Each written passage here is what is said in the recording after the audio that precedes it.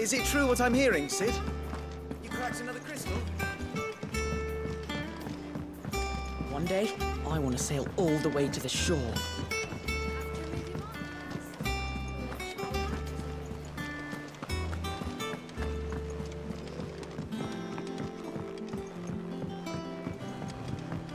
Our man in Dalamil mentioned the Kupka's garden.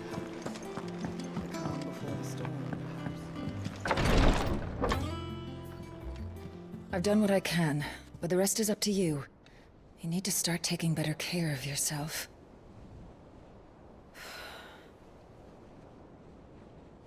Understood. And thank you.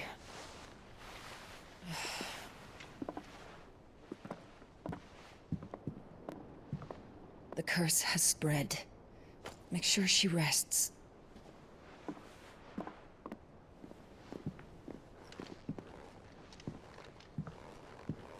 If it hurts, you can tell me, you know. I'll understand. I can bear it.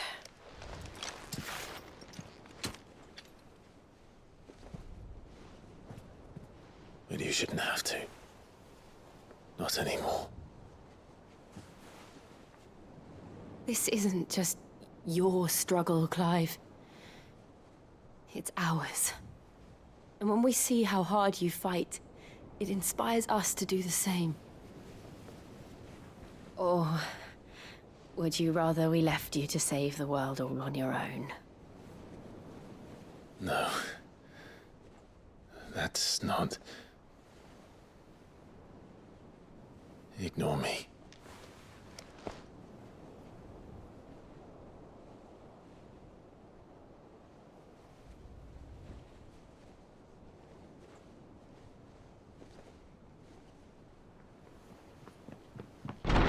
Clive, where are you?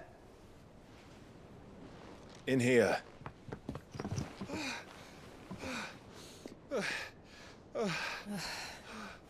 What's wrong? Rosaria's under attack. What?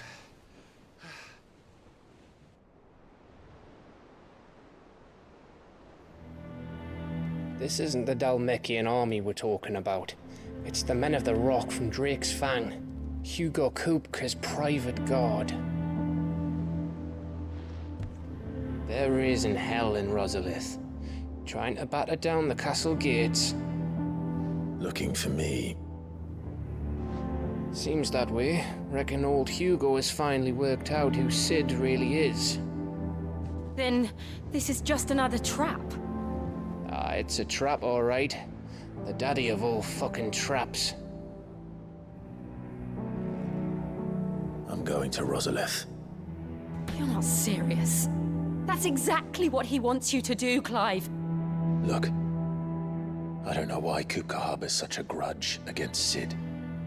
But as long as it's left to fester, our world will never know peace.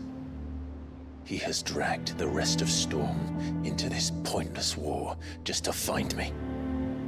Besides which, I'm not about to stand and watch while my home gets ground into the dirt.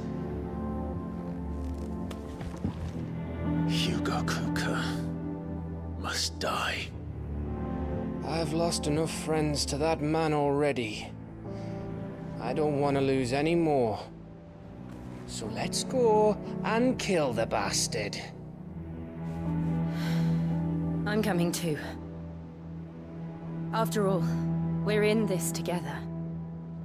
All right.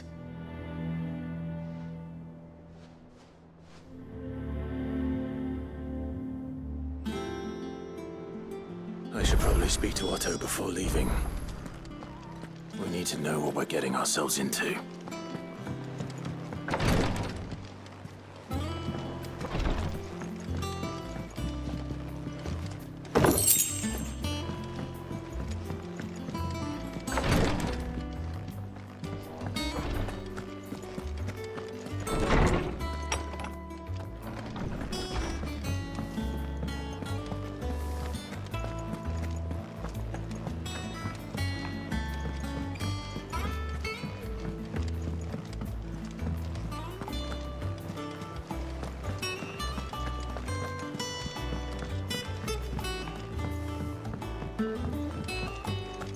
must be ready to leave for Rosalith at a moment's notice.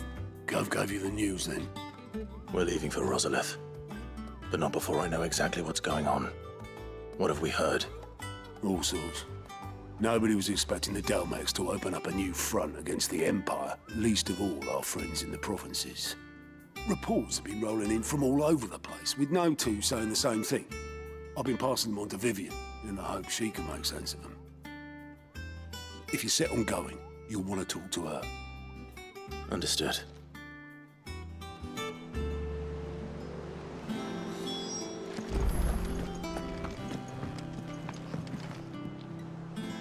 Ah, if it isn't my favorite pupil. Let's see now, where did we leave? Well, this is a surprise. My lectures are rarely so well attended. You know what they say? A little knowledge, can't hurt? We're going to Rosalith to deal with Kupka. What's the situation there? Whoa there, Lord Rossfield. I'm sure you're champing at the bit to return to your roost. But to fully understand the present situation, one must first understand how it came to be.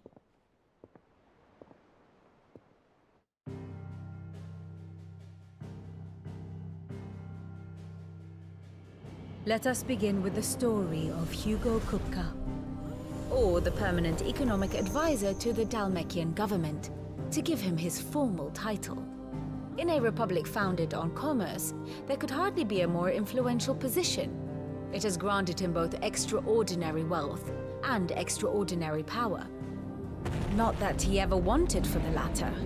Being Titan's dominant, he is also Dalmekia's last line of defense, a fact he has used to his considerable advantage. Why, he was even able to pry Drake's Fang, one of the pillars of the Republic, from Parliament's grip. And he was quick to buy the loyalty of the Fang's protectors. Today they are his faithful creatures, a private army in all but name. The self-same army that marches upon Rosarian soil as we speak. By which I mean Imperial soil, not that you need reminding of the fact. Suffice it to say, the Empire's attentions are elsewhere at present, deadlocked as it is with Dalmekia over its occupation of the Crystalline Dominion, where its legions are now gathered. Scarcely a handful of garrisons remain to secure its western provinces, and half of them left after the fall of Drake's Breath. With the threat of the Ironblood thus diminished, they had little cause to fear a maritime invasion. And so today, only a token force guards the former duchy's shores, as Kupka was quick to descry. He landed his troops on the Rosarian coast without encountering so much as a single ship. All for you, Clive. He wants your head. And so he and his men advance upon Rosalith, not to capture the province, but to draw you out.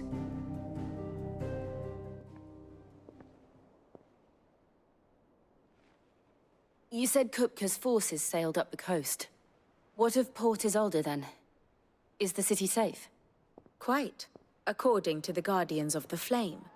The Dalmekian fleet floated by without incident, but not without remark. When they learned Kupka's forces were making for Rosalith, our friends were quick to begin arranging the exodus of her citizens. And so the stage will soon be set for your heroic homecoming. Alas, it will be a more trying task to enter the capital than it was to leave it. Hugo's men hold Buett Bridge, despite the Imperials' repeated attempts to wrest it back from their grasp. And they were careful not to repeat the Empire's mistake in neglecting their coastal defenses. The seas around Rosalith are firmly under Dalmekian control. So tell me, pupil mine, what do you believe to be the best route to Rosalith? The north. We cross the northern border near Phoenix Gate, then take the road through Stillwind down to the capital. Hardly the quickest route, but at least we won't be spotted. A little local knowledge goes a long way, and so must you. We'd best get a move on then. Oh, will you be going too?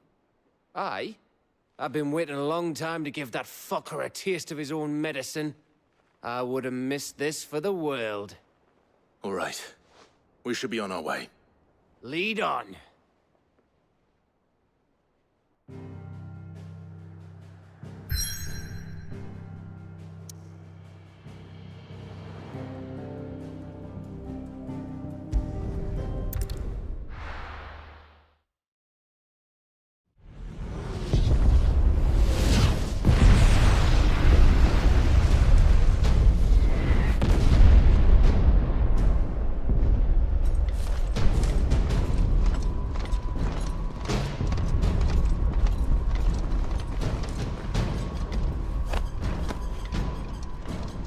Fortify the castle gates at once.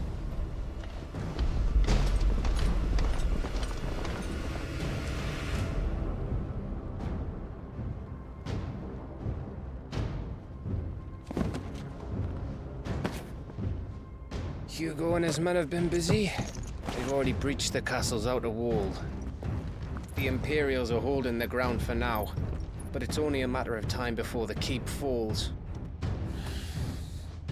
Those fuckers really went to town on this place. Almost like they want to wipe it off the map. Just a means to an end.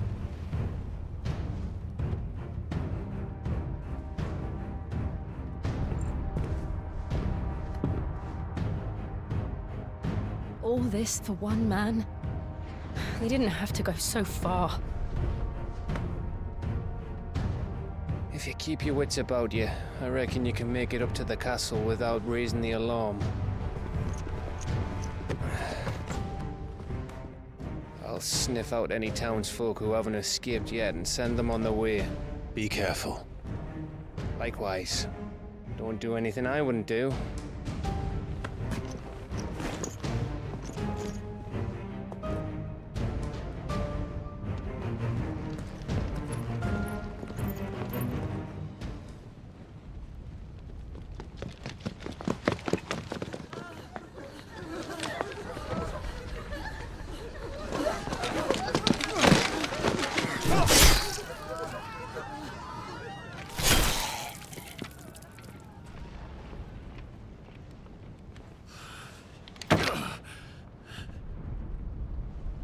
I thought I was ready for this, but...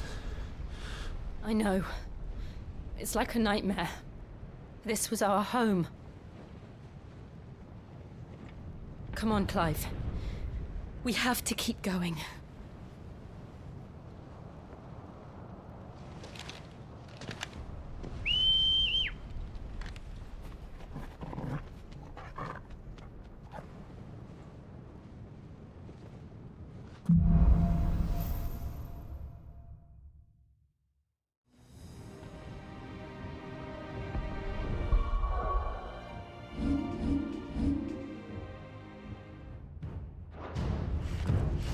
This isn't an invasion. It's a massacre. He'll stop at nothing, Clive. Nothing.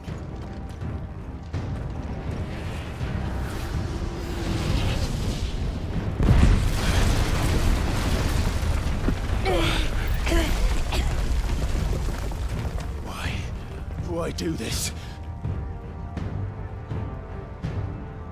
Clive, we can get through here.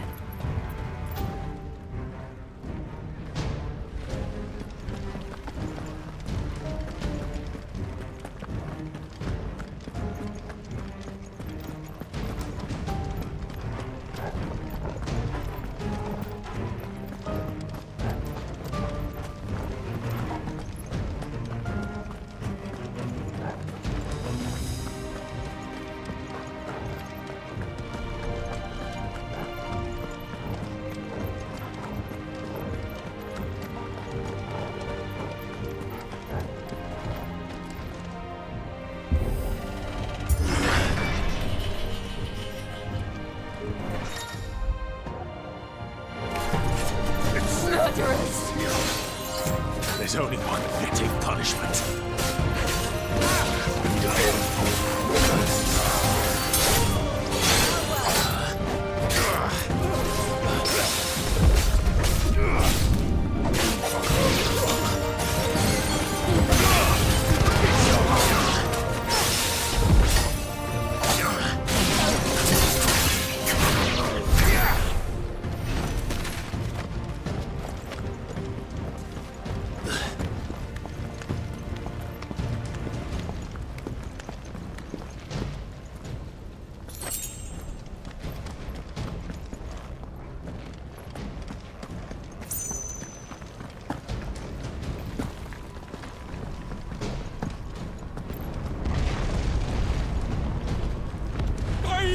I yield!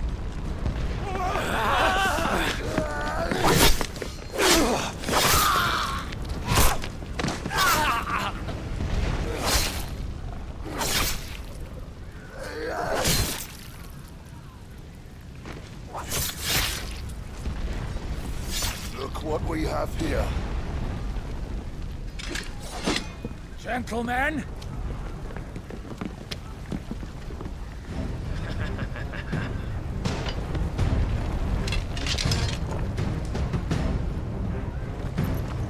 You won't escape!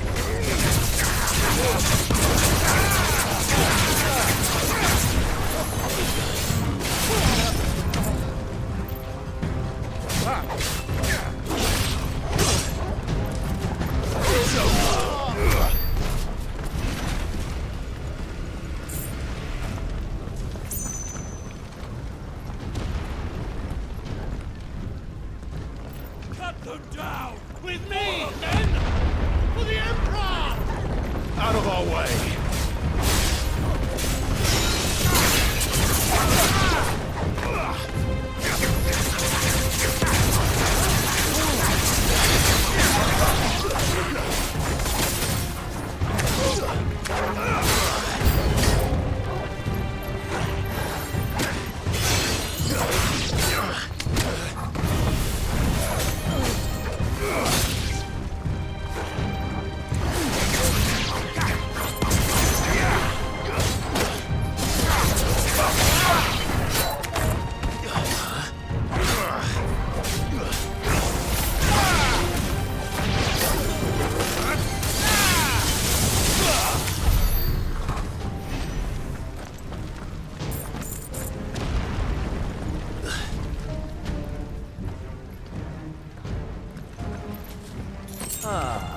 Come on, take him!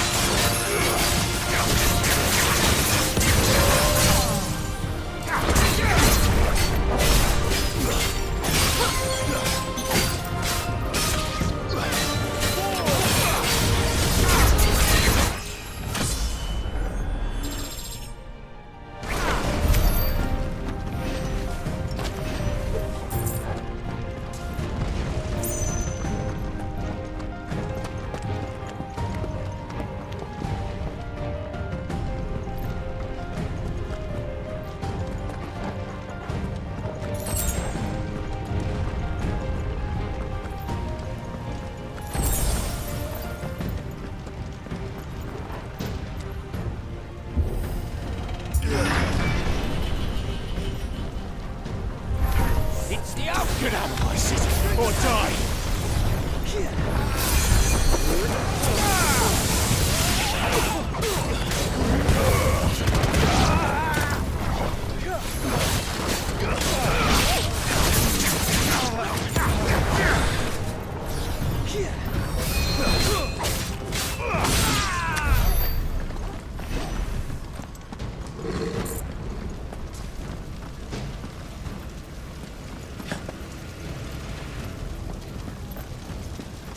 We're nearly at the castle.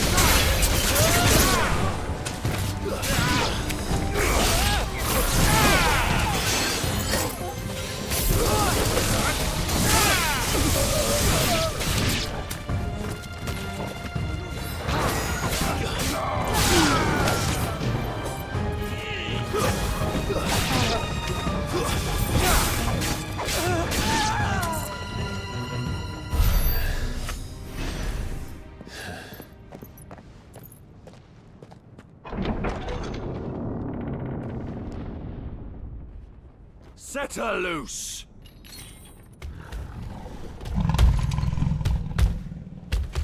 They have a curl.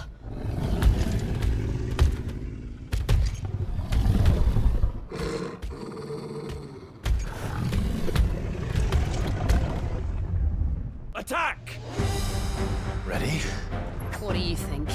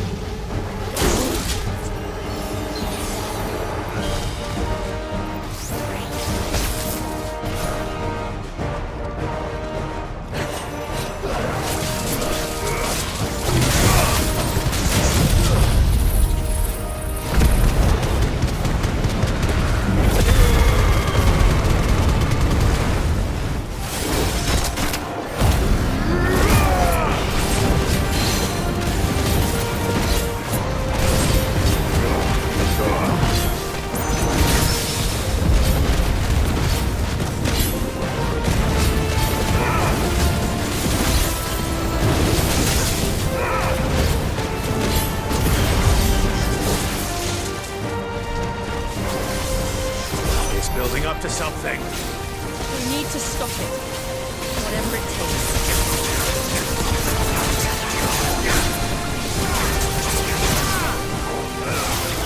It's down! Then let's make this count.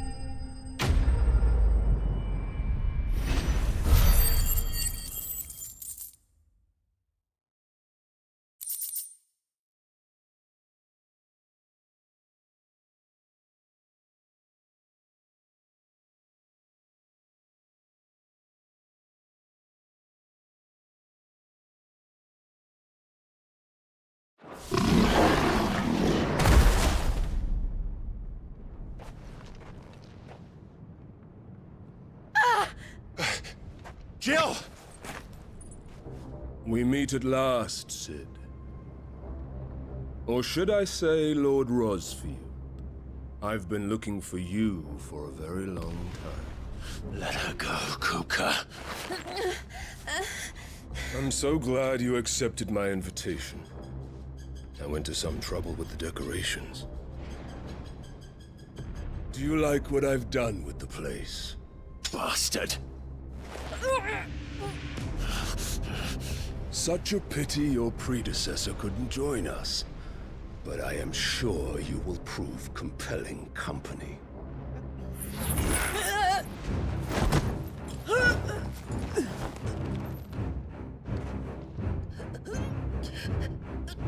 Be still, little snowflake.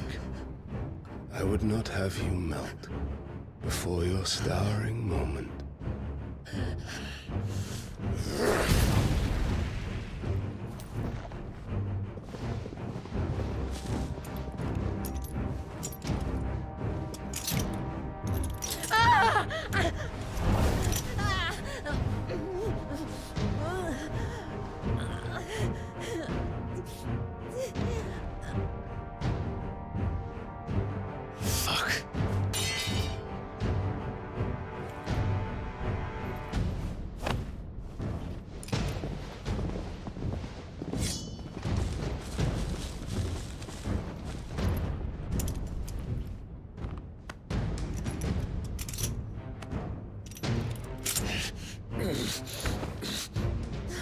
Now, on to the festivities.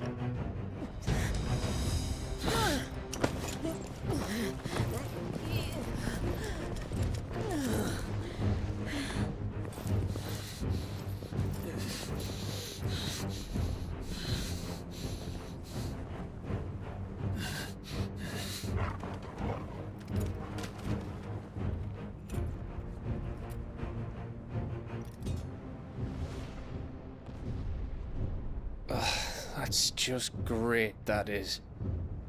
I suppose it's up to me then.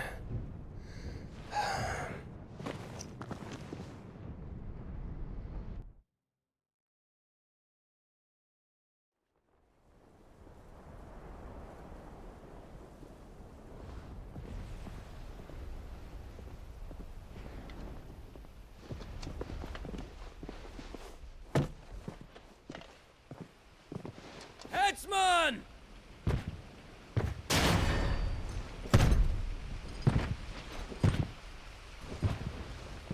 Where do you want me? You! Bring the prisoner!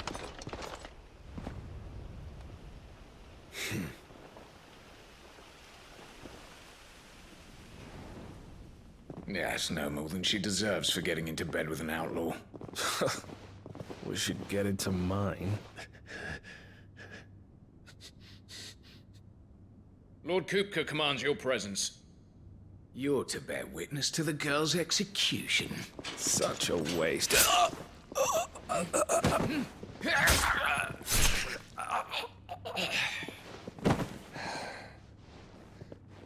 Gav! Shh.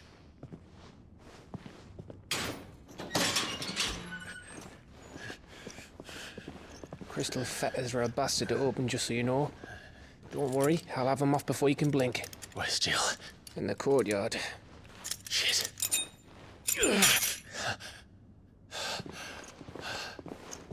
We have to hurry. The Imperials have sounded the retreat and cleared out of the castle, but the place is still swarming with Kupka's men. Leave them to me. I'll make my way up top and circle round the back. Quick as you like, eh?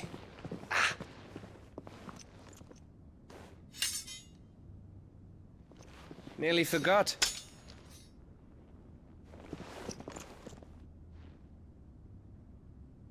Hold on, Jill. I'm coming.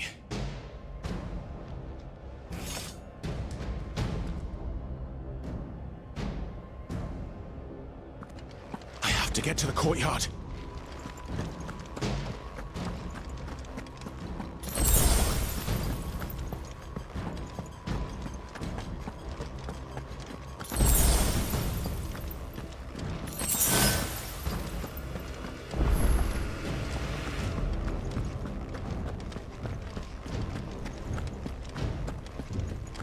Don't you let her die.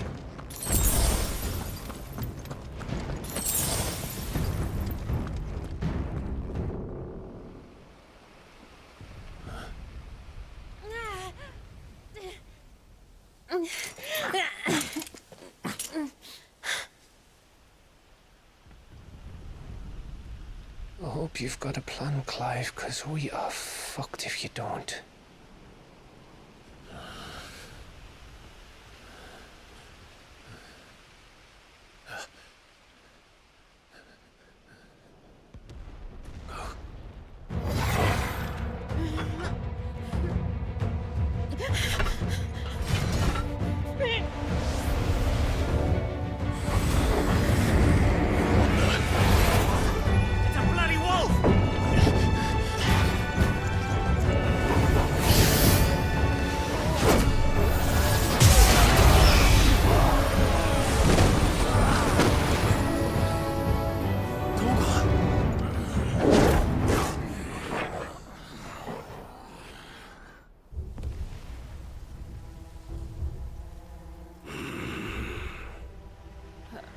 Jill, can you stand?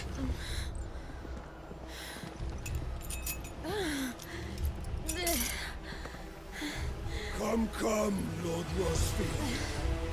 Don't tell me you tire of my entertainment. Enough! Yes. Perhaps it is time we served the main repast. I trust you are hungry! Need this? Much obliged. Stay close. We're getting out of here. And Toggle, thank you. Take on a Care to explain what the fuck your dog just did? Later, everyone. With me. That includes you, Torvald.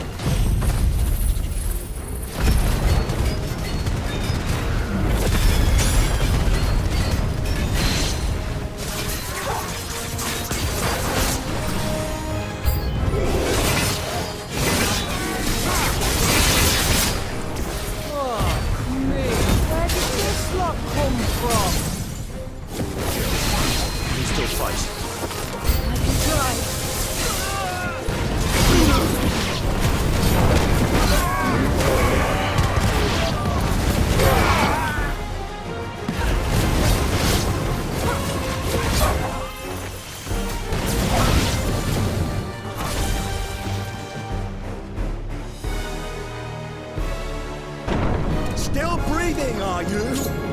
Excellent. Then Lord Kupka's reward shall be ours. I thought bad news always came in threes. Let him come.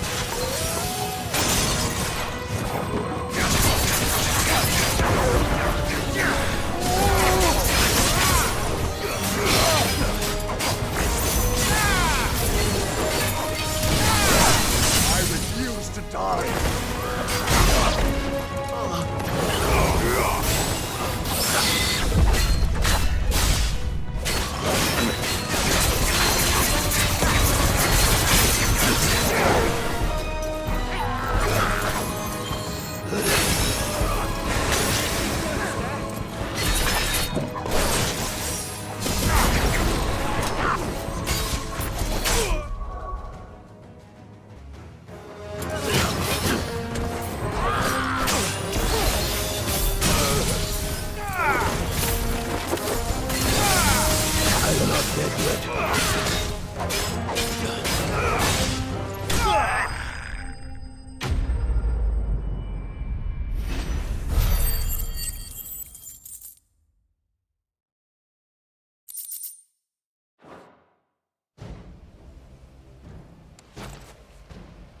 It's over. For now. But I bet that wasn't the last of them. And they won't stop hunting us until Kupka's dead. So you get in there and finish the job, eh? Go on. If they come again, we'll hold them back. All right. But be careful.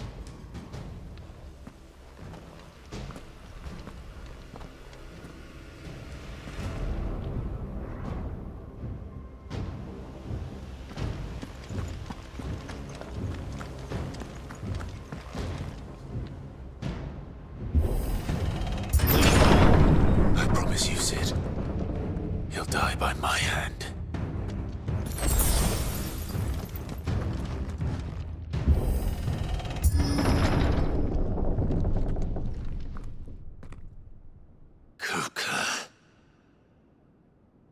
You're late.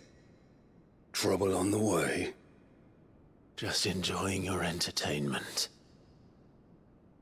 How gratifying.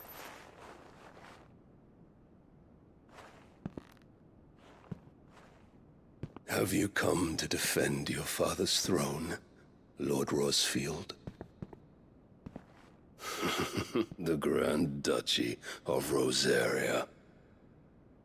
A realm without a ruler, an army, even a people.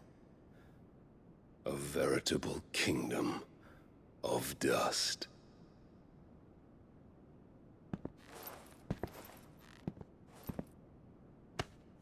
Truly, I see no throne to defend.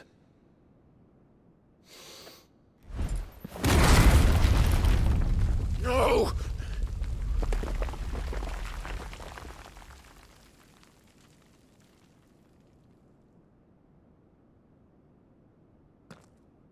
Enough of your games, Kupka. Just tell me what you want. Sid's head in a box. Imagine my disappointment when I learned that he met his end at the hand of another. And my relief to learn that you had taken up his thrice-damned name.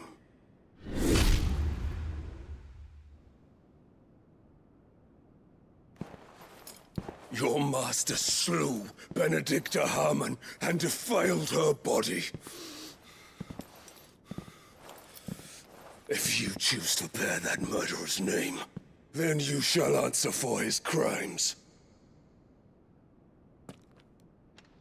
The only crimes I shall answer for are my own. Sid did everything in his power to save that woman, though she was long past saving. And so I did what he couldn't. It was me all along, Hugo. It was you.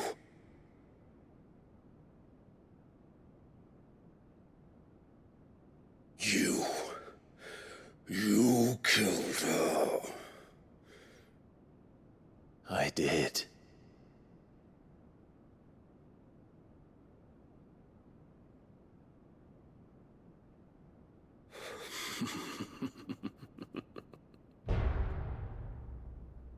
Then I am fortunate indeed.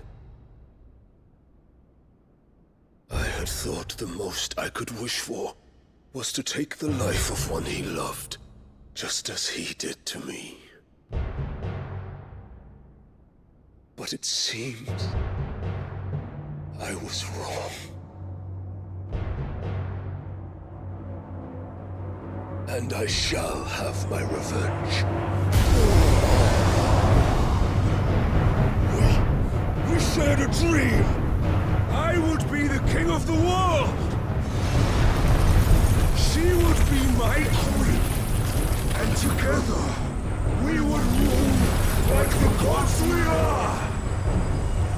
But you crushed that dream, ground it into dust! Hear me, Rosefield! You will pay for what you've done. I'll tear you apart with my bare hands! And what of you? How many people have you killed? How many dreams have you crushed? You're not the only one who's seen their world fall apart around them. You'll get no pity from me, Kupka. No pity. And no mercy.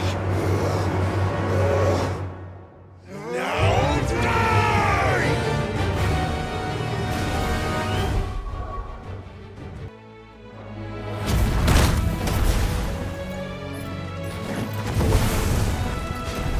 It is time!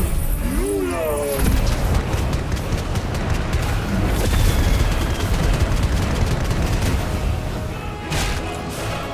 What's the context going to gather? To cross me! Cross! I'll kill you!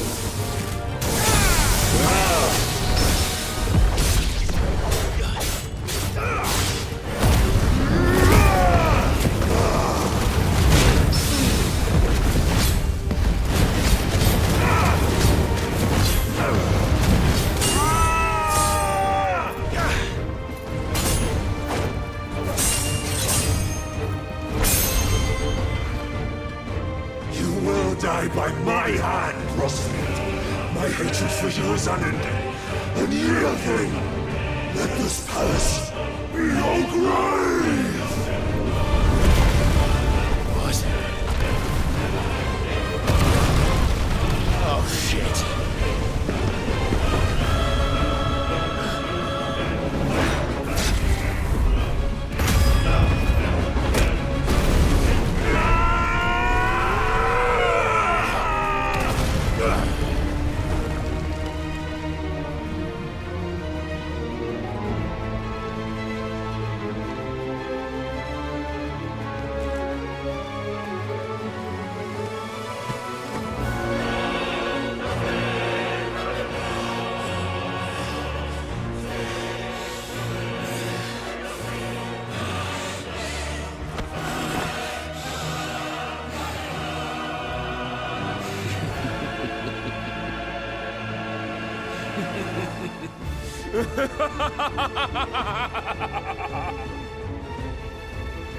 The world has chosen. I am in my element. There's no escape!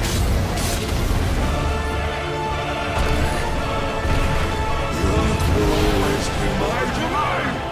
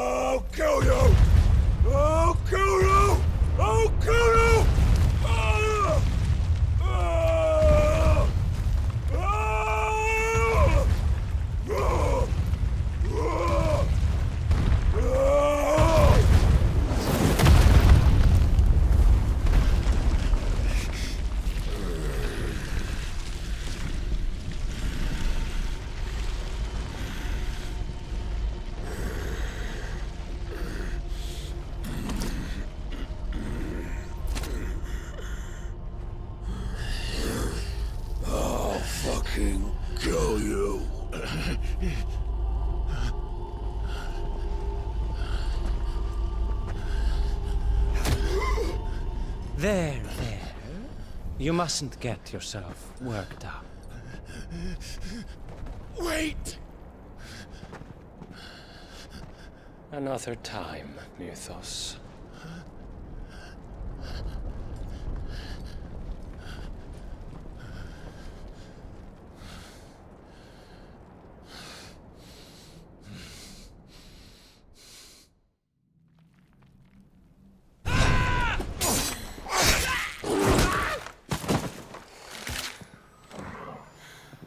Is that all of them?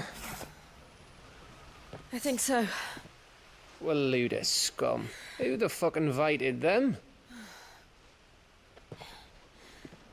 Not that that's the biggest surprise we've had today. Where did you learn to do that, Toggle? Not telling, eh? Suit yourself. Gav, we have to find Clive. Right, sorry.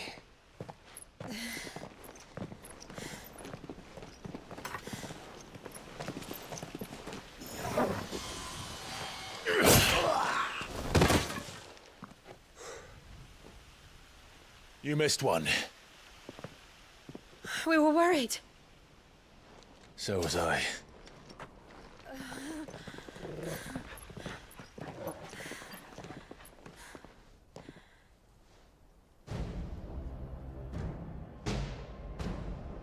I was so close. If it hadn't been for my gift, I would have finished him. I'm just glad you got out of there alive. When did the Royalists arrive? Right after you went inside. Just when we thought we were shot of Titans, lot. In pile Odins. Not enough of them to worry us, though. No. You didn't see the one who took Kupka away.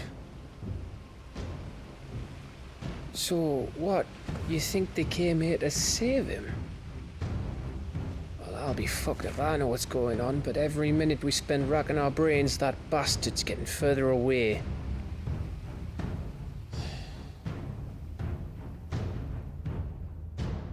So what do we do?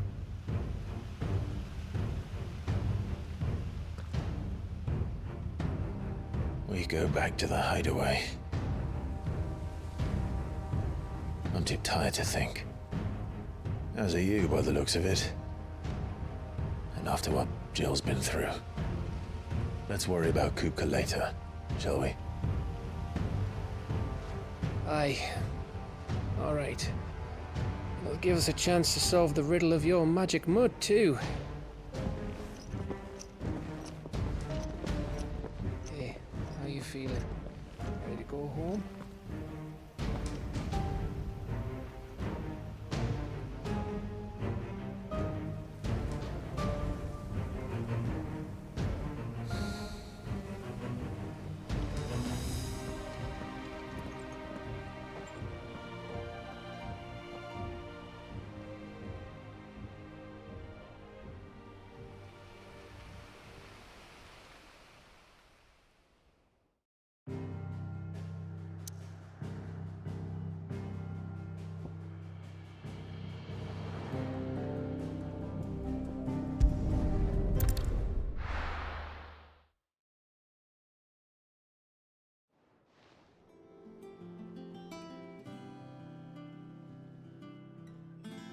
Just look at the state of you.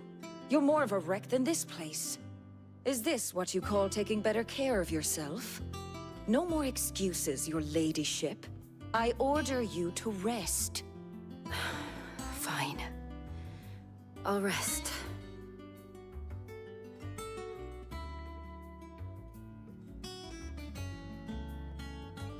Don't worry, Gav. She's in good hands. But we should have never let her fall into Hugo's. Back when he had some like. The question is, where is he now? And what the hell were those royalists doing there? I was wondering about that all the way home. Otto may have heard something. I'll talk to him. And I'll talk to Tomes. The lawsman. About what? About your faithful hound for a start. If any four-legged friend's ever done that before, I'm betting Torms will have read about it. But what I want to know is, what happens afterwards? It's all well and good Torgal saving our arses, but if it costs him what it cost Jill... Right. Let me know if you learn anything. Will do. And you do the same, eh?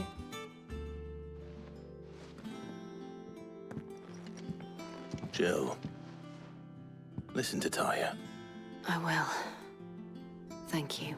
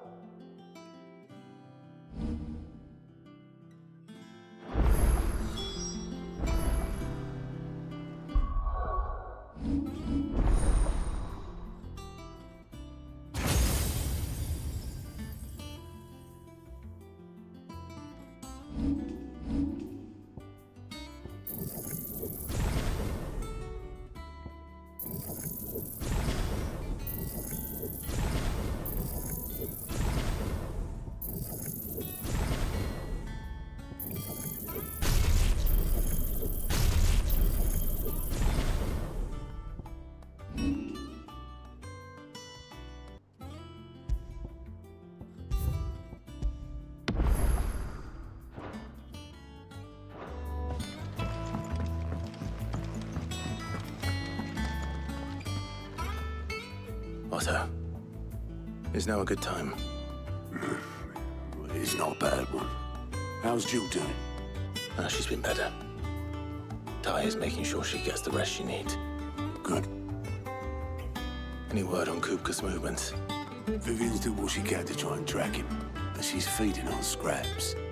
We've sent ours out to the Cursebreakers and their other friends in the West, asking them to keep their eyes peeled for anything unusual. No leads yet, but it's only a matter of time. All right. Let me know when you find something. There he is. All right, Clive. Still busy saving the world. Mid. When did you get back? Just now. What about your studies? Adjourned. Since Hugo Kupka invaded Rosaria. All the canvas in uproar about it. He's gone mad. He's turned rogue. It'll be us next. You try concentrating with all of that. All right. You win. How long will you be staying this time? Dunno. A while, most likely. Any road, while I'm here, I was hoping you could do us a favour. Mid. You can't just expect me to... Please, oblige her.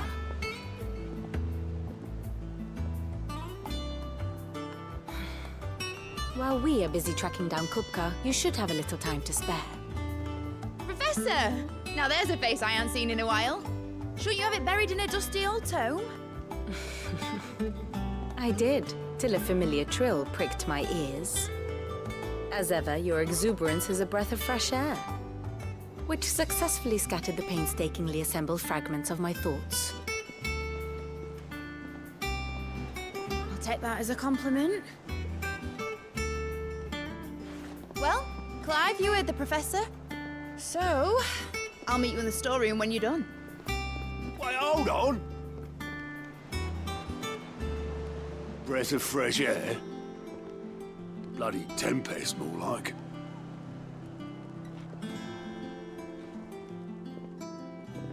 Oi, Otto, you got my gill? Huh?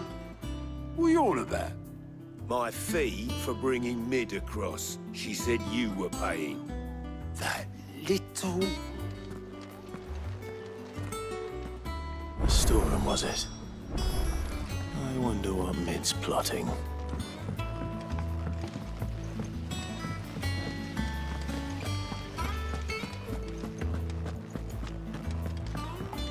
Shouldn't you be getting some rest?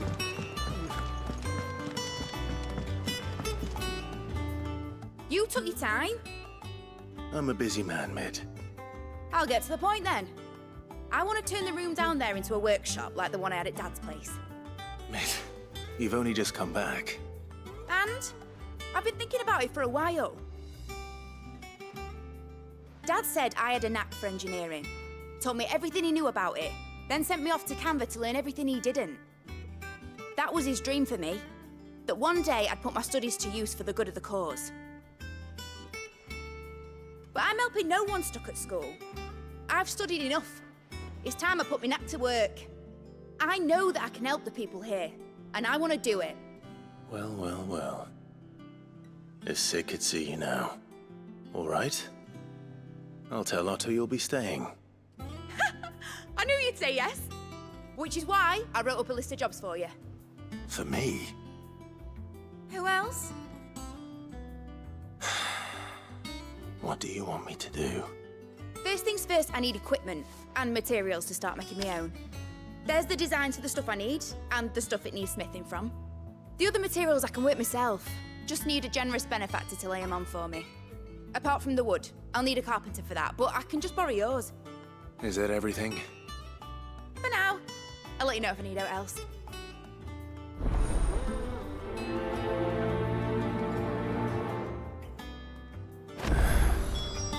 Where to start? Materials and tools. That means Karen and Blackthorn.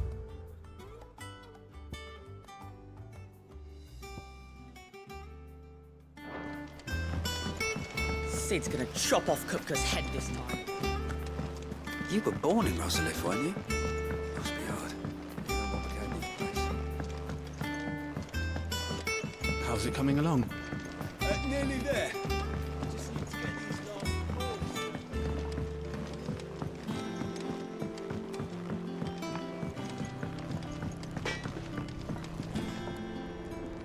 Blackthorn, you busy? What does it look like? I have a commission for you. From Mid. She requires certain tools.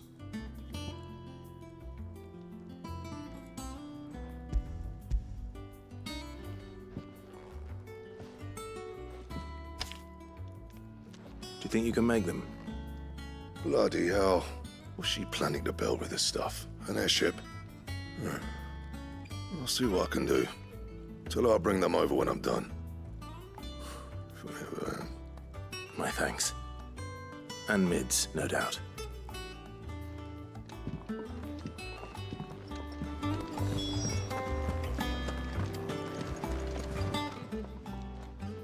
Was wondering where you'd got to. Mid's back from Canva. Have you seen her? Just now. She's planning to set up a workshop in the stores and ask me to buy her some materials. Here's the list.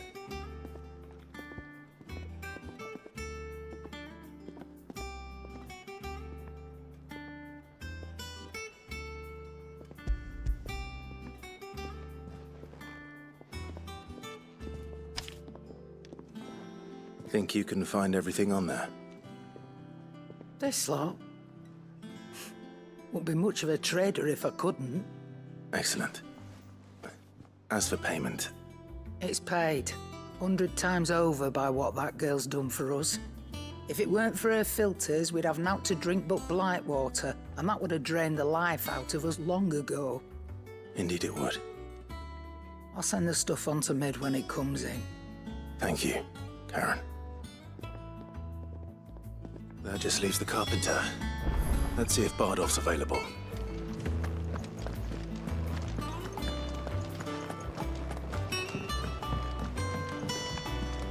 Jill looked white as a sheet.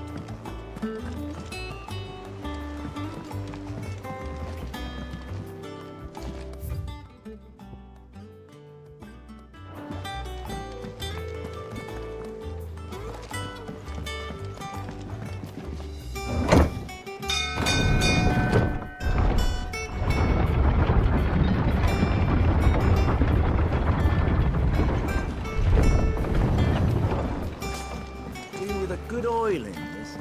Should be enough to keep us going. How do, Master Sid? Bardolph. Mid's looking to build a workshop in the storeroom, and she needs the aid of a skilled carpenter. So naturally I thought of you. Well, I'd love to help the young miss however I can. but I'm afraid I got my hands full just keeping this place afloat. There's holes need patching, and if I don't patch them, will all of us sink into the mere. I'd gladly spare Mid all the time I have, but the sad truth is, I ain't got none. I see. It don't have to be me, though, does it? What about that other fella? You know, the one over at Martha's Rest. Bernard, was it? That's right. And he is a friend of the cause. I'll ask Martha if she can spare him. Thank you, Bardolph. Least I could do.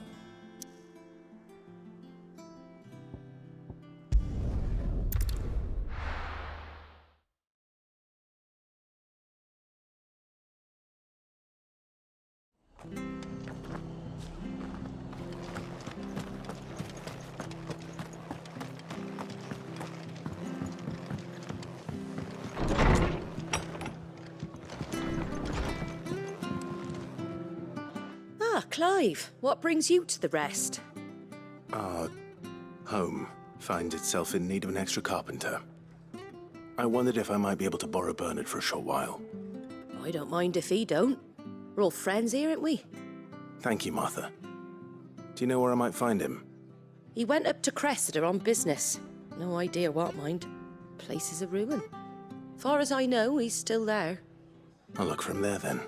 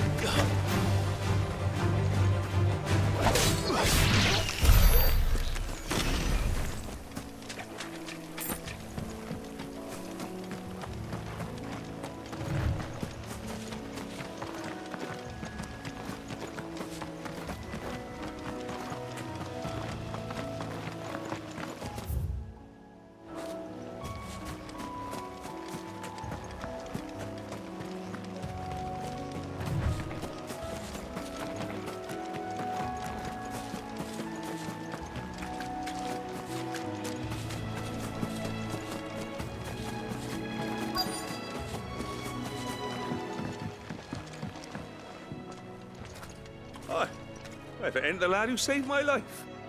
What brings you to a place like this? You do, Bernard. Martha said I might find you here. I have a proposition for you. Oh, do you now?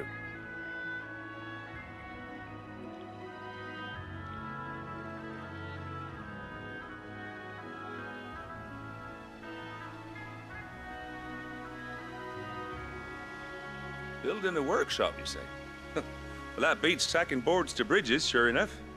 And if Martha didn't mind me being gone a while, then neither do I. You just tell me where you want me. That's the spirit. I couldn't ask a favor, though, could I? Before we go? Of course.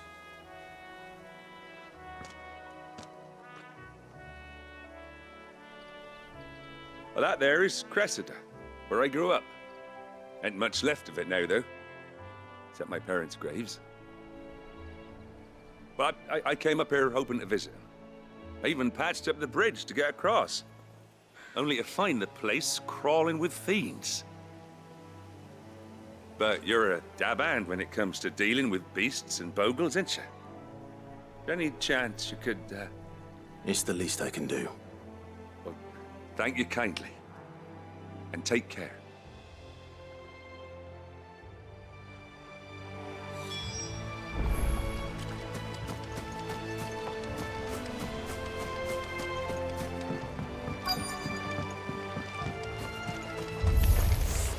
This shouldn't take long.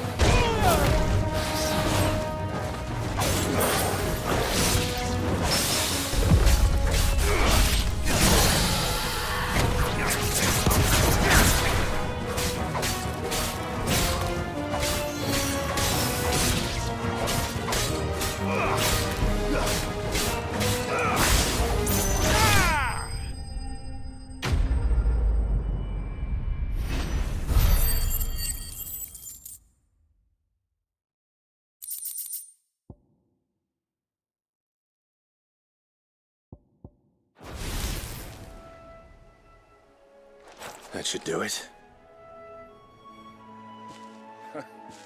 You made short work of that lot.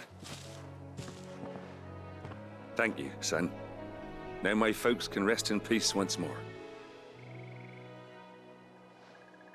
How long is it since the village was abandoned?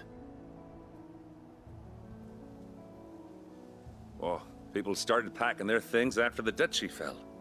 Between the Blight and the Imperials, you just couldn't make ends meet. Must be nigh on a decade since the last wagon left. Oh, it may as well have been a century, looking at the place. This isn't the Cressida I remember. I'm sorry. Ah, don't be. Can't live in the past, no matter how nice it might have been. Soon as I'm done saying a prayer for those that raised me, it's on to your hideaway. I'll meet you there.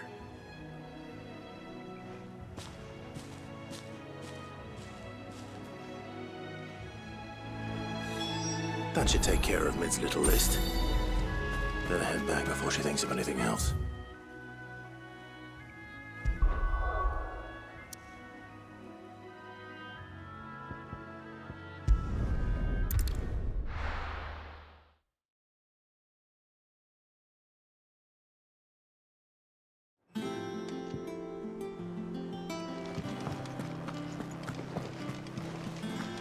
The little ones have been up to their old tricks again.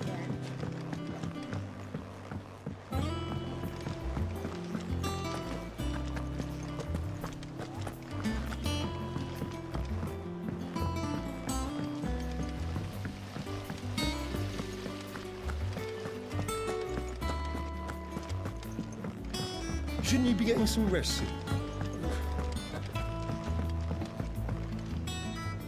All right, Clive. You've all done then? I am. I've placed your various orders, and a carpenter by the name of Bernard is on his way from Martha's Rest. That's brilliant. Thanks, Clive. Is there anything else you need? Nope. Blackthorn and Lady Karen have already sent over everything I asked for, and I've got all my plans drawn up.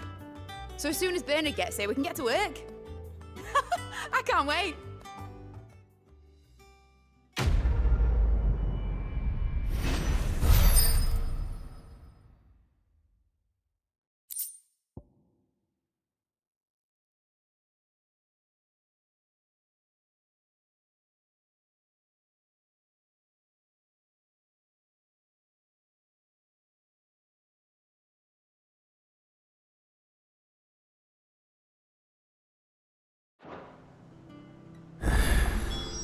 That's my good deed for the day done.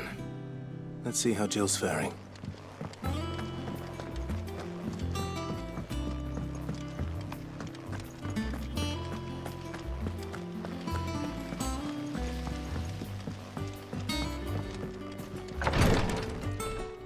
Ah, Clive. Talia.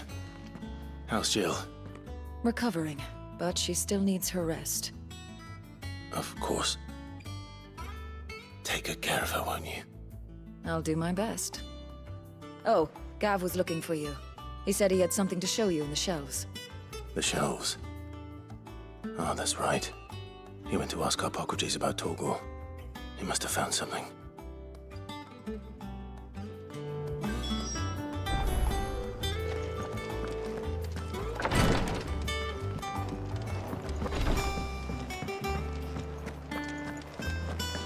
Here, what's everyone whispering about? Haven't you heard?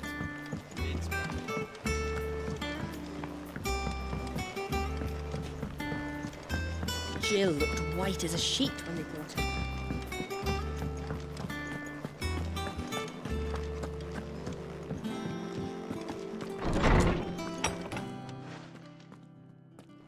Clive, where have you been? I've been wanting to ask you something about Torgal. Where did you get him, like, in the first place? My father brought him back from one of his expeditions into the Northern Territories. They were crossing a snowfield when they heard his cries, and, seeing no sign of his pack, they took him in. What do you reckon, Tomes? It certainly adds weight to the theory. Clive, I believe that Torgal may be no mere hound, but a rare frostwolf, an animal native to the far northern reaches of Valisthea. In one of our oldest bestiaries, I found reference to a frostwolf who served as guardian to an ancient queen of the north. Such was his mastery over ether, he could cast magics on command. His name was Fenrir. Fenrir the Frostwolf. Now, the annals do not state it explicitly, but I have reason to believe this queen was a dominant of Shiva, a girl from the Northern Territories and her faithful hound. One awakens as the dominant of Shiva, and the other... You're saying that Jill granted Torgal his powers? What? Just like Fenrir. People called him my hound, but Torgal and Jill were inseparable. He grew up as a faithful companion to the dominant of Shiva, and years later, his powers awakened, just when his master needed him the most. You're right. If it weren't for Torgal blasting those bastards to Kingdom Come, Jill would have been for it. Quite. Though Torgal's power is his own, his latent birthright as a frostwolf, it had only to be unlocked. Oh, get you, Torgal! You're an even finer hound than we thought. And regarding your original concern, you need not fear for Torgal's health. Why, the beast has the appetite of a behemoth. Just this very morn, I found him with his nose buried in my nuts. There you are! I've been looking everywhere for you. Bernard's here. I need you to introduce us so we can get to work. I shall be a moment.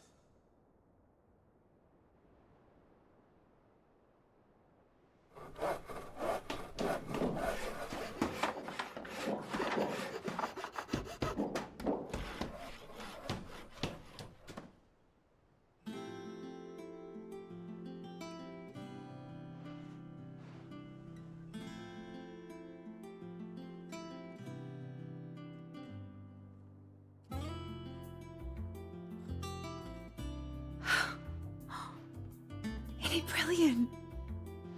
It is. Well, I couldn't have done it without you. You and everyone else. But I promise I'll pay you back. I'm gonna work my fingers to the bone for you lot, starting right now. Just you wait.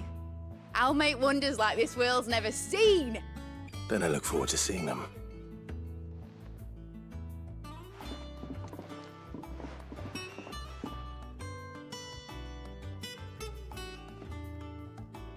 Now that that's settled, I wonder if Vivian's made any progress tracking them.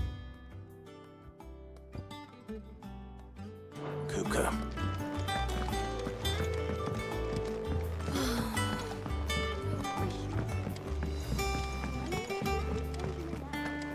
I think I'll wait till Mid's away to take a tour of her dungeon.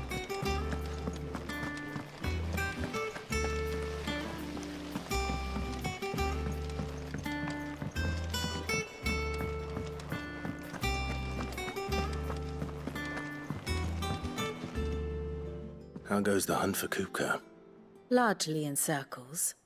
We have myriad sightings of strange soldiers in unexpected places, but nothing definitive as yet. If only we knew for certain by what route he left Rosalith. Well, keep at it. If anyone can piece this puzzle together, it's you. And I'm willing to wait as long as it takes.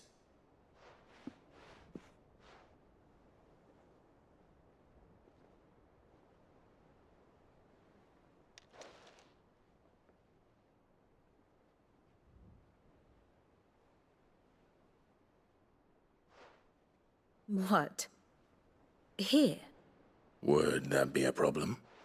Do you know, Clive? I believe it a mercy that you didn't inherit your father's throne. Your poor people would surely live in fear of you. You have nothing to worry about on that front. I won't be claiming his crown. That is a relief. Clive, have you got a minute?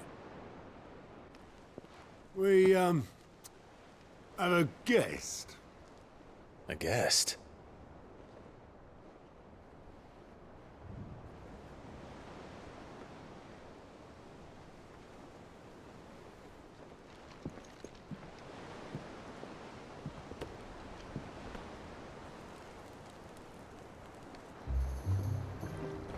For your trouble.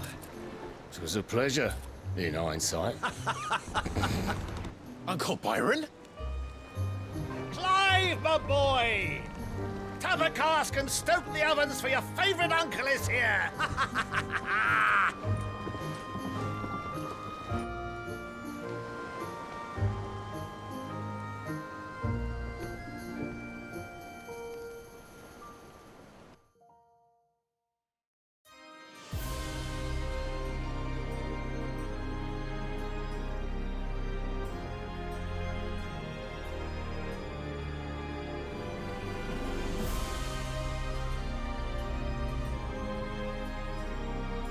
The Dhalmekian government sues for peace. How shall we respond? If they're willing to accept their fault in the matter, I see no reason to refuse them. Still, we must insist on substantial reparations. Twinside stores are not as bottomless as reported. Aye, and we have many more mouths to feed. We shall just have to have the Dalmecs empty their treasuries for us.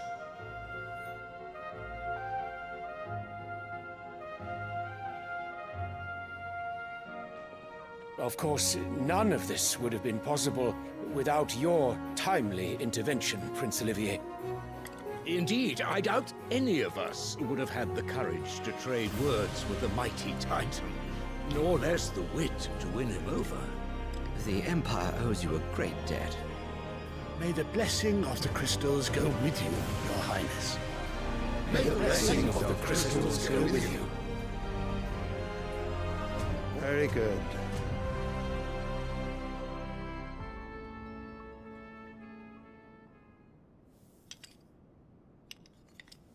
Now, let us come to the question of precisely when the Dalmecs will withdraw their troops. Dion's fire could rid us of them in mere moments. The men of the Fist will not withdraw until a peace treaty is concluded.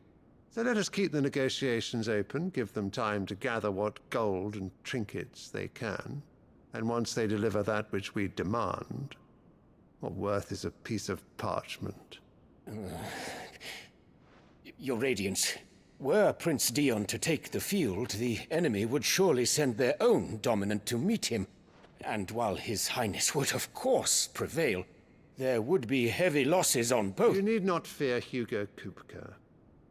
He is engaged on the Western Front. Even were the Dalmex to send for him, he would not arrive in time. As much as I would enjoy witnessing a clash between Bahamut and Titan, it is not to be. And what of your subjects, your Radiance? If the fighting spread to the city proper, the people would bear the brunt of it. There will be losses, it is true. Yet for every citizen who falls, another can be bred. For every home that burns, another can be built. The Empire will live on.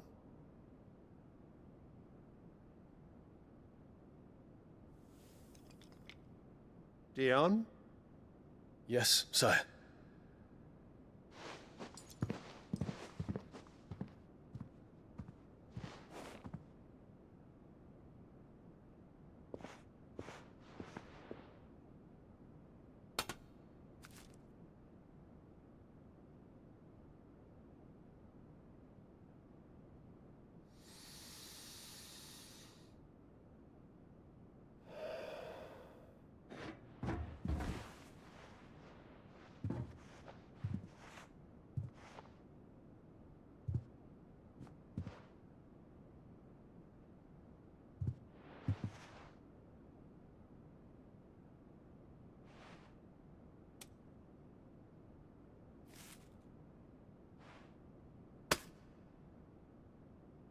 Prepare for battle. But sire... Do not make me repeat myself. Return to your camp and await my orders.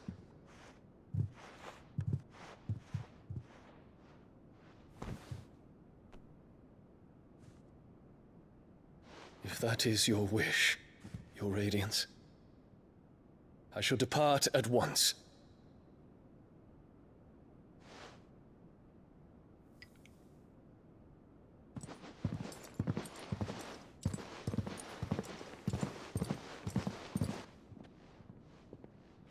May Gregor forgive you.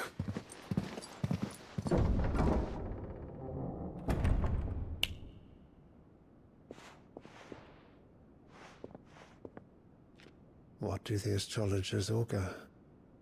The stars are in agreement, your Radiance. The shadow of treachery hangs over Prince Dion.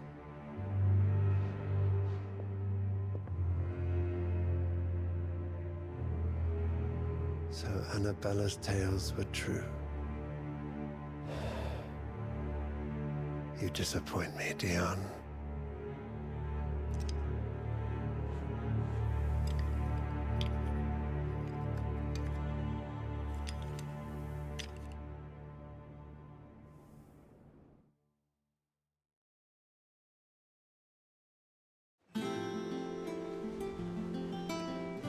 What on earth is Uncle Byron doing here? Only one way to find out.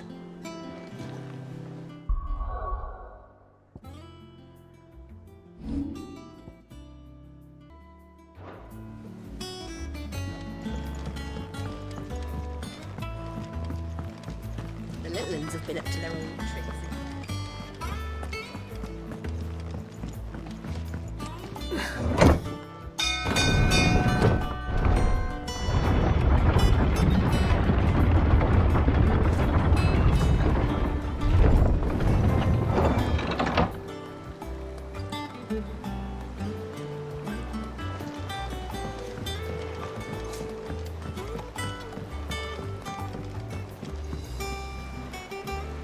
Ah, my dear nephew, how I've missed you. How did you find this place, Uncle? Through the good offices of young Sir Wayne. He really is the most helpful fellow. As are you, I hear. The Guardians and those they freed tell the most outlandish tales of your heroics in Rosalith. Which is why I came, to learn the full truth of the matter. Sort the fact from the fiction, so to speak. You were working with the Guardians of the Flame to evacuate the people of Rosalith to Port Isolde. I was, aye. Then I have questions for you. Please, come inside, Uncle. Gladly. You there? There are 2,000 gold talents in those chests. See that they're added to my nephew's coffers, would you? 2,000?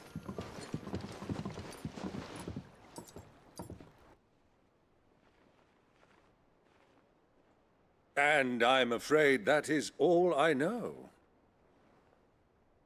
A fleet sailing south past Port Isolde. Most intriguing. Forgive me for not being able to tell you more. I hadn't the faintest idea Kupka withdrew wounded from Rosalith. Still less that my own nephew dealt the decisive blow. What do you think, Vivian? I think, with this news of the Dhalmekian fleet and recent reports of the Royalists' movements, that the final piece of the puzzle has fallen into place. Come here and I'll show you.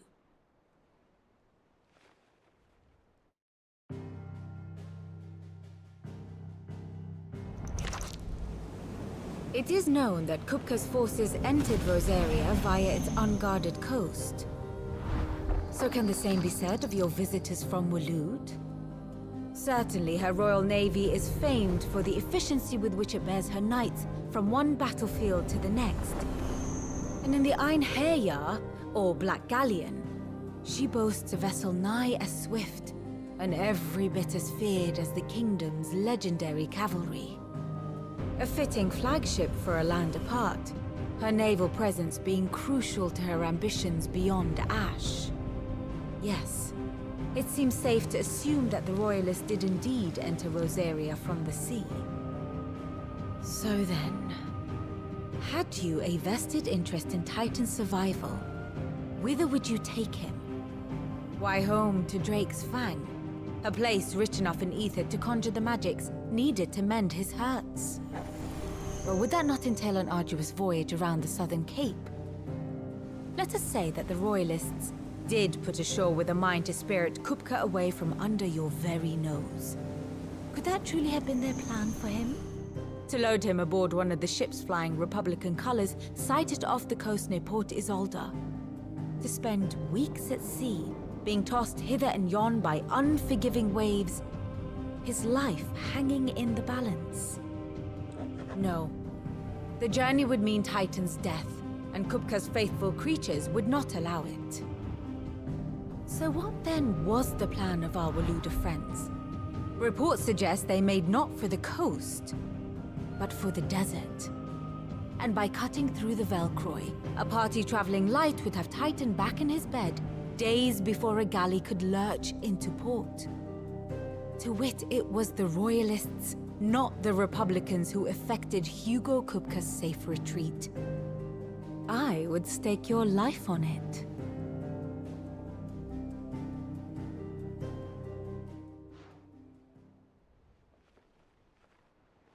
So it was the Waloeders who spirited the wretch away. Now I think about it, there was something a little strange about the ships I saw. The men seemed almost crestfallen, as if in mourning, as if they believed, or were made to believe, that their master was dead. You have a keen mind, Lord Rosfield. And you have your answer. To find Kupka, you have merely to follow the Royalist trail across the Velcroy. It may well have gone cold by now, but as they say in the Republic, all roads lead to Drake's Fang. Allow me to accompany you part of the way.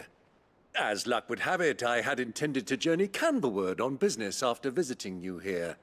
The Fang would be but a short detour. I'd be glad of the company. Give me a moment to make ready. I need to tell my friends what we've learned, and where we're going. Very well, but be quick about it, my boy. Time waits for no man.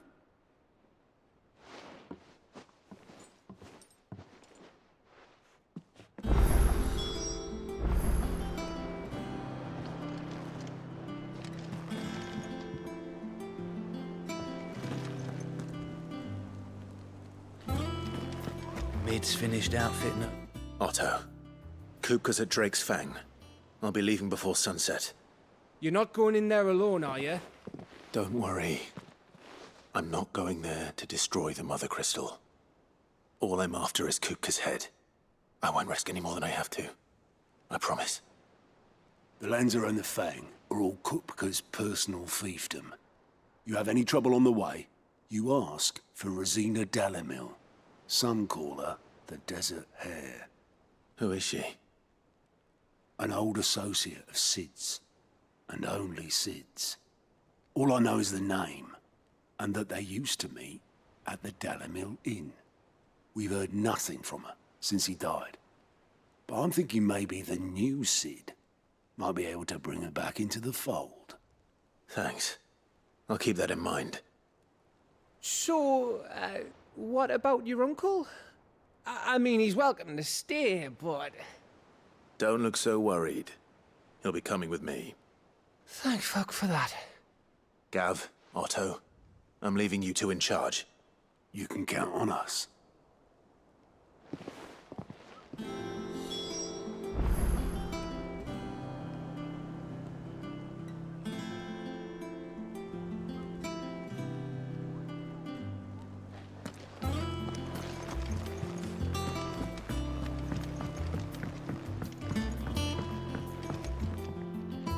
All right, Uncle. I'm ready to depart. Shall we? We shall. Come, let us away to adventure.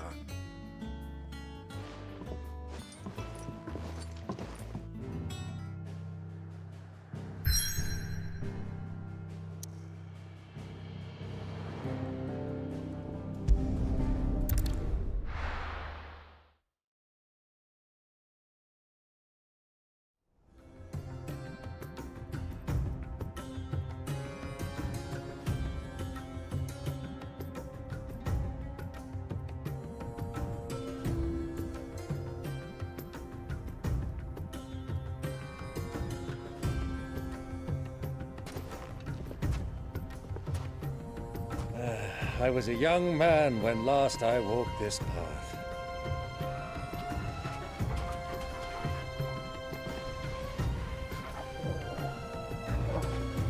There's an old trading post not far from here. The road to Drake's Fang leads through it. The trading post it is.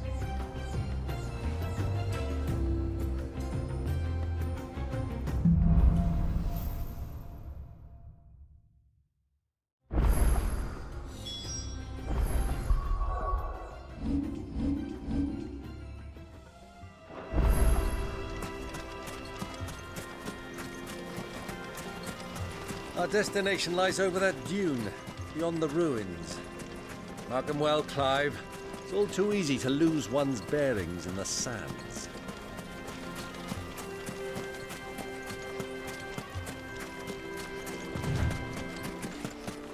Many years ago, when you were just a boy, you and I rode this way together, accompanying your father on a scouting expedition to Drake's Fang.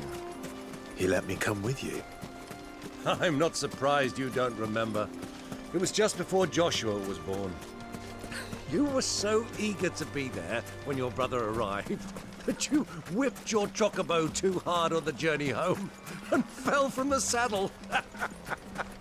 I shall never forget how Elwyn fussed over you as you sat in the sand, bawling like a babe.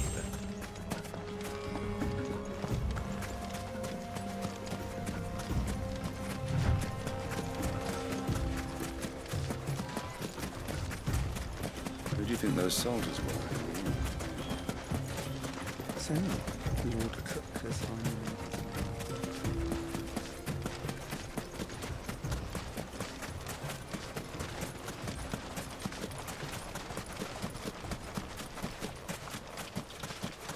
Ah, there she is.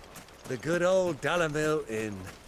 Do you know, this heat has given me quite a thirst. A quick drink before we press on?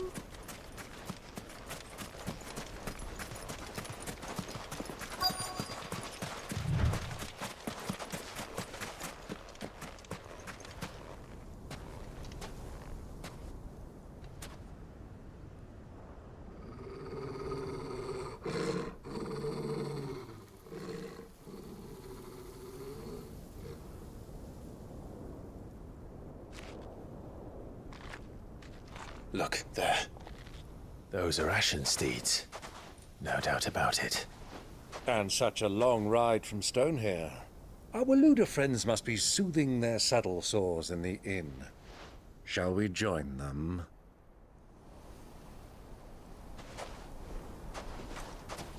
Run along and play now, Torgal. Dogs aren't allowed inside.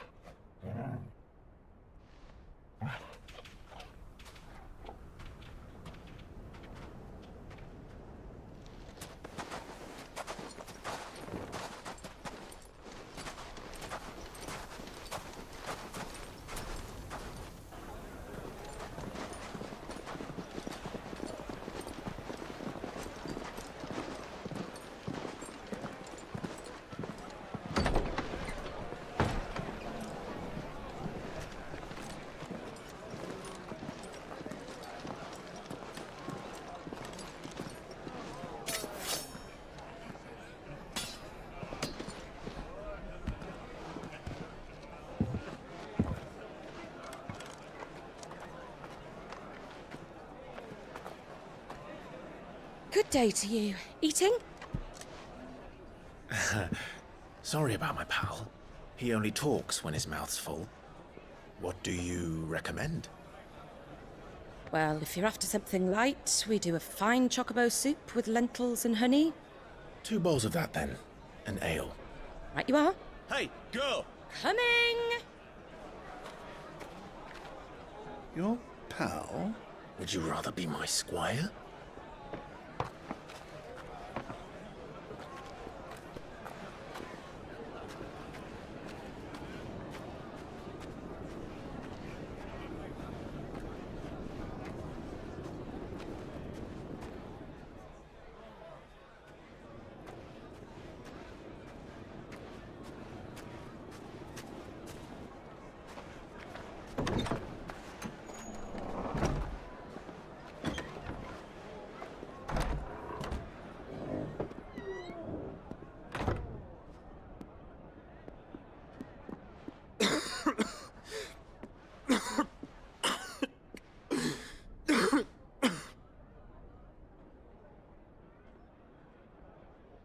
Your Grace, it is plain you are not yet well enough to travel.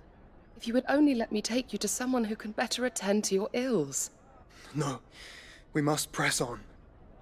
Prince Dion has returned to his camp and will soon depart for the front.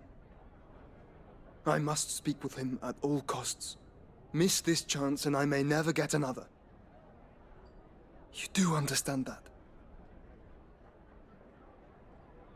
Yes, Your Grace. But you must at least agree to take your medicine. I'll fetch you some water.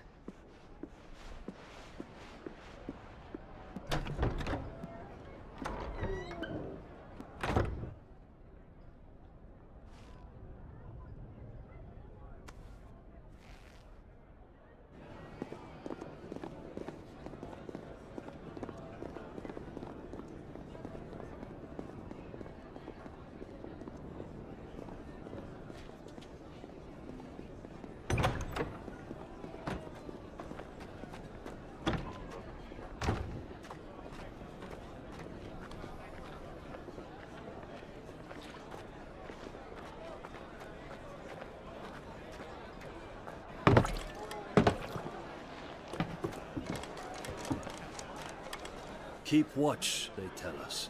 But all I see is sand. I hear they got our guest back to the Fang without any trouble. We'll be leaving soon enough. Why the Lord Commander dragged us all this way just to save that blockhead skin, I'll never know. Dominant or not, he's a bloody idiot. That'll be Cooker, then. Well,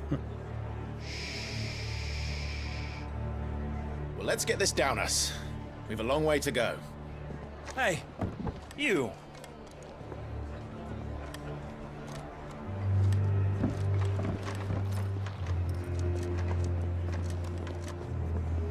Uncle?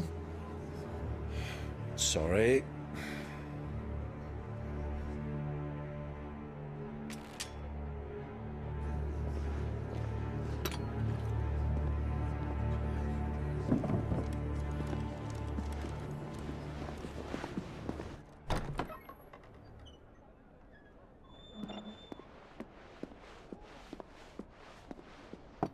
Can you walk, Your Grace? What's wrong? I fear trouble may be brewing downstairs.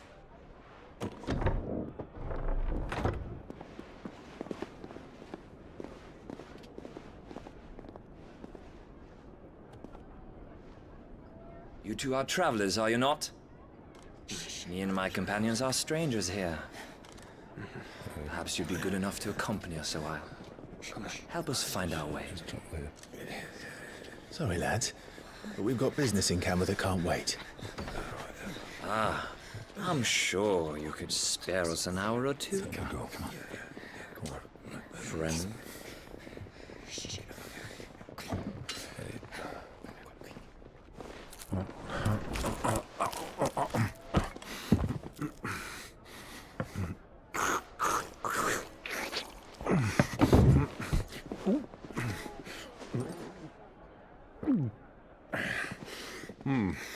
I'm afraid we don't have a moment to lose.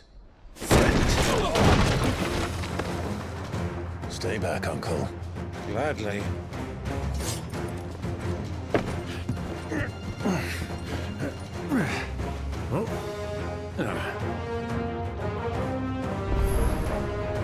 It's the outlaw.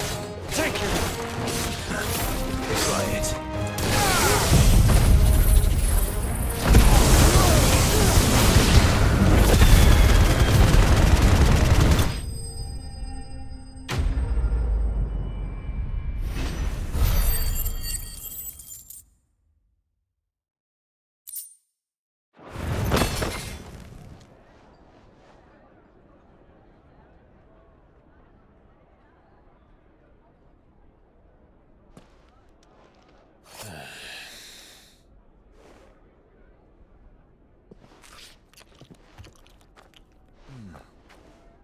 For your trouble.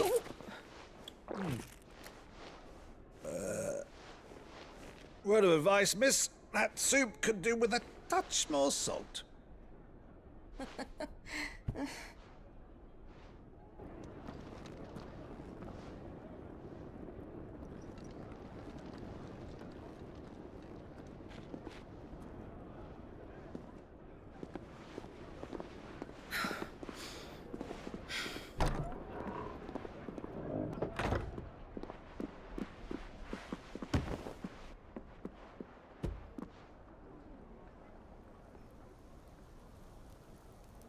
Now's our chance.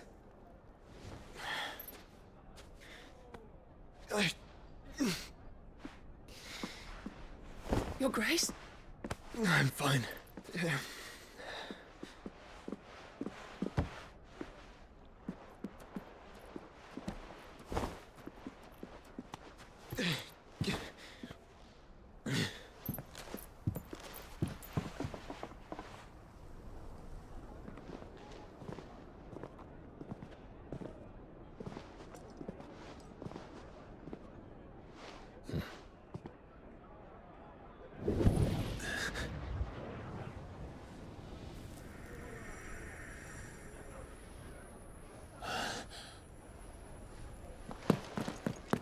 Clive?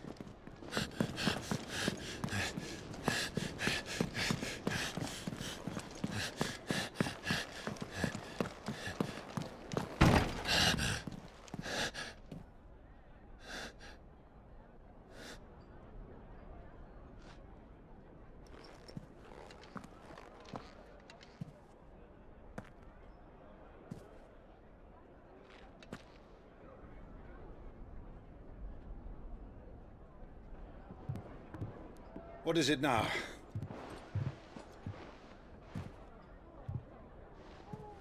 It's nothing. Let's go.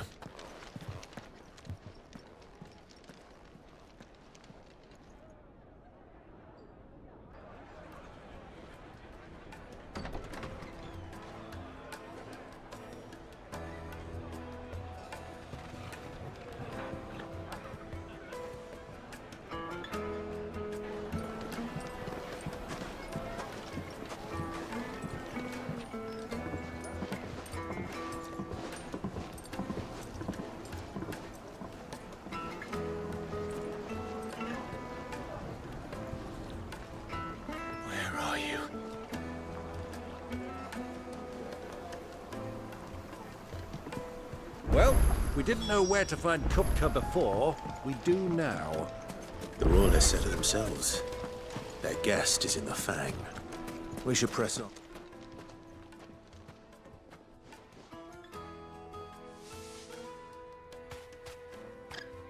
Ah, they've closed the road. And it's the only way from here to the Fang. It would seem Lord Kupka is not accepting visitors at present. We have to get through that gate. Not by force, I trust. We've attracted quite enough unwanted attention already. By guile, then. Perhaps the Desert Hare can offer us her aid. Rosina Dalamil, woman of mystery. But how will we find her? We know naught of her but her name. And that she was working with Cid. Cid's other collaborators have all been people of means, the wealthiest and most successful members of their communities. I'll wager this Rosina Dalamil is the same. That would certainly help to narrow the search. We need only inquire as to who is in charge of the town. And that's exactly what I mean to do.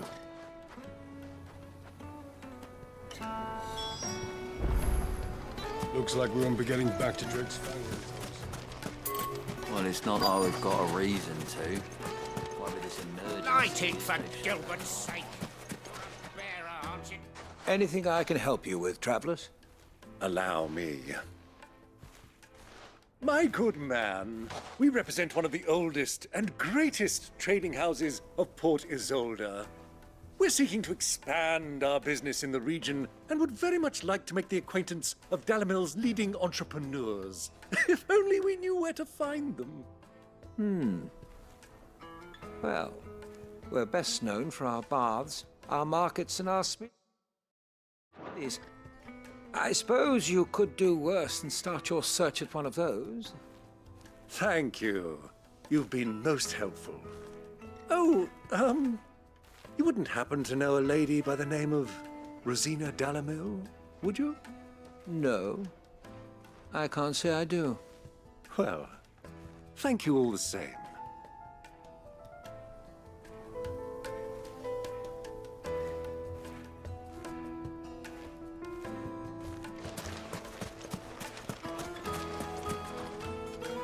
What do you want? Can't you see I'm busy? I won't keep you long. I'm looking for someone. A woman by the name of Rosina Dalamil. Do you know her? Never heard of her. Is that all? One more question.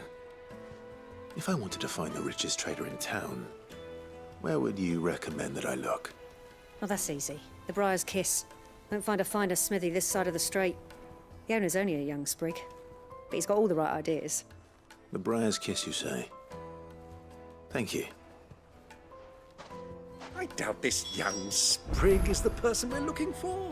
You said Cid's contact was likely to be an influential sort. Influence comes with age and experience. Believe you me. 1,000 gil for a measly bunch of Gazal greens. Lighting for Gilbert's sake! Looks like we won't be getting back to Drake's Fang. Mummy, I want to play with the crystal. How many times do I have to tell you? It's not a toy. Can I help you? Yes, I'm looking for a woman by the name of Rosina Dalamil. A long-standing pillar of your community, I believe, from old trading stock. Then you should ask further. He's been here for years. Knows the place and its people like the back of his hand. And he's in with all the old merchant families. Try the baths. That's where you'll usually find him. Thank you kindly.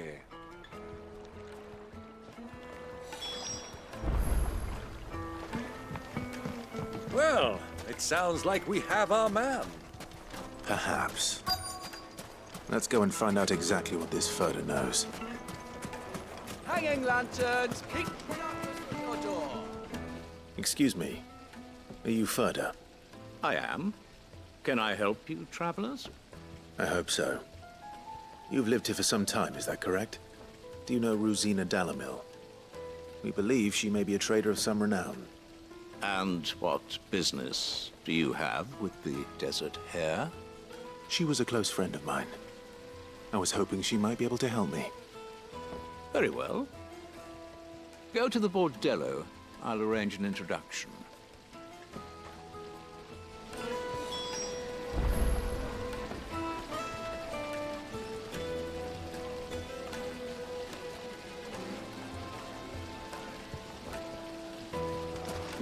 Do you think we can trust him?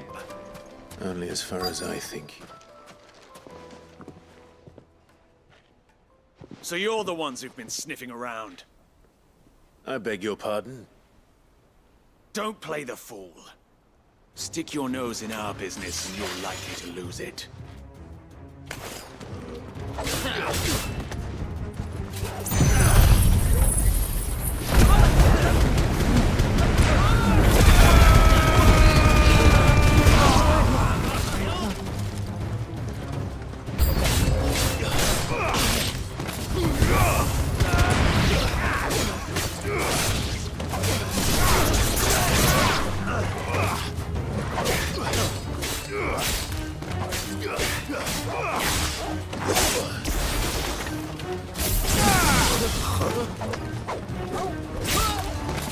It's over.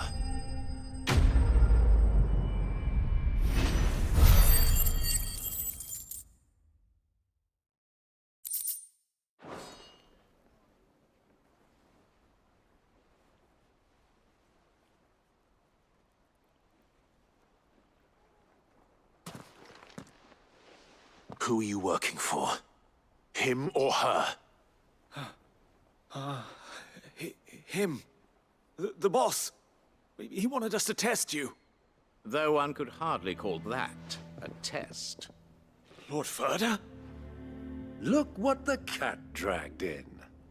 Your skill with the blade is rare indeed, my lord. A fitting talent for an outlaw. You know who I am. So what now? Call in the Men of the Rock and collect the bounty? That isn't my decision to make. Our work is done. Take him to meet his precious Rosina. She will be interested to make his acquaintance. Yes, my lord. To the Lock of Leisure, then. To the Lock of Leisure.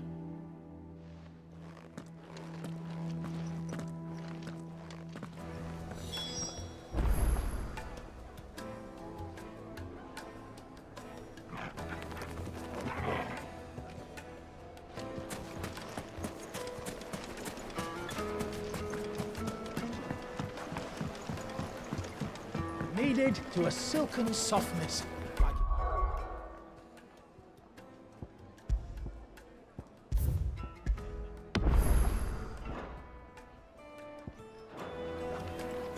The most fragrant herbs and spices. My carpets have...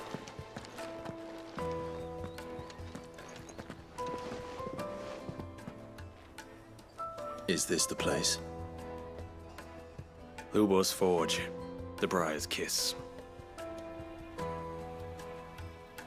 Ah, so it was the young sprig after all.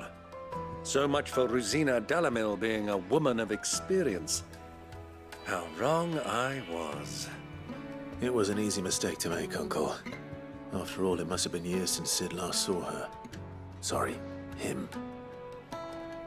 Whoever this Lubor truly is, he's clearly a man of means. I'd say he deserves our respect. See that he gets it.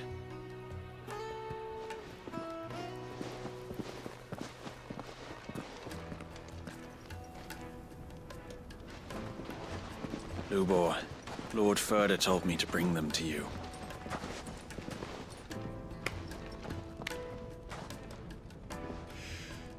My boys tell me you're in need of assistance. Sid II? I won't waste your time. I need passage through the south gate.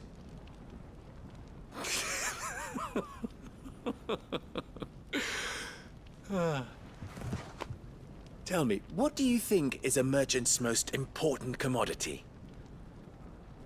Why, trust. Everyone knows that. Without it, you have nothing.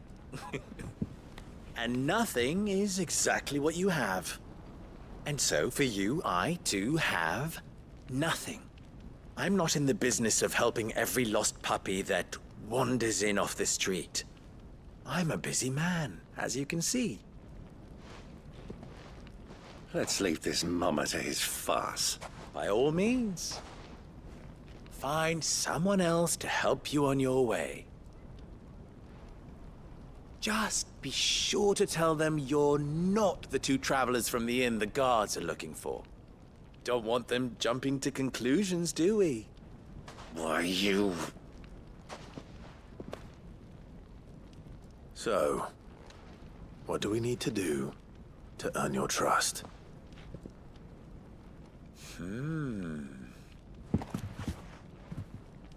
I like this one. Willing to do whatever it takes to get what he wants. Ha! Men like you have a special place in my heart.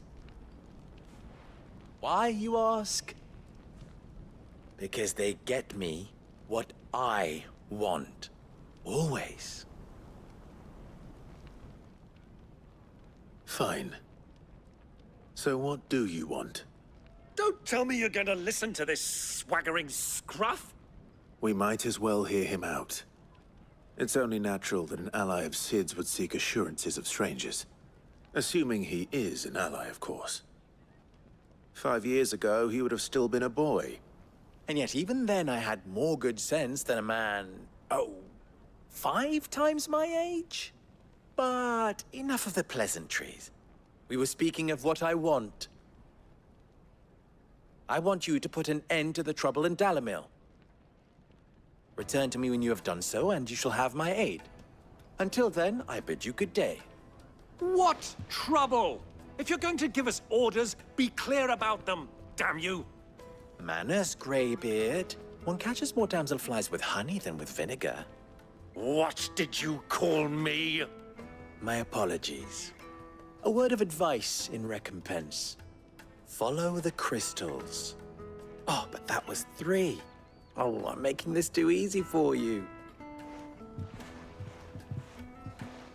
Ha!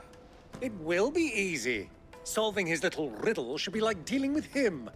Child's play. Let us divide our forces, Clive. I'd rather not drag this parlor game on any longer than we need to. All right. Good luck, Uncle.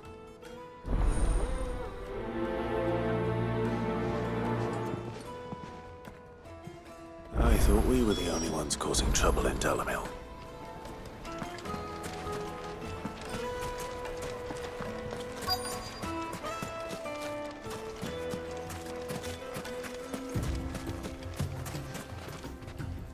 Excuse me.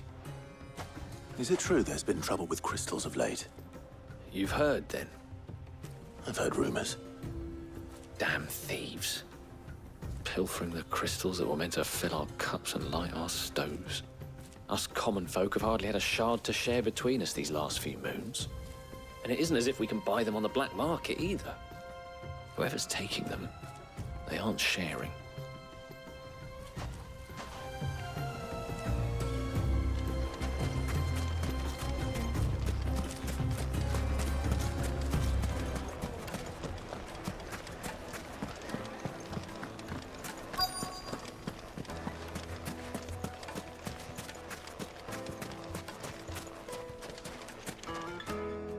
Do you have a moment? Depends what for. Just a question. Dalamil seems to be thriving compared to the other villages I came through on the way. Is there a reason for that? Well, we're a stone's throw from Drake's Fang, for one. The soldiers guarding the Mother Crystal and the shipments need a place to spend their hard-earned gil. The men of the Rock throw their money about like there's no tomorrow. Is that so? Well, thank you. Don't let me keep you from your work any longer.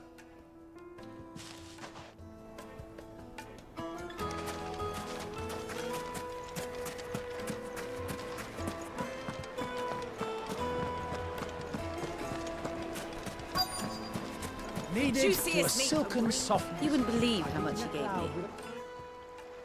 What can I do for you, soldier? Need that sword polishing?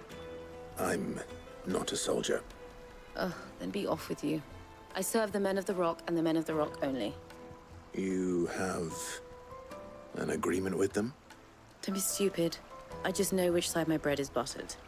Don't want to be stuck under some pauper when they come knocking. With pockets deeper than Zemeckis and an urge to empty them. No, just leave, will you? Before you scare them off. I think I'm starting to get an idea of what's been going on. I wonder if Uncle Byron's learned anything of use. He'll probably be back at the inn by now.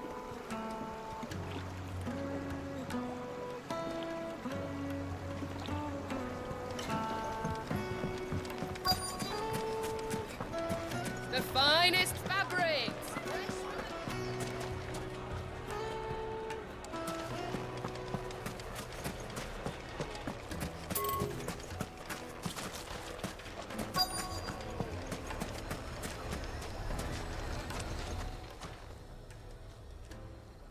This isn't the first time I've seen one of these.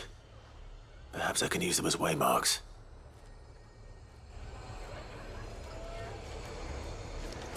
Why is the tavern shut? It's you, the one who broke all our furniture. What do you want? Haven't you caused enough trouble already? I'm looking for my pal. Have you seen him? The gentleman who was with you? Yes, he's upstairs, but...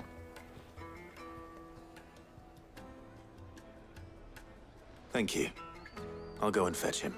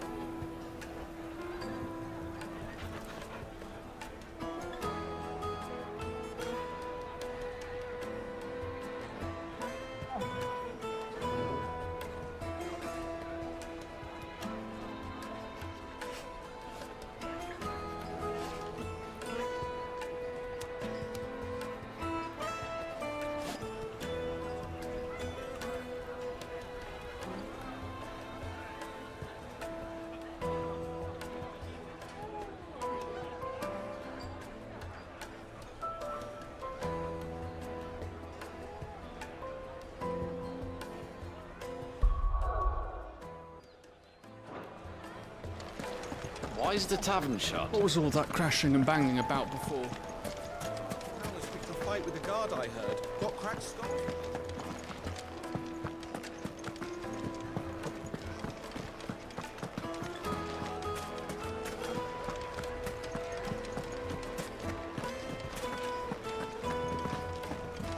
He's not Sid. He can't be. What are you calling Master? Take a sniff, good sir.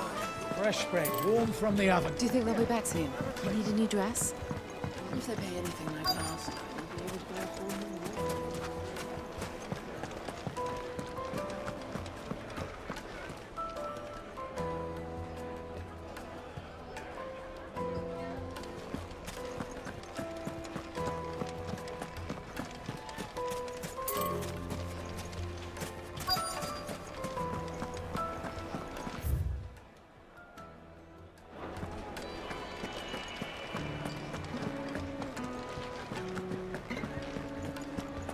The inn's a mess of blood-soaked splinters, thanks to you. The least you can do is let us clean up in peace. I told the guard those soldiers started it. They'd need any more trouble.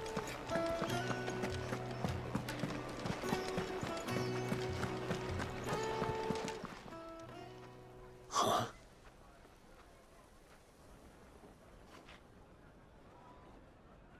Will this suffice as a deposit?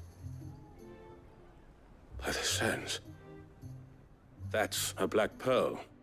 One of the many treasures in my collection that I would be only too happy to part with, should you give me reason to do so.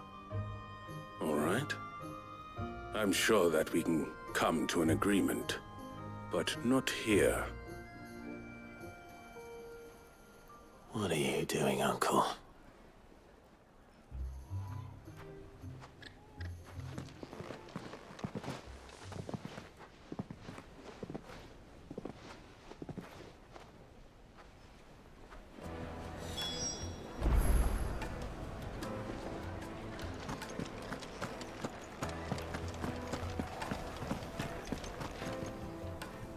Care to explain why you're giving gifts to Kupka's men?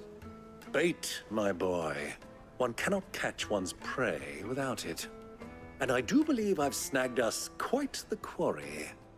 I started by asking around the markets as to where I might purchase crystals. I had no luck, of course. It's forbidden to trade in such things. But my uncharacteristic indiscretion just happened to attract the attention of those uniformed ruffians. They took me aside and said they could procure the crystal I sought if I proved I could pay for it. So the pearl was your proof? I thought they'd ask for more.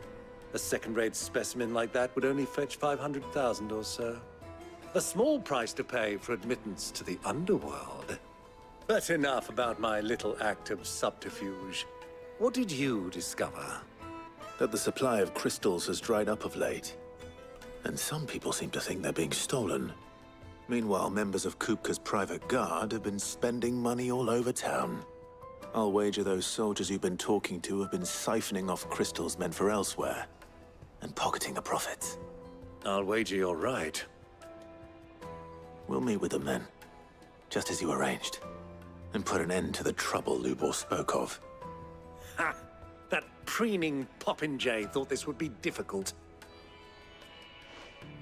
It just goes to show, one should never underestimate a Rosfield. We'll soon wipe that smirk off his face. I arranged to meet with the soldiers in a secluded corner of the Velcroy, far from prying eyes. The perfect place for a spot of them.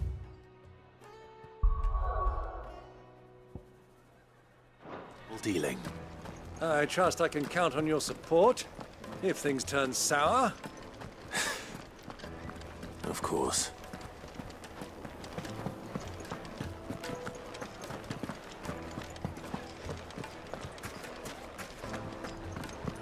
What was all that crashing and banging about before?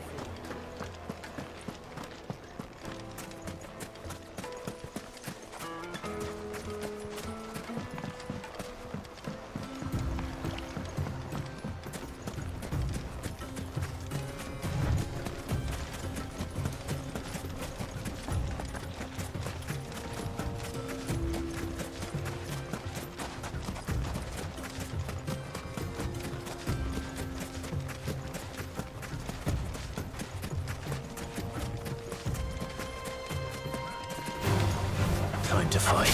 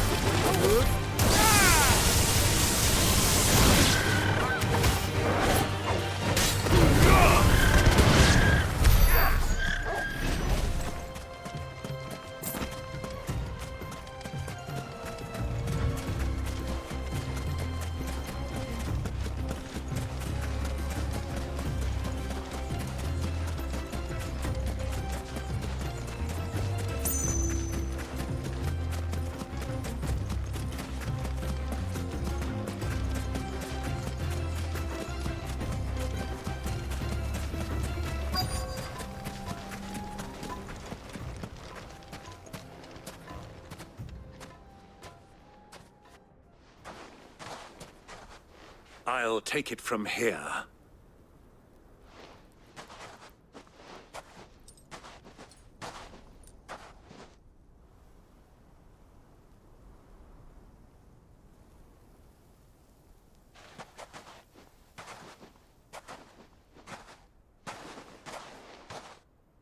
I was beginning to think you weren't coming, my lord. You've brought your contribution? All the silver and stones I could scrape together at such short notice? You brought the whole 500 talents. That was the price we agreed upon, yes? If you've no objections, I'd like to see the crystal. Of course. Right this way, my lord.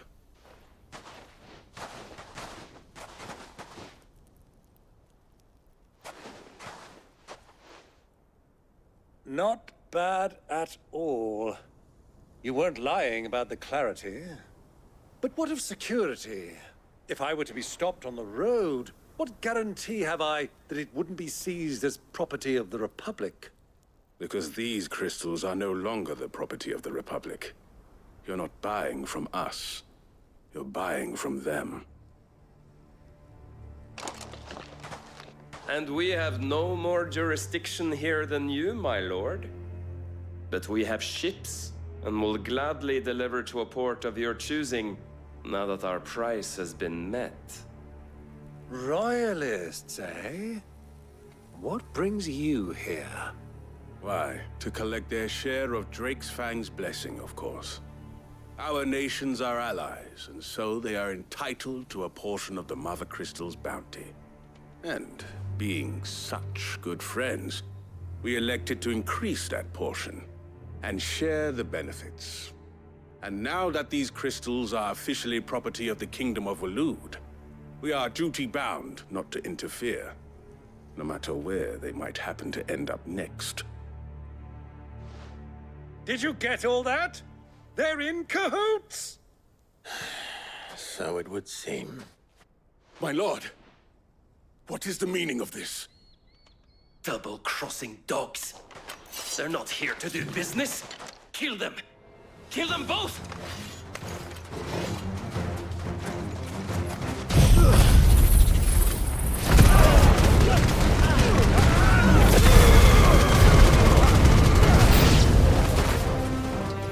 It's not over yet, Uncle.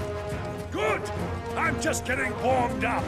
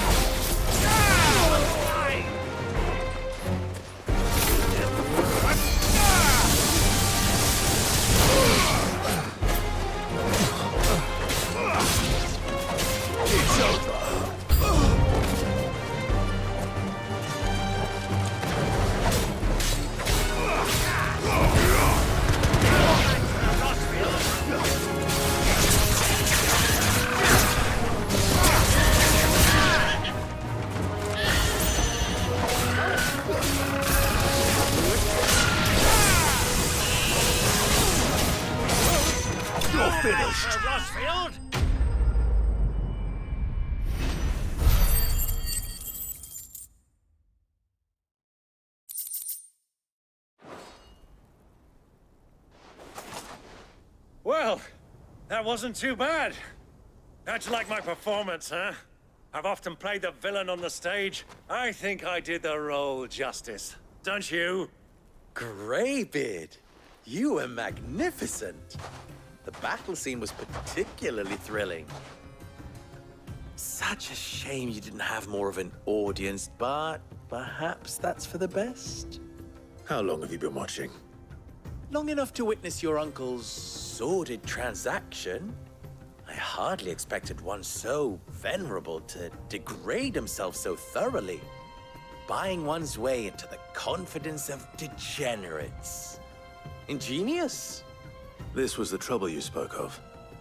The men of the Rock taking crystals meant for the common folk and conspiring with the Royalists. Well, now it's over. Indeed it is. The people of Dalamil had scarcely any means of redress against Kupka's men, let alone a foreign army. Until you two came along, that is.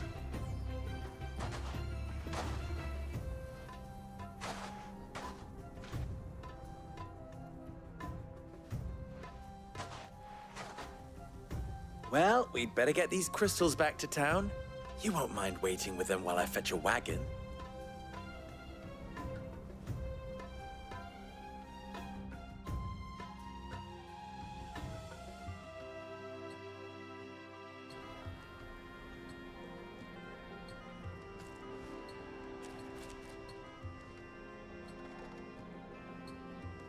It occurs to me that I still don't know your name. Clive. So, Sid the Second is a Clive? I suppose it could have been worse.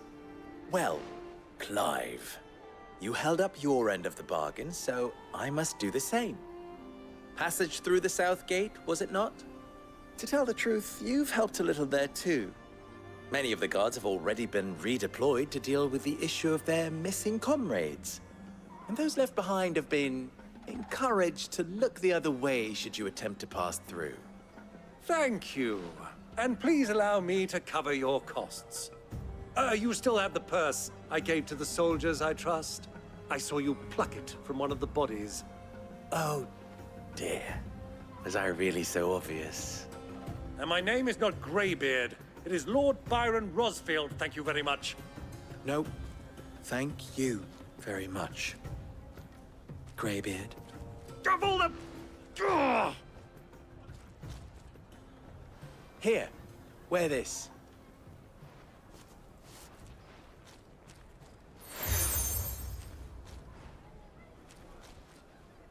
Any friend of mine who sees you with it shall be a friend of yours. Thank you, Lubor. And please, feel free to send one of my Stoluses back to your people. Tell them that Rosina Dalamil is back in bed with Sid.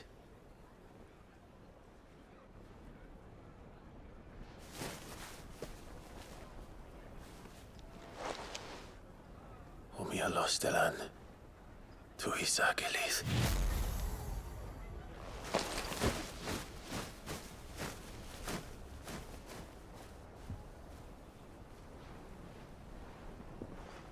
I'm trusting you, Sid. Or should I say, Clive. So be sure not to let me down. I have a reputation to uphold.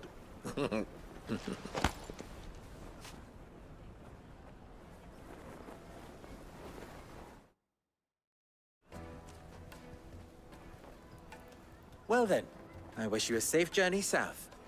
Thank you. Not at all. It was my pleasure. Come on, Uncle. Let's go.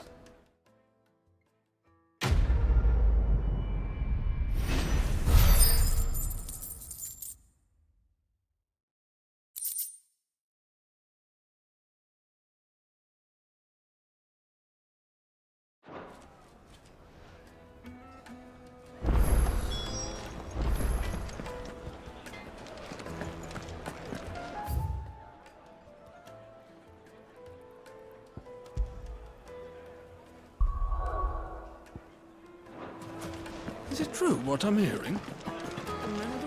My carpets have pride of place. Light me and Kneaded dark. to a silken softness. Made from the stoutest stoneware. Hanging lantern! Ha! They've opened the gate! Lubor was true to his word.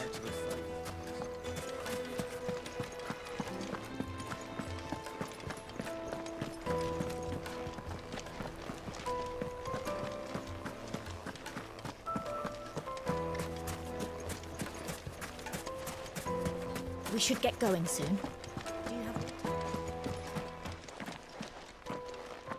Ah, I'm not too late. What is it, Lubor? A question that I neglected to ask earlier. Where is it that you're bound? To Drake's Fang. To finish Hugo Kupka. Just as I thought. Then allow me to share a secret. Drake's Fang is currently riddled with royalists. Talmeki and Walud are allies, and as you have seen, their soldiers work hand in glove. But no nation has ever before allowed a foreign army to make a barracks of its holiest of holies. Not by choice, at least.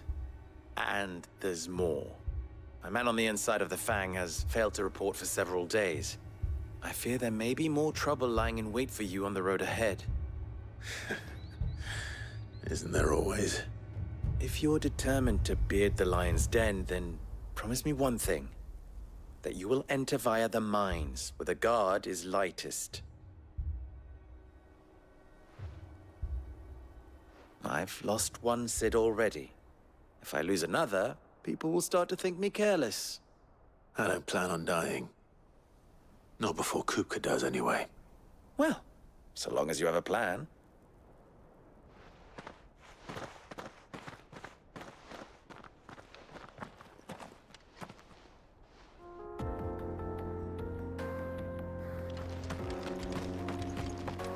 Drake's Fang should be just beyond these springs. Shall we press on? Tell me you put down roots.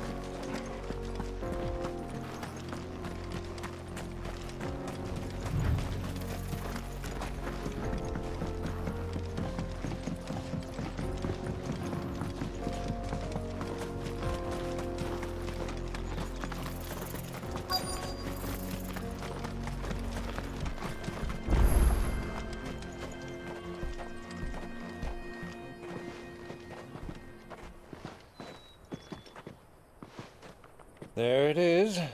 Drake's Fang.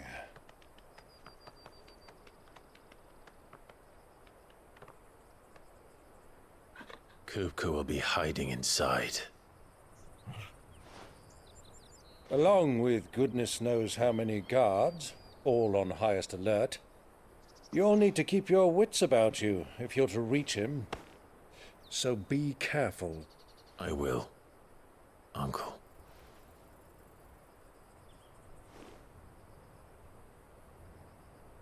Before you go, Clive, allow me to apologize.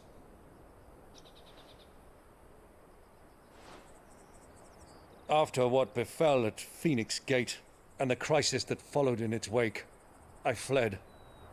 I retreated to my counting house and danced attendance upon the vicereine in the hope it would bring me favor. I betrayed my nation to save my skin, like the coward I am. And I'm sorry. Uncle, please. It's not too late, Clive. Rosaria is yours by right, and there are those that would help you to take it back. Had I the courage of my brother, I might already have done so. But that ship has sailed. You, however... No. Forgive me, but I cannot. I fight to build a new world now. A better world. Where men can live and die on their own terms. I was raised in a nation that strove to improve the plight of bearers.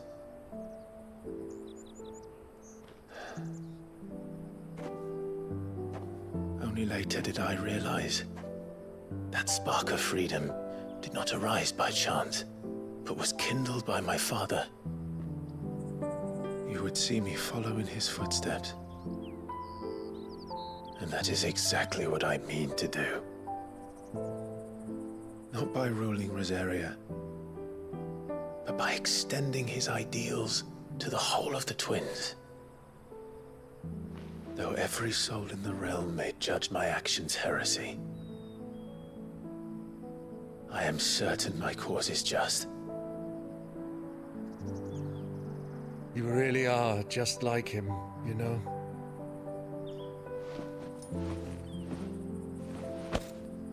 Thank you, Clive, for coming back to me. I am proud to call you nephew.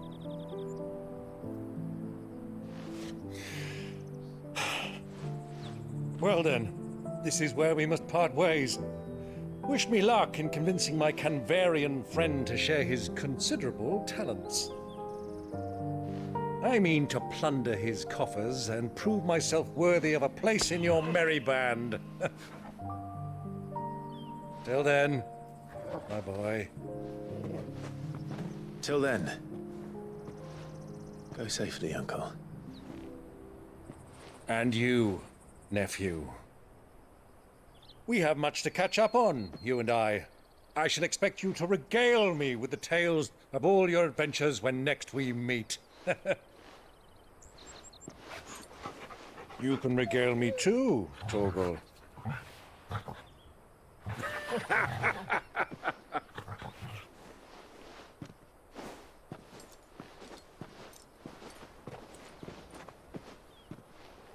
I'm coming for you, Kuka.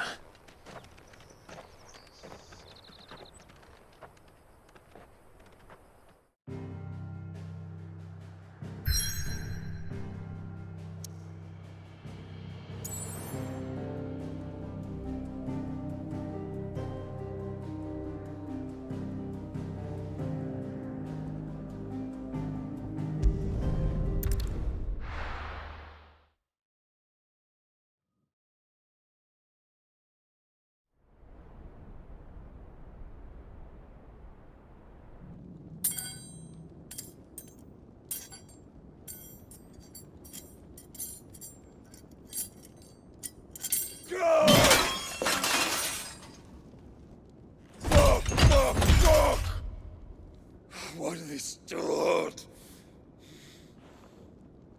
What has that gutter rat done to me?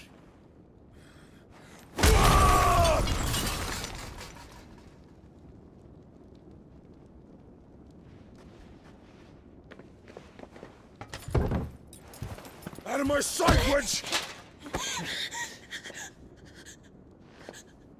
I'll kill you, Rossfield! I'll rip out your heart! I'll tear you limb from limb! Peace, Hugo. The table shan't hurt you any longer. He sought to humiliate me. Me!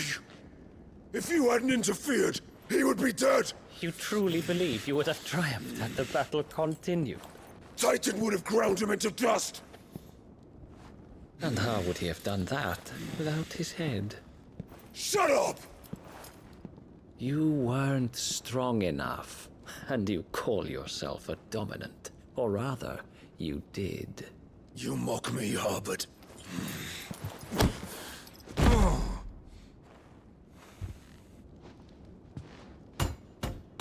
Do you see, Hugo? You are weak. Fuck! But so long as that fire burns within you, there is still hope. There may yet be a way for you to take your revenge. Tell me, what must I do? Please, I'll do anything. Just tell me.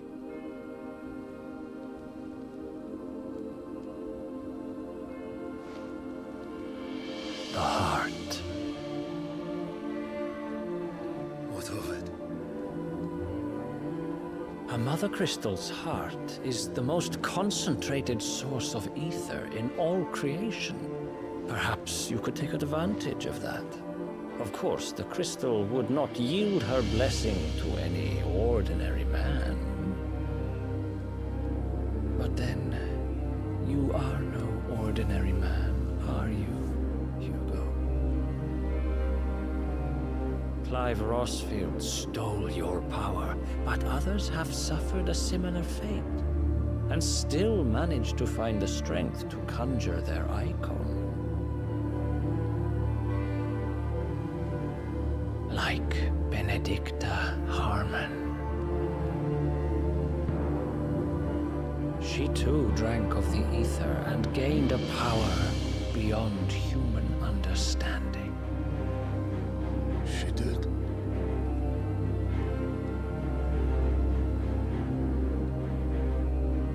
Benedicta. Benedict.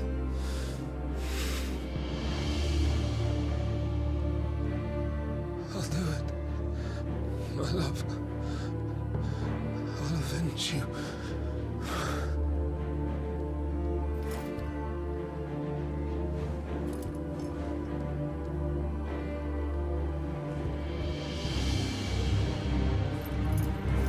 Run along now, Hugo.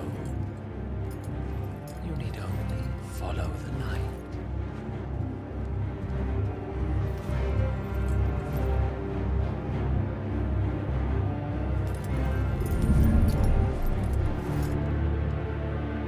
boss is here.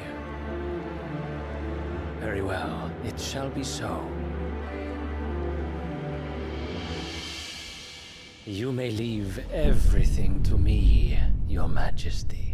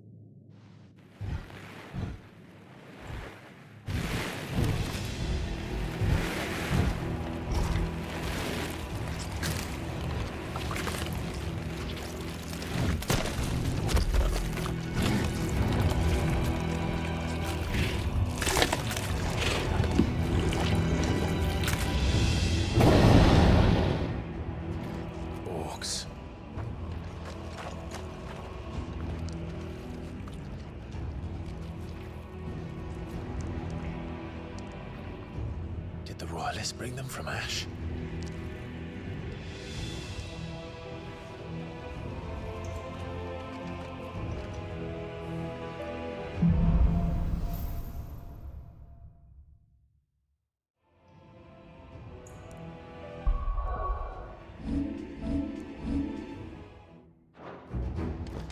Are the Beastmen part of the Waluda army now? How the hell did that happen?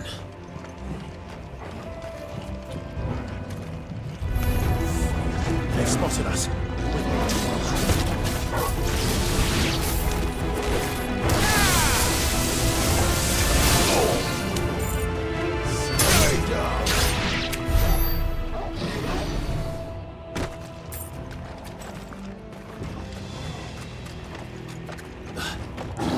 Taken over the entire mine.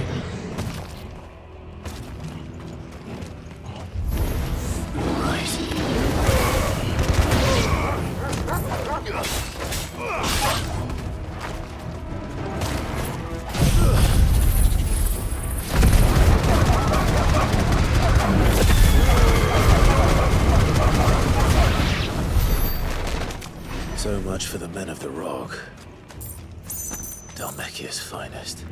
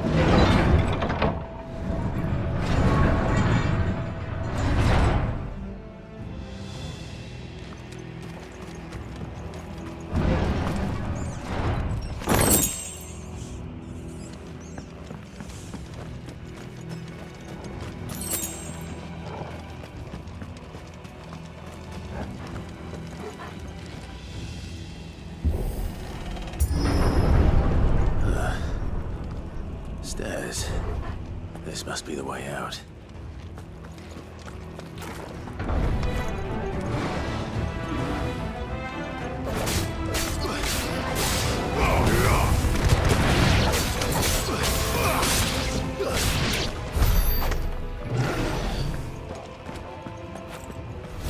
So could I!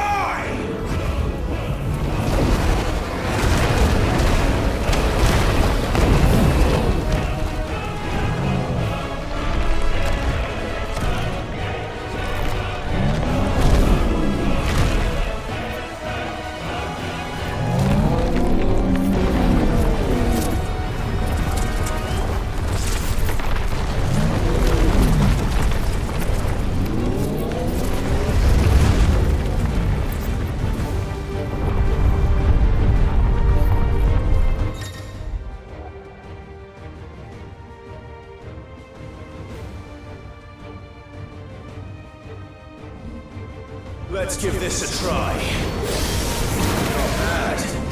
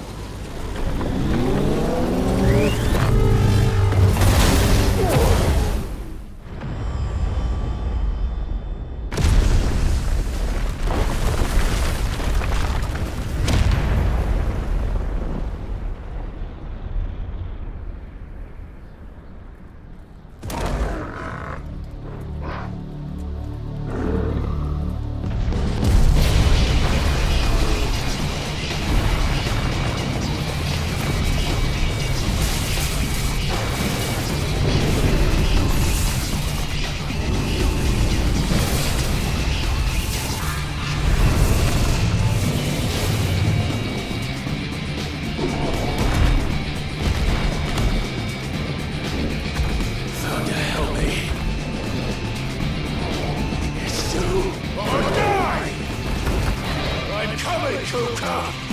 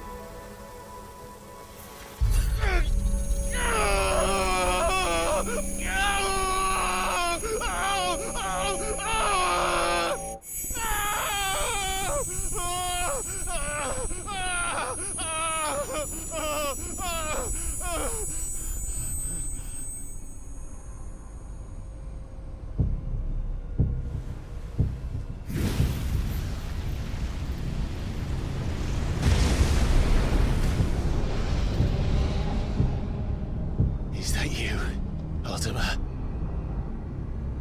What do you want?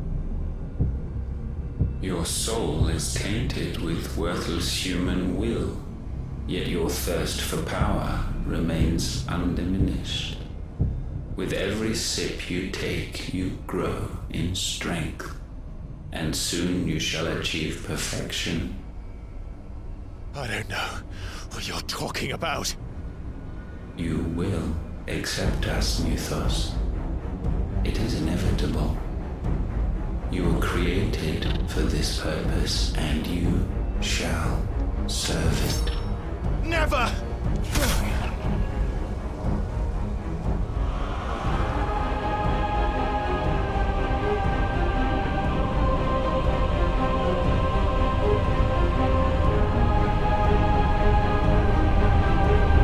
Fight it, Clive! Don't let him in! Consciousness. We see now. Human will is so insubstantial it cannot exist in isolation. You mitigate its weakness by interweaving it with your consciousness. We believed we had merely to purge you of your will to claim our vessel. It appears we first have to sever every thread of the consciousness that supports it. No matter. The time to build a new world is not yet upon us. We will contemplate.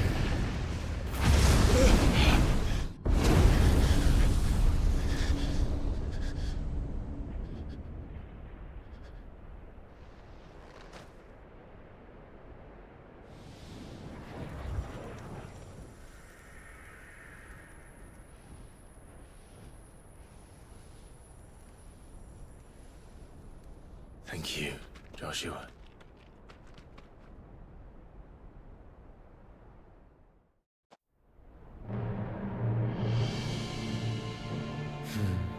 One can no more command the power of ether by drowning in its flood than one can constrain the tides by standing in the sea. I had thought Hugo wiser than this, but it seems his head was full of rocks after all. Titan was strong. Your Majesty. But Mythos is stronger. For 5 years, that man lived only for revenge. Clinging fast to a fiction, even as it swept him into the abyss.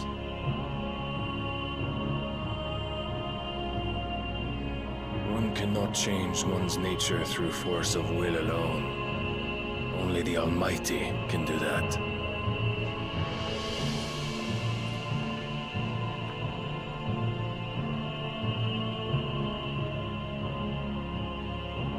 Hugo Kupka, the man who gave his life for a woman's head. A fool like all the rest.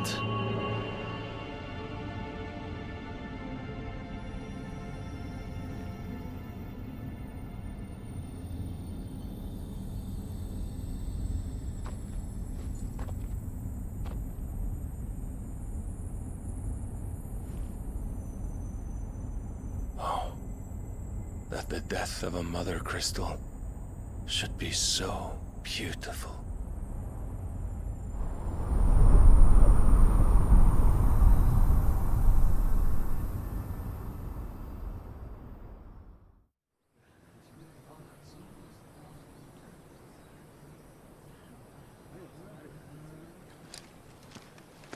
Some medicine, my lord?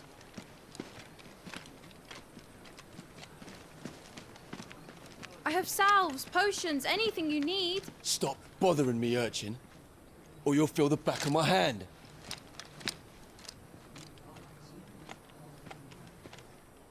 You must consider your health, my prince. If a show of force is needed to keep the Dalmex at bay, you may trust in your dragoons.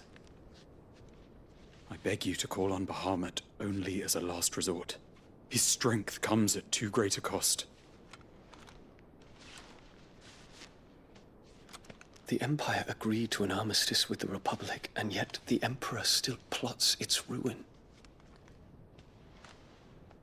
For now, the Dalmex suspect nothing, and as long as I can hold their gaze, war need not be inevitable.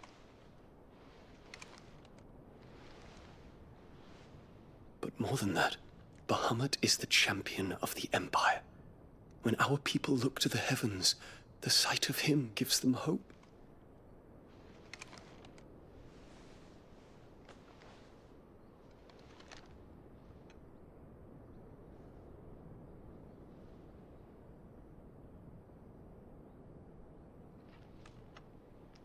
Forgive me, Terence.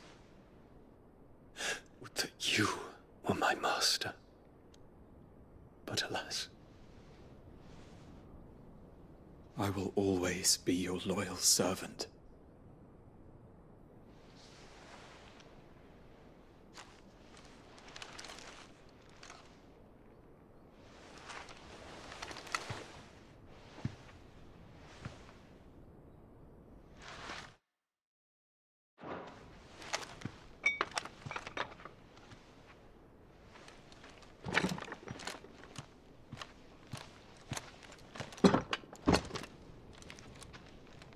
Should the Council's brazen maneuvering prompt the Republic to tear up their own treaty and launch a new assault, our soldiers would advance to meet them, cutting across the Central Isles, but not in time to prevent their forces from breaching the southern defenses and storming Twinside.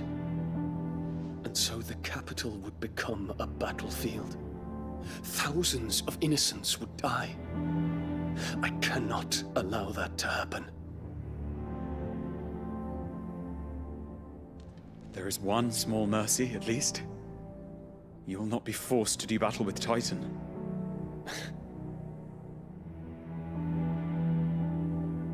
Would that I could avoid doing battle at all. 1,000 pardons, Your Highness. What is it?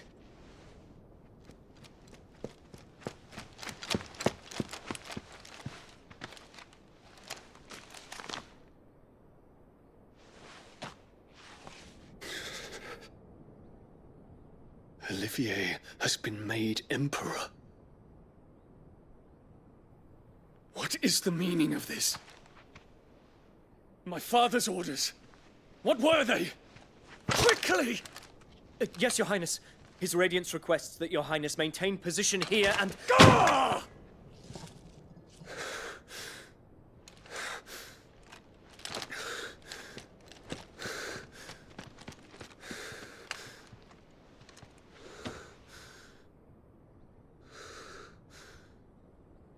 Terence. Yes, my prince. I must go to the palace. I'll ready your steed.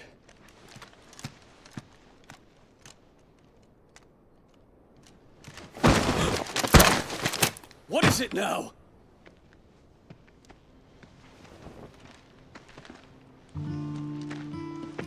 Forgive the intrusion, Your Highness. I know you. At ease. We stand in the presence of the Phoenix. You wouldn't want to get your fingers burned. I hope I'm not interrupting. Not at all. Though I admit, I did not expect such a distinguished guest. How many years has it been since the Remembrance ceremony? 20? I thought you long dead. Do I address a ghost? Many have told me that I look like one. But no. I'm alive. Just. Prince Dion of the House Lesage, I have a tale to tell you.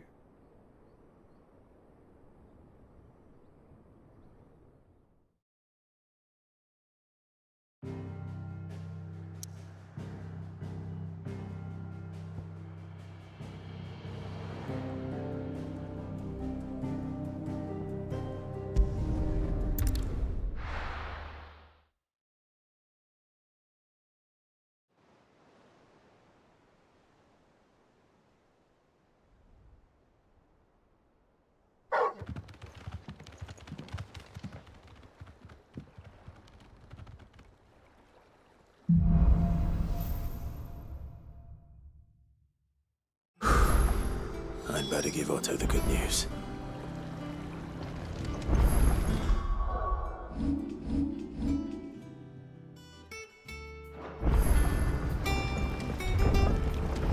Walkways need patching up. Sid.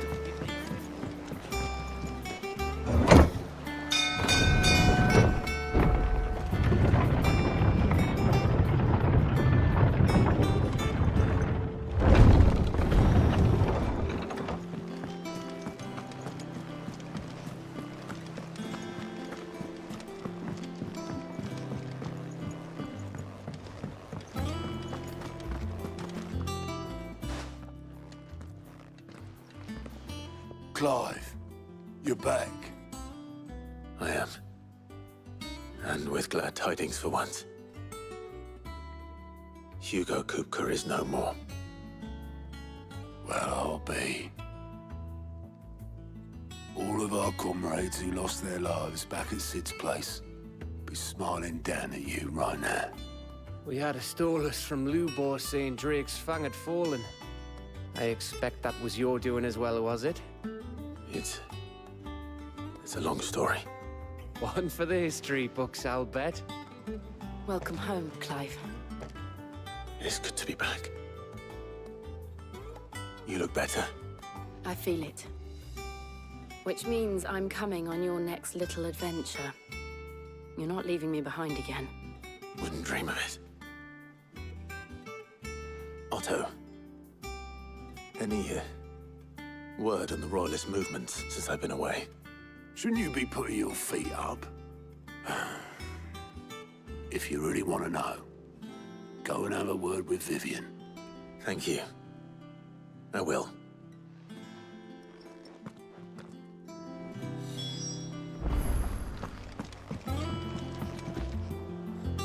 Ah, the conquering hero returns.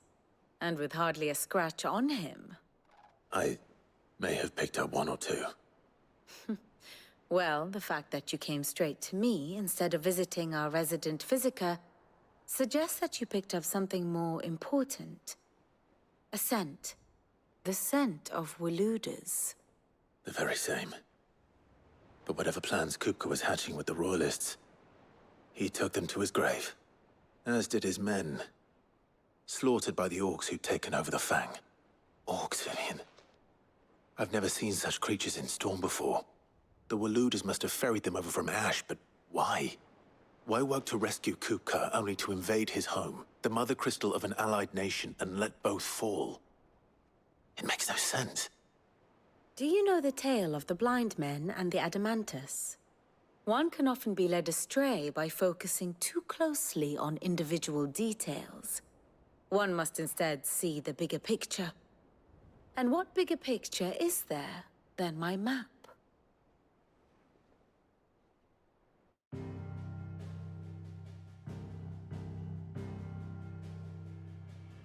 The Kingdom of Waloed claims dominion over all of Ash. It is a nation forged by the bloody conquest of Barnabas Tharm, the dominant of Odin. The Canvarian War of Independence in 849. The Battle of the Twin Realms in 865. The Battle of Belinus Tor in 873. Wheresoever his armies fought, Odin was found where the fighting was fiercest. But of late, the warrior king appears to have laid his sword to rest. Battle rages for control of the crystalline dominion. Yet Tharm sends not a single ship in support of his Dhalmekian allies. Meanwhile, the Blight ravages great swathes of Ash. Yet warlike Waloed shows not the faintest interest in laying claim to untouched lands. So why go to the trouble of sending an army of orcs into the heart of Drake's Fang, only to make no attempt to claim the Mother Crystal for Waloed? It can hardly be for lack of men. Tharm's armies rival any in the Twins. No. We have not seen the last of the Waluda standard. Odin will ride again. It is but a question of when.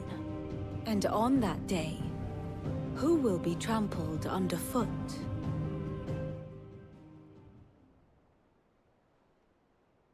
In summary, I know not to what end the Royalist betrayed Kupka.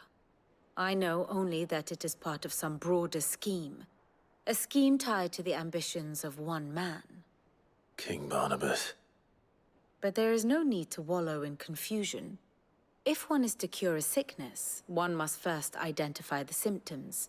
And your Lord Uncle has volunteered to do just that by keeping an eye on the Royalists' movements.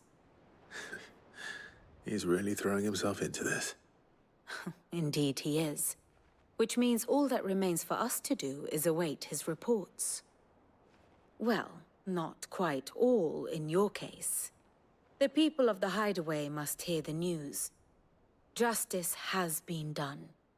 Hugo Kupka is dead. The wounds he left that night are still raw, especially for those who lived with Sid the longest. Tell them that those wounds might finally begin to heal. Consider it the price of today's instruction. I've never known you to be sentimental. What can I say? I am only human. And we are, all of us, sentimental animals at heart. I suppose we are. Very well. I'll go and spread the word.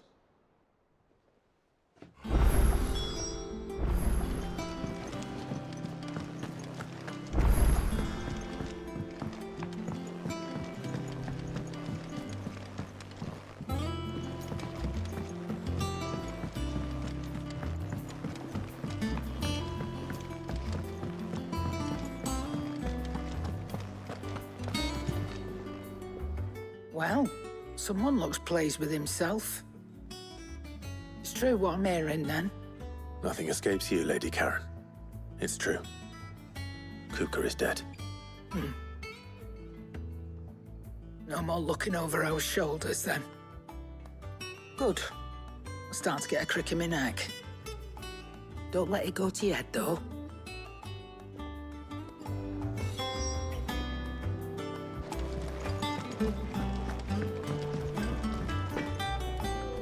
Blackthorn, do you have a moment? What is it? I'm busy. I wanted to tell you that Hugo Kupka is dead.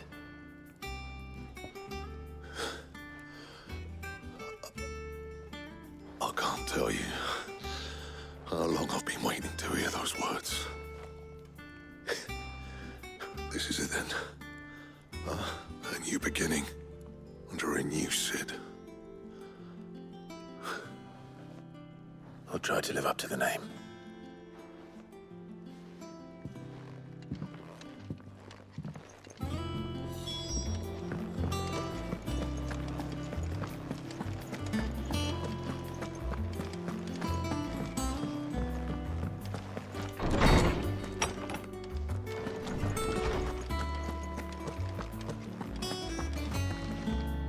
Ah, Clive. Have you come seeking the gift of knowledge? No.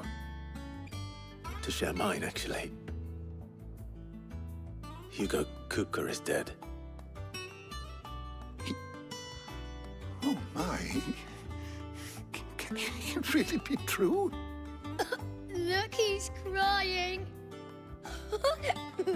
He is. The big baby. And with good reason, children. These are tears of joy. We must offer up a prayer to your parents that the heavens might weep with us. There shall be no lessons today, only thanksgiving and merrymaking. Go, put away your things. All right. Brilliant.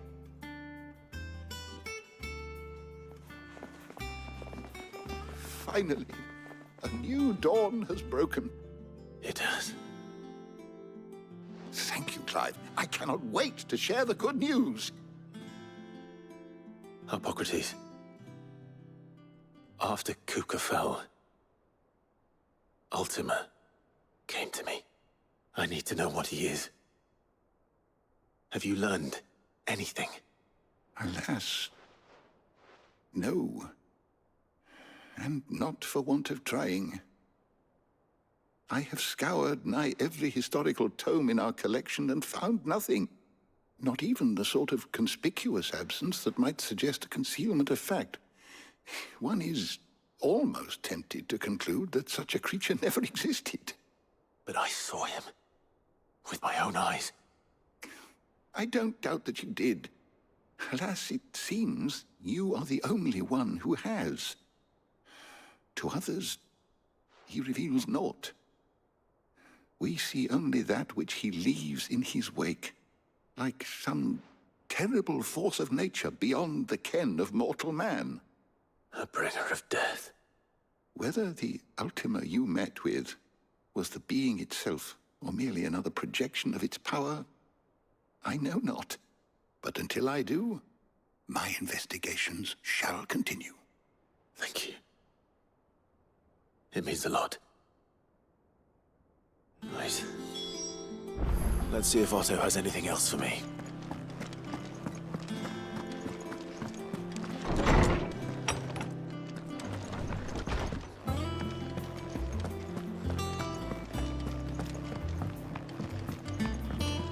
I'm telling you, it's true. I heard it from Otto's own lips. Hugo Kupka is dead.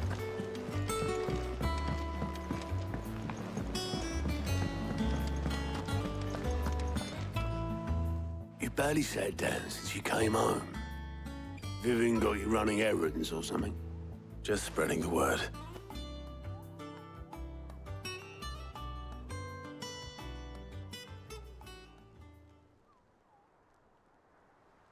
So, the Professor's got a soft side, has she? I'd never have guessed. No. She was right, though. Everyone was glad to hear the news. Ah, but you ain't told everyone. I can think of plenty of friends back at the old hideaway who'd sleep more peacefully for knowing. Not least of all Sid. You should tell him. You're right. I should. And I will. Well, when you do, be sure to take Mid with you.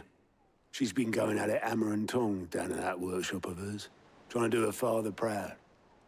I can't remember the last time she visited the old sod's grave. Very well. I'll suggest it.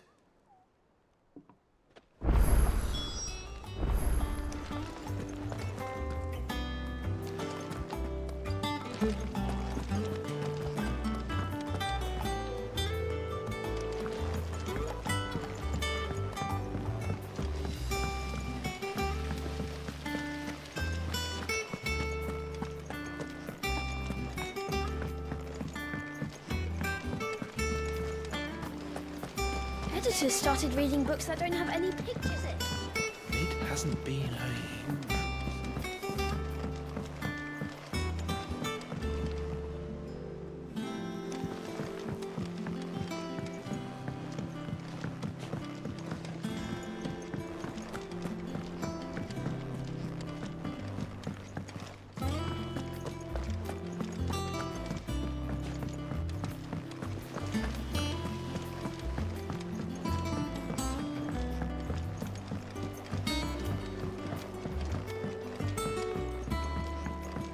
Come up with something soon. All right, Clive? What do you want? I'm going to visit Sid, and I thought you might like to come with me. Sorry, I'm too busy for all that right now.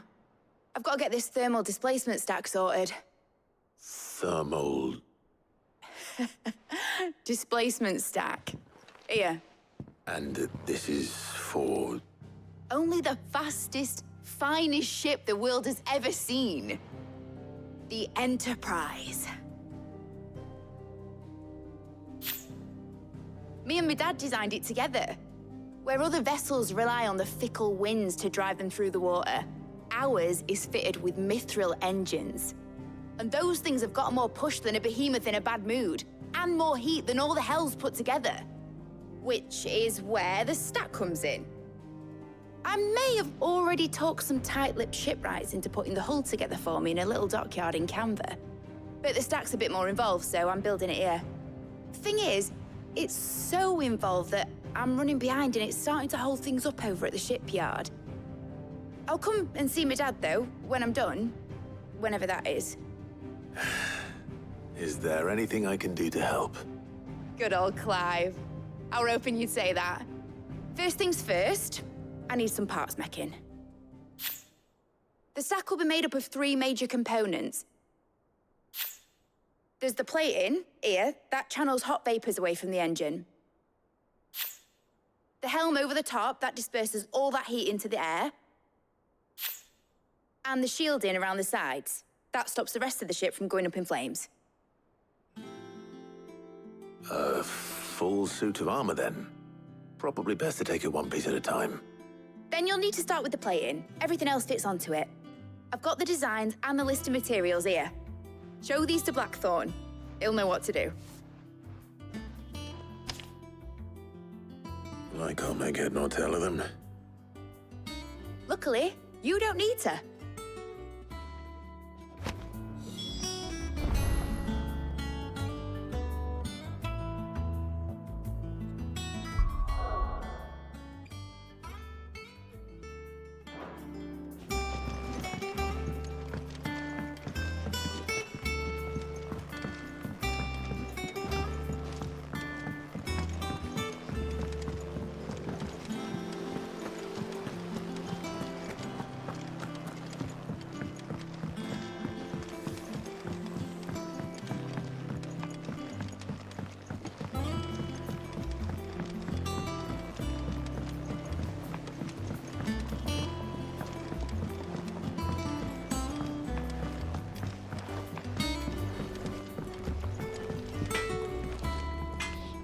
Blackthorn, can I ask a favor?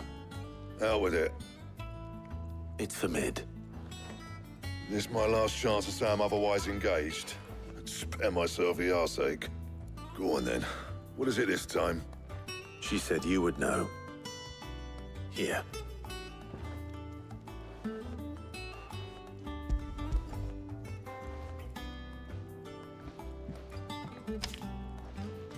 Krieger's Teats. Well, I don't know what the hell you'd want this for, but I can make it. Won't be easy, though. And I'll need help. Get Gavin-Otto in here, will you? All right.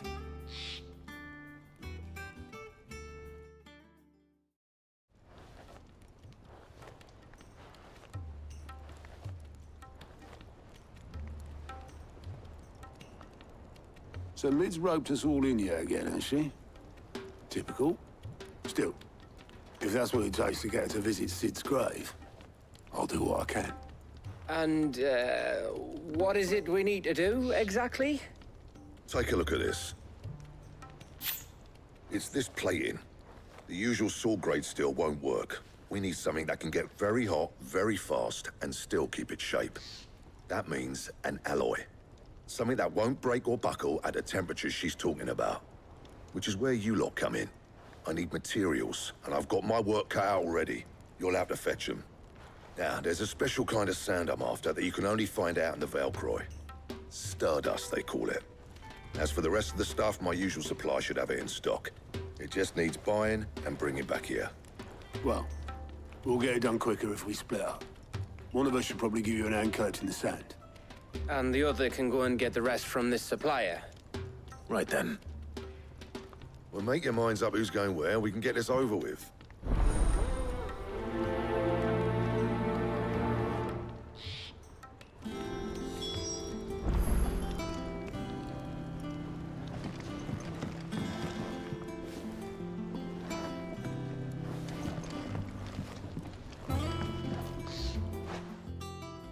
You going after the Stardust then, are you? Which one of these 2 lucky souls is going with you?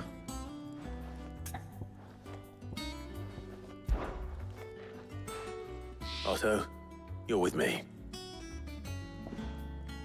All right, then. Where do we find this Stardust, and how will we know it when we see it? There's a river that runs through the southern reaches of the Valcroy. It's the black sand that washes up on its banks that you're after. And I'm guessing you'll be needing sack loads of the stuff. Might be worth our importers at the Dalimil Inn. I'll head down there. See about finding us a wagon. All right. I'll meet you by the river. Yous two take care, eh? I'll go and see this supplier. Just don't let the bastard fleece you, eh? He wouldn't do that. He's Blackthorn's mate. isn't he? Best of luck.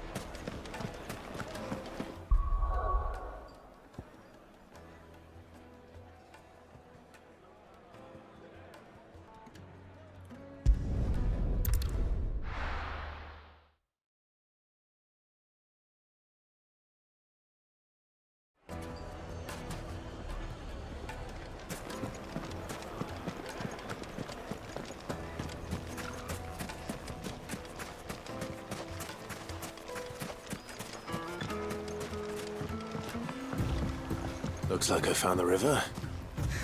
Now where's Otto?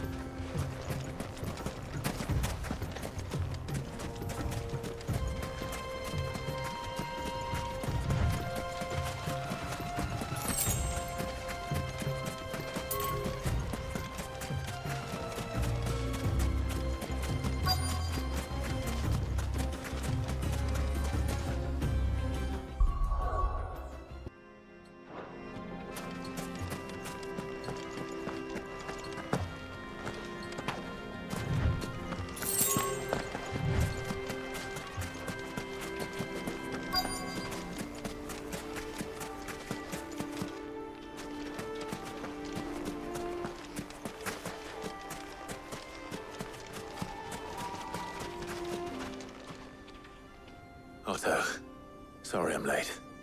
Oh, Clive. I had a quick scout about, and I reckon this area's our best bet. Seems Blackthorn's the only one who thinks smithing with his Stardust stuff's a good idea. It's just lying here, waiting for any old fool to fill his boots. But unlike any old fool, you thought to bring a wagon. Well spotted.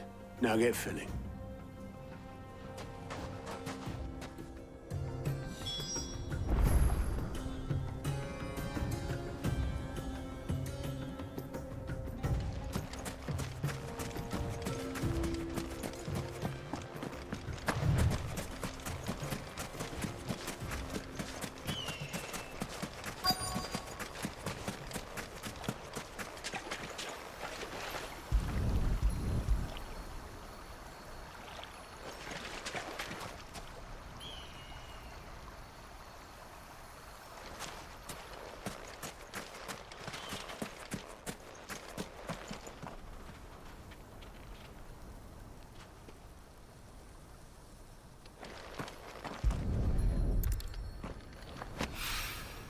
So this is Stardust. It just looks like black sand to me.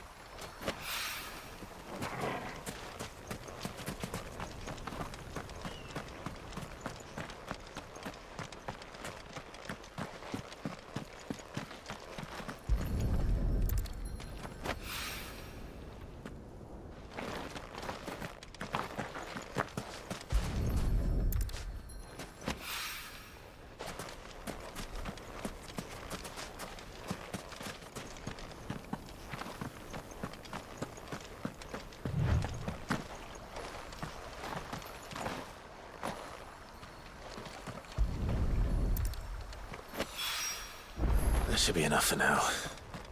Let's see how Otto's getting on.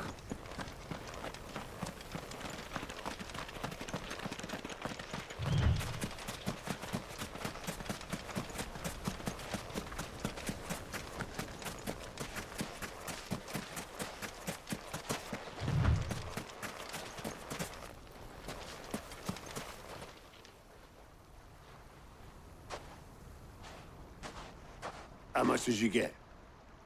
Enough. I hope.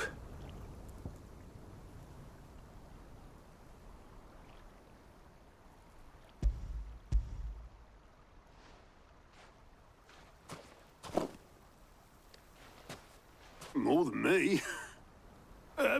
Put it all together and I can't see Blackthorn complaining. Much. Here, Clive. Do you fancy a walk?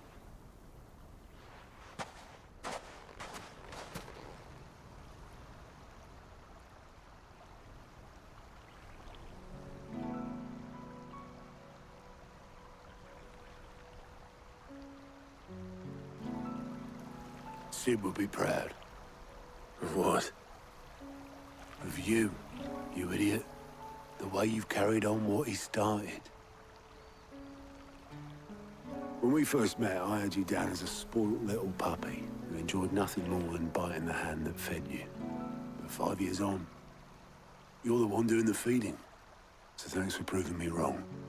You weren't wrong. But I changed. Thanks to Sid. And thanks to you. When I suggested taking on his name, you were the first to back me. And if you hadn't, no one else would have. I couldn't have done any of this without you, Otto. Yo, give over. You're making me blush. All I did was choose hope over despair. I gave you a chance, yes, but you're the one who took it. You took a rabble of homeless, hopeless outcasts and put them back on their feet. Gave them something worth fighting for, just like the old Sid did.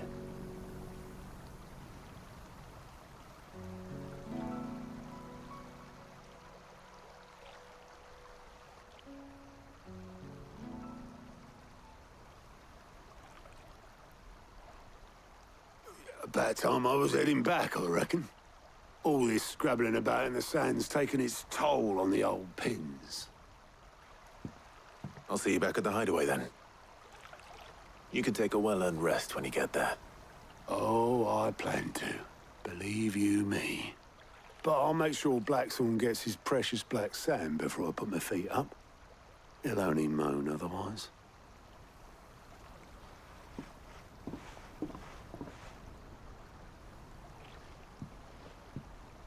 Right.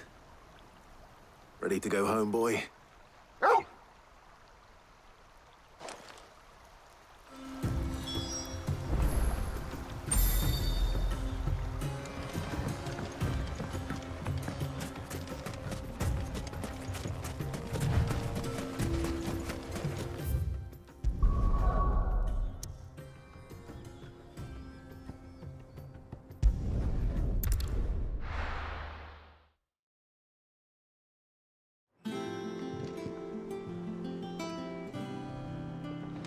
Let's hope this is all Blackthorn needs.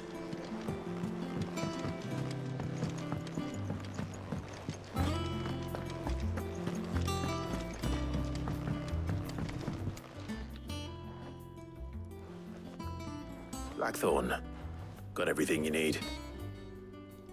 Yeah. Yeah, I do. Cheers for the Stardust. Should be enough to be getting on with. Nice to get out and about for once.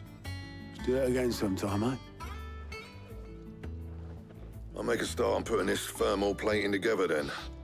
It'll take some time, mind. So if you've got other things to be getting on with, I could do without you breathing down my neck. Thank you, Blackthorn. I'll let Mid know construction's underway.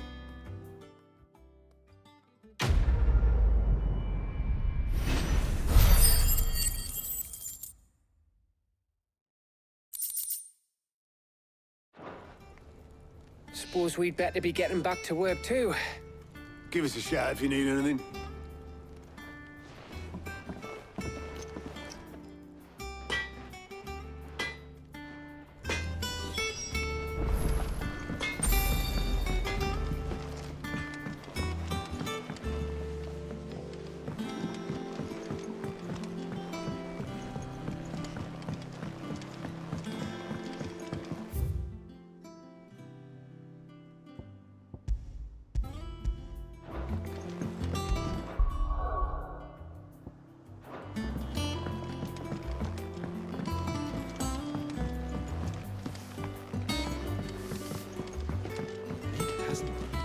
Editors started reading books that don't have any pictures in.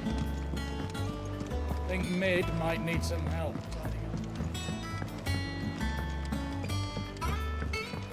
If I don't come up with something soon.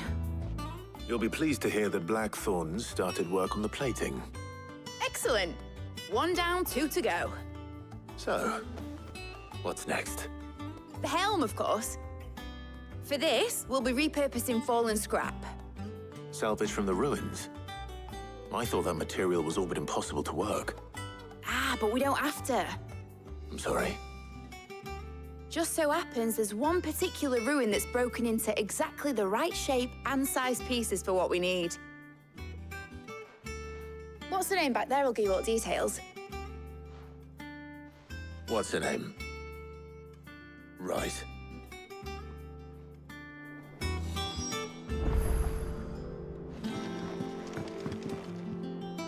Oh, Sid, is this about the helm? Yes. Mid said I should speak with you. I'll show you the plans then. Here you see the mithril engine, in which mithril is burned to generate heat. That heat is then harnessed to produce motive force. Excess heat is dealt with by means of the thermal displacement stack, which disperses it into the surrounding air. Now, were we to rely on thermal plating alone to achieve this effect, the rate of excess heat buildup would far exceed the displacement coefficient of the plating. In other words, the reactor would overheat and eventually explode. This is where the helm comes in. It connects to the plating, you see, and serves as a sort of thermal sink to absorb all that excess energy. Our experiments have shown that fallen ceramics are remarkably thermophilic. They can withstand and absorb levels of heat far above anything we are able to make today. And not only that, they're also waterproof and immune to rust, making them the perfect material for our protective hood. Why, if sea or rainwater were to enter the reactor proper, it would vaporize instantly. The forces produced would tear the ship from stern to... You can stop there. I understand. Mid said we might be able to use parts of a fallen ruin. Where would I find it? Ah, yes. It's in Lorbert's Pass, near Lostwing. The thing is, well, I probably should have arranged to have the pieces we need brought here sooner. You see, a certain unwanted visitor has taken up residence there. It's no longer a matter of just walking in and taking them. It's, going to be considerably more dangerous than that. I see. Then I suppose I'd better deal with this unwanted visitor for you. Would that help? Oh, very much. Thank you, Sid. I'll gather my team and head there right away. We'll meet you outside the ruins.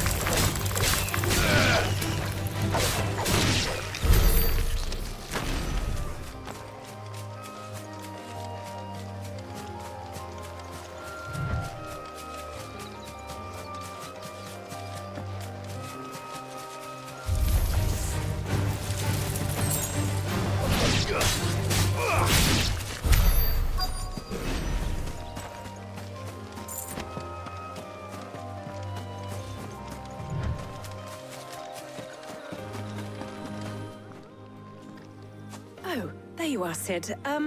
Thanks so much for coming. The, ruins are just over there, as is the creature I told you about, I'd imagine. Would you mind? Of course. I'll be right back.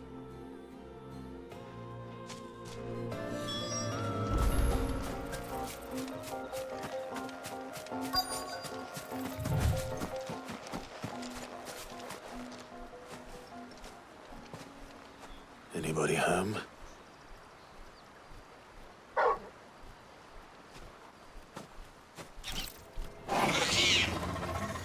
This must be our unwanted visitor.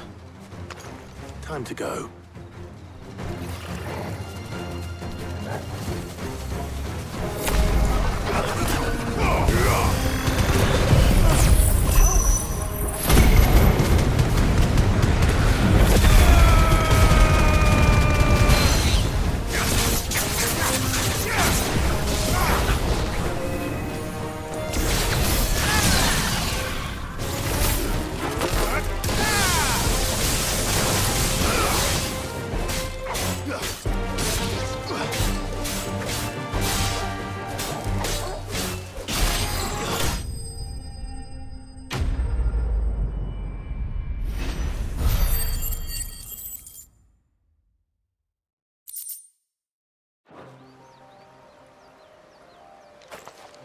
The things I do for you, Mid. Sid! Oh, thank goodness you're safe. You shouldn't have any trouble now. Indeed. Well, don't let us keep you. We'll, see that everything is transported safely back to the hideaway. All right. I'll let Mid know you're on your way.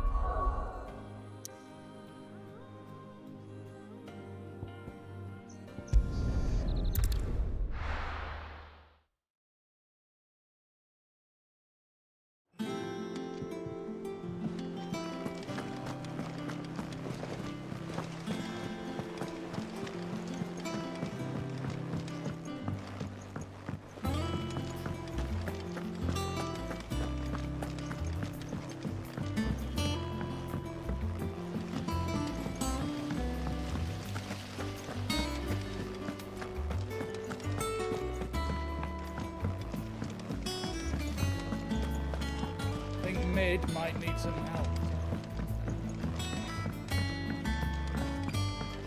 If I don't come up with something soon. Mid. Helena has recovered the material for the helm. She'll be along shortly. Excellent. Another job well done. And just one remaining. Right. Right, the shielding. This one's a bit of a bugger. How so? The plating's enough to stop the engines going pop, but those things will still be spitting out enough fire to set the rest of the ship ablaze. Which is why you need proper shielding. A prism for the dragon's breath that's blazing away inside. I thought a triple thick layer of tempered steel might do it. Or more of the stuff that the Fallen use, but they'd both be too heavy. The helm and the plating are bulky enough as it is. Add any more weight and the whole ship would be at the bottom of the briny before we'd even started. I need something light. But I've racked my brains and I just can't think what would do it. Well, if I were in need of obscure knowledge, I know whose counsel I would seek. Harpocrates. Tomes? Yeah, well, I'd thought of that, obviously. I've got all the details written down here. Can you take this to him, see what he makes of it? Right away.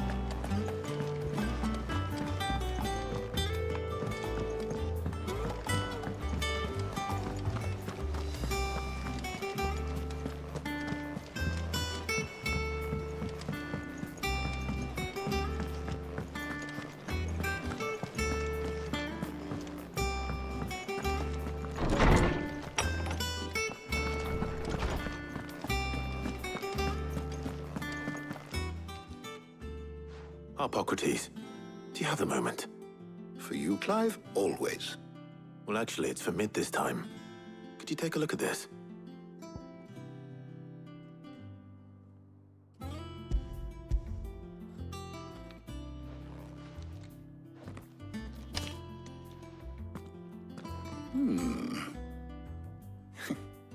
Shielding for a mithril engine?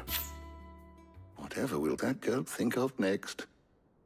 And what are these notes around the edges? She has some specific requirements for the materials. The shielding needs to be able to resist extreme heat on the inside, and yet remain cool enough on the outside not to set the ship alight, while also being light enough not to sink it. As you can imagine, she's struggling to find anything that meets her needs. I see. I wondered if you might know of a solution, or if you might be able to search the records for one.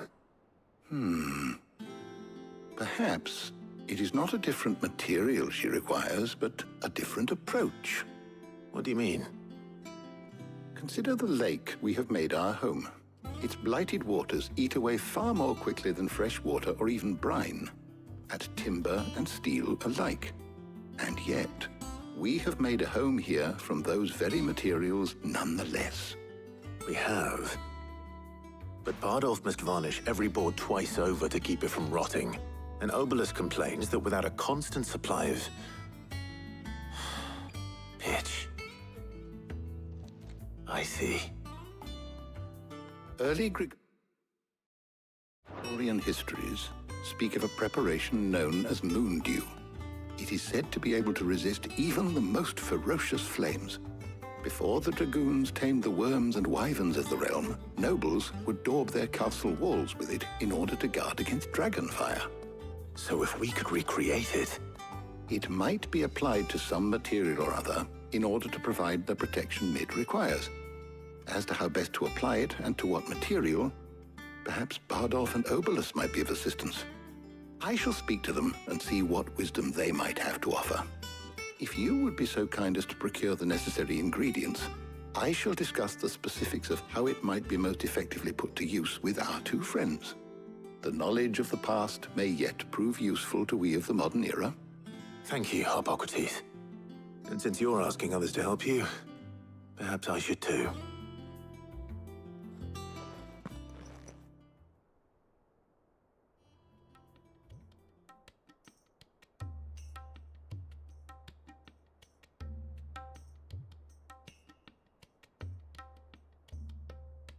So you need a hand, do you? We do. I'll be heading to market for the ingredients we need. I could do with some help.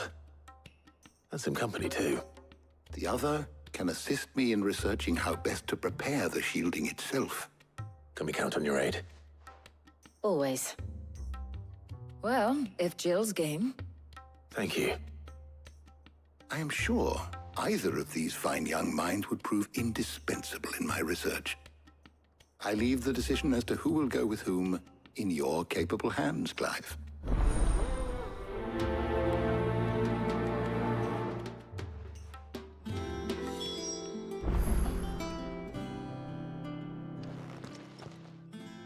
So, Clive, have you made your decision? Who will accompany you on your little excursion?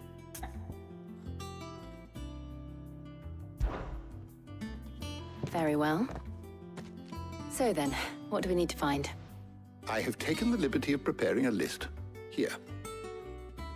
White chocobo eggs. Pepio nuts. Are you sure this list is right? Everything on here seems very edible. I would have thought the ingredients would be a little more exotic. Though these items may seem mundane, they have potent effects that are rarely exploited, effects for which they were once highly prized. So much so, in fact, that they were harvested almost to extinction, hence moon dews having fallen from favor. Now, of course, they can be obtained with ease. You should be able to find everything you need at the market in Northreach. Is that so? I've been meaning to visit Northreach anyway. I'll set out now. Join me there when you're ready. I will. Until then. You two enjoy yourselves. You too, Talia.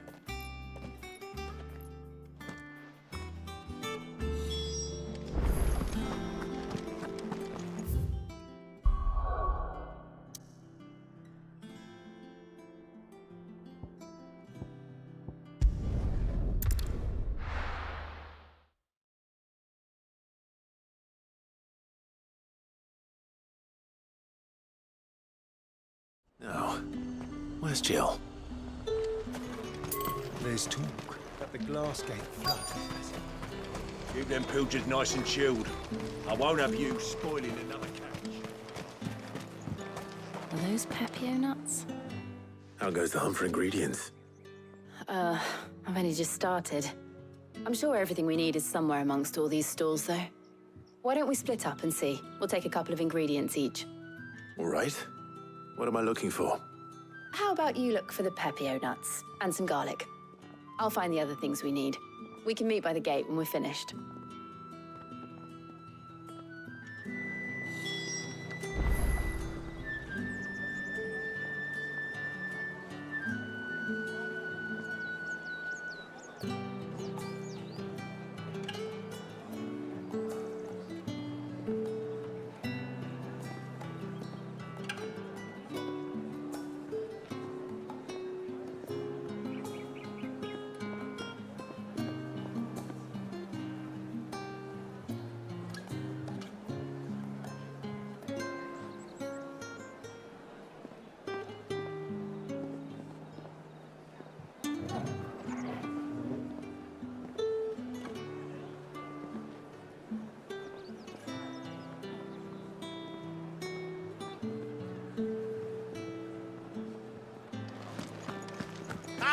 You'll not find a bruised pippin in the bushel.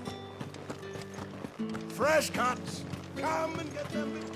What can I interest you in today?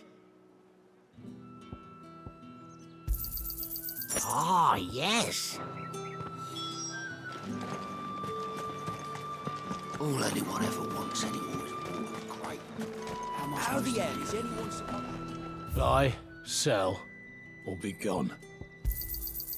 Go on, take it. If that's what you want. That's everything. Let's see how Jill's getting on.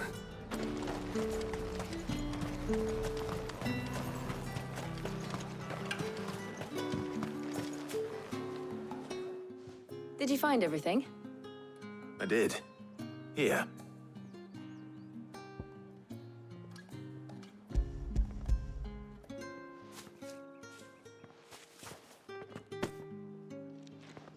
Garlic and Pepio nuts. Perfect. Now all that remains is for Harpocrates to somehow turn all this into what Mid needs to keep her engine cool.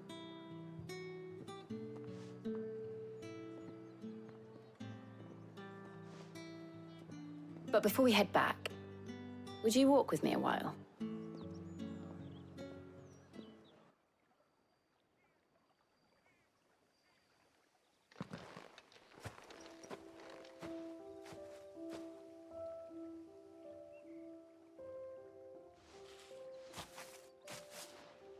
Thank you for asking me to help you today. It makes a nice change. It does. It's good to get away from all the battle and bloodshed for once. Just being here reminds me of when we were children. Do you remember? Walking down Market Street in Rosalith, taking in the sights and smells. How could I forget? What with Torgal's antics. Remember how his nose would prick up at the scent of sausages? He'd go racing away and we'd have to go running after him. We wouldn't catch you now, would we, boy? Is there anything you wanted to buy for yourself while we're here? There was, yes. Well, sort of. Molly in the kitchens told me about a place that sells particularly good pies. Thought you might like to share one with me. I would. Thank you. And I saw some bread.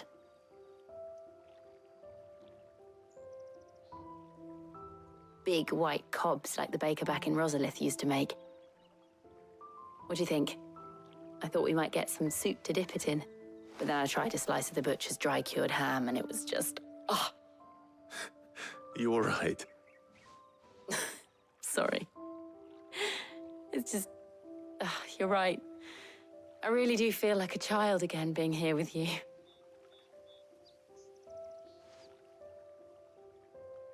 Clive. Is it wrong of me to enjoy this? No, Jill. This is how life should be. And it's how our lives will be when our work is finally done. When we can live on our own terms. I hope so. Thank you, Clive.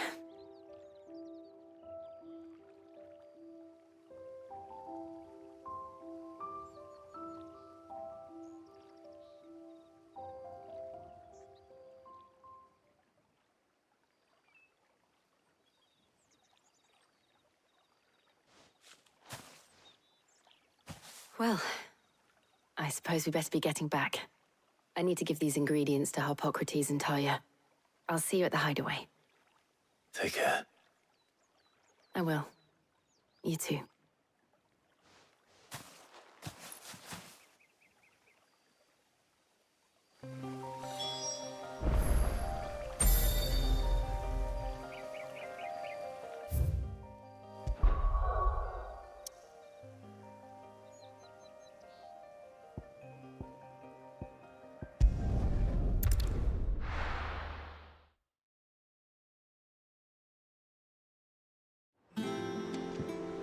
I wonder how Harpocrates is getting on with the moon dew.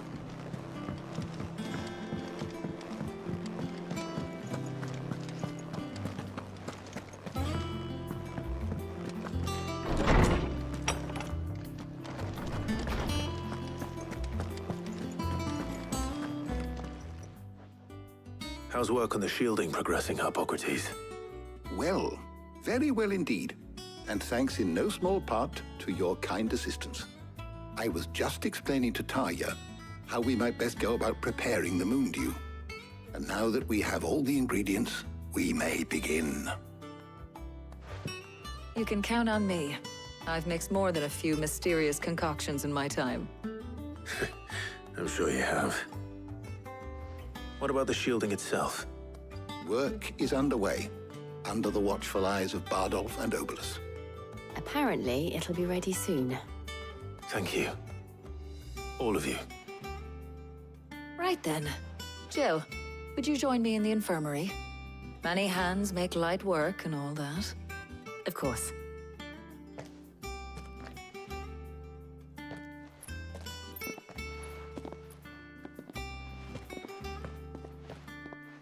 Oh, and Clive, thank you. It was nice just being with you.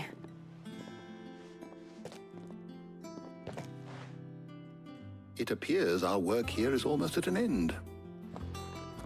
A shame. I was enjoying playing the man of action for once. When both the shielding and the moon dew are ready, it will merely be a matter of applying the one to the other. Followed by a rigorous process of testing and retesting, of course. Perhaps someone ought to warn young Mid of that. Leave it to me. Thank you, Harpocrates.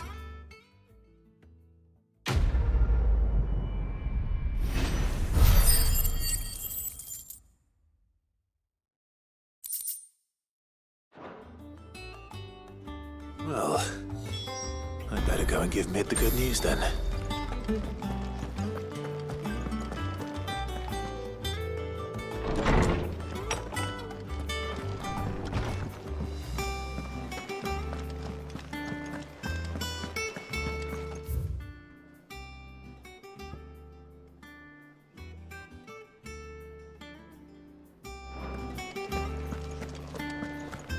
You cracked the crystal too? Joking. It's no joke.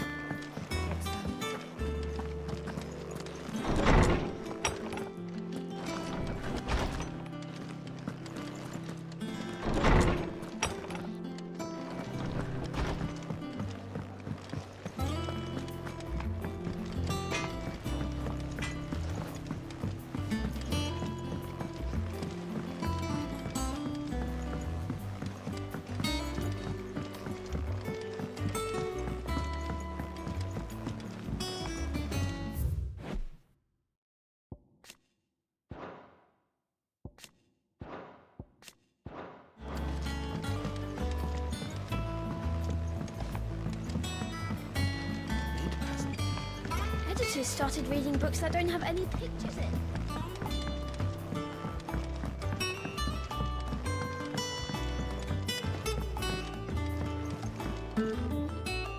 Sorry to keep you waiting, Mid.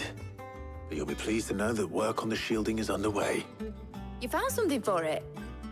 In a manner of speaking, Hippocrates knew of a substance that's highly resistant to heat. A coating that should provide the protection you need. He's supervising the construction and testing of the shielding as we speak. Brilliant! I knew you wouldn't let me down. Don't thank me. I'm just the errand boy. Right then, better start working out how to bolt all these bits together. To the Black Hammer!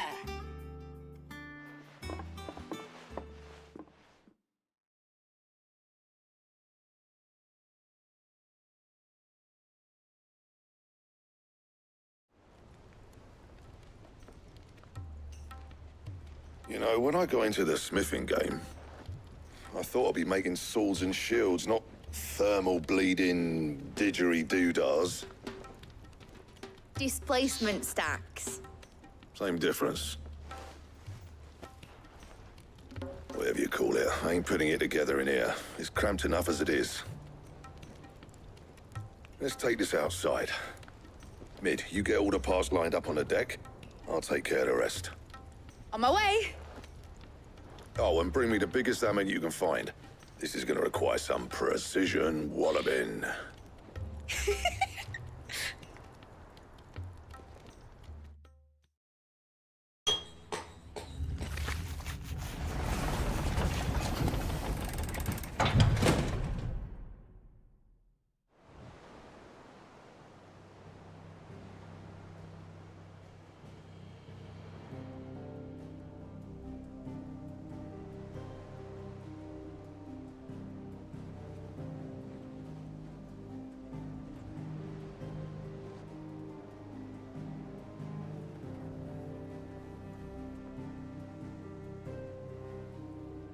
It's finished! It's finally finished!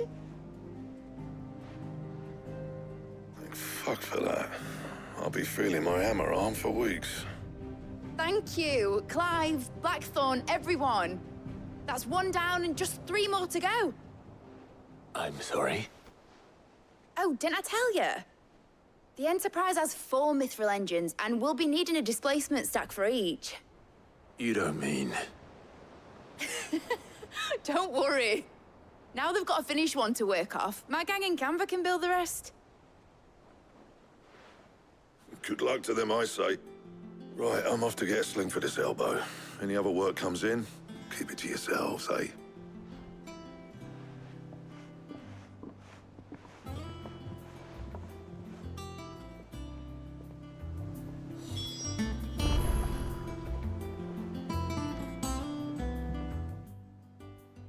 What's the matter? Nothing. Just daydreaming. Thinking about the Enterprise sailing off over the horizon to shores unknown. Searching for a land untouched by the Blight. Just like me and my dad planned. So if the worst came to the worst and every scrap of soil in the Twins turned black, we might still have a chance. That's what she was meant to be. You see, one last chance just in case we needed it.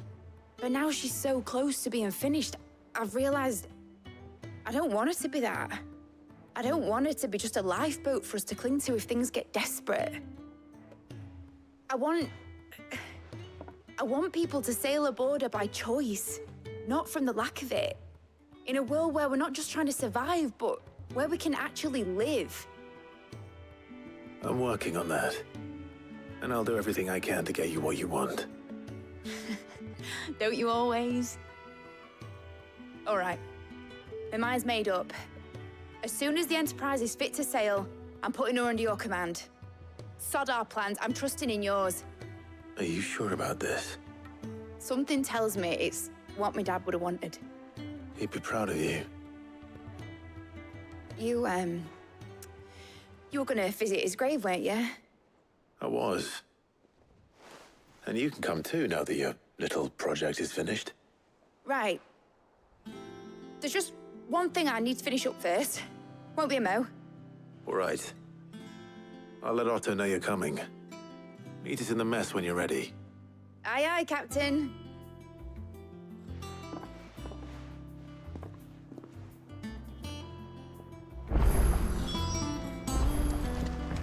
Mid told me she was building a ship.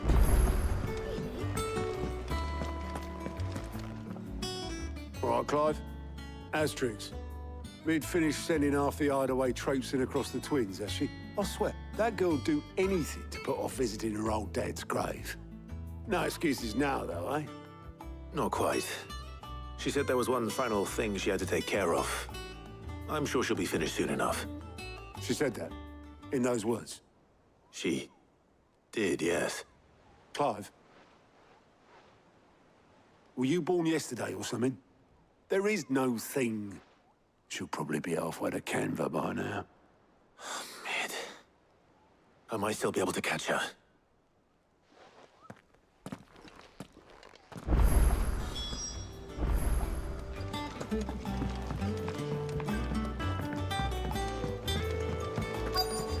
Is that the thing Tomes held? Obolus, have you seen Mid? Yep. In a boat, going that way. Then I'm too late. You in a hurry and all, are ya? Oh, I offered to take her across, but she wouldn't wait. Just paid for a dinghy and rowed off. Oars going like the clappers. Got some life in her, ain't she? But anyway, I was on my way up to see you, as it happens. Got a letter for you. Urgent, by the sound of it. One of your uncle's men said I was to hand it to you in person, post-bleeding haste. And you're here now. Thank you, Obolus. Don't mention it. What tidings, Uncle?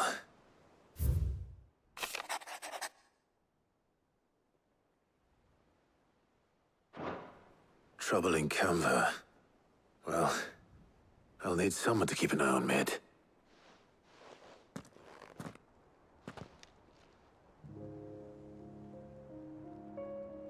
So what? Mid got us to do all the dirty work and then just sailed off into the sunset? It, seems that way. Well, nothing we can do about it now. But next time you plan on visiting Sid, you might want to tie her to something before you suggest it. Ah, don't be so hard on her. Gotta admit, the dirty work was kind of fun. Everyone pitching in, all that bollocks. Just like when we built this place. You're right. Anyway, we all set to head to the old hideaway. I could do with getting to Canva pretty sharpish. Wouldn't do to keep Lord Rosfield of the Seven High Houses waiting now, would it? Not after he asked for me personally. Gav will be leaving with me. Will you mind the place while we're gone? You can count on me. Just be sure to give Sid and the others my regards. All right. Oh, by the way, Jill will be joining us too. She's got some things to take care of, but she'll meet us there. I hope she's telling the truth at least.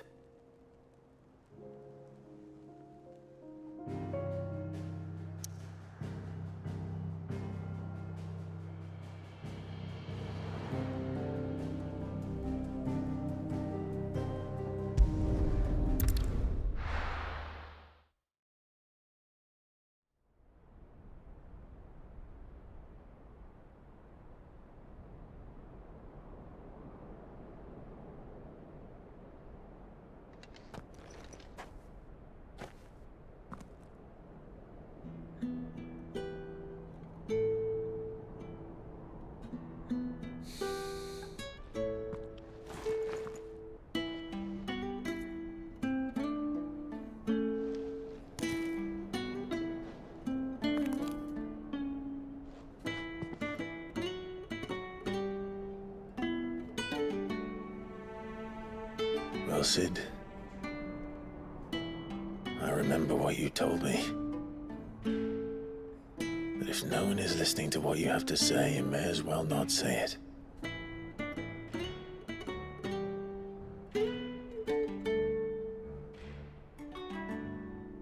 But I will. will say this, old friend.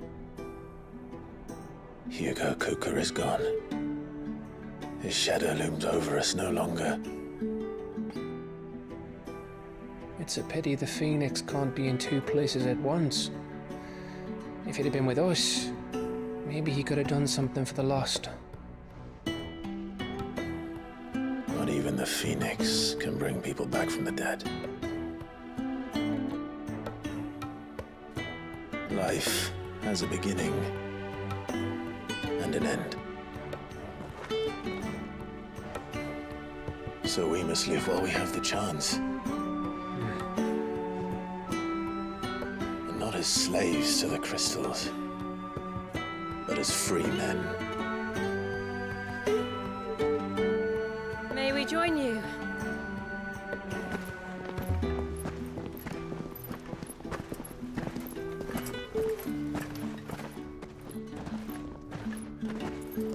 Lady Karen, what a pleasant surprise. I thought I'd drop by and see how you were all doing before heading off to restock my supplies.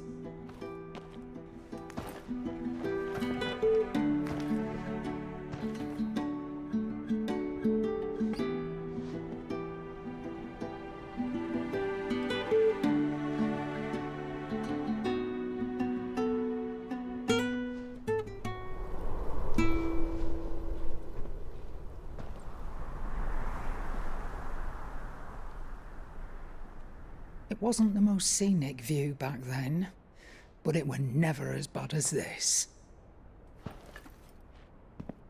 I know.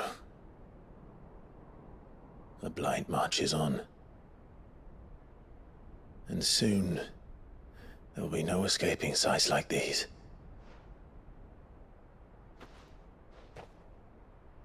So our mission remains unchanged. We cannot stop until every Mother Crystal is gone, and their thirst for ether with them. The only one that remains in Storm is Drake's Tail in the Crystalline Dominion. Our next target. We're going to Twinside. It's the capital of the Empire these days. I wouldn't like to think how tightly guarded they've got the place. Not that that'll stop you, but we do well to scout it out before you go charging in. We would indeed. If you're off to the Dominion, you can take this great lump with you. Goods. Oh, I am sorry. Have you forgotten you're the most wanted man in the Twins? I thought you might like to disguise yourselves as the attendants of a travelling trader, assuming you've no better ideas. You wanted to buy yourself some tools, didn't you? Well, now's your chance. You're letting me go with them? Oh, thanks, Nan. Stop that! You'll break me bones, you great galoot.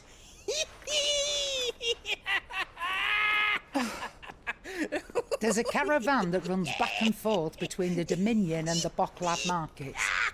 It's managed by the Merchants Guild. Just show them Goots' traders pass and you'll be on your way. It'll be a damn sight less risky than footing it the length of the Crystal Road. That's for sure. Thank you, Karen. And glad to have you with us, Goots. Okay then. I'll get me things and I'll meet yous there. See yous down in Bocklad. Get off! Me poor fingers! Jill, you're with me. Understood. And Gav? Already on my way, Captain.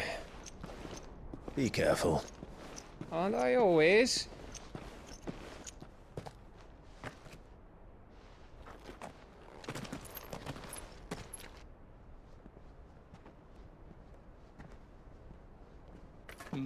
Do you see that, Sid? Your protege's making a proper little outlaw of himself.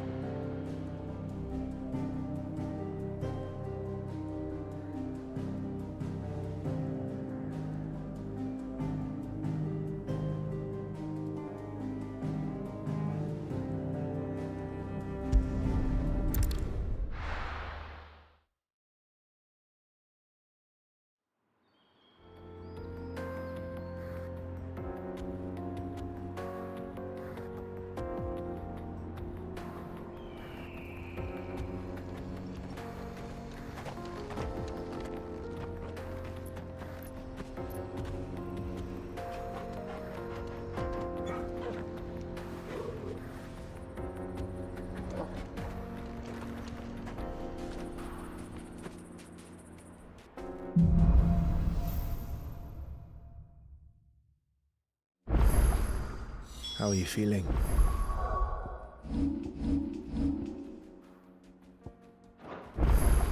Better.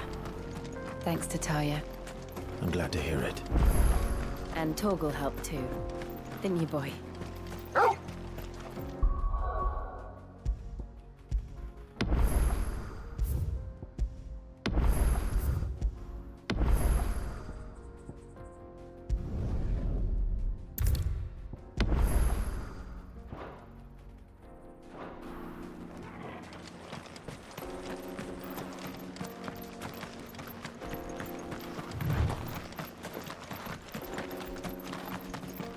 This used to be a trade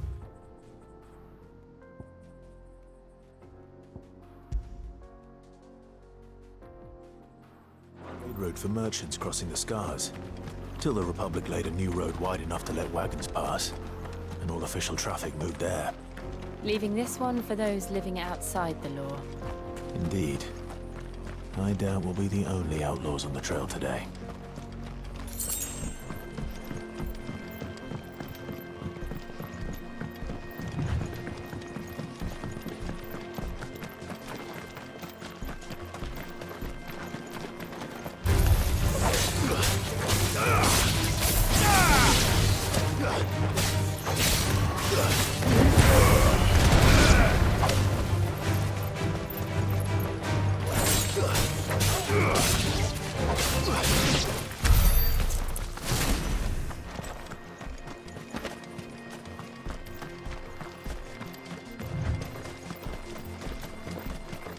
So what do you think?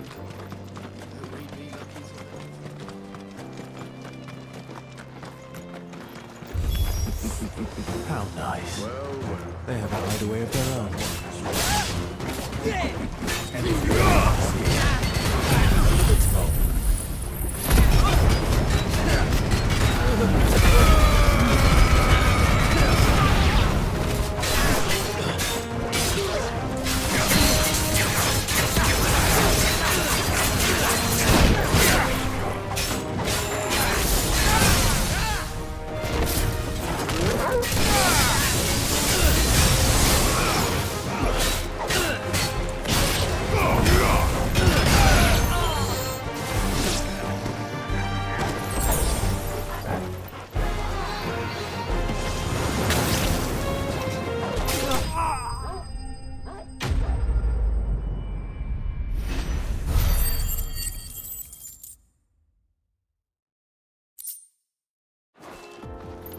We've done the Republic a service.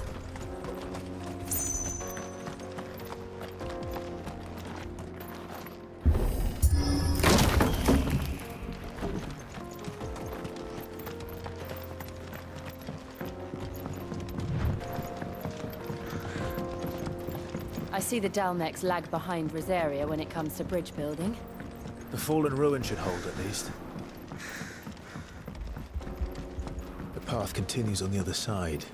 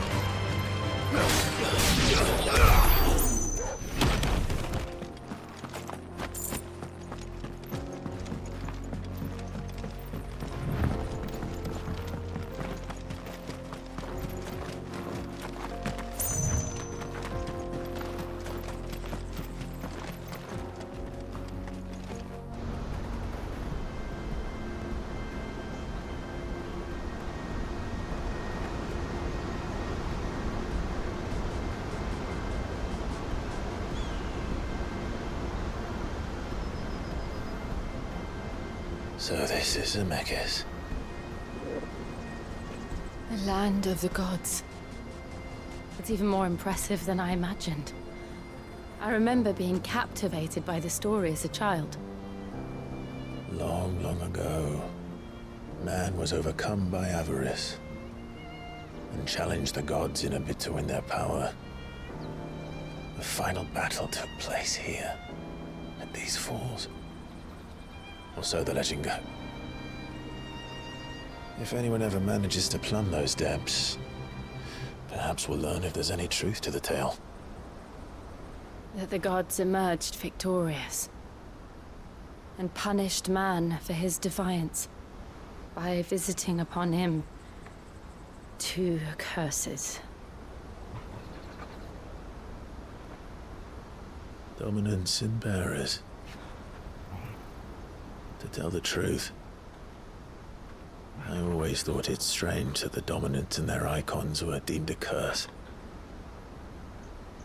Back home, the dominant inherited the throne. They were admired and exalted, not spurned. Whenever I got to that part of the story, I always assumed there must be something I'd misunderstood. You had a lot of storybooks, didn't you? In your room, I mean. When we were young. The old legends were always my favorites. Epic battles between gods and men. Father encouraged me to read as much as I could. He thought it good for my education.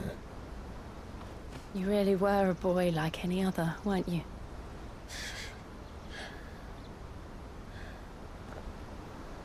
Just look at this place. It's enough to make you believe the legends are true. I know.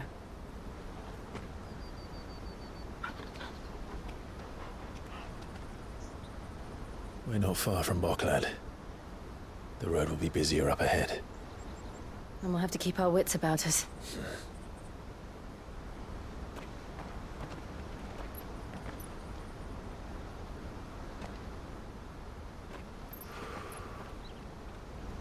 Clive?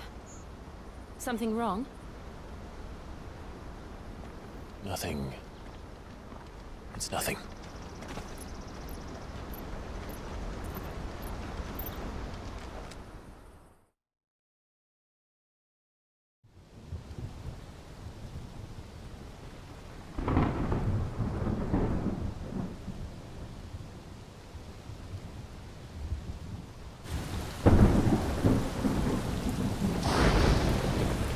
I see the reports are true, Father.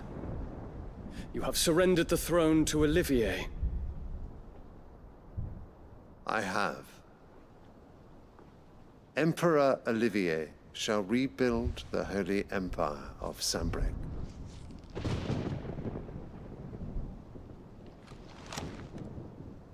How is he to rule an empire? He is but a boy. I shall advise him until he comes of age. Father, please. Or for as long as I am able. The empire we seek to build needs young blood to rule it, and I can think of none better suited to the task.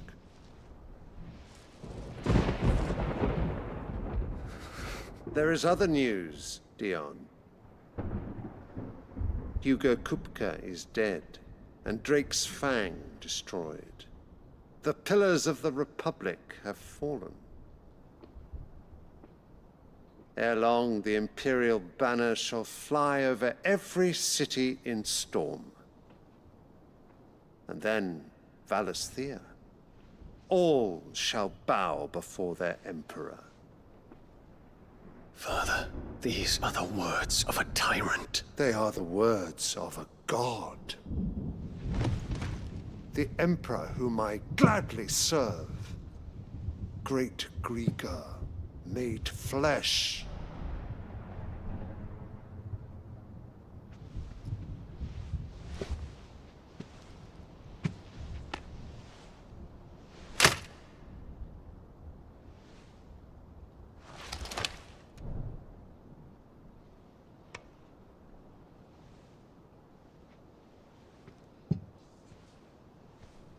Return to your camp, Dion, and ready your forces.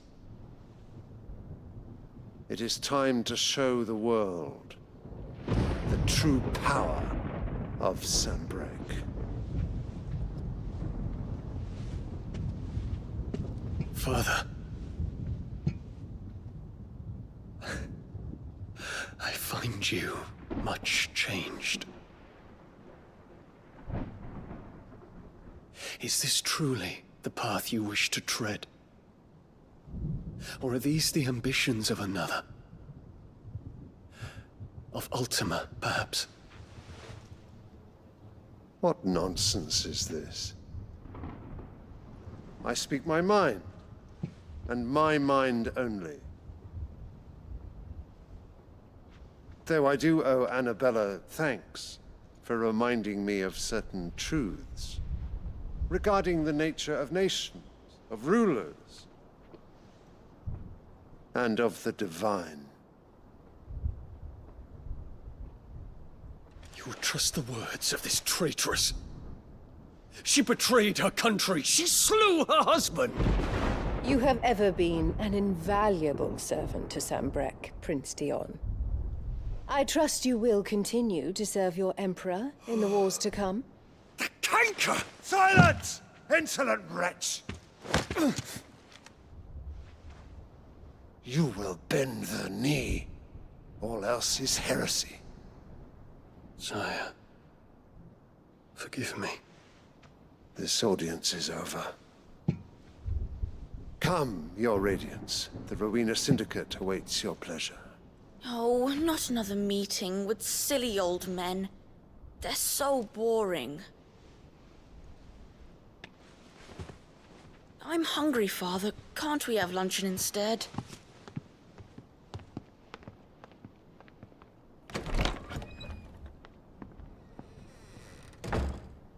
Does it pain you that you will not inherit your father's throne? I have suffered worse.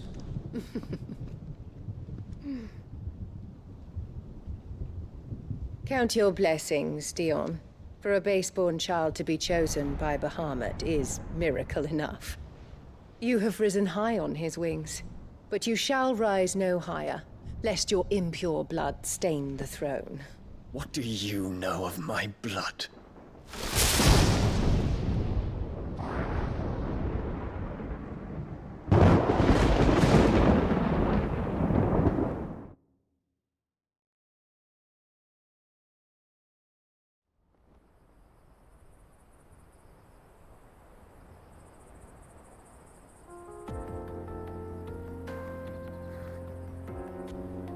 The Boklab markets are to the north. We just need to hug the coast.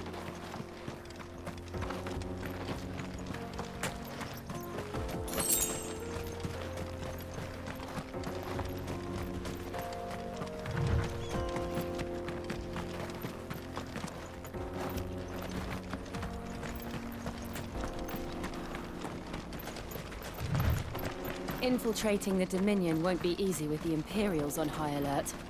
No. His Radiance has lost one capital already. We can be sure Sylvester will do everything in his power to hold on to Twinside. His troops are well-trained and increasingly battle-hardened. But it's not as if we can wait for the siege to end.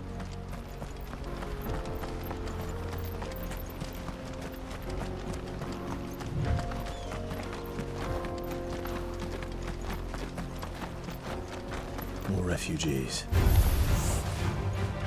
They're all making for the crystalline Dominion. Because they have heard a little about the crystal's blessing.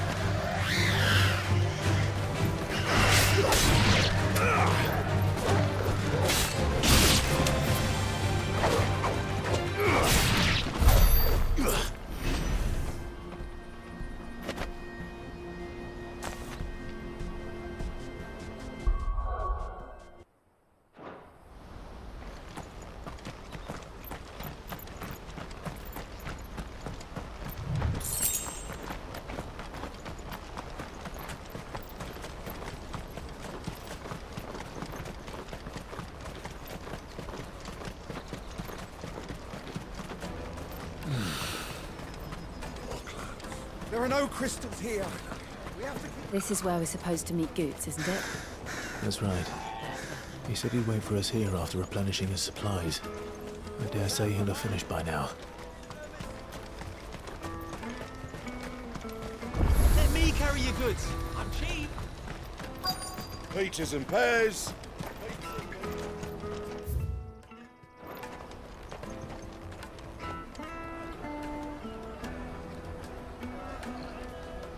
Wonders from across the water. Come one, come all. Feast your eyes. Good sir, can I interest you in...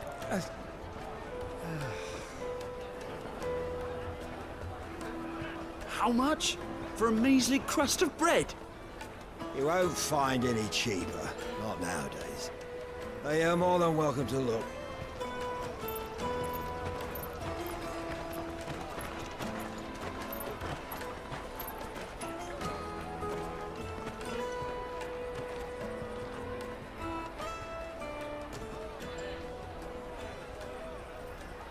The Empire's unlawful and illegitimate occupation of the crystalline dominion is still in effect. Only those whose business in Twinside has been officially approved by the Republican Army will be permitted to cross the border. All who seek entry are to form a line and ready their documents for inspection. It looks like we aren't the only ones who are eager to leave. And they're checking everyone. Can't you make an Not for the likes of you. We won't get through without that pass. Let's go and find Good, shall we?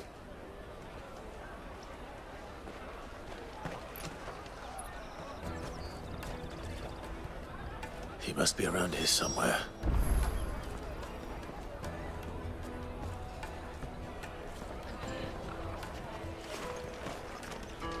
Come and taste my peaches. They're sweet as nectar. I'll take the large one. Ah, Good. There you are. Clive, I'm so sorry. Don't tell Nan, will you? Slow down, Good. Just tell us what happened. It's me trader's pass. It's gone. We cannot ride the caravan without it. We won't even be able to get through the flipping checkpoint. Do you remember when you last saw it? It was in my pocket a minute ago. Then a bairn bumped into me and... Yeah.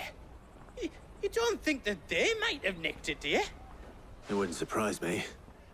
A busy market like this is prime territory for pickpockets.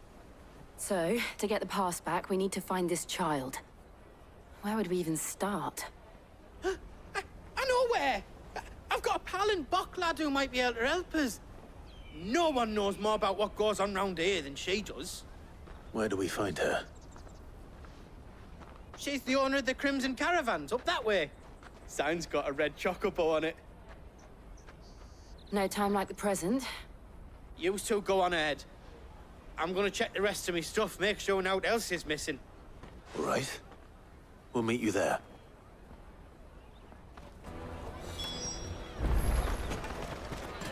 Let's keep an eye out for this red chocobo, then. And the other on our purses. It's next to the checkpoint.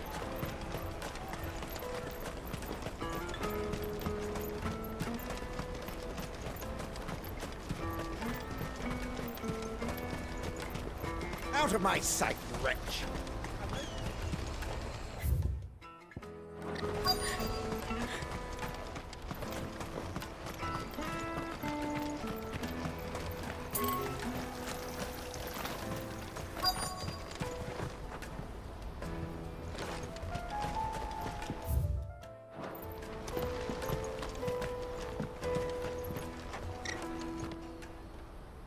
Looking to hire a coach?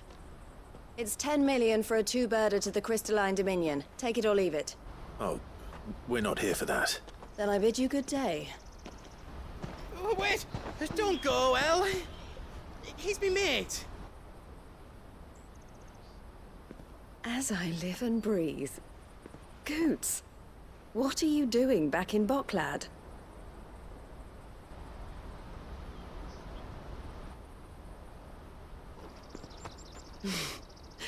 I gather Lady Karen didn't send you.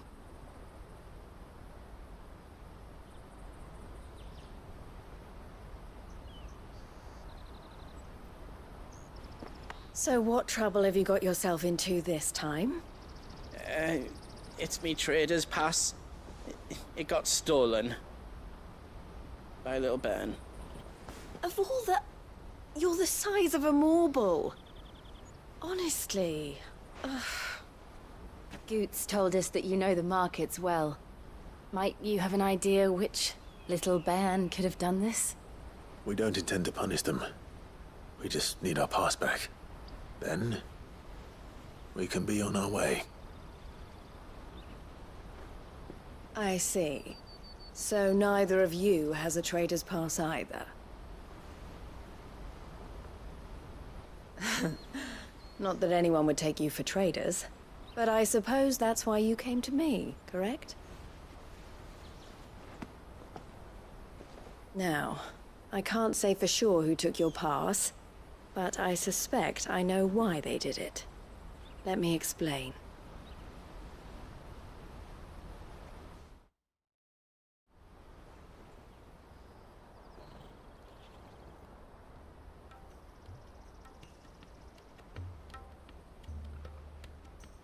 Ever since the Fist marched on the Dominion, the Republic has been clamping down on any commerce that might aid the Empire more than it does us. Which means traders' passes have gone from being merely a way of easing one's progress to being essential if one wishes to cross the border at all. And with demand outstripping supply, they've become a precious commodity, leading some to seek to acquire them by less than legitimate means. So the children are stealing passes to sell on the black market? Yes, and no. Passes are inscribed with the names of their owners, and yet none of the victims' names have appeared on the register of those passing through the checkpoint. Which means? That someone is doctoring the stolen passes. The same someone who is encouraging the children to steal them. And the same someone who has Goots' pass, no doubt. Whoever they are, they're ruining the livelihoods of honest merchants, which is why we've decided to take a stand. Will you stand with us? You want to get your pass back, and we want to ensure that no more are stolen. Catch whoever's behind it all, and 2 birds shall be slain with a single stone. Is there any other way of getting to the Crystalline Dominion Goots? They won't let you in if you're not with the caravan. It's that, I don't know, try swimming across the strait. But the guards will definitely spot you if you try and do that. Like, we don't want to get spotted, right? So either we find the people who took the pass, or give up all hope of entering the Dominion. All right. We'll help. Thank you kindly. But I don't know your name. Eloise at your service. Clive.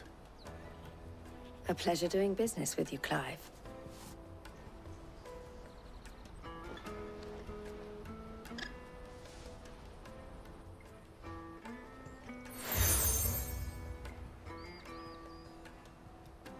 The proprietor of the furniture makers by the coach stop is spearheading the search. Wear that, and he will know you for a friend. I suggest that you speak with him first. The furniture makers. Understood.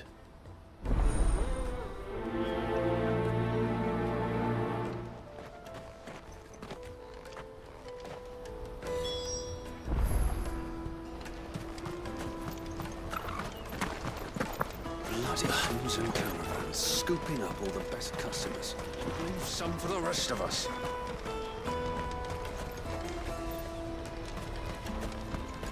Out of my sight, wretch!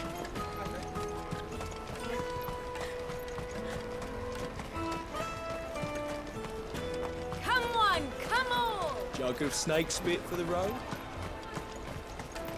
Juicy pears! Slake your thirst with a... Are you the furniture maker? Looking for something in particular? Ah, Eloise collared you too, eh? Then I expect you want to know more. She told me you were leading the hunt for the pickpockets. What have you learned? For one, that they're targeting the traders carrying the biggest packs. Harder to watch your back, see? And less chance of the mark giving chase if they're spotted. Not that they'd be likely to catch them. Those imps know every inch of this warren like the backs of their hands. Their eyes must have lit up when they saw Goots. The fishmonger round by the gate's been trying to track down the children involved. Should go and have a word with her. Thank you. We will.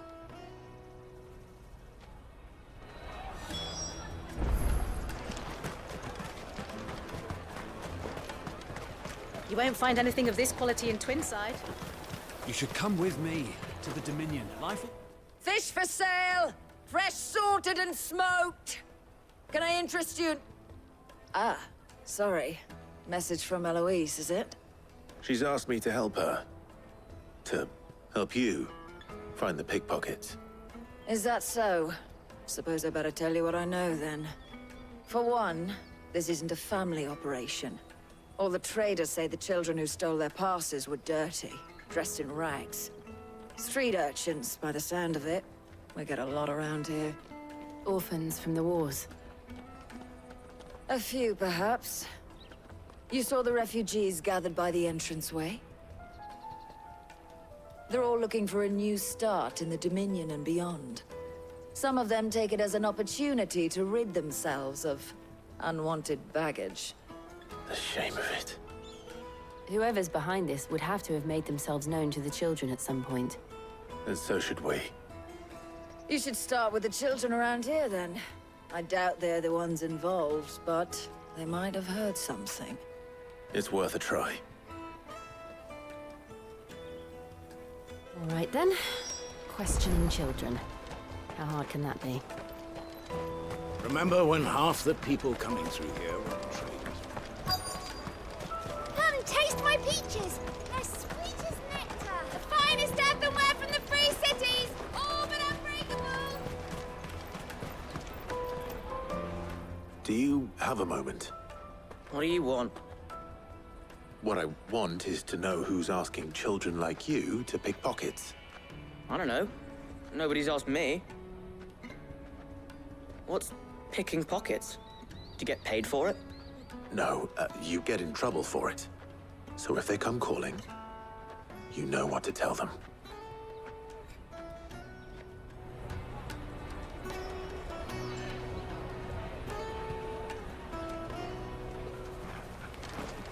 The caravan stops next to the checkpoint. Excuse me? What do you want? I don't have any money. It's all right. We're not going to hurt you. We just want to talk. What about? We've heard that some very bad people are making children like you steal from travelers. We need to know who's behind it so we can stop them. I don't know much about it, really. But my friend, Honza, he said he got a job doing something dangerous. Sounds promising. We need to find him and ask. Do you know where your friend might be? He's usually by the tents outside town. Thank you. You've been very helpful. Jug of snake spit for the road? It'll keep. Come on, come on!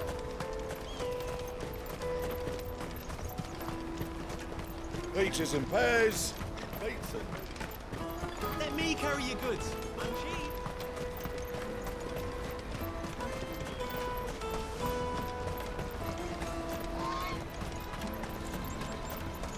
She must have meant the refugee camp. Let's hope he's still nearby. Daddy, I'm hungry.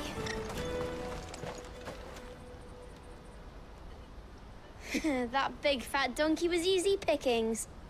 He wouldn't have noticed if we robbed his boots off him. Yeah. Wish we hadn't handed over the pass, though. Could use one of those things to get out of this dump. Chance would be a fine thing. The moment they found out, they'd string us up by our guts. Would they now? Perhaps you'd like to introduce us to these charming characters. Shit, we're in trouble now. What do we do? You two get caught if you want. I'm off. Hunter, where are you going? So that was Hunter, eh? Jill, you watch these two. I'm going after him. All right.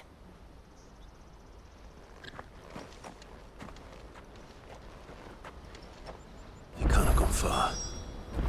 I need to find him before his employers do. Daddy, I'm hungry.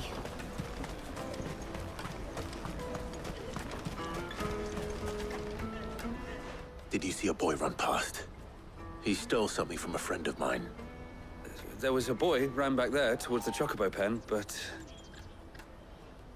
Thank you.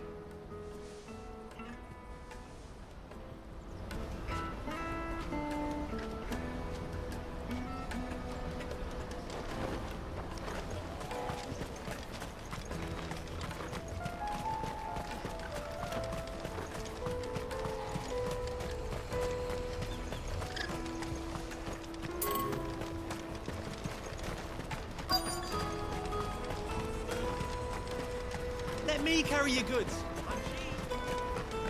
This is everything. It must be transported again.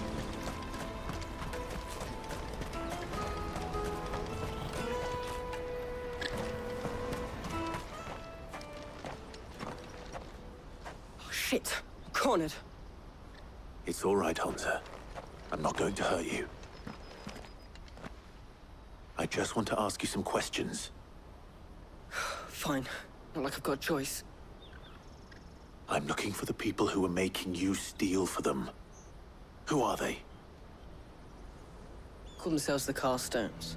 They said they'd give me good gill if I did what they told me. I knew they were bad, but bread doesn't come for free. Didn't come at all half the time, before I started buzzing for them. You know, if I didn't do it, they'd just pick on someone else. Someone they could push around easier. Hansa. You found him then? Jill. Where are the other two? Eloise is watching over them. She sent Goots and I to look for you. You're... him! I haven't got your pass anymore, if that's what you're after. I gave it to the Carstones. Whatever you do to me, I can't get it back. Not that I go against them anyway. If it weren't for their gill, me and my mates would have starved.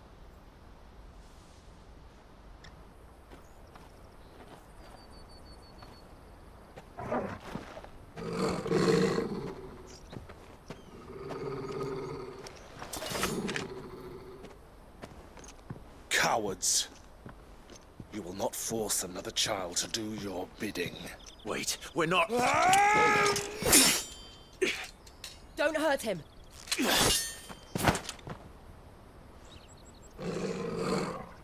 You're making a mistake. We're on the same side. Like hell we are. That brooch. Where did you get it? Master Theo? Goots. What are you doing with these people? Unless you're the ones my sister was talking about. Your sister?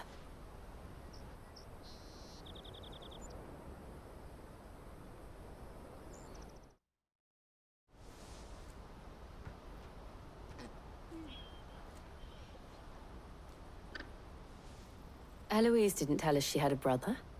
And why would she? I'm just her back and a blade. Theodore, at your service. Sorry about before. Theodore, what do you know of the cast stones? Vultures who have made Boklad their hunting ground. They prey on the desperate, stealing from those with gill and bullying those without it into joining their flock. I'd been looking into their activities in hope of sparing the refugees any further hardship. But it seems they've already stooped even lower than I'd feared. Hansa's a good lad. Don't blame him for what they've made him do. If he and his friends hadn't agreed to work for the stones, some other poor souls would have. On pain of death, most likely. Clive, was it? And my sisters asked you to help put an end to the pickpocketing. Then we all want the same thing.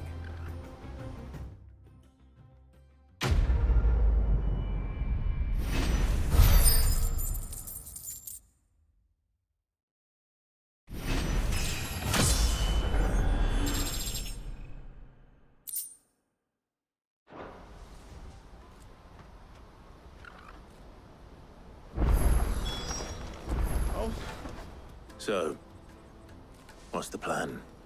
What else? We find the cast stones, and we crush them. You get your trader's pass back, and I make Boklad a safe place again. All right then. All right then. Honza, where are they camped? Don't worry. They'll never know you told us. Couldn't if I wanted to. They always come to town to collect the passes. Meet us outside the gate. I tried following them once, but they spotted me halfway down the trail. Said they'd string me up. We'll try it this time. Which way were they going? Back down the road towards Lateney's Cleft. To Lateney's Cleft, then?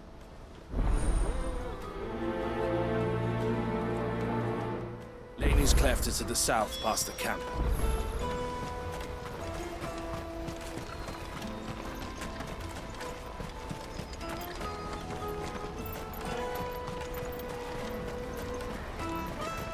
That's that, then.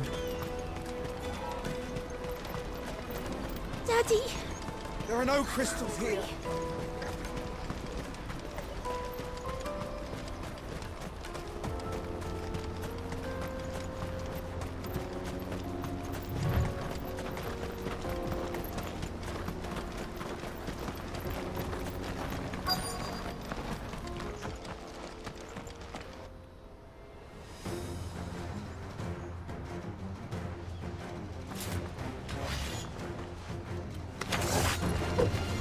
The one who's been sticking his nose in our business. You should have minded your own.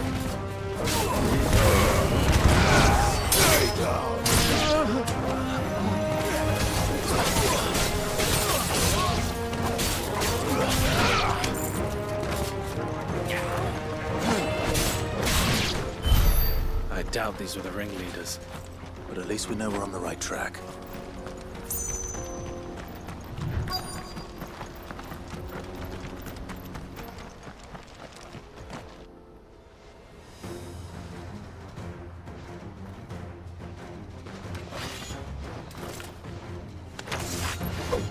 We got company!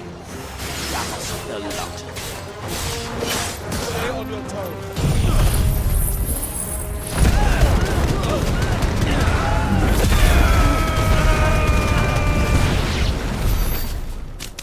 More foot soldiers. Fewer now.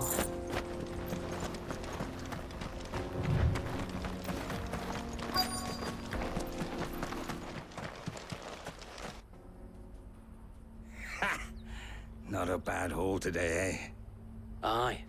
Some of our new recruits are natural-born ne'er-do-wells. Especially the little ones. That Hans has got nimble fingers, all right. It will be a shame when they chop them off. But till then, let's make the most of it. Scum. The leaders of the cast stones, I take it. They don't deserve any mercy, Clive. I wasn't planning on showing them any. We're ready when you are, Theodore. Oh, I'm ready.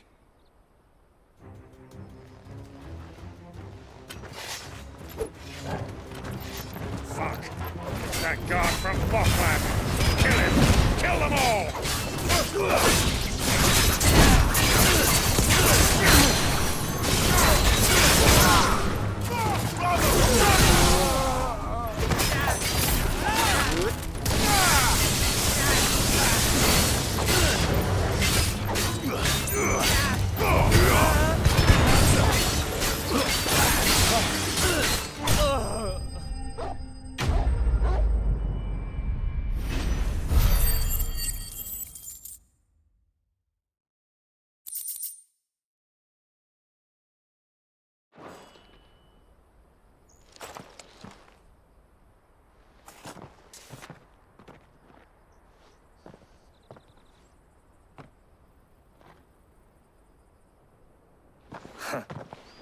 And they say crime doesn't pay. Gold chains, rings, purses. And traders' passes. Dozens of them. Have the names been changed? Not yet. I recognize some of them. No doubt Goots's is somewhere among them. Now I just need to sort through it all and return everything to the people it was taken from. We should go and give Eloise the good news. Can we leave things here in your hands, Theodore? Of course. Oh, and, be sure to tell her of the part I played, won't you? We'll be glad to.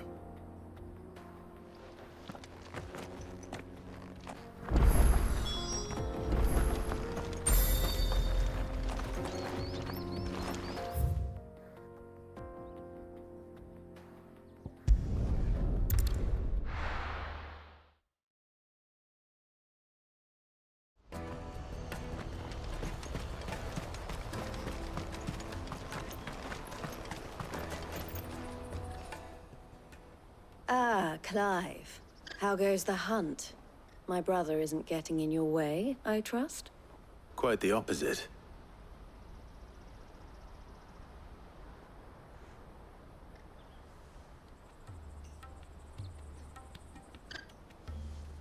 So it was the cast stones who were behind it all.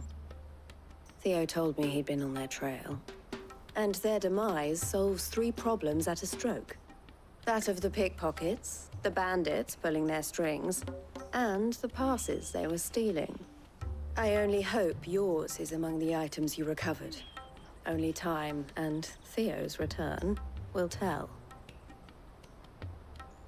Speaking of whom, welcome home, dear brother. You are too kind, Eloise. Here, Clive. Goods' pass. Ask him to keep a closer eye on it from now on, would you? I will. Thank you. El, I've asked our boys to carry the rest of the goods back. Can I count on your help in sorting through it all? Of course. I'll make some space in the storeroom. I expect you'll soon be on your way then. But it wouldn't do to leave without introducing yourself properly. Would it now? Sid. Don't look so shocked. We're on the same side. I don't understand. As you now know all too well, we at the Crimson Caravans are always happy to help those in need. For a small fee, we will move anything that needs moving. Be that goods to market, or bearers away from it. I was the first my sister helped escape. If it wasn't for her, I'd have been branded as a boy. I had no idea. It just so happens that we are seeking to expand our operation. And who better to join forces with than the leader in the field? Wouldn't you agree, Theo? I would. It seems our purpose is the same in more ways than one. So what would you say to working together again? It would be our pleasure. And our honor. The honor is ours. Here, Clive. This is for you.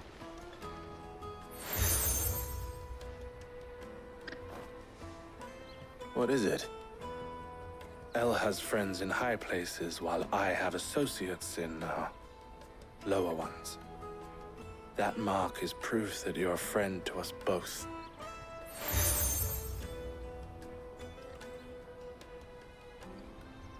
I shall bear it with pride.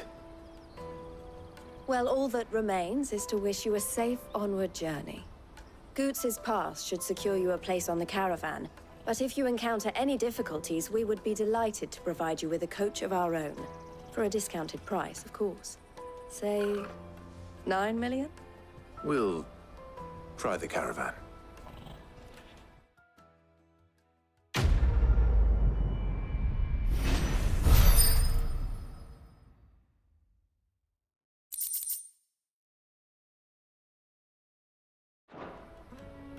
Right then. Let's get this back to Goots. And then it's on to the Dominion.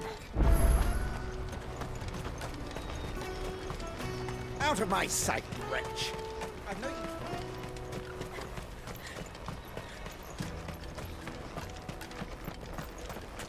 Come on, come on! The caravan stops next. Juicy pears! Slake your thirst without a crystal. What I really want to be is a blacksmith. Here you are, Goots. Try not to lose it again. Me pass! You found it! Oh, thank you so much. Nan would have killed me if I'd come back without it. I'll have to say thanks to El and Theo, too. So should you, Hansa. You and your friends don't have to steal anymore. If anyone threatens you again, you know who to turn to. We do. And we already have.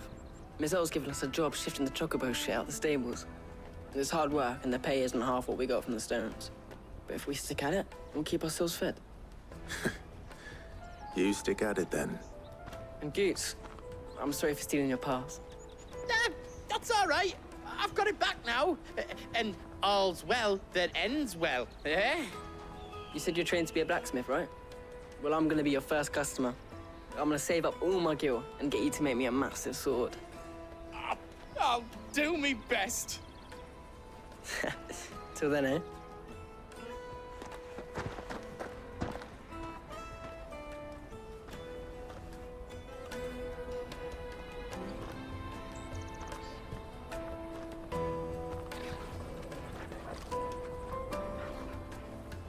All right. We have a place on the wagon.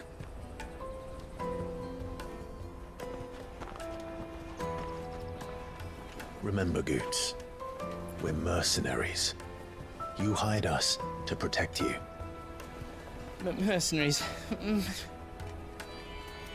you remember the plan? You're to ride all the way to Twinside.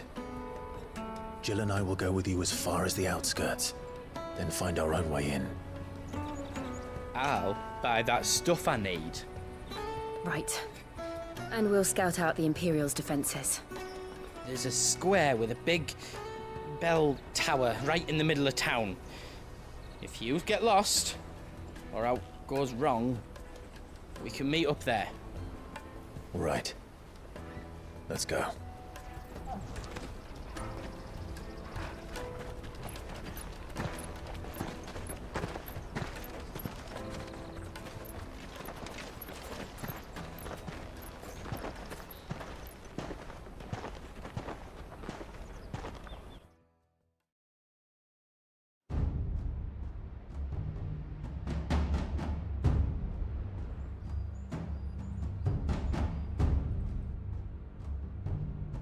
I see. And you're quite certain your father has no knowledge of Ultima? I am. I have no difficulty believing a sinister force has come to exert an influence on Sanbreque. But be that as it may, it is yet to claim my father. For better or worse, his radiance speaks his own mind. Then the Fiend works from the shadows. I confess, when first you told me of this Fiend, I had my doubts. And more than a few at that. A beast that labors to plunge Valisthea into turmoil, all in pursuit of your brother. But that wound is proof enough that evil is afoot. Then I have your answer, Your Highness. You will join me in my fight. I cannot. Not yet. Your Highness, please. As you are aware, the Dhalmekian army is at our gates. They have lost their mother crystal, and with it all hope of a negotiated withdrawal. It is but a matter of time before they invade. If Bahamut is not here to meet them, my people will be slaughtered. Though not by Hugo Kupka, thanks to Ultima's machinations. I know the fate of your people weighs heavy on your conscience, but if we do not put an end to Ultima's plans, they shall face a far darker fate. The chaos he would wreak would sweep all of Valisthea into the abyss. The lives of every man, woman, and child in the Twins are at stake. I believe what you say, Phoenix. But I have duties of my own, and I must discharge them. Come what may.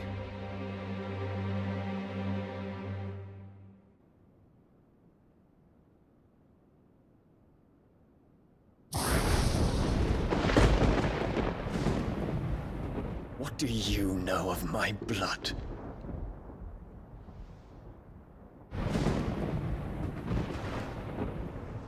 I know that it is wholly unworthy of the highest offices of state, which rightly belong to those of purer breeding. Alas. Your bloodline runs through the Oriflamme gutter, from a whore who weighed her child's worth in gil. Have you threatened my father? Of course not. I merely whispered in his ear that his mongrel son is plotting a rebellion. What? Sylvester listens to the words of his astrologers. And they have ears too. You have been feeding them your lies! Should you remain loyal to Emperor Olivier, his radiance may yet crown your head with laurel, and not with tar. Fork-tongued witch!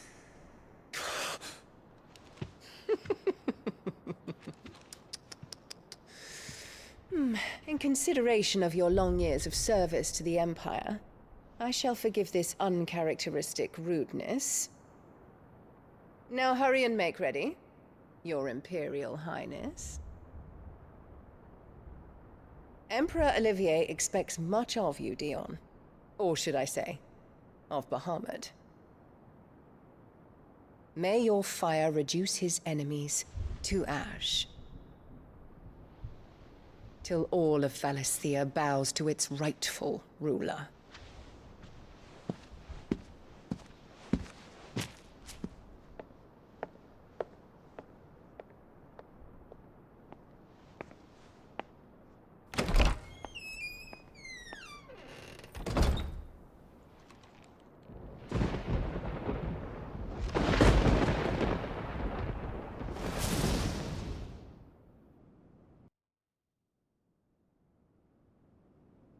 There is another darkness that has taken hold of Sanbreque.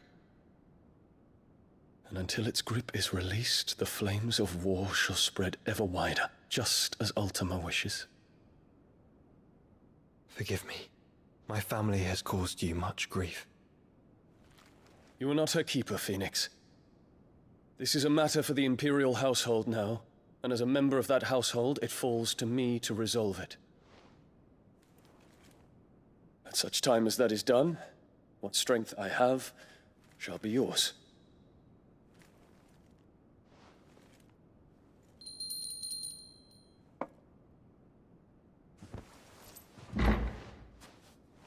Thank you, Your Highness.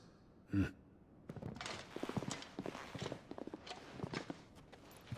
us take to the skies together, and bring a new dawn to Valisthea. I should like nothing more.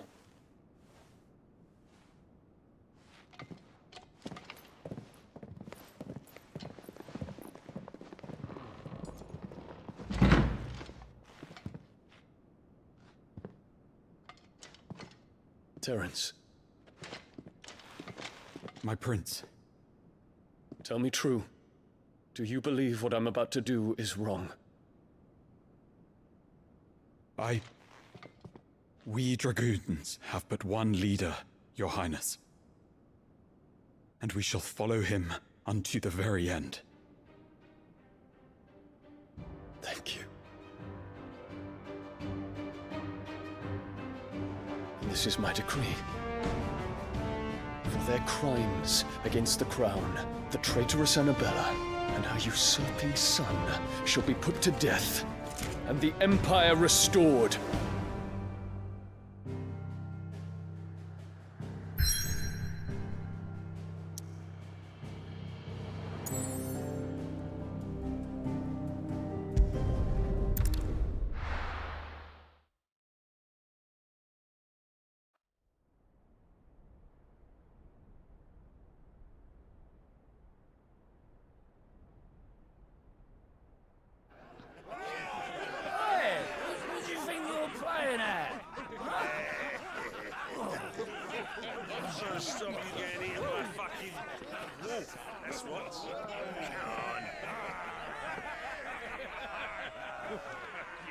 One would never guess that these people stood on the brink of war. And they're afraid. They turn to drink to forget their fears. Anything you want to forget?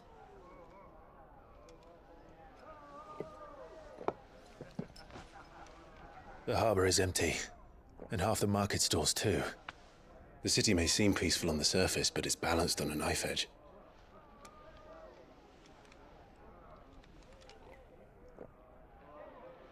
Were we to give it a nudge, it might be just the distraction we need to reach the Mother Crystal. I thought you might say that. We should send for Gav. We'll need someone to keep the fires we start from going out. And we can busy ourselves scheming until he gets here. I'll send a Stolas then.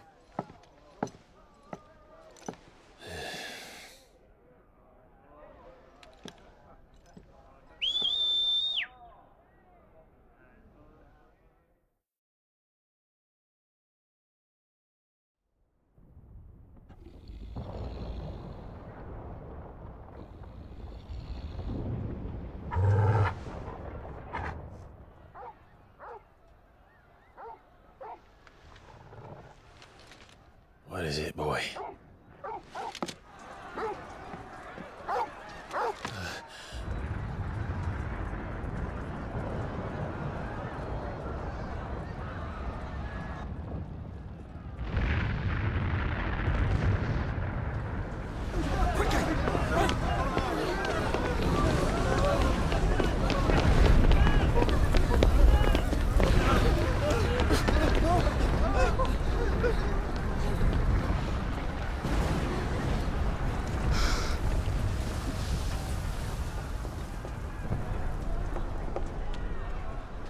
What's happening?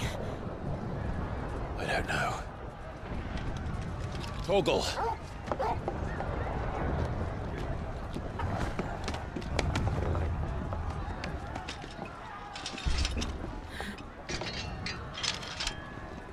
This way.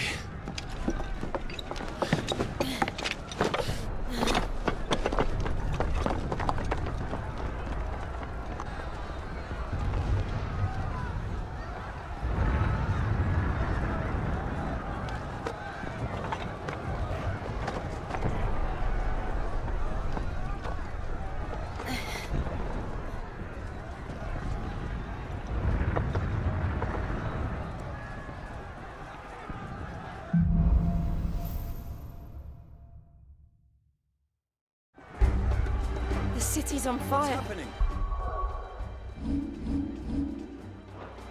I'm sure Goots is fine. He'll be making for the square. The one with the bell tower. In the middle of town, right?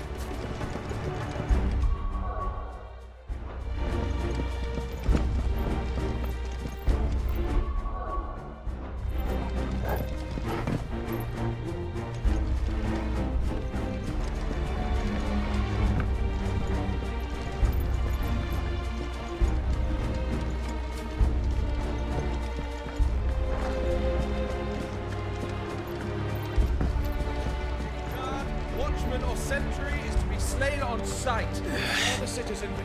His Highness's orders were clear. Those were Imperial Dragoons.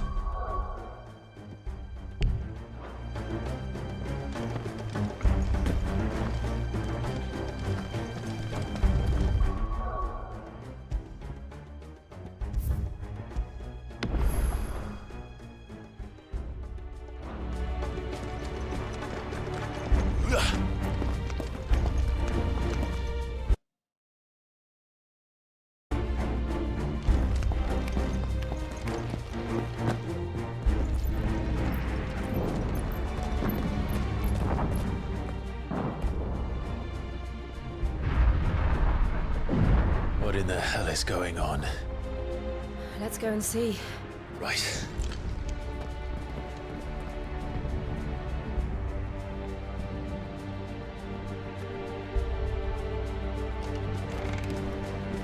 But first we find Goots.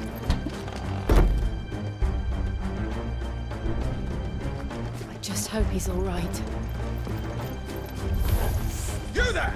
Identify yourself! Do we have to?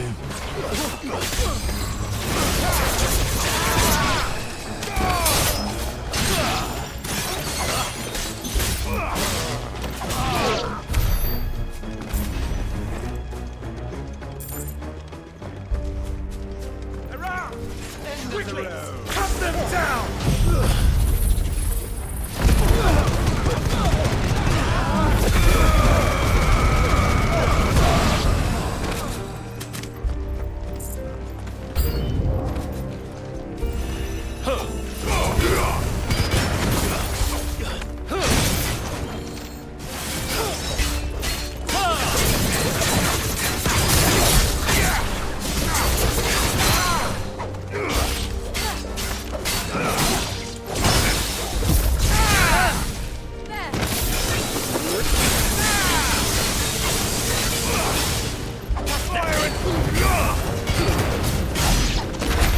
There's no doubt about it. They're Dragoons. What is this then? A civil war?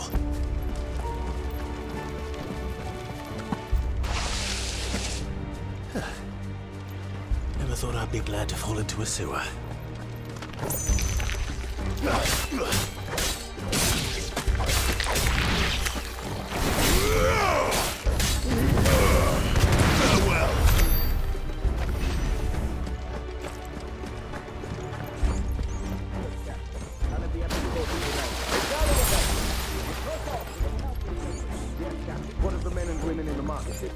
The evacuation is complete.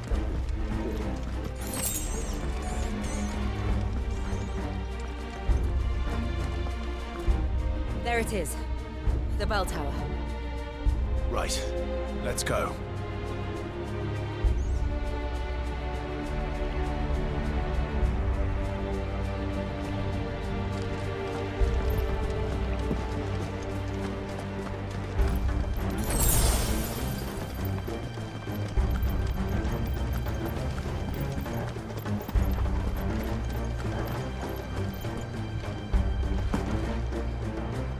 Ah, a goods lift.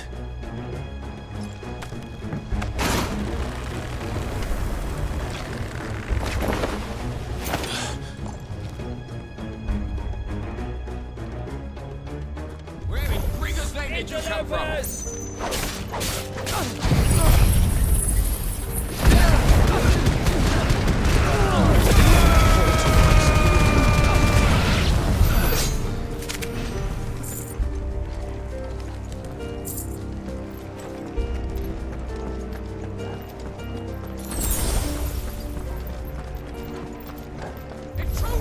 Don't get surrounded. Defend the gates!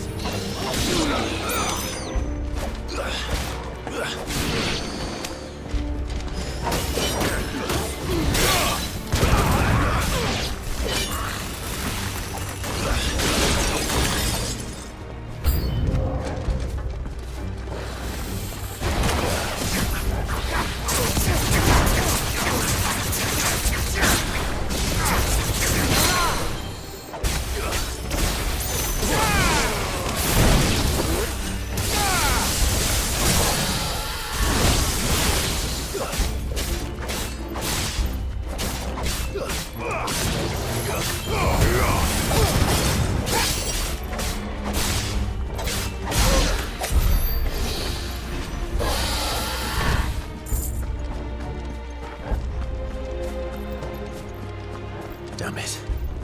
We'll have to find a way around.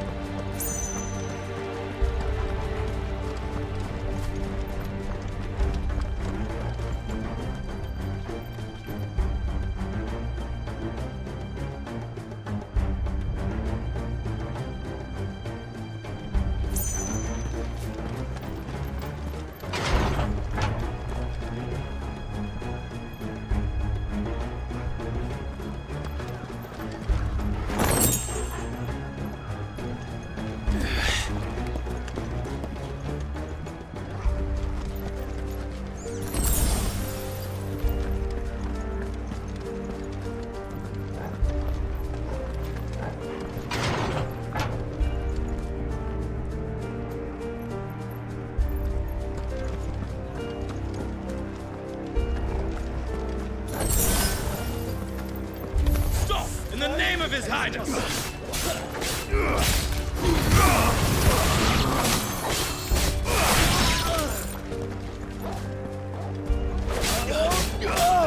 Like this.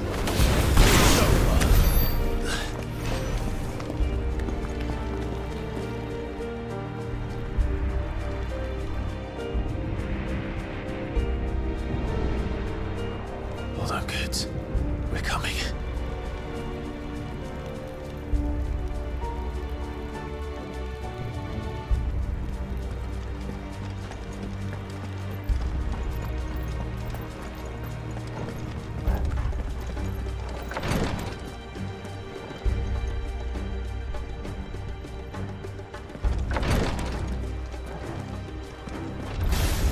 In the Prince's name, none shall pass!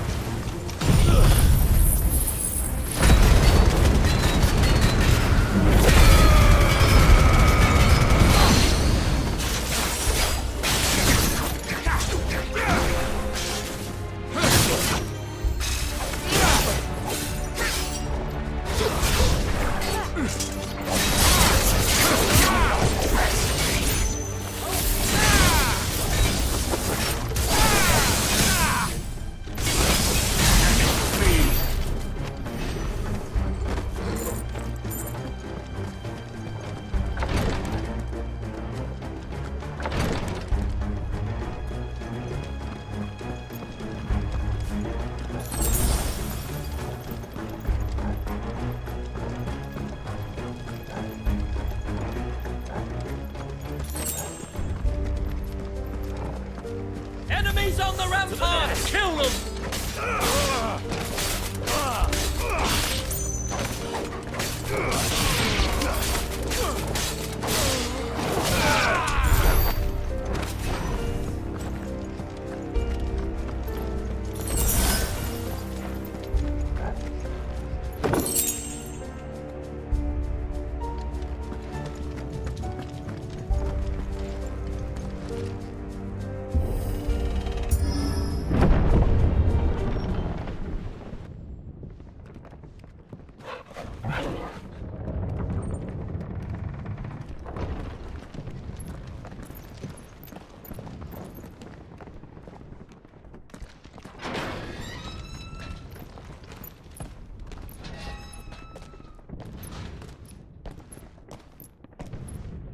Can you see him anywhere?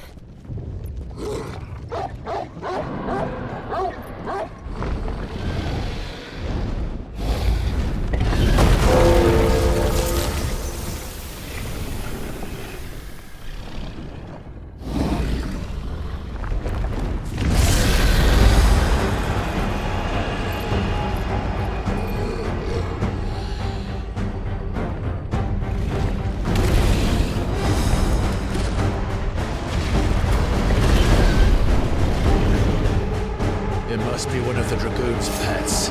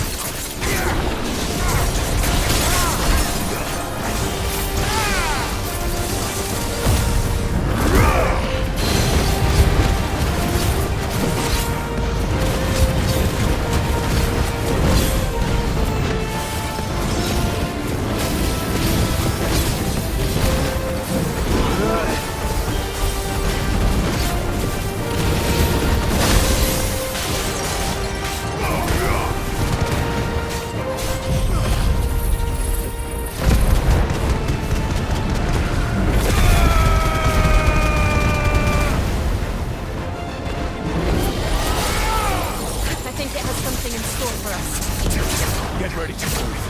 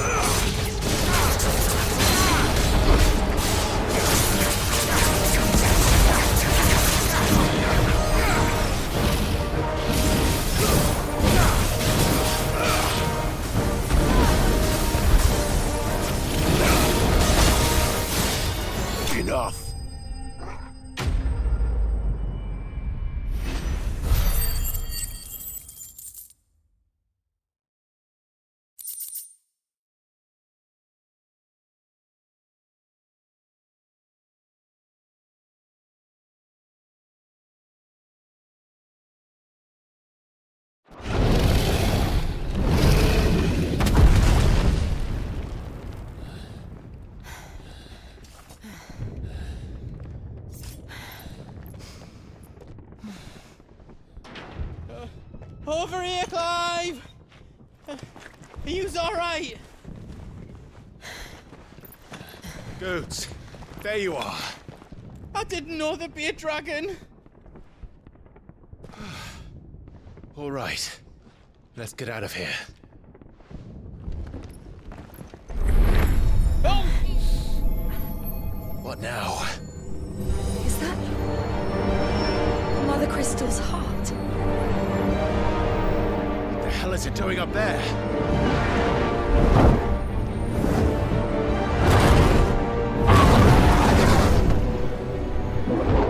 Bahamut.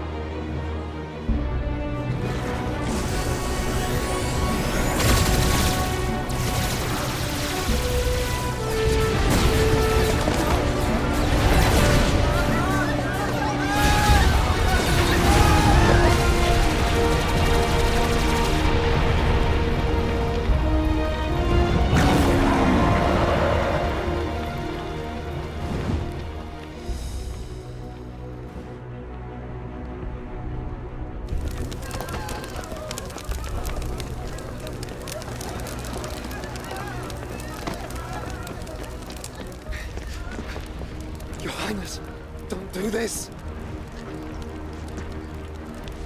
We must leave. Now, Your Grace, I beg of you. This is not what he wanted. Something's happened. Forgive me, Yod, but I must put a stop to this. Your Grace!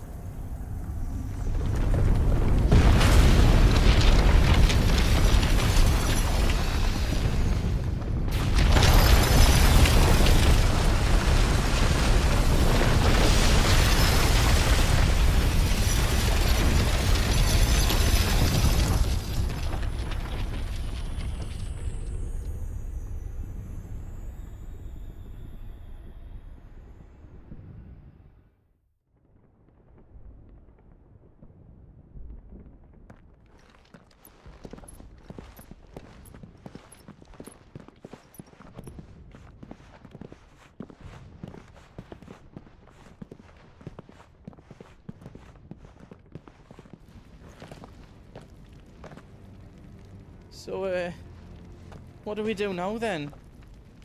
We destroy the heart. Well, he might come back! As soon as the flames die down, the Imperials and the Dalmex will move in. This may be our only chance. And Bahamut has gone for now. You should get as far away as you can, Goots.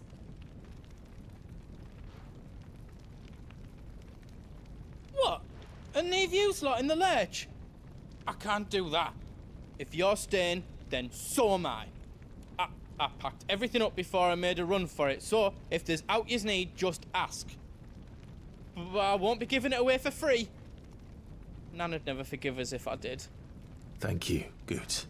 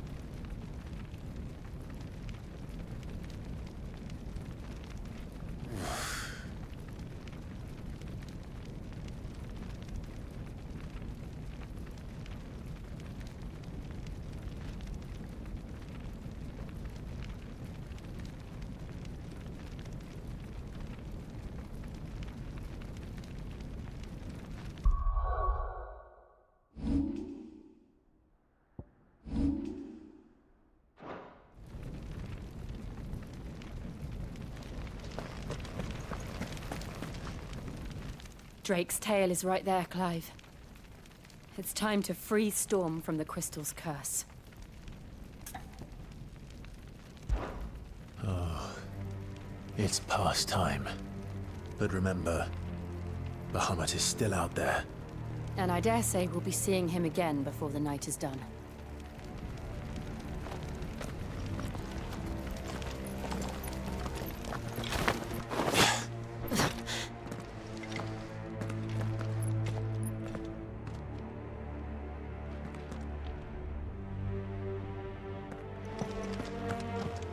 No more roads. We'll have to find our own path. Do you feel that, Clive? Ether.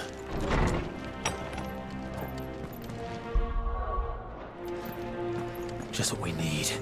Another flood. It's already turned them. Then there's no reason to hold back.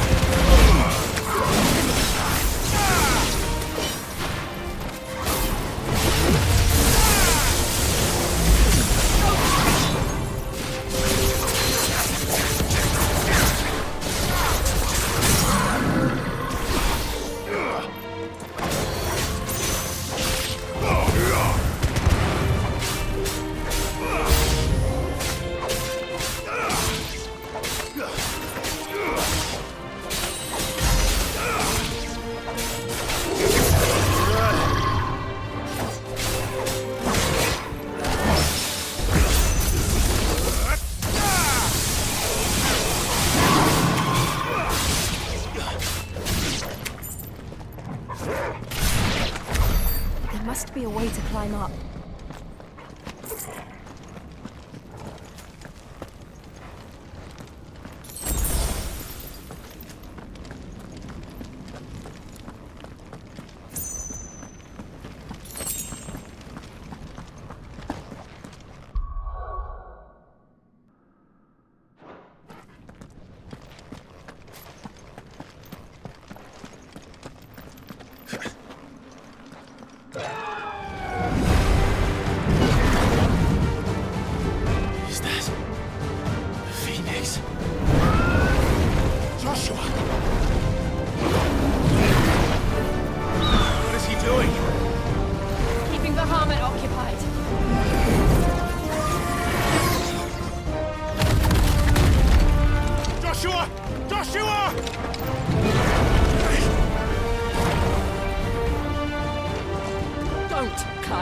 It's too dangerous.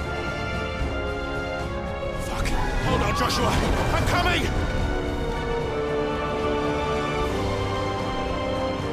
We have to save him. And we will. We just need to keep moving.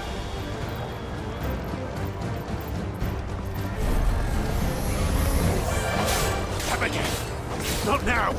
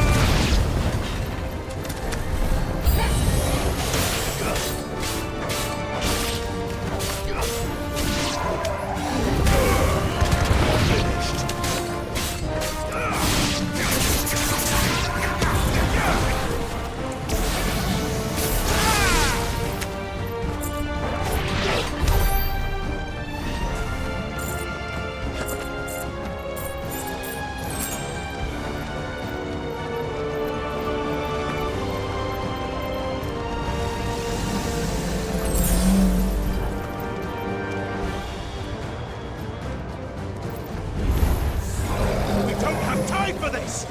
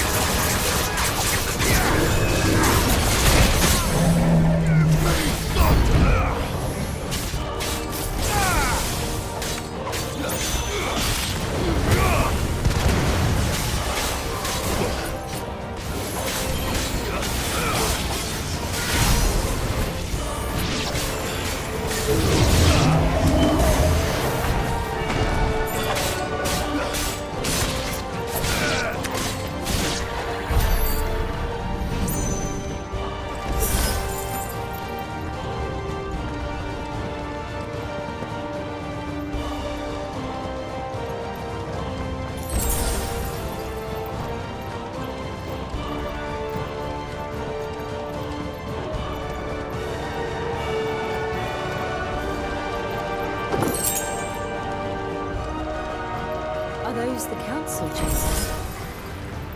How are they still standing? I don't know.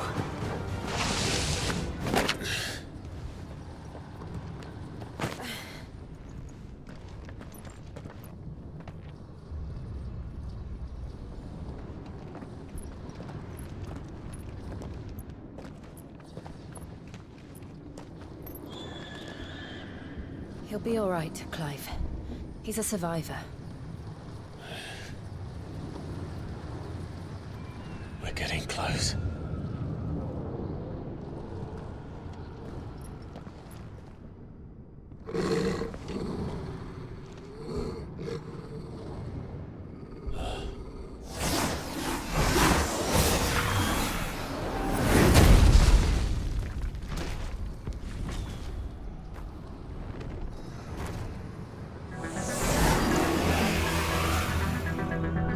It looks like somebody doesn't want us getting any closer. I don't care what it wants.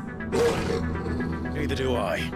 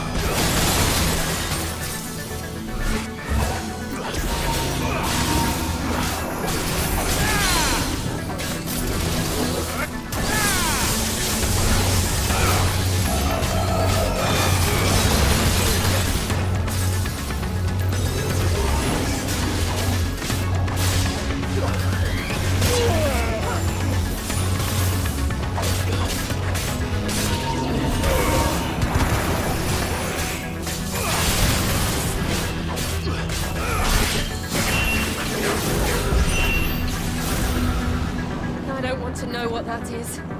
We have to end this right now.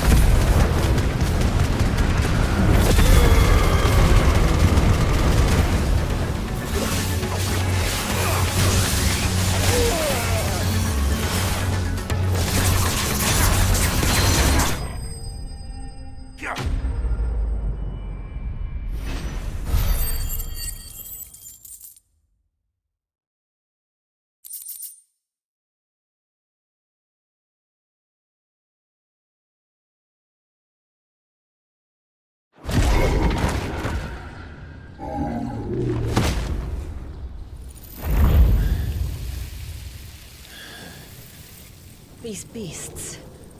they're getting stronger. We can think about them later. Right now, there's only one thing we need to focus on. The heart.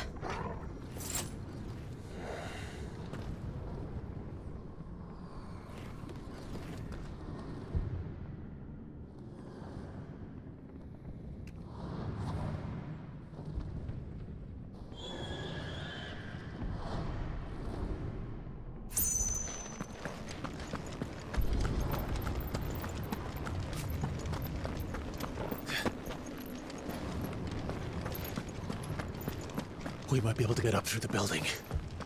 It's worth a try.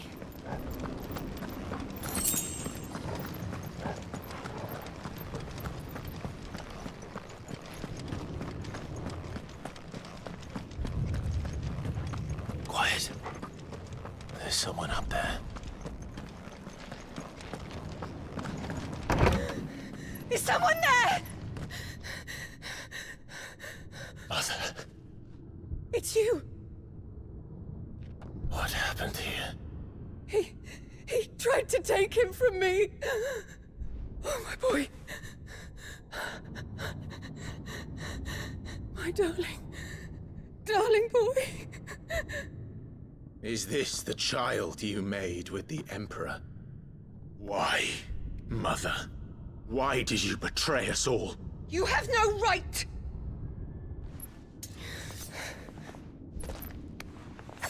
Answer him. We took you in, savage. Show some respect for those who raised you.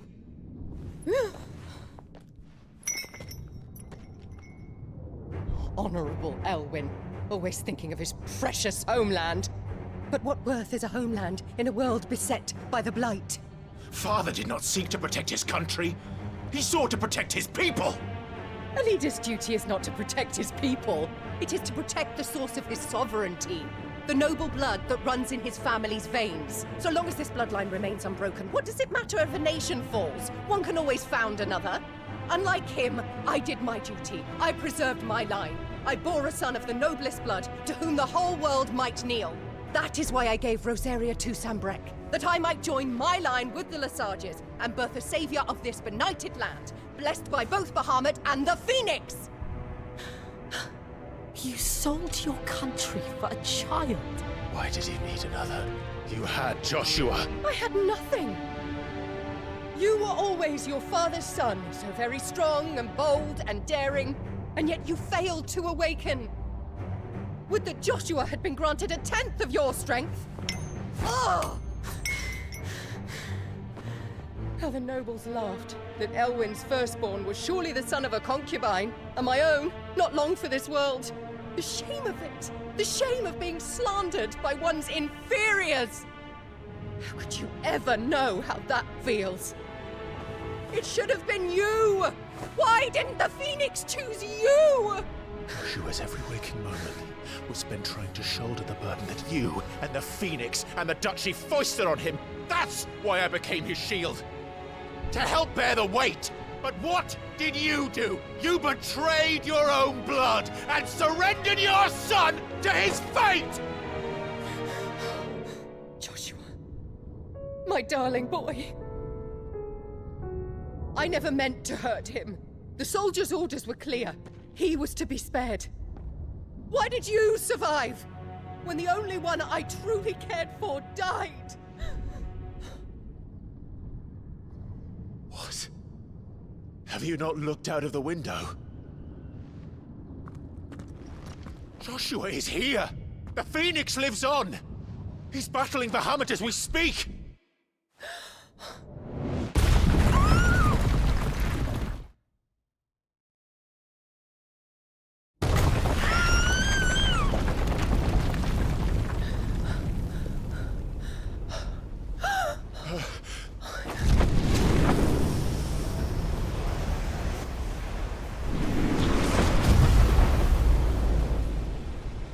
Joshua! Wake up!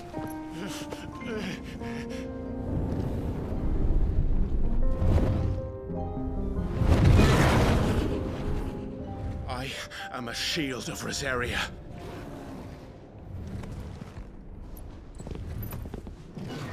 And I will do my duty. What are you...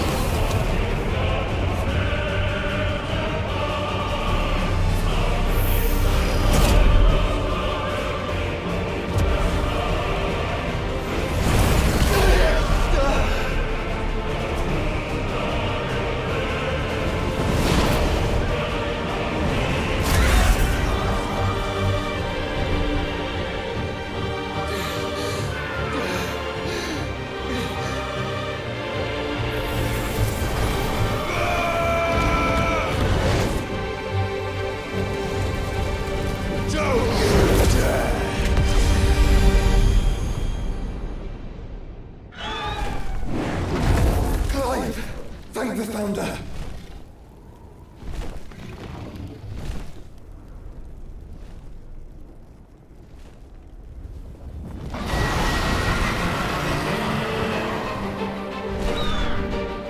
It's now or never, Joshua.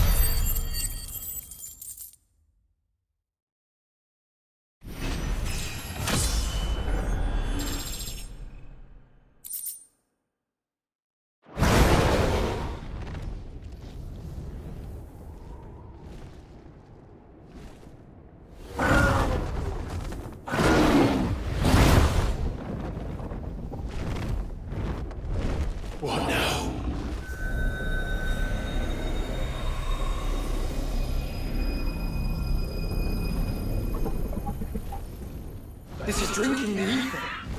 We have to stop him.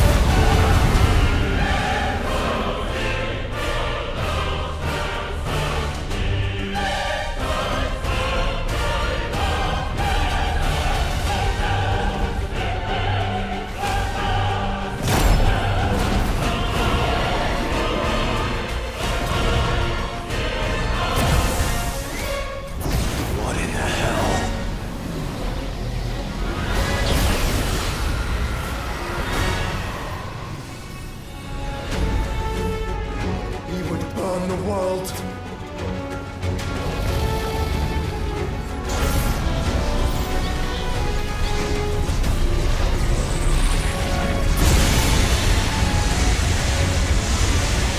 Not today.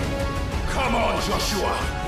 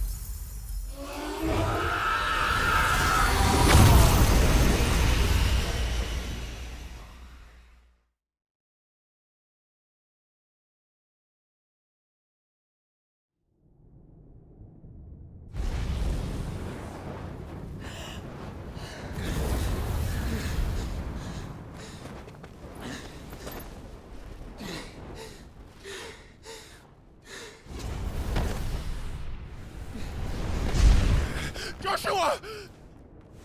Clive!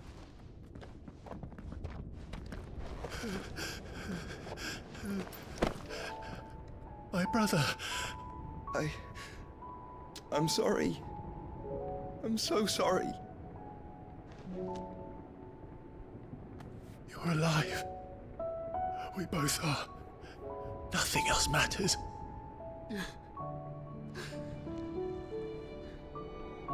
I never dared hope that I would see this day.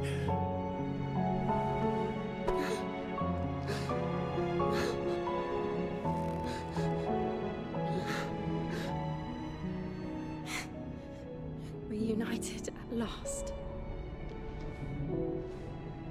Jill.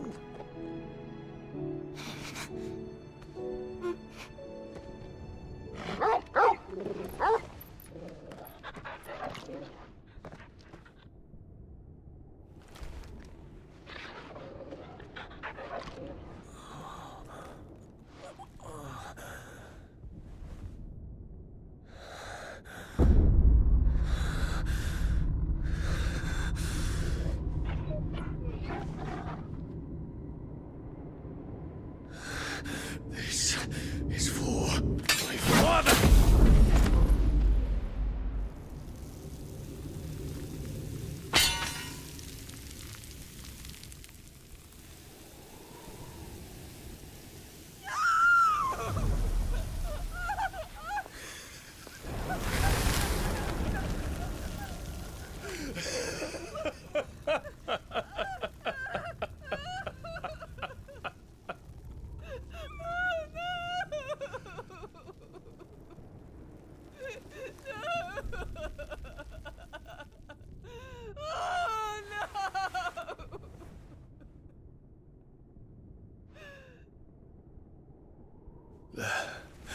It is done. The demon that would tear our house apart is no more. Father.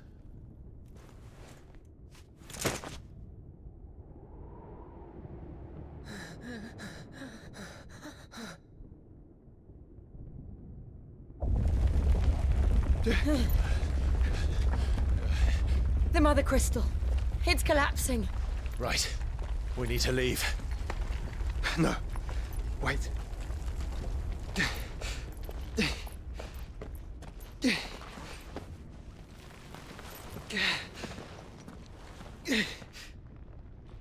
I owe him a debt. Fine.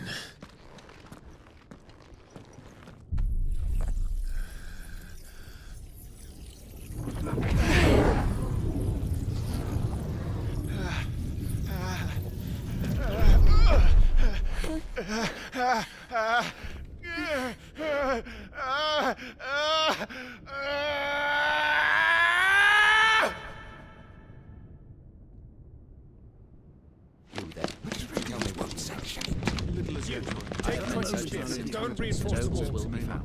Situation. Report, Captain. Can nothing be done to call them off? I regret not, Your Radiance. The Dragoons answer to none but His Imperial Highness. The Council is powerless to intervene. We're hearing reports of rebel Madness is this, Theon. throughout the neighboring districts. Focus all efforts on extinguishing the fires around the capital. The city can wait. Don't dally, man, go! Your Radiance. And I want you to find out about the Dalmek's movements. By the light! Dion, have you taken leave of your senses? Call off the Dragoons at once! Fear not. The populace will come to no harm at their hands.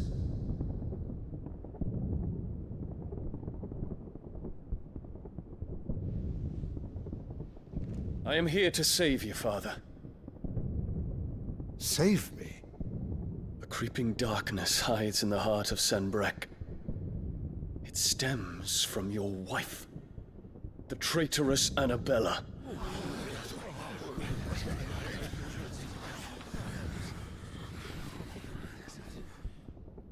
Not another word, Dion. Father, though you may not see it, the darkness has taken hold of you. It has made you forget yourself. But I bid you remember, there was a time when you ruled not with cruelty, but with compassion. Why now do you turn your back on your people? Why now do you seek to stoke the fires of war? You too have borne witness to this change, Your Eminences. And you know, as well as I, who is responsible for it. A puppet now sits upon the throne, but cut his strings, and the Master loses the power! What? Dion, you bear steel before your Emperor? Guards! Take him!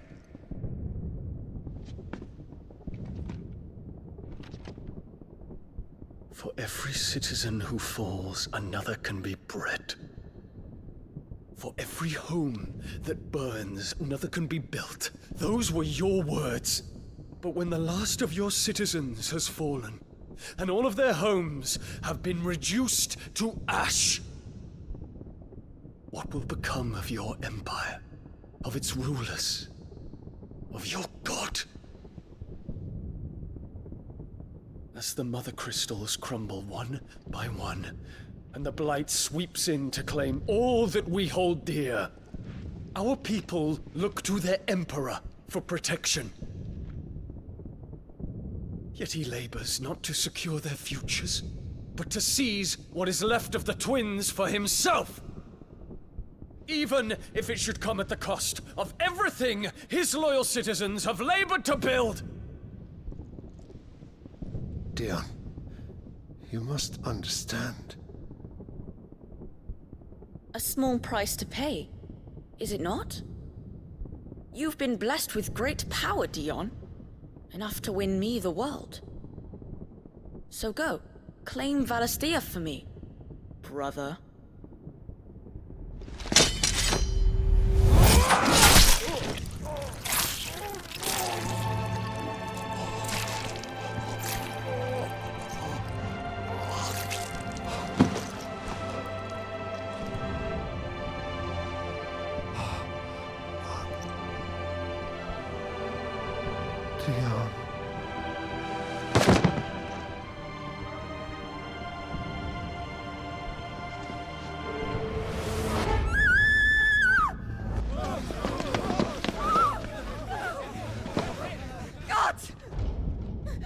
guards! Father. Poor father. How he doted on his children. That he would die to protect me was plain. It was but a matter of when. You planned this? You did well to endure so long. But you broke in the end, as I knew you would. And now Muthos approaches. Put him to the proof. I would see if he breaks. Go, Bahamut. Kinslayer.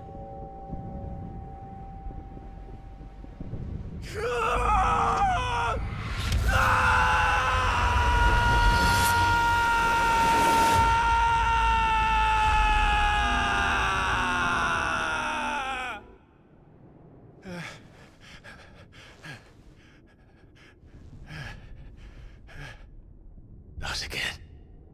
Brother? It's a long story.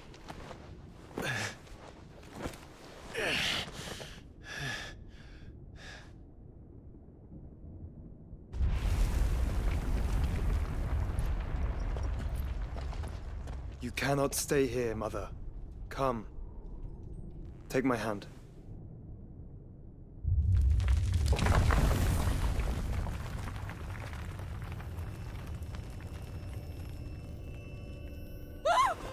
Get away from me! This is all just a dream, just a bad dream! You will not take me, Shadow! You will not take me!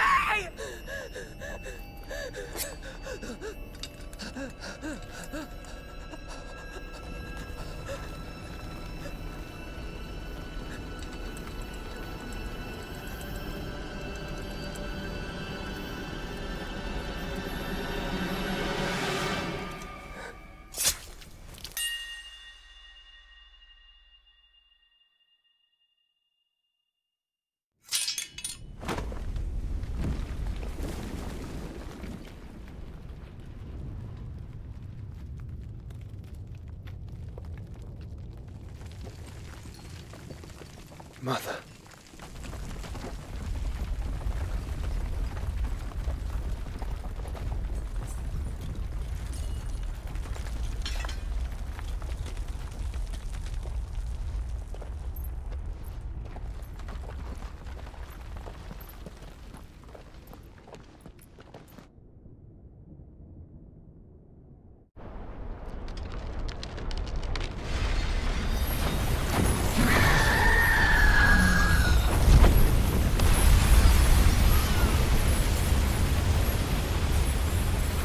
If it is consciousness that weaves your wills together,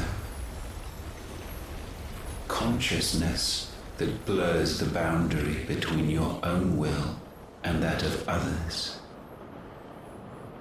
then we shall set you apart once more. The ties that bind you shall be severed, and humanity return to its proper place.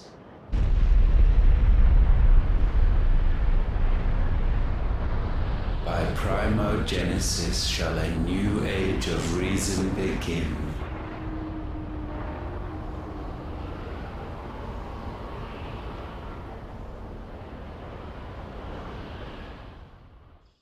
Relax, Your Majesty.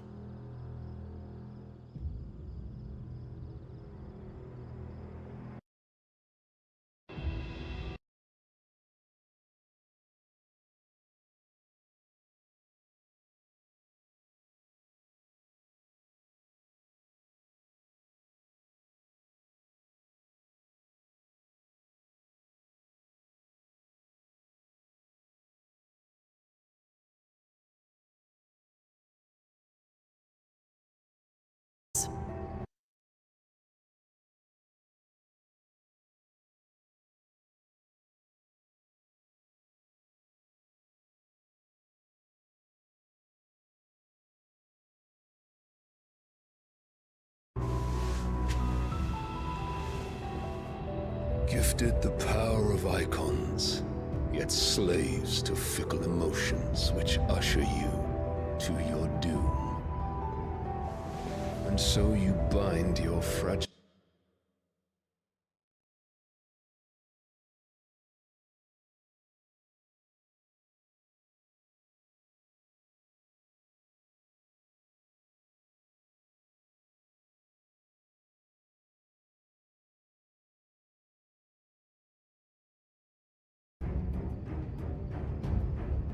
Soon, Mythos shall become our perfect vessel. and then shall the world be remade.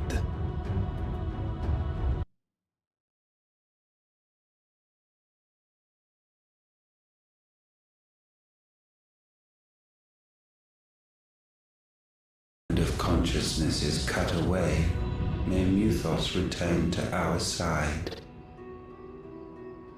By primogenesis shall all be undone. Mankind shall be rid of his wretchedness, and Mythos of his will. But while he yet clings to it, he has the power to forge bonds anew. And so we bid you,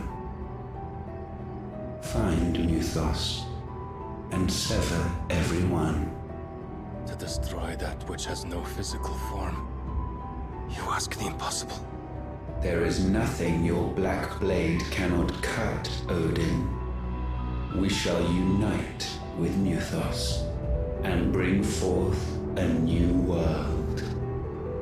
So long as our vessel remains unclaimed by humanity. It shall be done, Master. My will is yours.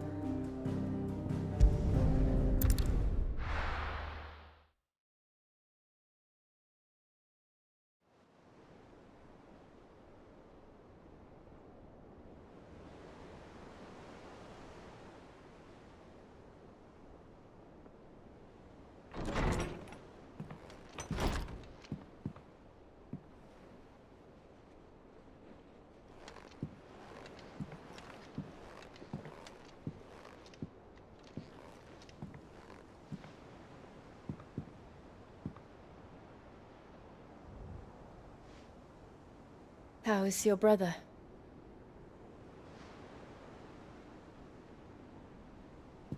Asleep, since I returned from the Dominion.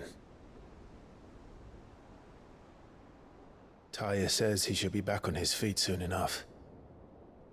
For a while, at least. She discovered something on his chest. A swelling, circled in stone. The curse.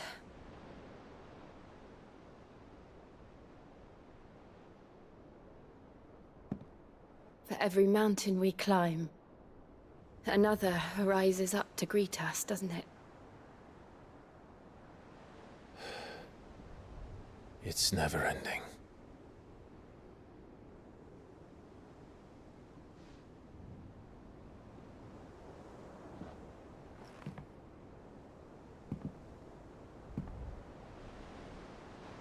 Even the sky seems to have grown tired of it all.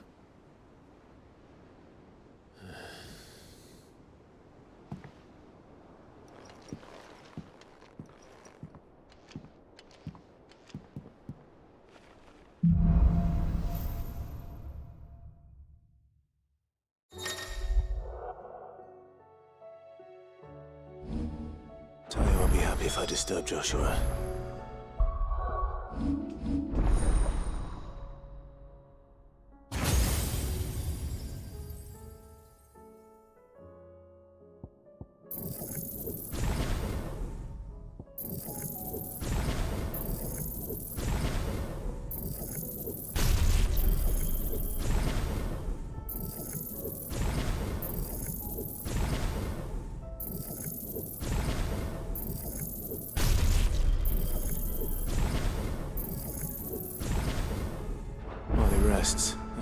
see what Otter has.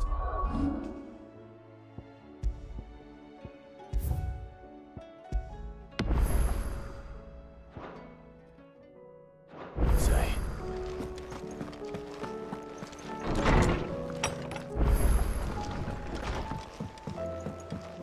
Did you see the pair that got hauled into tires?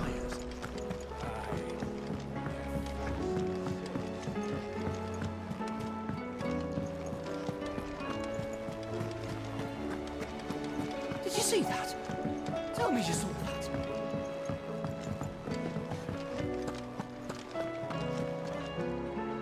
Otto, how fares the realm? The realm? Oh, she's just fine. As long as you look past the fat storms out mother crystals and her skies are a roiling cesspit. And Gav? He's with your uncle in the Free Cities, helping Mid with her project. Sent an owl their way the moment the winds turned foul. Still waiting on a reply, though. Do you have any good news? Well, that depends on your definition of good. All right, fine. What do you suggest we do? Oh, no, I'm just a messenger. I leave the scheming to those more suited to the task. Could be that Lady Vivian and Old Tomes have their own thoughts on the current state of things. Could be that they don't. It certainly can't hurt to ask. I suppose not.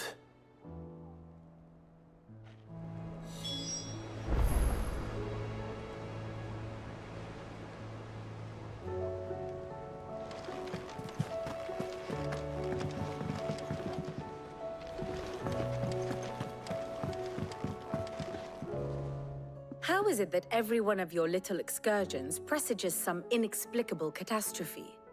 Not that you are to blame for the Dominion's fate. No one could have predicted the actions of the Crown Prince. I'm sorry I couldn't save your home. My countrymen are stronger than you think. A few toppled clock towers won't break their spirits. They'll be back on their feet in no time. I hope so. Look at us. Bluer than a pair of bog crabs. Tempting though it may be, sulking will not help us find a solution to this mess. You believe there's one to be found? I don't know. But I am certain we're more likely to find it if we first examine the facts.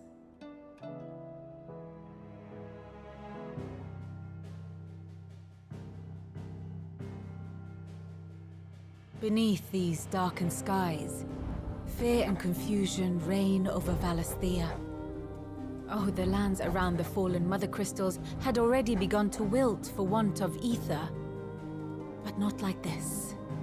Crystals that filled wells and fueled furnaces, now nothing but pretty shards of rock. And those that hang from the people's necks cast nary a glimmer of light to keep the dark at bay. It is only a matter of time before the common folk convince themselves that the end of days is upon us. Yet I fear a swift end is more than we can hope for. While most of the world thirsts for ether, the remainder drowns in it, spawning Akashic in droves. And amidst the hordes of mindless beasts, with magics as like to fail as function, even the strongest nation would falter. Rosaria and the Iron Kingdom teeter on the brink of collapse, while the tragedy in Twinside has all but paralyzed the Holy Empire. Dhalmekia fares little better. Rumor has it the ministers fled the capital after the fall of Drake's Fang, leaving their beloved republic to crumble. Waloed, meanwhile, moves in earnest. The Einherjar has been sighted off-storm. The world, in short, is in chaos. It would seem our civilization was nothing but a castle of sand, to be washed away at the whim of the waves.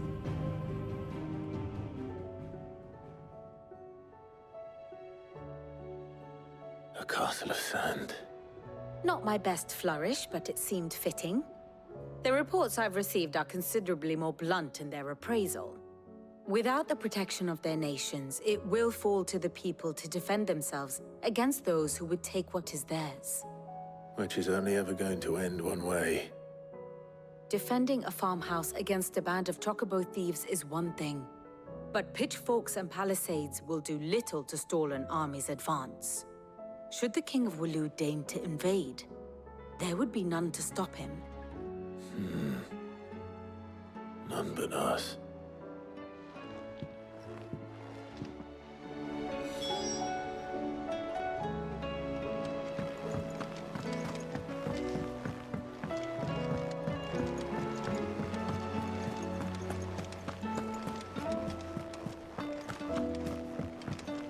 Will we ever see the sun again?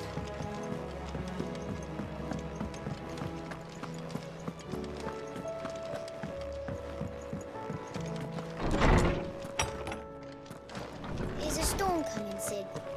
Will there be thunder? Let me guess. You're here about the skies. Is there anything you don't know, Lawsman? It doesn't take a court astrologer to augur the obvious. As for what has disturbed the heavens, that, I believe, is a question the Fallen might be better placed to answer than I. And on the 6th day did the gods tear the sun from the firmament, visiting darkness upon their prideful sons and daughters. But I dare say you remember your childhood lessons on the sins of Zemeckis only too well. You think they're connected? That Ultima was one of the gods responsible? Well, he has certainly exhibited powers that we mortals would associate with the divine. There is nothing divine about him. But he wouldn't be the first god of whom that could be said, now would he? Yet for all the fairy tales that tell of the sins, there is almost nothing in the way of actual historical accounts. Had I the Journal of Moss the Chronicler, I may have been able to tell you more, but alas, I fear all remaining copies have been lost to time. You will forgive me, I hope? Certainly not. Because there is nothing to forgive. Even without this journal, you provided us ample wisdom. And we will always be grateful for it. Perhaps Otto will be more inclined to share his thoughts when he hears what the others had to say.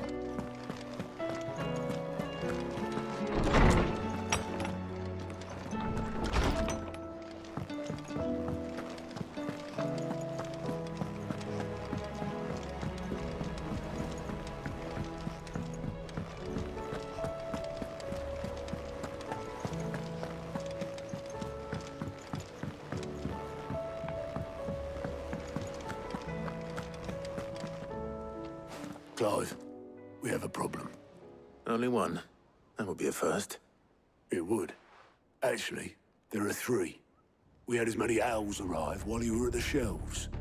Martha's got a Kashik out her gates, and talk of monsters roaming the hills outside of Northreach has put the wind up Isabel and her lot.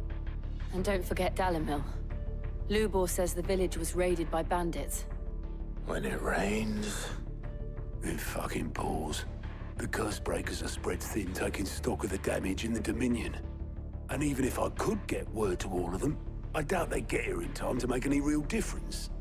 Which means there's only 2 people who can. Jill and I. Let them know we're on our way.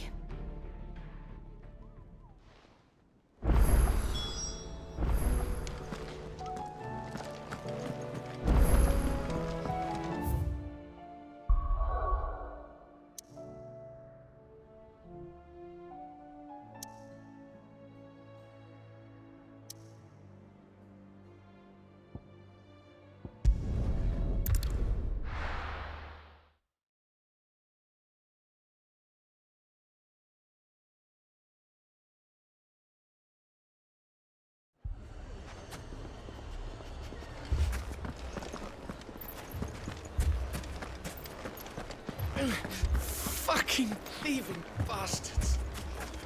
My shop. If I had my pickaxe, I would have...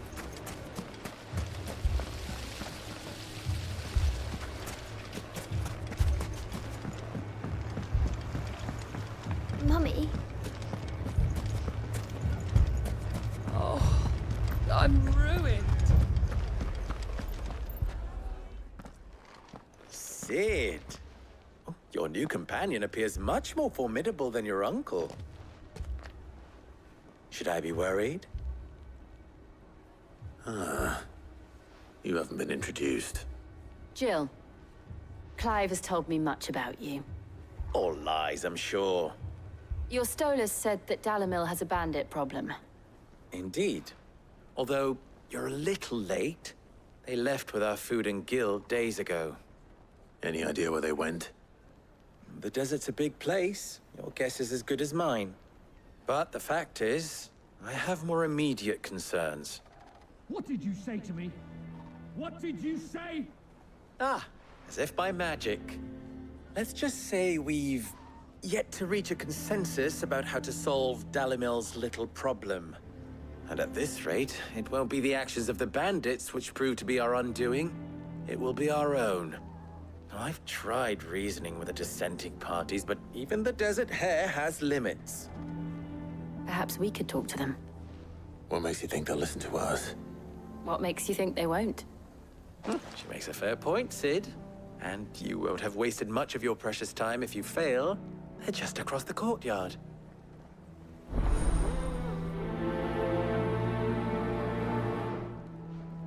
Suppose we just follow the shouting.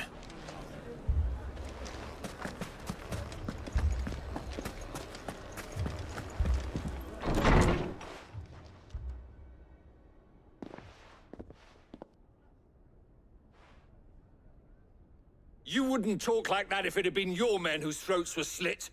Blood for blood, it's the only way. We hire mercenaries and have them mount the bandits' heads on our walls as a lesson to the rest. And what happens when those mercenaries are slaughtered like your men? Are you going to hire more? We're better off using that coin to buy food and supplies. If we hire mercenaries, the only thing we're buying is the bandits' ire. And you cannot fill empty bellies with that. Do you hear me? But what happens when they come back?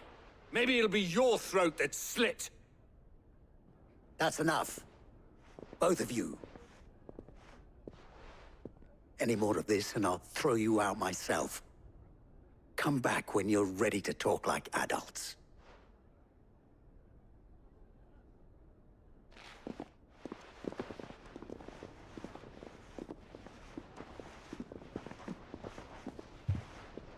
Victor.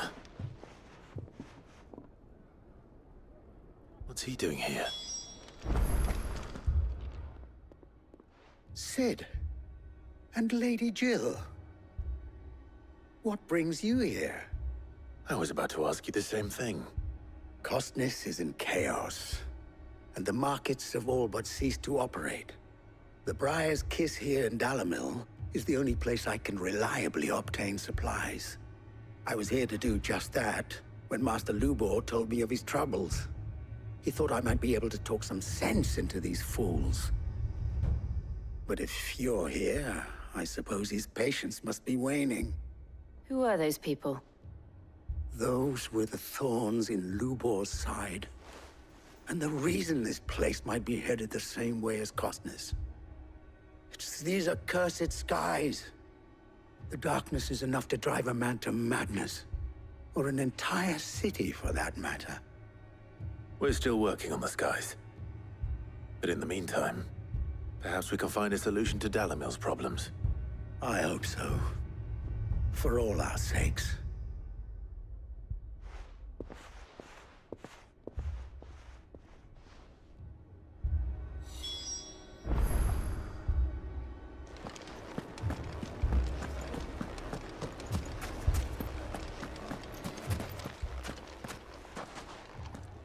So, you see my predicament?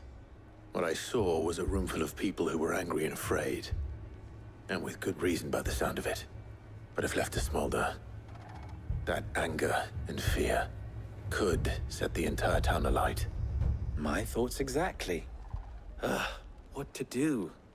Both sides wish to protect their homes and livelihoods, if only they could agree on how. But as long as they are divided, we are vulnerable. And if there's one thing bandits like, it's an easy target. What would Sid the Outlaw suggest? Well, if it were my namesake, he'd let them choose for themselves, and be on hand to pick up the pieces when it all went wrong. That sounds like a recipe for disaster. A recipe for disaster is precisely what it is. But perhaps that realization would be enough to make them question the ingredients. While it's plain neither Conrad nor Natalie will countenance the other's proposal, it may still be possible to make them doubt their own before presenting them with a third option. And that would be? To pool our resources and save the city ourselves. Why fight each other when all that fear and anger can be directed at the bandits? It appears we have a plan of action. Victor, pay Conrad a visit. See if you can't convince him of his folly. I'll speak with Natalie. As you wish. Your faces are not well known in this town. That may prove useful. Don't worry, Victor and I will do most of the talking. You need only play along. Play along? What he means to say is yes.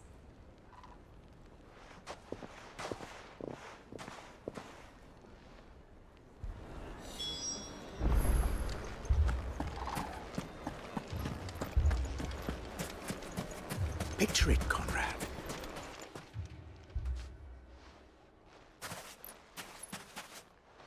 Ah, here she is. The Lady of the Spear herself. Conrad, may I introduce you to Jane, commander of the Red Wings, the oldest mercenary guild in the Free Cities. A pleasure, my lady. The pleasure is all mine. As I told you, I summoned the commander here from Canver to inquire about a contract. Victor says you told him no. That there aren't any men left to hire. Is that true? True as the crystals cracked. Nobles came and claimed every last one worth his salt. And not just from us Red Wings. You know of the 7 high houses. There must be 2 swords assigned each one.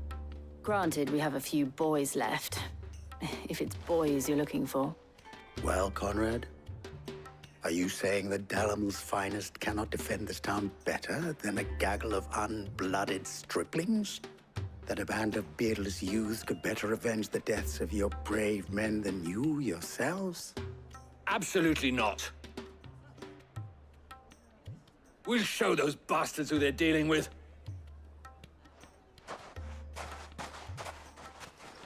I can't believe that actually worked.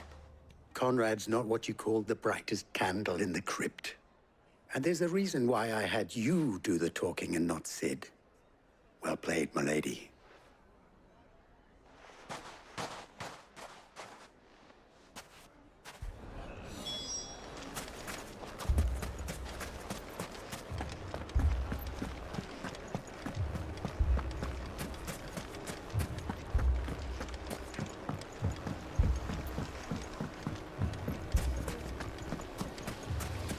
I mean, it may still be possible to buy something. Ah, here he is now. Natalie, allow me to introduce Lord Underhill of Randalar's prestigious League of Merchants. Lord Underhill. At your service. Underhill? I was just telling the good lady of our conversation, my lord, and how you were lamenting the state of the capital's stores. Lubor says that not only are the granaries almost empty, but that war and the Blight mean this season's harvest won't be enough to fill them for winter. Indeed, certainly that is the case. The nobles in the capital are buying up the city's stocks of barley and wine, driving the prices higher than most commoners can afford. It is only a matter of time before the peasants revolt. It is worse than I thought. If what Lord Underhill says is true, I fear we have little hope of supplementing our stores meager though they regrettably are. And while I applaud your endeavors to dissuade our more bellicose citizens from seeking vengeance, I sense Conrad is not wrong in his assessment of the bandits' likely return. Which means that now, more than ever, we will need to secure what little we still have. Food, weapons, herbs, everything. If our humble town is to endure not only this hardship, but those that are certain to follow, we must stand united. All right. If it will help to protect my home, I'll do it. But you needn't have gone through this charade.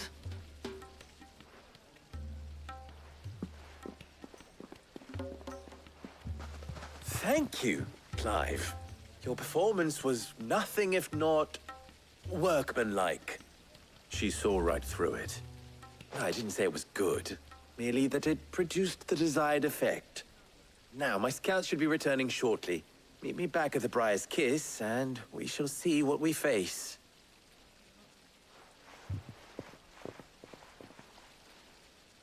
I'm not convinced our roles in this ruse were entirely necessary. I don't know. Conrad seemed quite taken with you. It appears I have no choice but to do what little I can to defend what little we have. Mummy, I'm scared. My shop. Oh, I'm ruined. Good news, Sid. Both Conrad and Natalie have somewhat gracefully accepted their new roles. With time, they may even learn to. Time no longer appears to be the luxury it was before lunch. I take it your scouts found the bandits. Technically, it would be the bandits who found my scouts.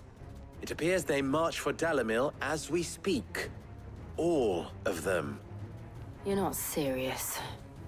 They don't just want food, they want the whole damn town.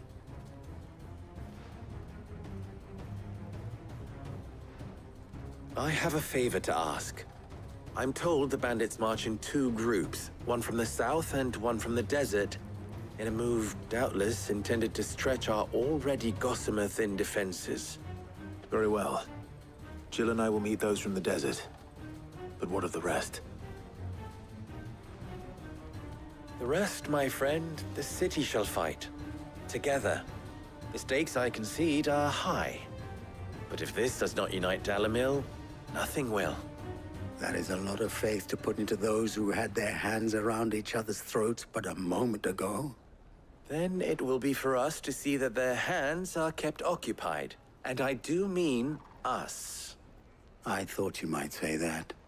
We'll hold them off for as long as we can. And we will do the same.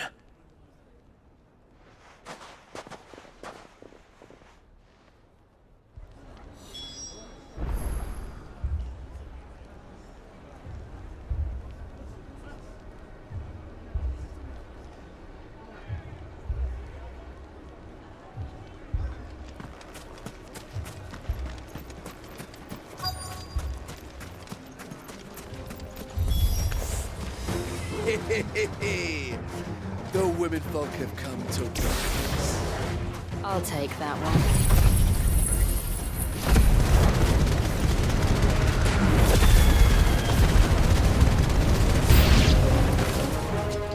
They mean to overwhelm us.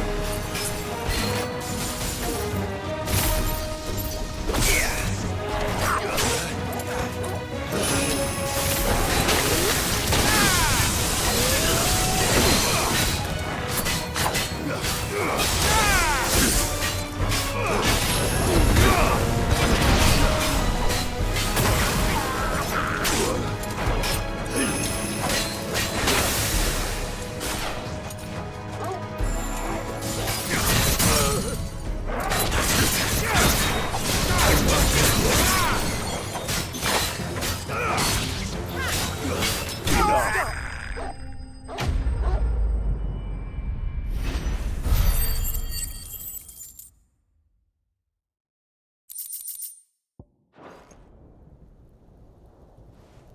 The townspeople. Could they have held out? I don't hear any fighting. What do you think? That we should hurry.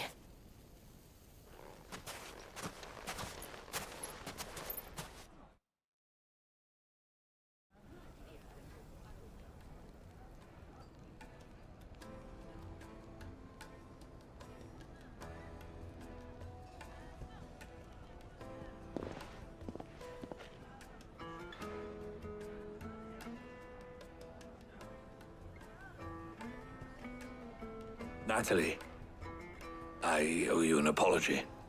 You did well out there. The inn would have been lost had you not held the line. Without you, there would have been no line to hold. You saved us, Conrad. You saved Dalimil. We all saved Dalimil.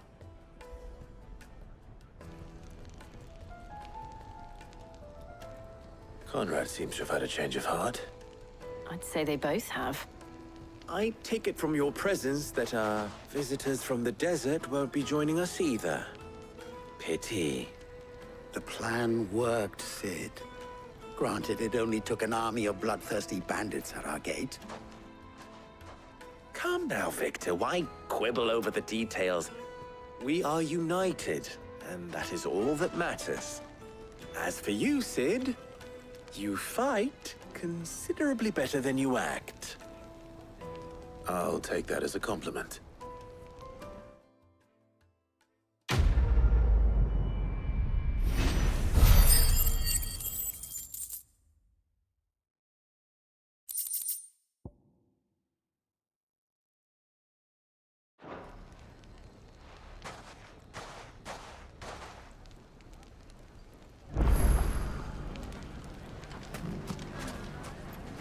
So, where did you learn to swing us?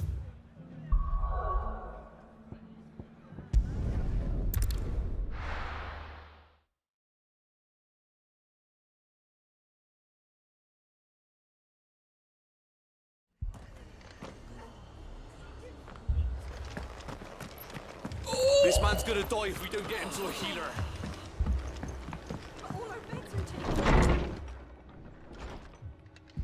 Martha, it's good to see you. And you, Clive. Jill? Otto said he'd been attacked by a Kashik. What exactly happened here? Those skies are what happened. Not long after they fell dark, we had our first visit. There were hundreds of them. Tried to storm the hill. Only a handful made it up here, but that was more than enough. The rest are still down there now. And while we have a few willing fighters holding them back, they're sorely outnumbered. What do you think, Clive? That we join the fight? I thought you'd never offer. Now, where I need you is the Fallen Gate. That's where the fighting is fiercest. Let the men know you come to help. Something tells me they'll be pleased to see you. We're on our way.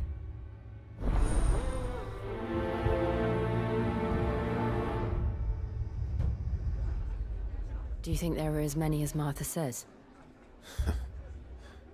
More.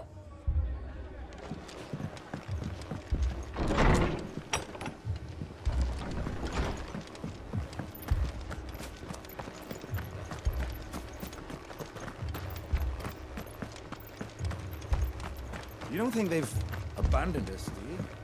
Them not. Not a chance.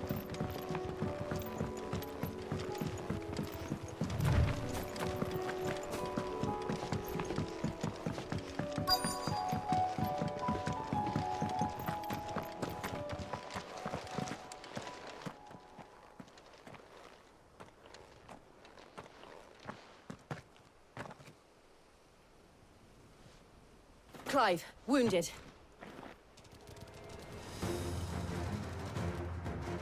We deal with the Akashic first.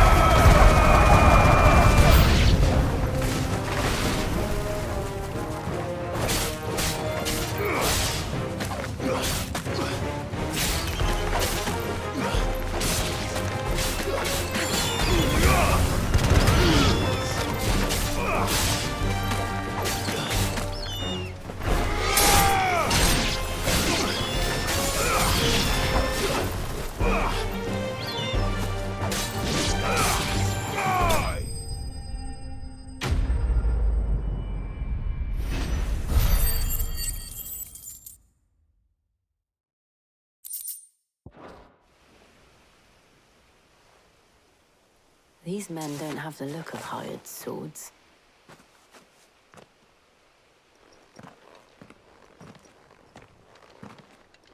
If you've come to rob this place, You are mistaken, my Lord Rosfield. We're here by Madame Martha's leave. how do you know my name? Forgive me, my lord. There wasn't time for introductions. We're with the Guardians of the Flame. Wade's men? But how did you come to be here? Where is your commander? Sir Wade left earlier with a scouting party to find out where the Akashic were coming from. Did he? Take your wounded back to the inn. Martha will see you're looked after. We'll join you anon.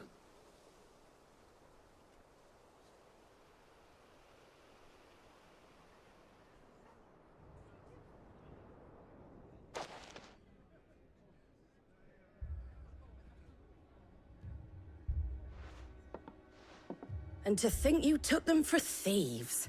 A fine reward for holding off the horde, that is. When did Wade and his men arrive? Not long after Rosalith fell. The Guardians asked me to shelter some of them that had lost their homes. They were making ready to leave just as the skies turned, and we agreed it was best we stuck together. Martha! Trouble! The scouting party's almost at the lift, but they got a pack of Akashics snapping at their heels! And they got wounded with them! They're not gonna make it! Damn it all. We'll worry about them, Martha. You look after everyone here. If any can still fight, send them to the lift. I will. You two be safe now.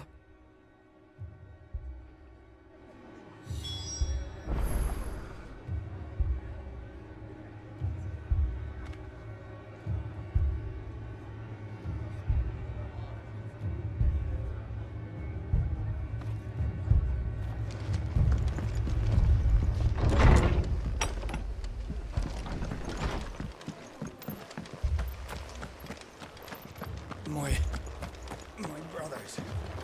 Are they... Shh, don't... need to talk. Mad dogs.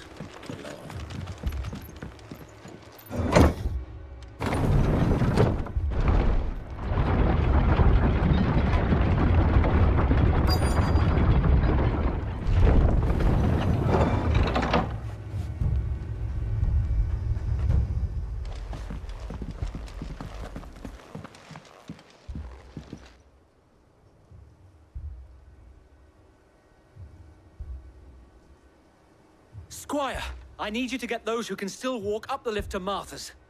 But what about... I didn't ask, Oscar. Sir.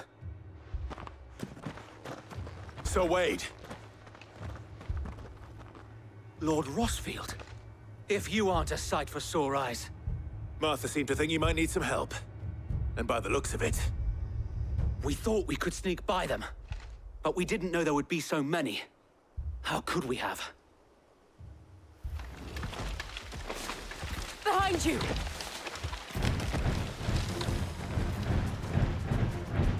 Damn it! We need to get the injured to safety. Do you think we can hold them off? We can certainly try. Are you with us, Sir Wade? Always. Then let's do our duty.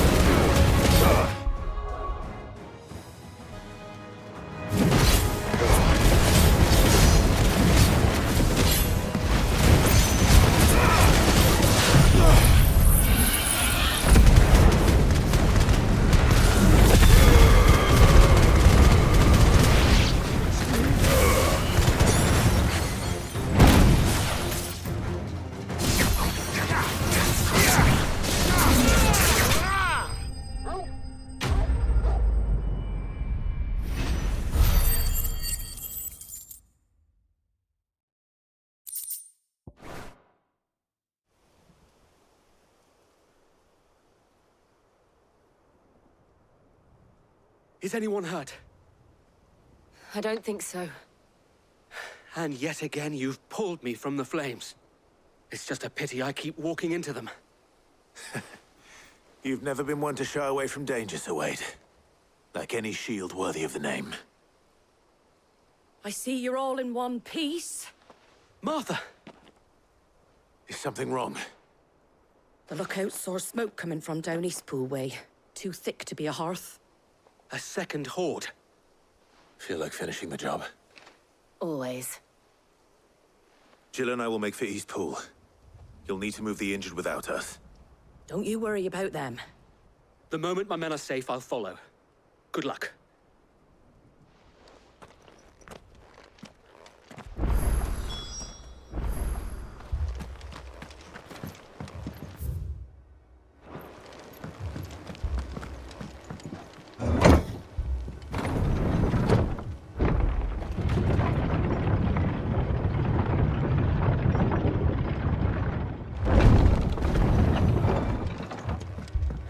Mad dogs.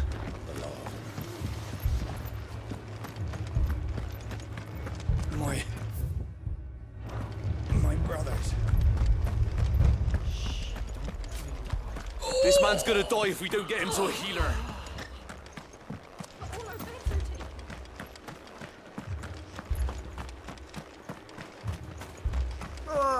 Just patch me up as quick as you can and get me back out there.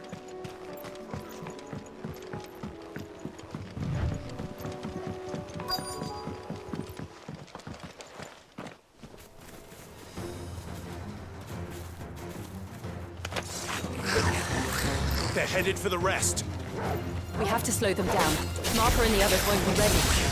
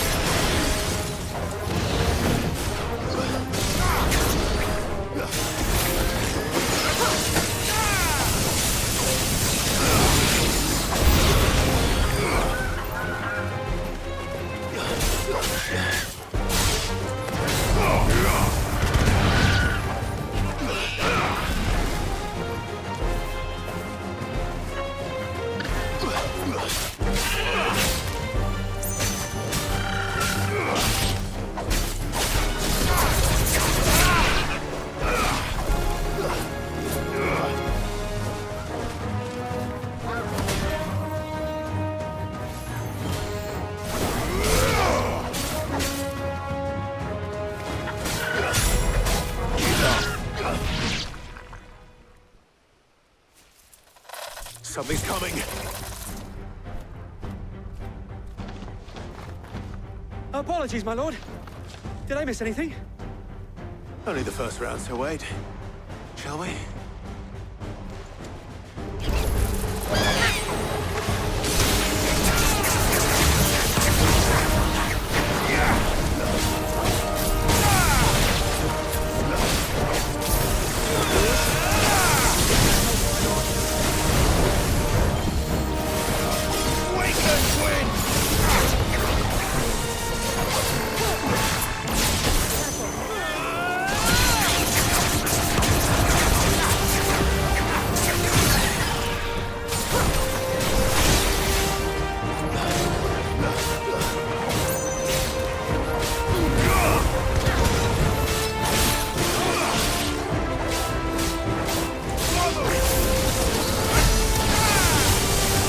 Finished. Do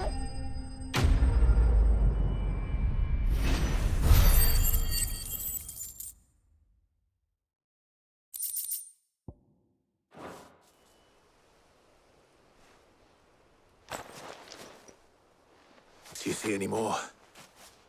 No. I think that was the last of them. But it won't be long before the next lot arrive. Then we make for Martha's while we can.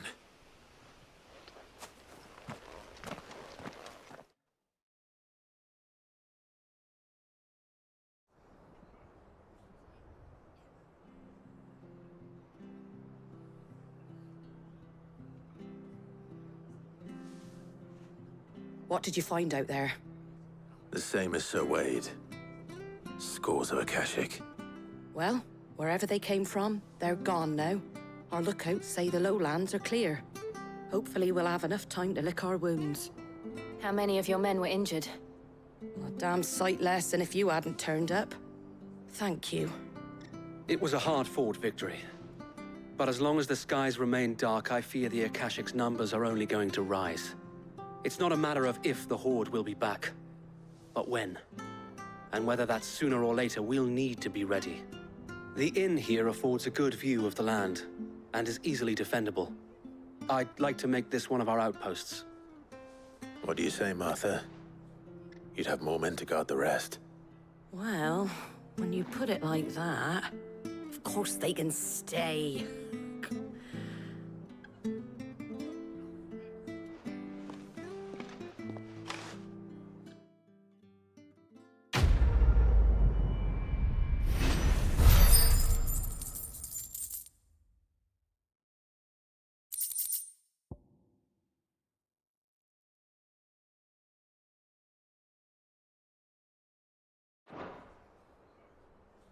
My lord, there's someone I'd like you to meet. Oscar, over here.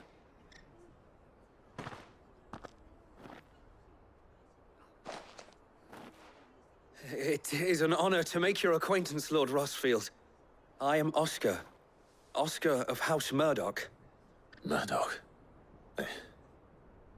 I wasn't aware the Lord Commander had children. Oh, he didn't. But his brother, my father, did. I am Sir Rodney's nephew. Well, go on, then. It's not for me to ask him. Yes, so wait.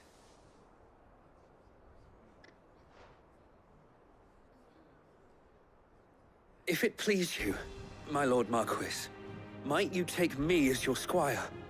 I would learn the duties of a shield from the finest. I'm sorry to disappoint you, Oscar, but I'm a shield no longer. Nor was I ever the finest. And spending time in the company of an outlaw hardly seems a fitting education for one aspiring to take his oaths. My Aunt Hannah once told me that a man is not defined by his title, but what he does in its name. You have accomplished much since taking on the mantle of Cid, winning no little honor in so doing. And I would sooner serve under an honorable outlaw than an unworthy shield. Not that Sir Wade and the other Guardians are... I mean to say that, It's all right. We know what you mean. There is only so much the boy can learn from me, my lord. But a squire... Would that really be so bad? You were a squire once. And I'm certain Sir Rodney would approve.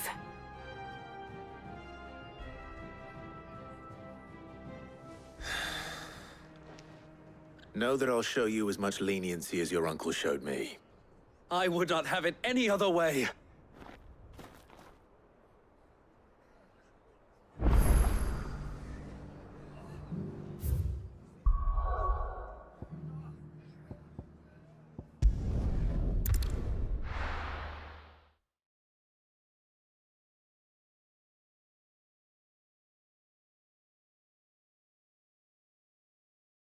First we find Isabel. Heard a bloke saying he saw ghosts on the far side I of the saw wall. it with my own eyes. The whole of Oriflamme under a flood. And we're next.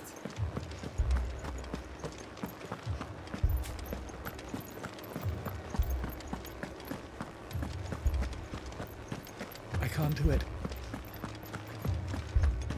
But you can.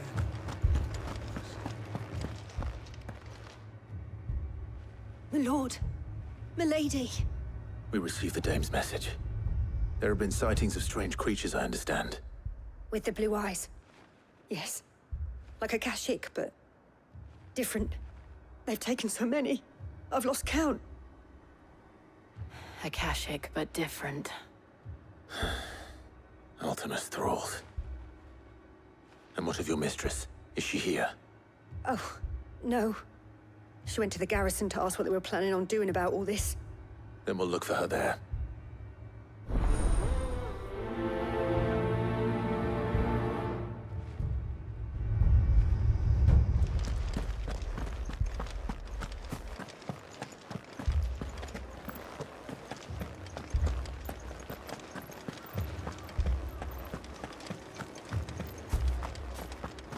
for more in a captain's orders.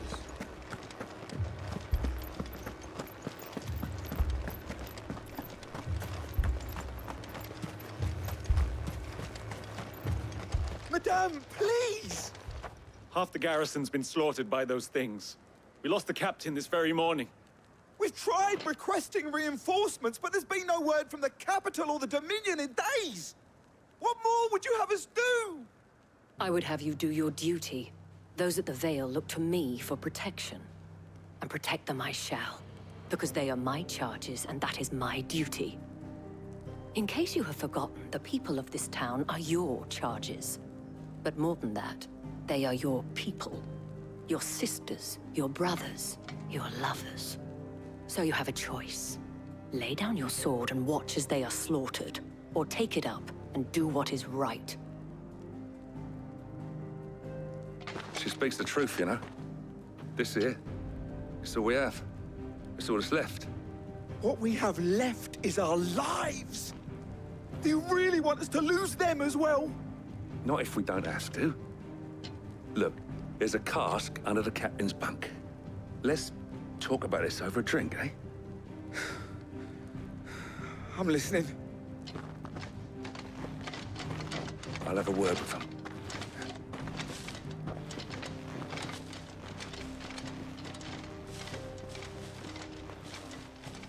Ah, Clive. I didn't expect help to arrive so quickly. And sought to take matters into my own hands. It was a noble effort, but I thought you might still need some support. I'd like you to consider my needs. What we need to consider is where the creatures came from. The way the survivors speak of them, one would think they appeared out of thin air. And perhaps they did. It's hard to know what to believe these days. We'll talk to the survivors.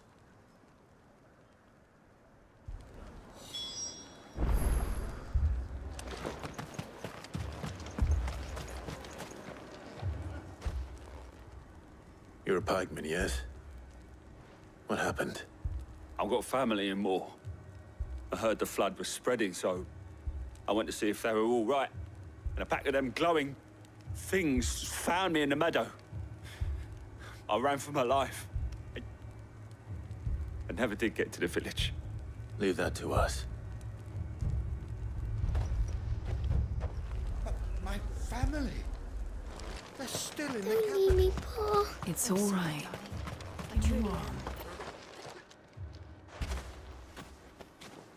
Did you see the creatures that attacked you?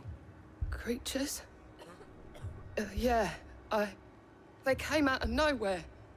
They went for Joseph first, then me, and then they were just gone. Do you remember where you were? On the road from Oriflamme. We just passed Moor when... Where's my Joseph? It's all right. Just rest now. At least we have an idea of where the thralls might be now. We should head for more.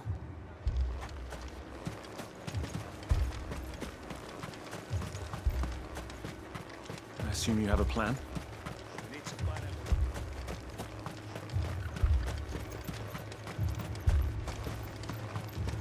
It was all they could do to escape. They just left the bodies there in the flood.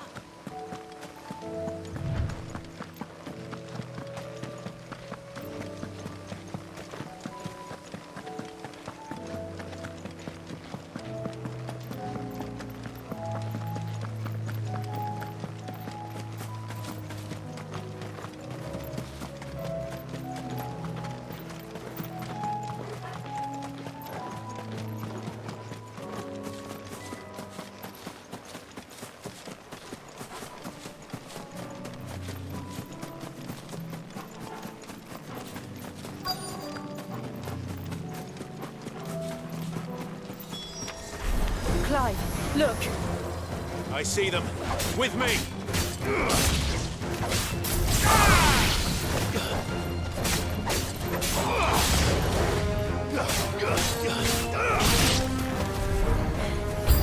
Should I prime? Save your strength.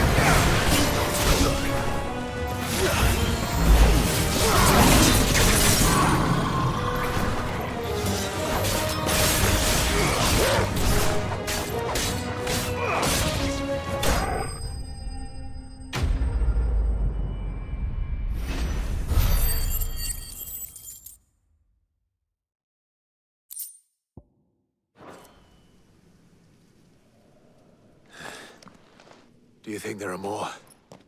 There are always more. But I'd say we've done what we can for the time being. Then we should let Isabel know.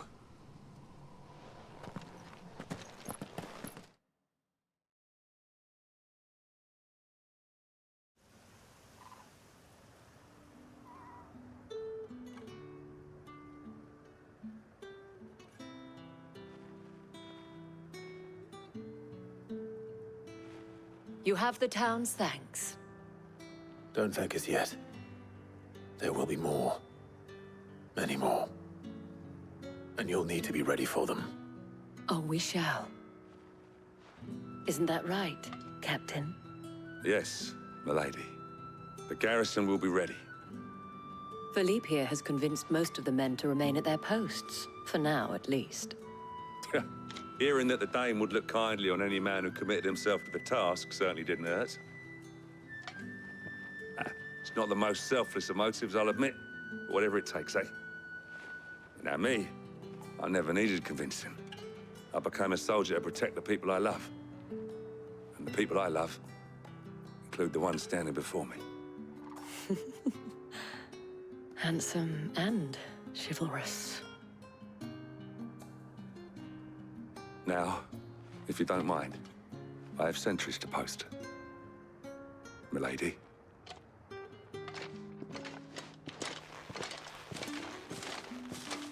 Lest you wonder, I'm not foolish enough to believe that this has solved all of my problems. But it has solved one, and that's one fewer than I had this morning. Thank you again, Clive.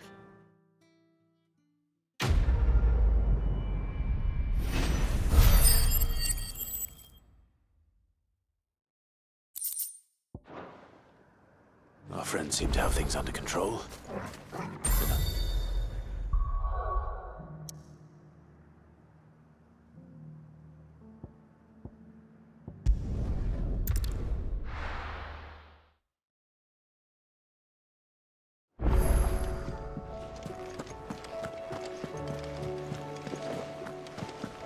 Did you see that?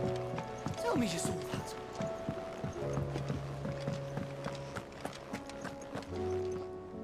Was wondering when you turn up. Hellos from all our friends thanking you for your timely intervention. How is it you always manage to arrive at just the right moment? Luck, I suppose. Any word on the rest of the realm? Let's see. Storm's still crying out for Mother Crystals. The nations are still in chaos. And the skies are still the color of a kick in the kidneys 2 days on. So... Right. Clive, we knew this was going to happen. Well, not the bleeding skies part, but you take my point. Now's not the time to second-guess yourself. Now's the time to visit the infirmary. Talia says your brother's awake. Thank you, Otto.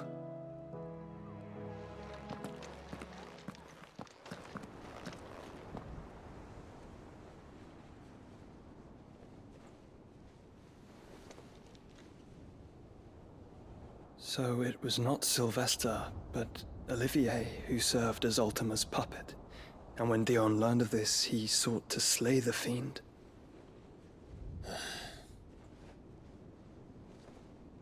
Only for his father to take the spear that would have freed him. Enough to drive a man to madness. Small wonder he hasn't stirred. I would be afraid to wake.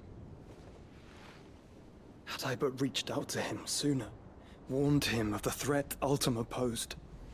But now, both an empire and her prince lie broken. Joshua, what do you know of Ultima?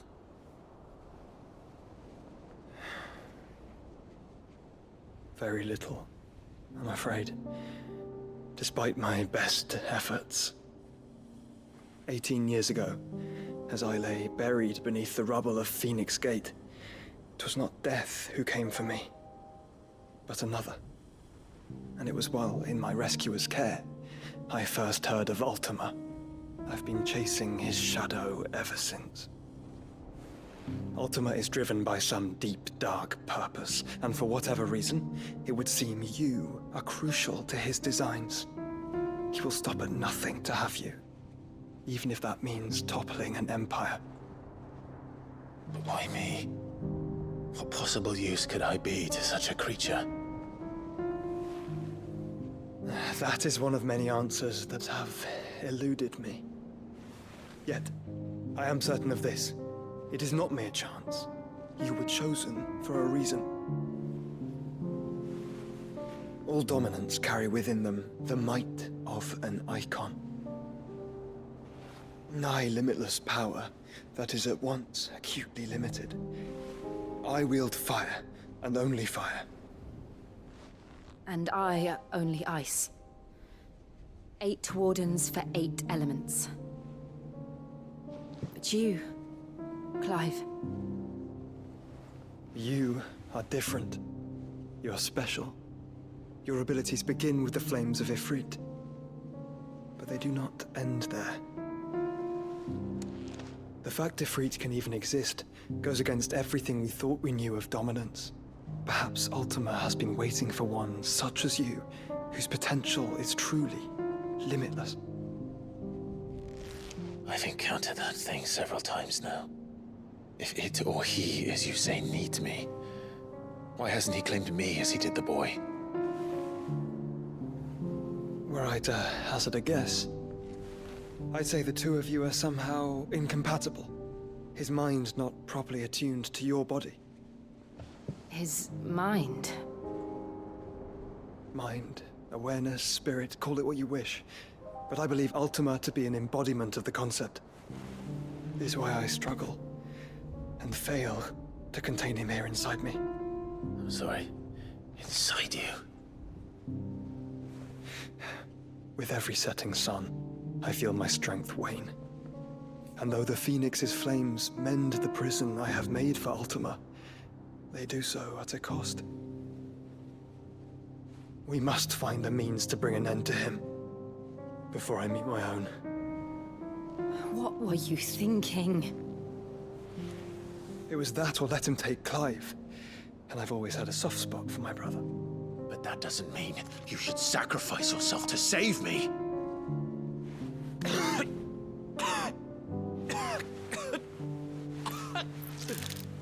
Joshua. Clive, it's Gav. There's an army of Akashic at the gates of Canver.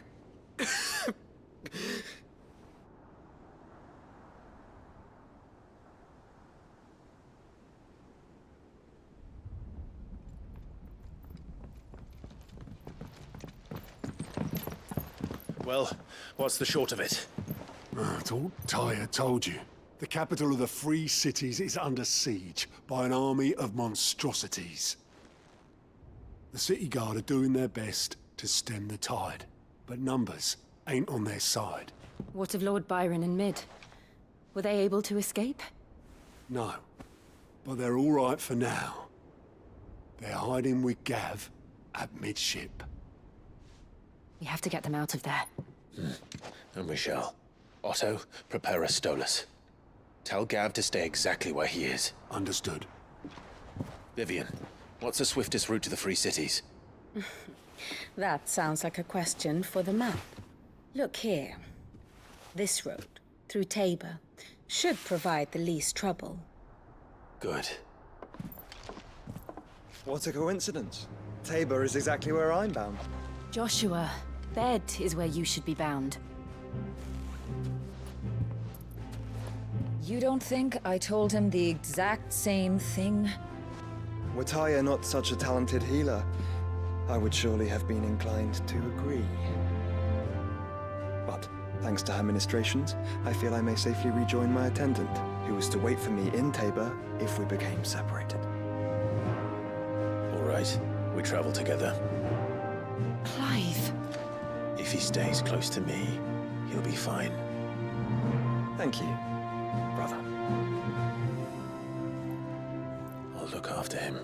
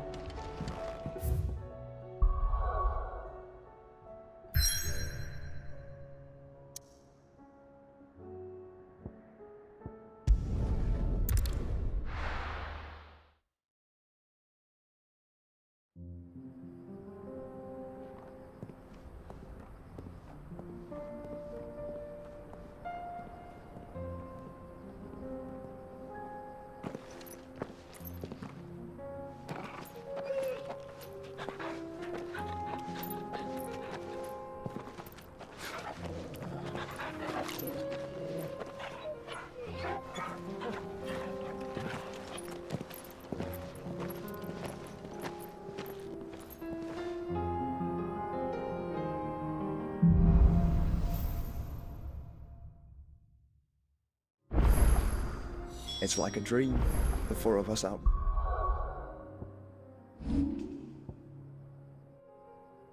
Walking like we used to. Enjoying this, are you? Gav and the others could be in danger as we speak. You're right. I'm sorry. Yote is a fine scout. If Canva was attacked, she will already have begun gathering information. Tabor isn't far. We should pick up the pace.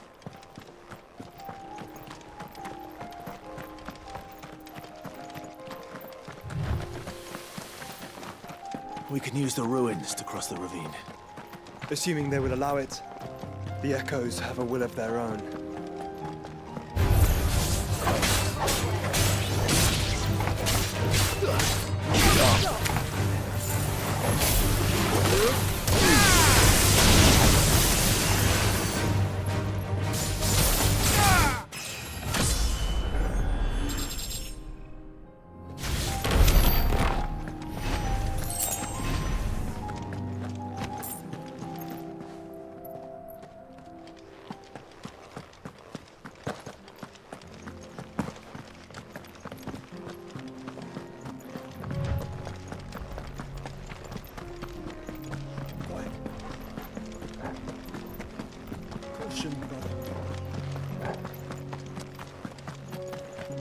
Tell us about Yote, Joshua.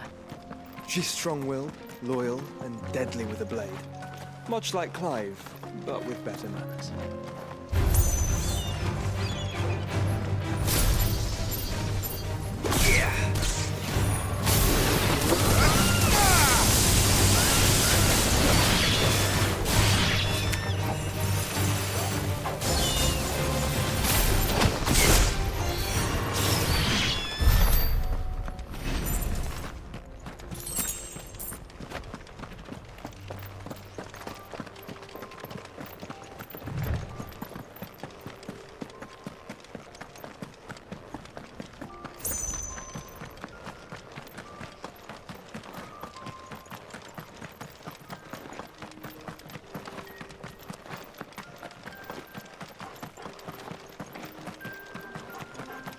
Another ether flood. They're everywhere now. We can't go round it. Then we'll just have to be careful.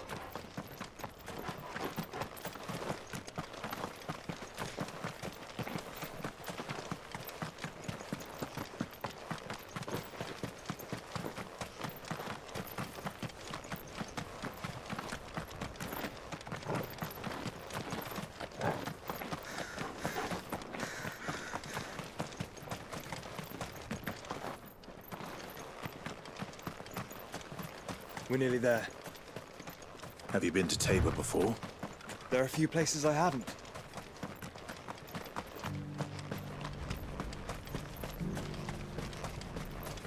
Where now, Joshua? There is a residence just inside the city gates. She awaits us within.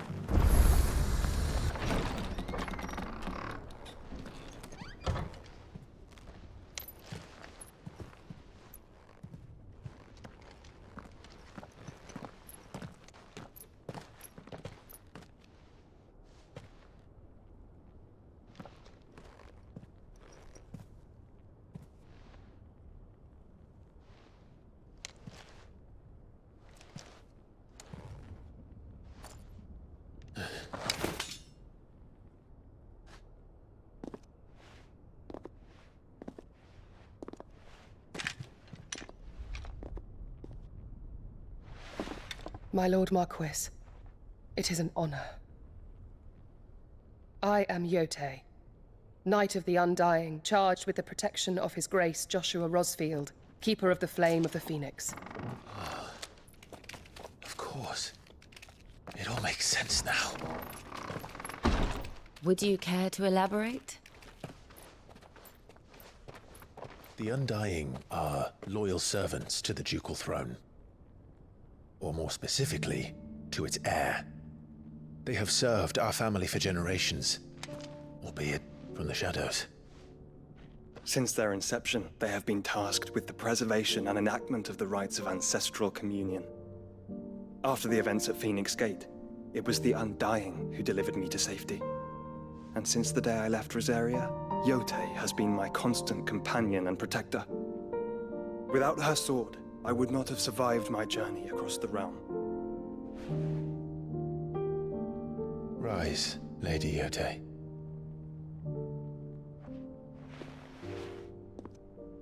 You saved my brother. I owe you a debt I can never repay. I but did my duty.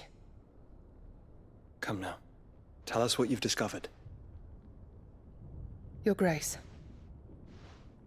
It is as you feared. The vessel we spied off the coast of the Crystalline Dominion on the night of her fall. It was the Einherjar. Beyond any doubt. The Black Galleon. Joshua, the Einherjar is the Royalists' flagship. What business would they have in the Dominion? Upon learning of Waloed's involvement in recent events at Drake's Fang, I sensed the malign influence of Ultima, and bid Yote and the Undying look into the matter. We have reason to believe that the Black Galleon weighed anchor shortly after the fighting began, and set a course due south. For Canva. Then it is Waloed knights who besiege the cities. What is left of them? Yes. And the Black Galleon sails at but one man's behest. Barnabas Tharm.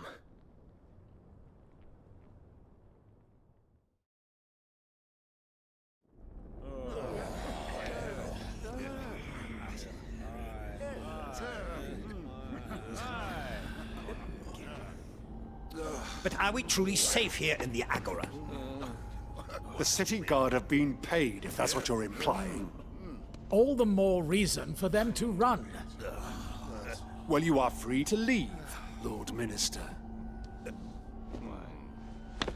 Markets abandoned, warehouses aflame, blackened hulls choking every port in the capital. Canva is ruined. The realm teeters on the brink of chaos, and all you can think about is commerce! Forgive us. We were not aware Dhalmekia now subsisted on charity. Quite. How dare you?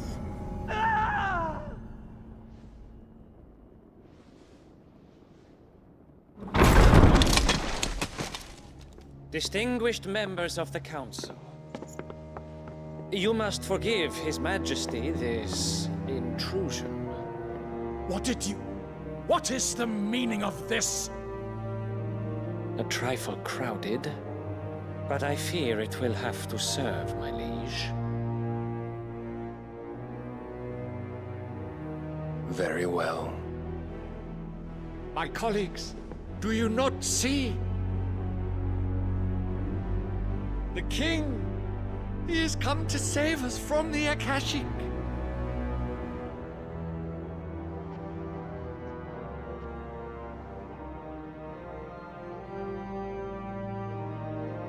He is a gift from the heavens, divine intervention, our very salvation. And of course, if it is compensation he requires, we would be most willing to negotiate a fair price for services rendered. Fools! Your ignorance unbecomes you. Your Majesty, correct me if I'm wrong, but I would swear that the fiends washing the cobbles of Canva with the blood of her citizens wear the colors of Waloed. Ha! So you do not deny it. Guards, fetter them, and see our guests to the dungeons!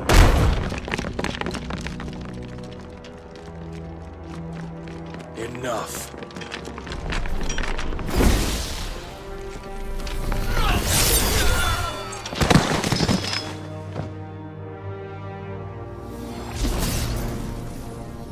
Pathetic creatures.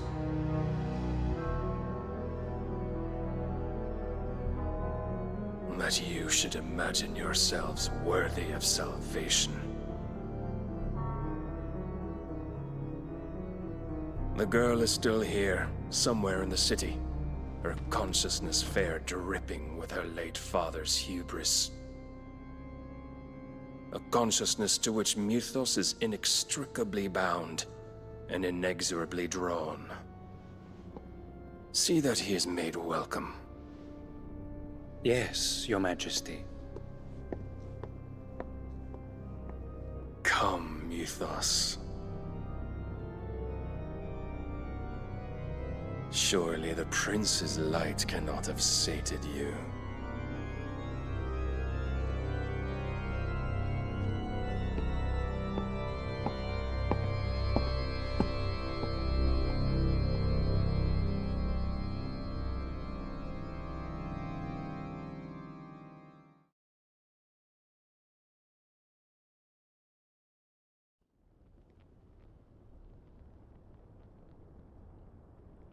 So then, how long has Waloed been under Ultima's control? How long indeed? Based on what we know of Barnabas's actions, I would guess some few years, mayhap more. But to what end? What does Ultima want? The tapestry. Show them.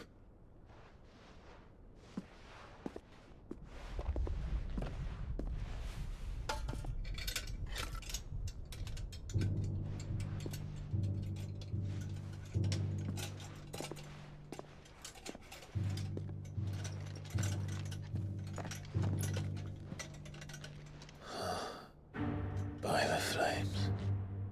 Phoenix Gate, Drake's Breath, and now here. But what is it? It is old, ancient, even. Naught remains of the faith it represents, save what can be gleaned from the image itself. None could tell me what the one in the apothecary meant, even the Undying. But I believe it may be the key to discerning Ultima's purpose. That figure in the center, the one beneath whom the icons congregate, that I believe to be Ultima. He is a god, or at least godlike. His very existence beyond our ken.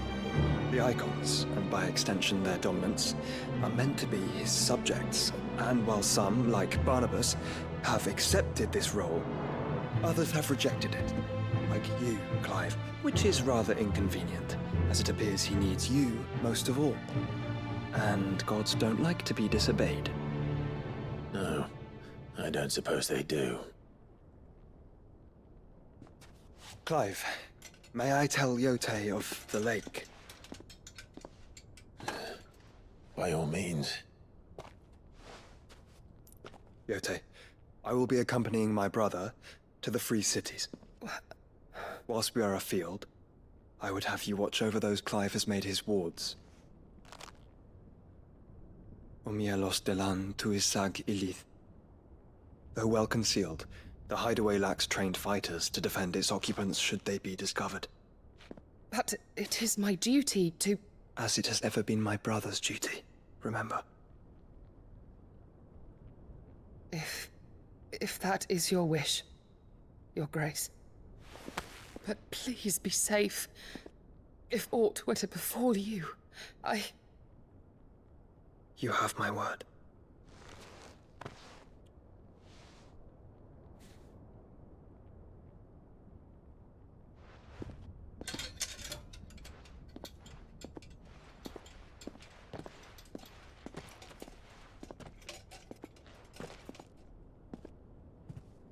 Farewell, my lord, my lady. We are in your debt, Yote.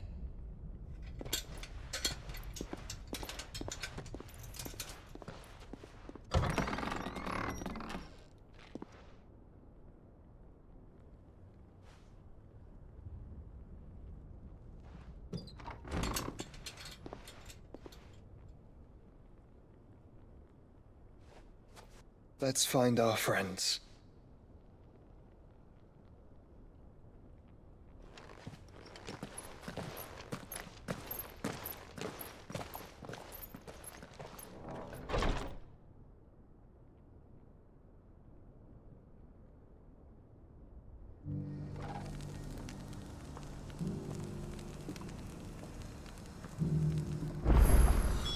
It's plain she cares for you very deeply. And I her, which is why I had to let her go. Opportunity beckons. Who among you is bold enough to heed her?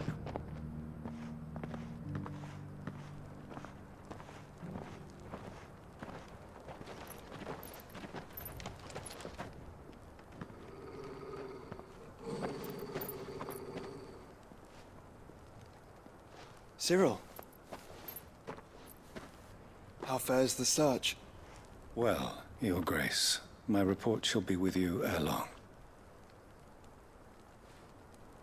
Ah, yes. Yotei is otherwise engaged, at my behest. And the duty of wardenship? Fulfilled. For as you see, I've been reunited with my first shield. I am Cyril, Knight of the Undying and bearer of the Burning Quill, charged with chronicling the mortal deeds of His Grace, Joshua Rosfield, keeper of the Flame of the Phoenix and rightful Archduke of Rosaria. I entrusted Cyril here with overseeing the investigation into Ultima's origins. Findings from his brothers and sisters afield are delivered here to be collated and catalogued. Just how many Undying are there? Not nearly enough, milady. Yet we are glad to give our all in service to the Phoenix. Such is, and has ever been, our creed. I see. You have your associates, I have mine. But you may now think of them as ours. That won't be a problem, will it? The Phoenix is our sun, and we but the shadows that quicken in his radiance. It is from the darkness that we serve, both him and now you.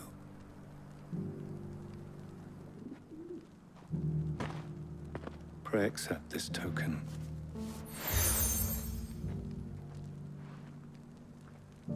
For as long as you bear it, members of our order will reveal themselves unto you. If there is nothing further. No. You are dismissed. Your Grace.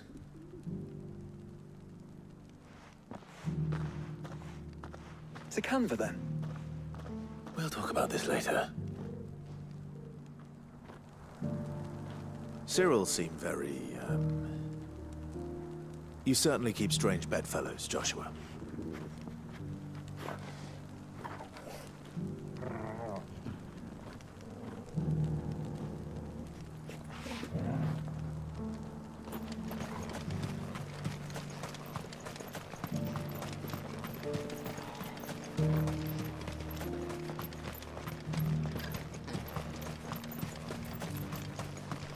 The Free City? He's under siege?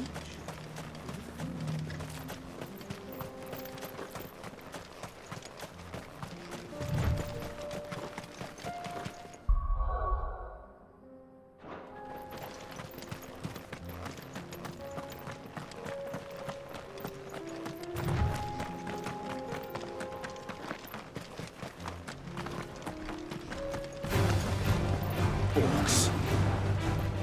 Let us be rid of them.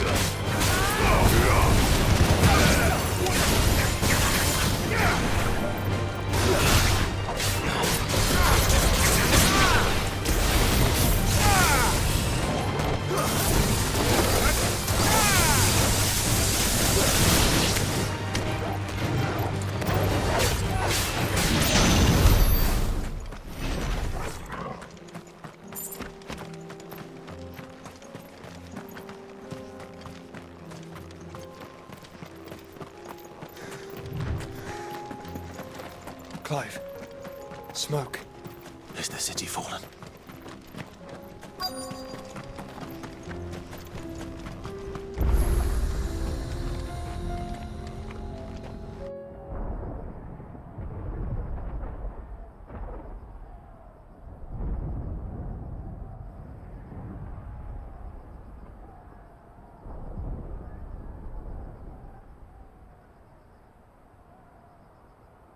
The free men are still holding their own, then.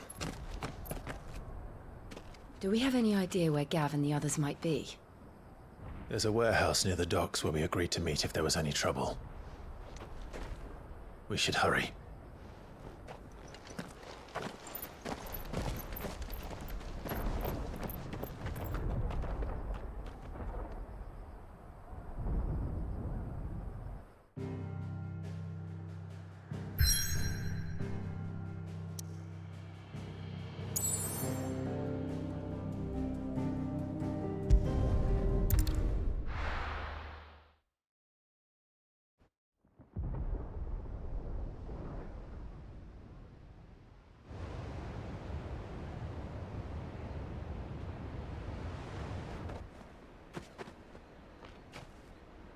Sounds like thunder.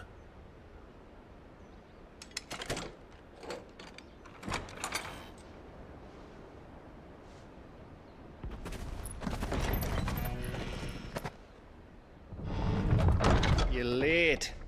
We're starting to think you'd stumbled off a cliff. I seem to recall that was you, Gav. Good to see you. Any trouble on the road? Nothing we couldn't handle.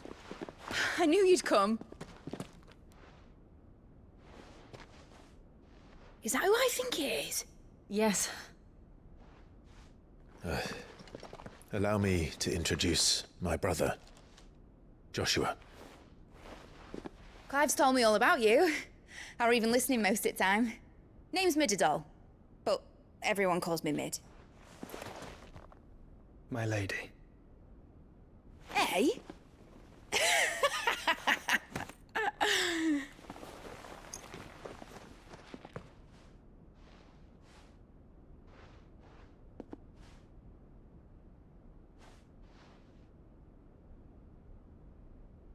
My boy.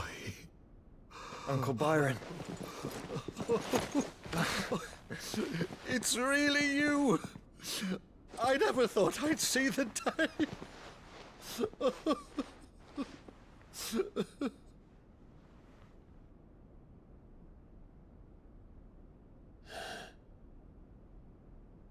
So these Akashic are being controlled? That's what it looked like. Empty eyes, eerie blue glow. No doubt they were turned, but silent as monks, every last one of them. Your man here speaks true, Clive. We saw more than a few in the city. They moved in ranks with a purpose, and not of their own. Ultima's doing. Perhaps. What of the city? The people? Dead, mostly. Mostly, but not all. A handful managed to lock themselves in their villas before the Horde arrived. Some in the Merchants' District to the west, and a few others on the far bank. If the Akashic stumble across either hiding place, a few bolted doors won't hold them for long. We need to find them. And quickly. What do you propose? We split into two parties. I will make for the Merchants' District, while you look to those across the river. Mind keeping an eye on my brother? Not at all. We find the villa and try the servants' entrance. Understood. And what of us? Mid, is she fit to sail? The ship, the Mithril engine could probably do with a few more tweaks. Then you better work fast. Even if we do reach the survivors in time, they'll never make it to the hideaway on foot. You leave that to me. See that Mid doesn't get herself into trouble, would you? Think I can manage that? I'll keep him safe. Looks like you stuck with me, Byron.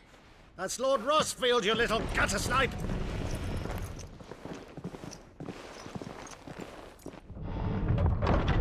Shall we then?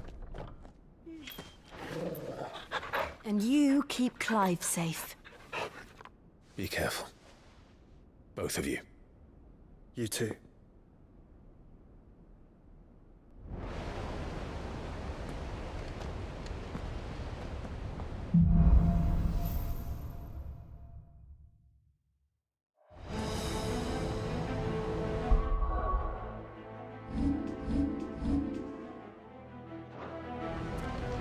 All right, Torgal. Let's find those survivors. They don't stand a chance against those things.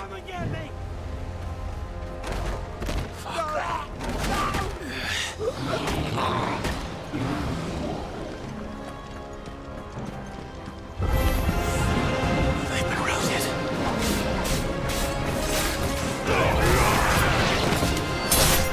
It's over. They're wearing Waluda armor.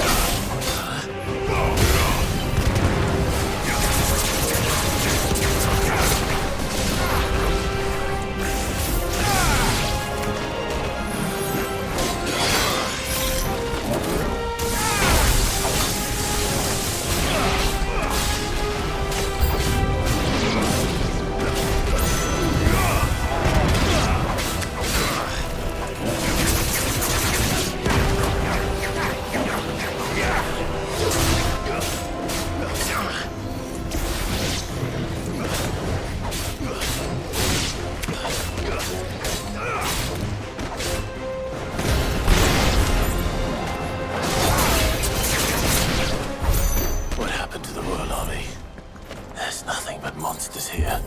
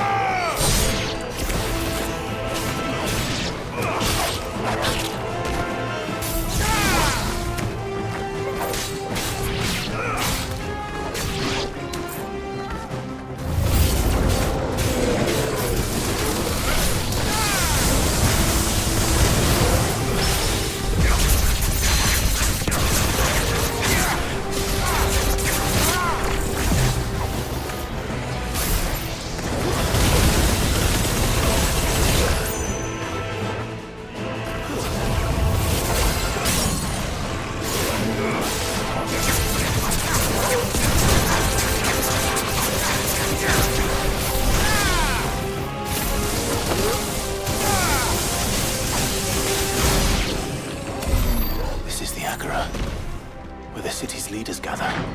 There may still be survivors inside.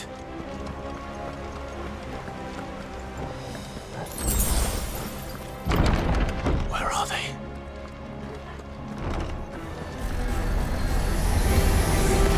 These creatures. Something reached a step this far. What the hell is going on here?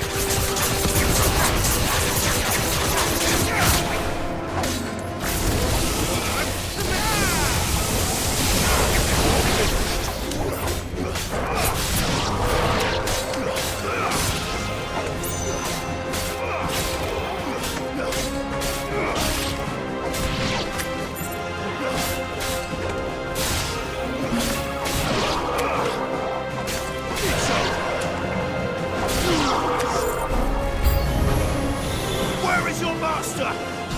What does he want?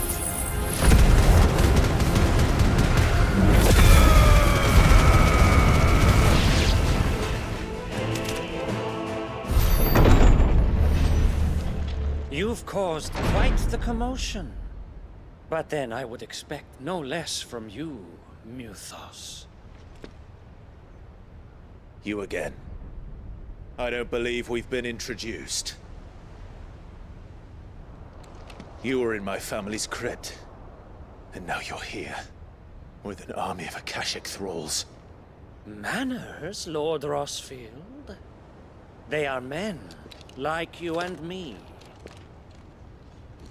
Albeit ones unburdened by the wills that drive our kind to madness. They are pure. They are divine. What? And they are all that remains in this once raucous city. You'll pay for what you've done. As you wish. I confess I have been very much looking forward to this. Pardon me this indulgence, Your Majesty. The vessel shall not be spoiled.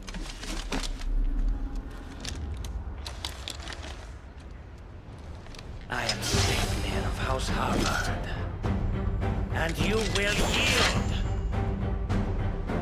Or not. As long as you don't hold back.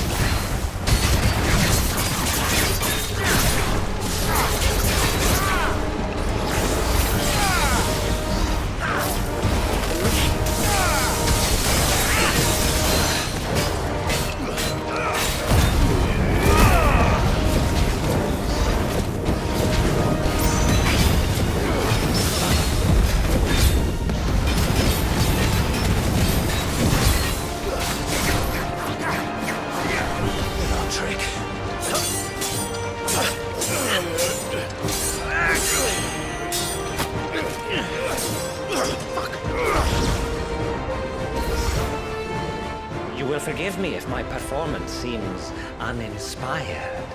It is just that I expected so much more from our chosen one. Perhaps this will kindle your flame? What now? A gift from my liege lord's armory.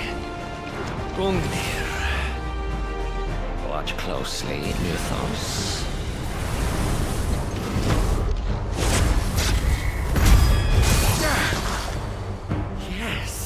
Yes!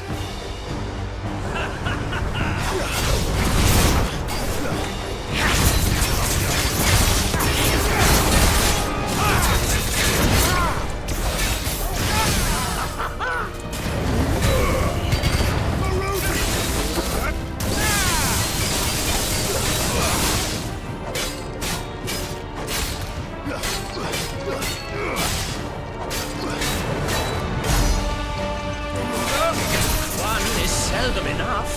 Would you not agree? Actually, I wouldn't.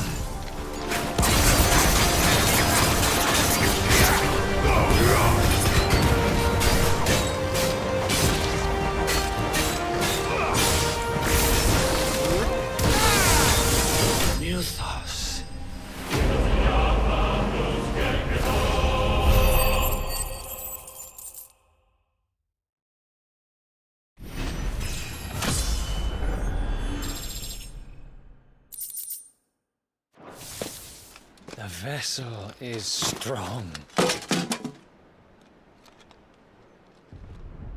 My liege.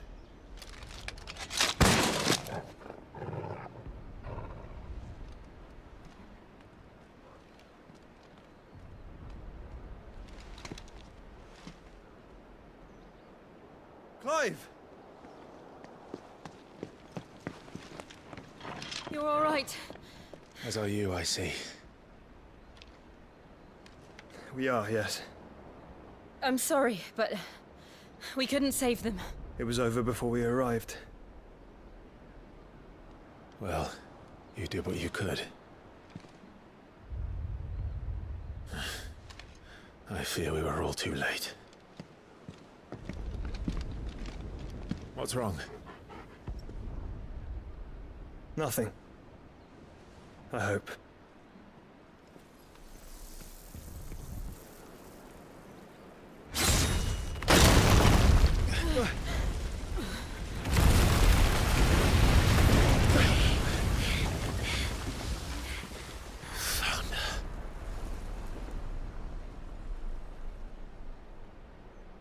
Leaving so soon, Mythos? It's the king. Indeed. You may kneel before Barnabas Tharm, Warden of Ash and King of Waloed. Get back.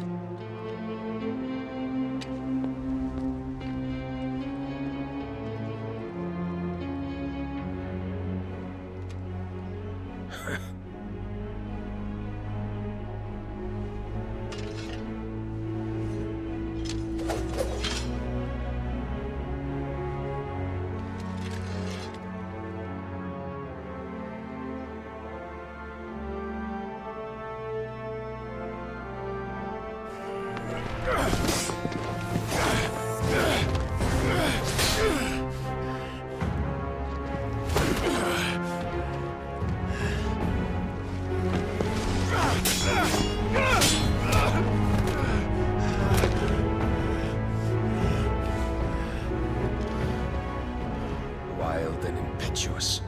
I expected more of the boy who bested my Lord Commander. Yet I see why my master covets you so. The power within you, Mythos. The potential.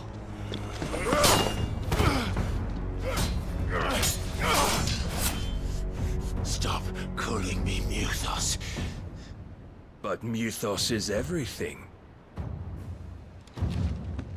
The cornerstone of all creation. The Lord's vessel. Your purpose. My purpose? To surrender my mind and body to that thing.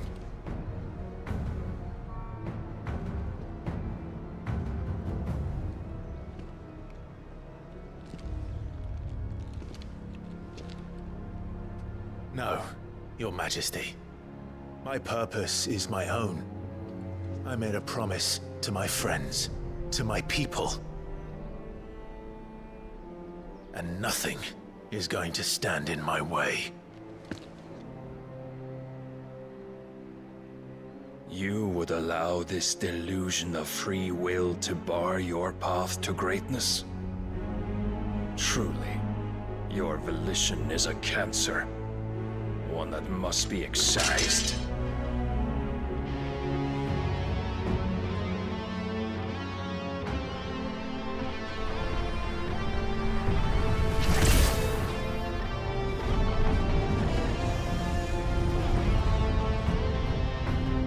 Try it.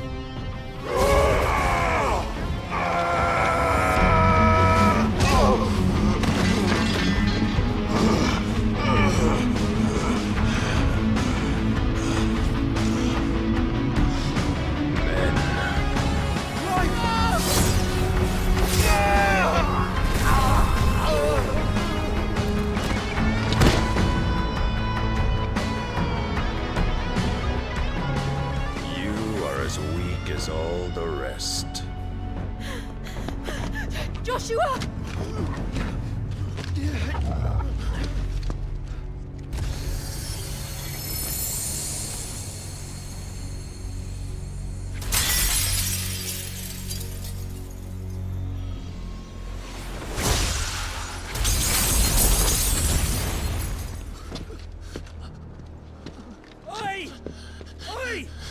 way! Hurry!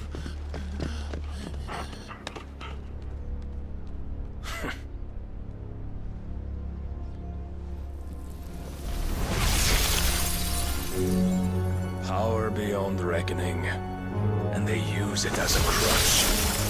Such a waste.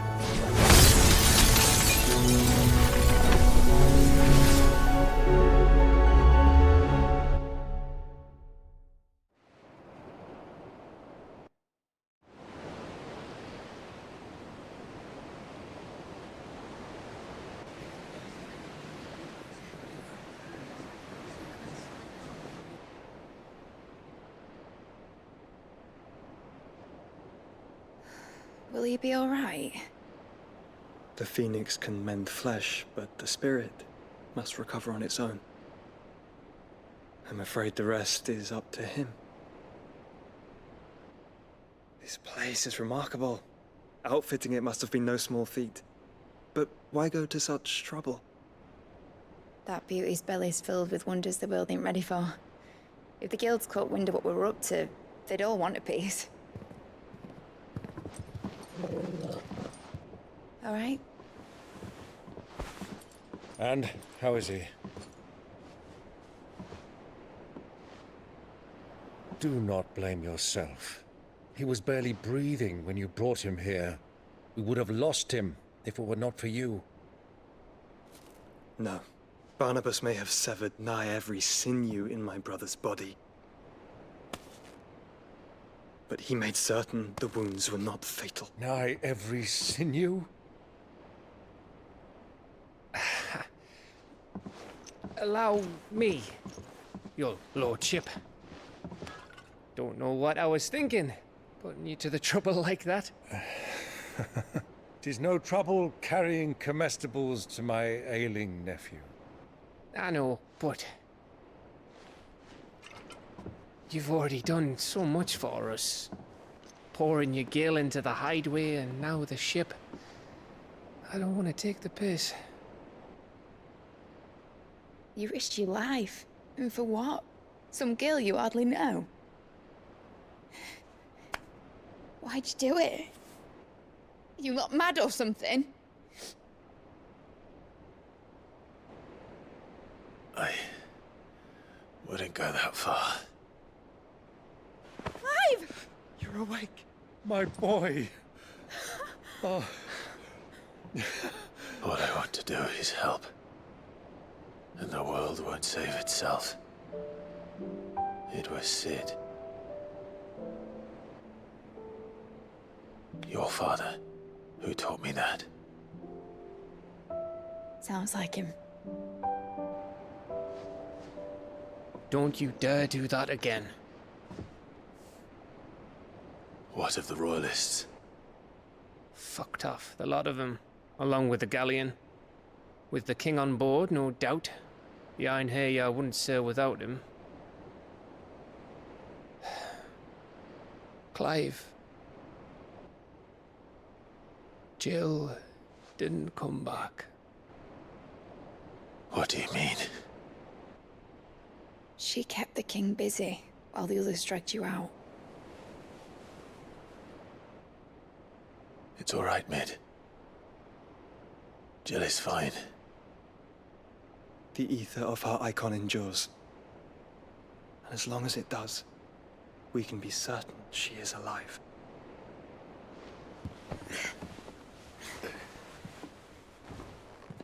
We must pursue the Black Galleon. Jill will be with the king, I'm sure of it. Well, good luck catching him, because my ship's going nowhere. It's the Mithril engine. She's got a kick like a wild chocobo and a mind to tear the hull in half. But you have an idea. Well, of course I do. My dad'll have seen this coming a league off.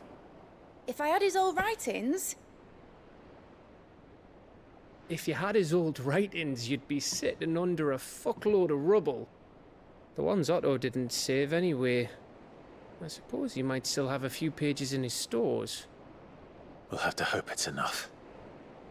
Do what you can to ready the ship. I'll speak with Otto. In your condition, you really are mad. Perhaps. But the world really won't save itself.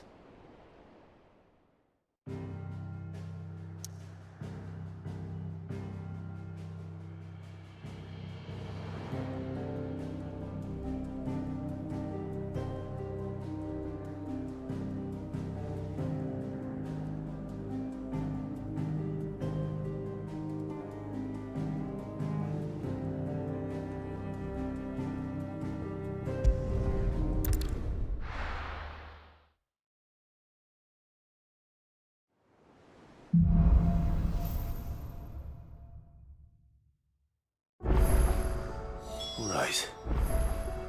Gav said that Otto might know something.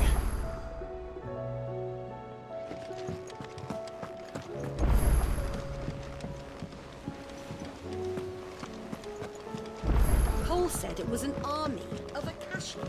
What will happen to How are we supposed to do our duty when the hills are crawling with a Clive? But if you're here... Don't tell me. They're all right. But it's a long story.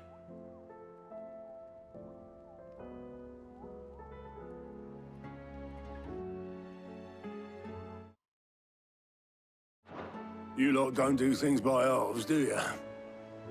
Well, at least everyone's still breathing. Now, as for these writings, I'm sorry to say, Clive, but if you had those, you'd be... Sitting under a pile of rubble, I know. But we were able to save a few bits and pieces from the ruins, most of which ended up being used to build this place. The more personal items we gave to the next of kin. In the case of Sid's things, that would have been mid. Then I'll check the workshop.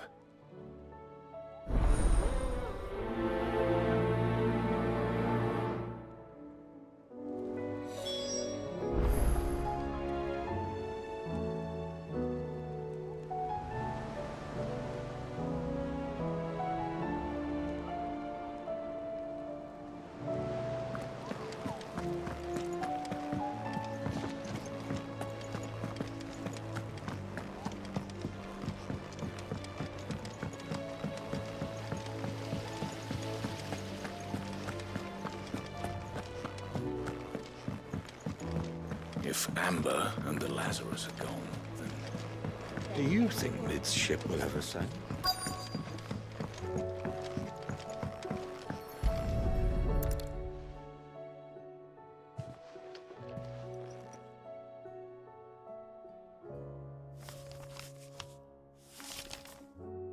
This looks like it's from Sid's old diary. But you'll already have read it. I'd better keep looking.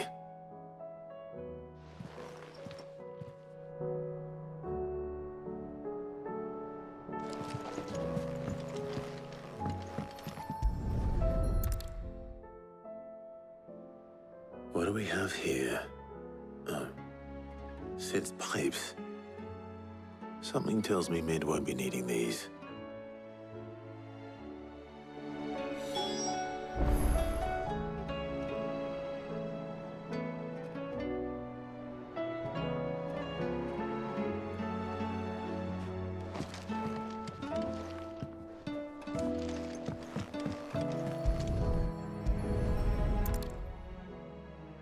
I remember seeing this doll in Sid's cellar.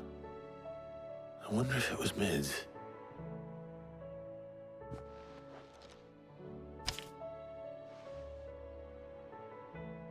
Huh. What's this tucked inside it?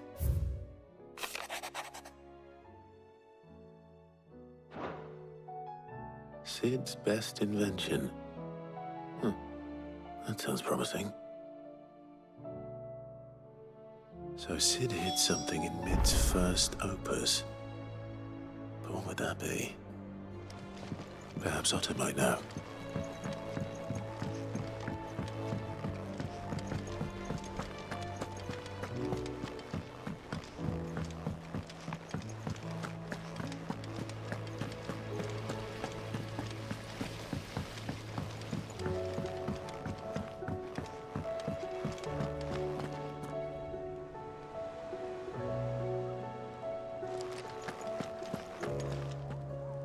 Well, Did you find anything? Possibly. You wouldn't happen to know what Mid's first opus was? Opus? That girl's as tone deaf as a banshee. Unless you mean the orchestrion. She couldn't have been more than, what, 11, 12 when she cobbled that thing together? It surprised us all. Not least her dad. You should have seen how proud he was of the little scamp. What's that battered old box have to do with anything? I think Sid may have hidden something inside it. Wouldn't surprise me. Those two and their bloody treasure hunts. Half the things in the hideaway were hidden one time or another.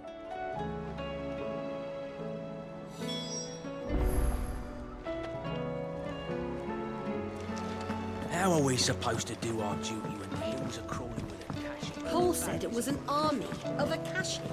What will happen to Mid and the others?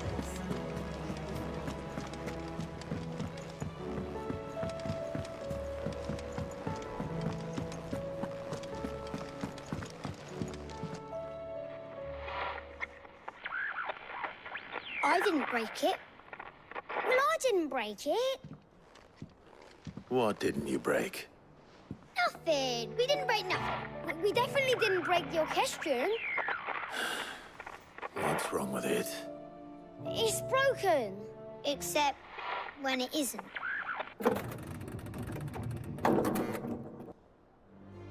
See? And you had nothing to do with this? Nope, nothing. We just wanted to listen to all the songs at once. So we pressed all the buttons. Like this.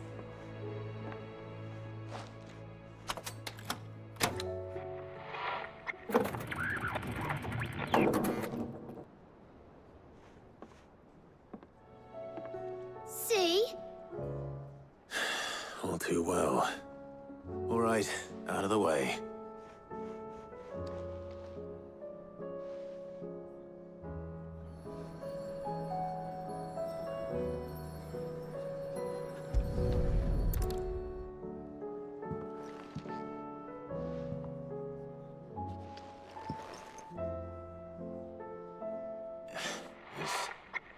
Something caught on one of the gears. Did you break it? Can you fix it? No, I mean, yes. There. How about now? You fixed it! Sid fixed it! He more than fixed it! Yeah, new music! Huh. Never heard this one before. They started playing when I removed this. Whatever it is.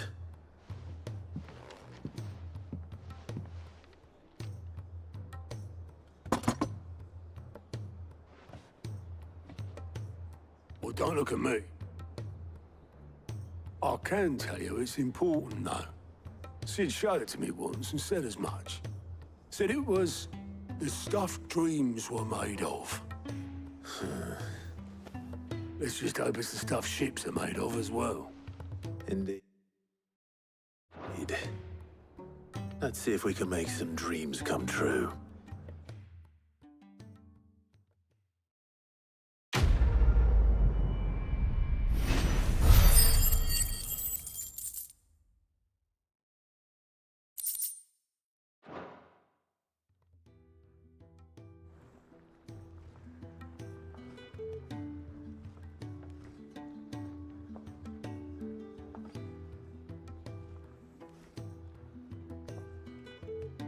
Just the two I was looking for. Aye. Who's a patient? Actually, yes. The Crown Prince just left. Dion left? Unless you've another word for stood up and walked off. Yes, left. He did have the decency to leave a message with Obelisk before commandeering one of his dinghies. Should we go after him? No. We're not the Prince's keepers. He's free to do as he sees fit. I'd rather he did so in bed. His wounds are nowhere near healed. Much like yours, I suspect. Otto told me what happened in Canver. What is it with this realm's princes and their aversion to rest? Ask me when I get back. Though I may be sometime. Then at least try to stay safe. And if that fails, try to stay alive, eh?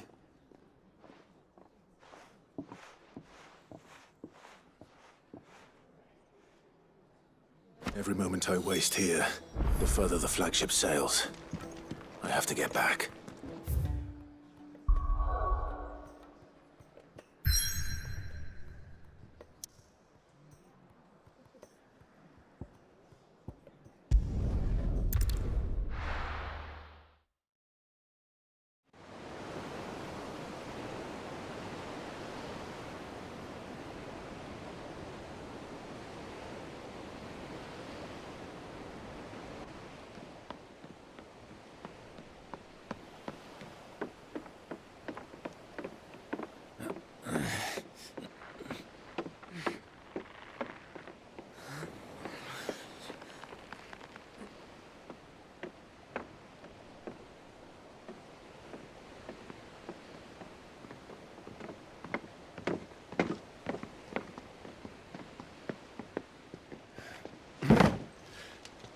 I were right, Clive.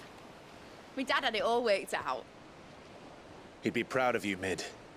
His writings may have helped, but this achievement is all yours. Can we catch them? The Aine Yar's one of the largest, fastest vessels ever built. And it won't help she has the wind at her back. Any other ship would be hard-pressed to keep pace with her, let alone reel her in. But this isn't any other ship. This is the Enterprise! And the world's never seen anything like my dad's engine. It certainly hasn't.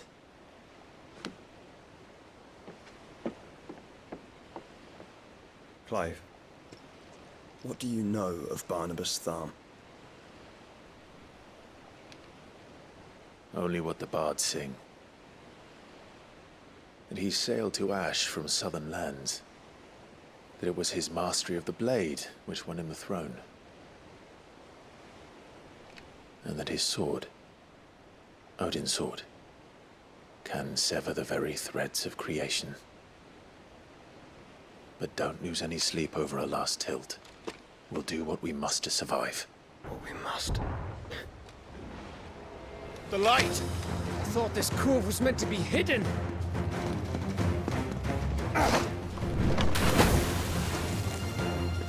Mid! Company! Eh? We'll hold them off until the ship is ready. But hurry! Bollocks! All hands! Man your stations!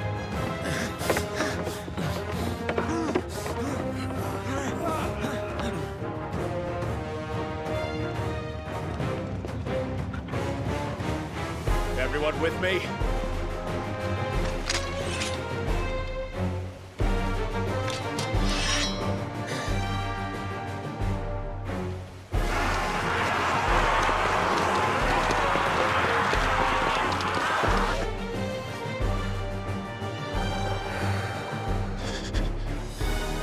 Here they come! Mid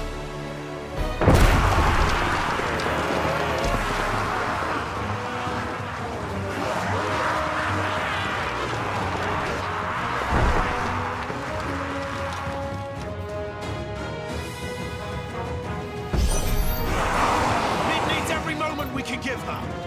Behind me, Lord Rosfield. I'll take care of these fuckers.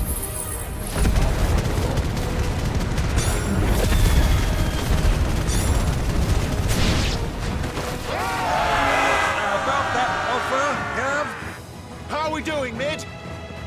I thought you said that ship was fast!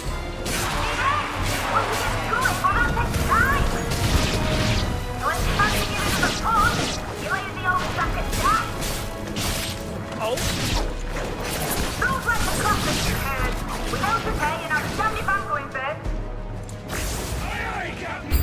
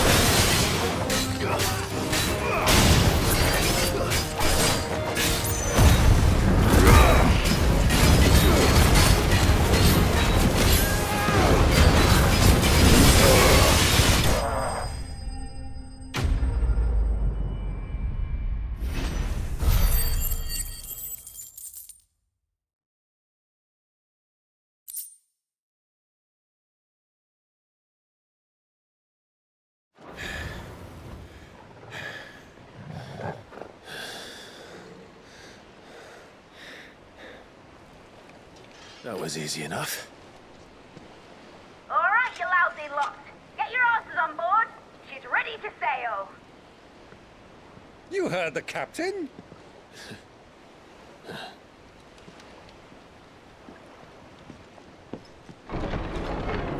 Clive?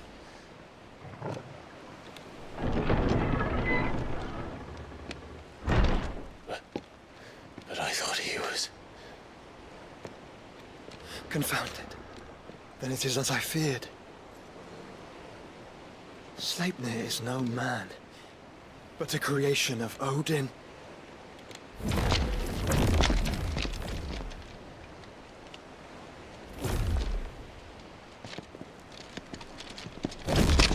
Phoenix's fiery fundament. Have you no normal enemies?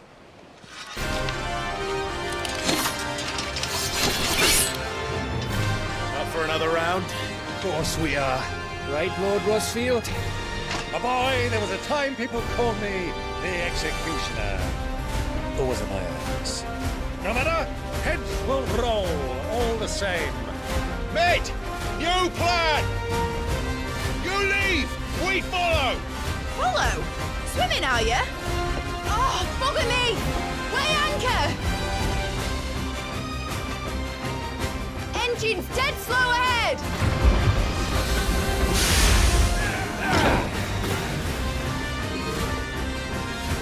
Have care, my friends. 'Tis not blood that runs through a Nevin's veins. These foes will not fall easily. But they will. Like oaks before a woodman's axe. Good thing I brought one! How long are we meant to keep this up?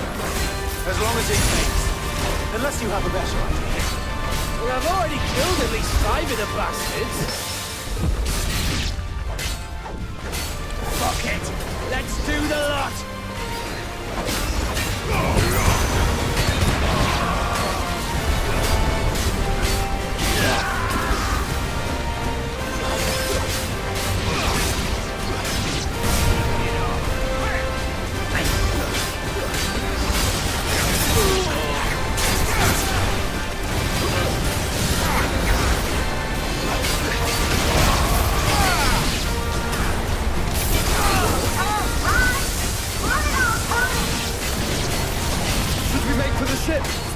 Not yet. Wait for my signal.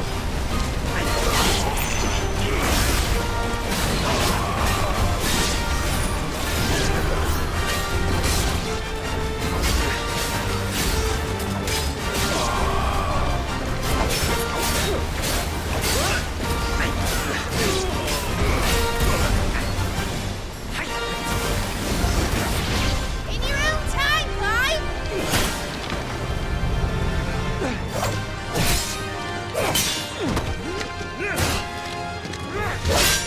Right, run for it!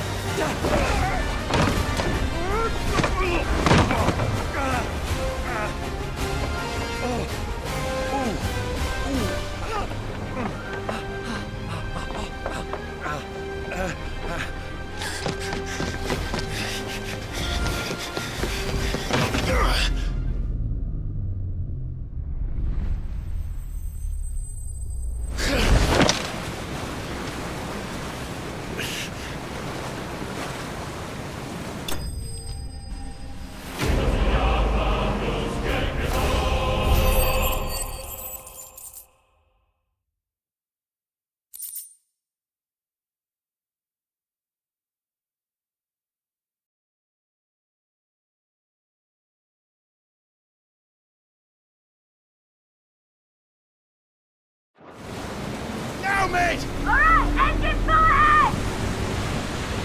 And hold on tight!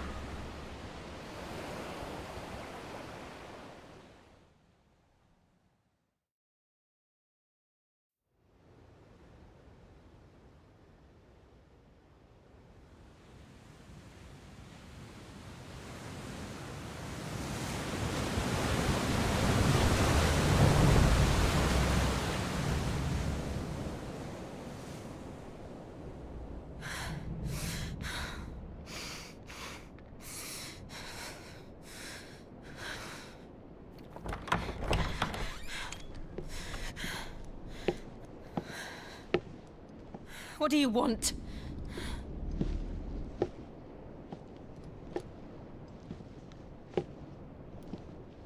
That's quite a mess you've made. And wholly unnecessary. You are my offering to Mythos. I would not see you damaged.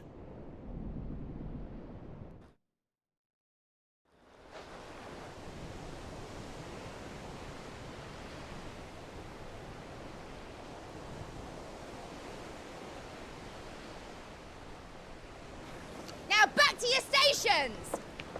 Every bell spent treading water puts another league between us and the galleon.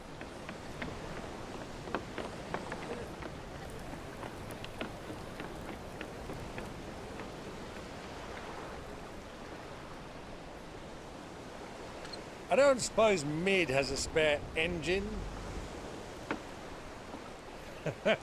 Since you rose from the grave, my fortunes have plummeted.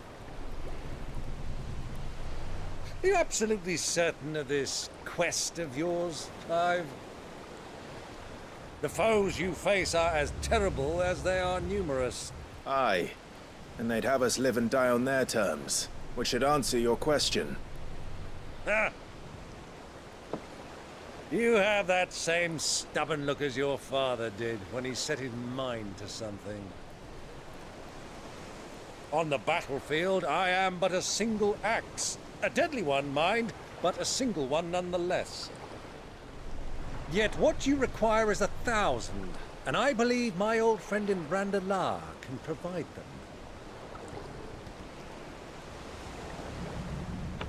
Take care, Clive. I have many more tales of your father's exploits to share. And I cannot very well do that if you're dead. Again.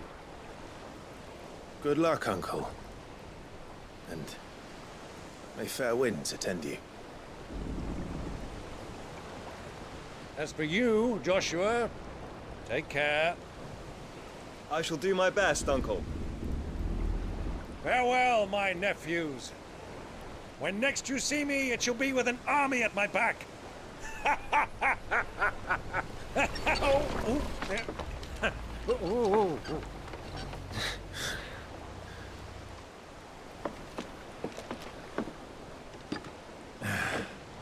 Cheerio!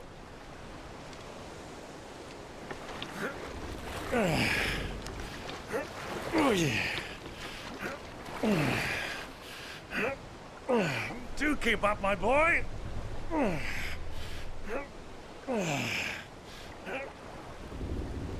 Well, we can't have him showing us up now, can we? We would never hear the end of it.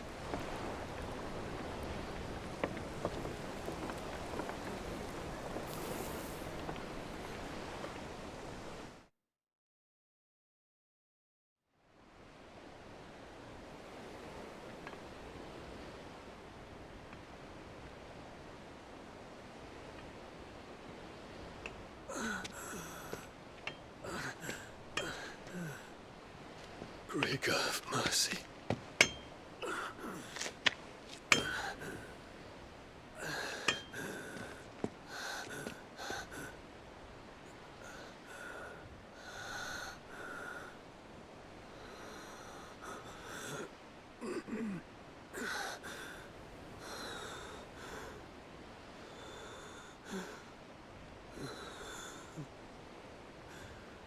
All this.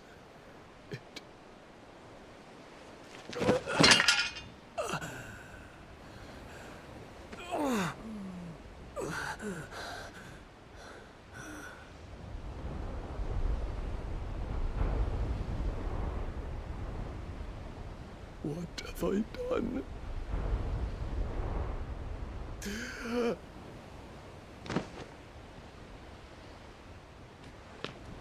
My lord.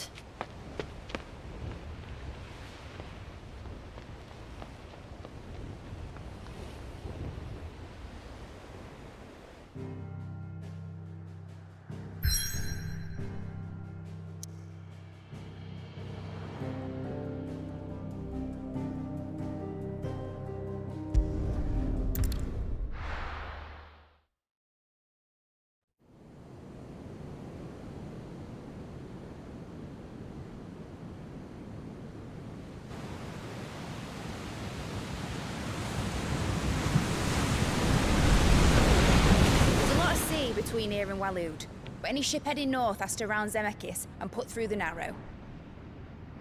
Maintain our current bearing north-northeast, and we'll catch the Black Galleon before she vanishes again. What's to prevent her from circling around Ash from the south? With these winds in those waters, it'd taken forever and a fortnight to reach Stone here. Mid knows what she's talking about, Clive. Better than any of us lot, anyway. I say we do as she tells. Sails on the horizon. She's ours.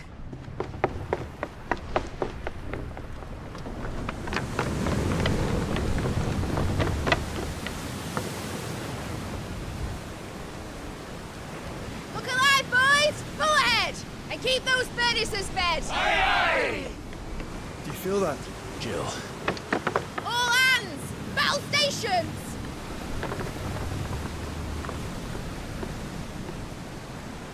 Let's see what this girl can do.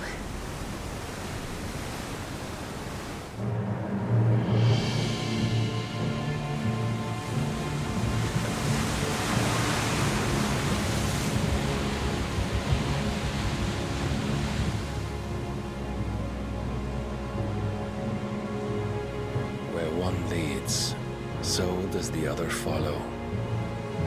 The bond of consciousness which joins them condemning both to the same fate.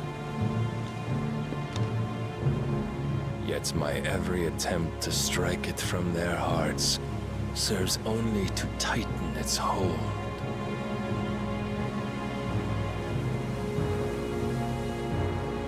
Fascinating.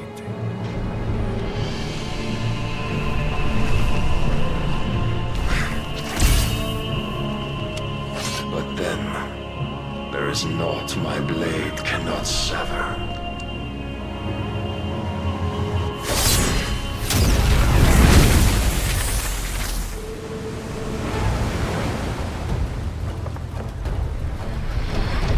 Great Grigor's gas!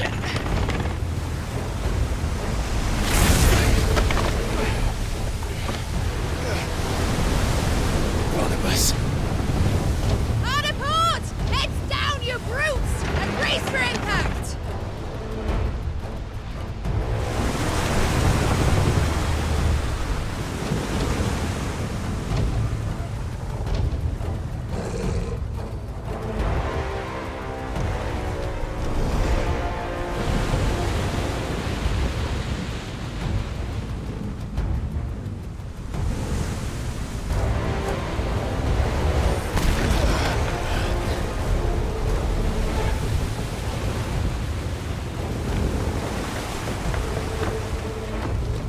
It's now or never.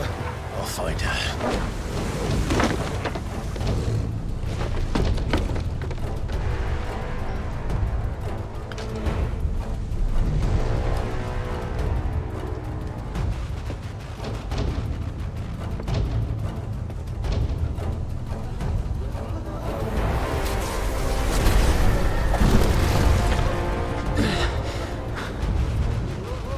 Bloody hell!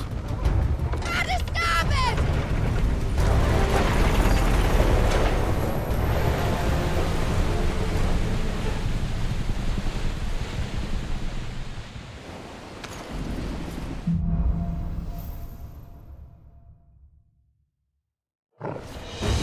Where did you hide?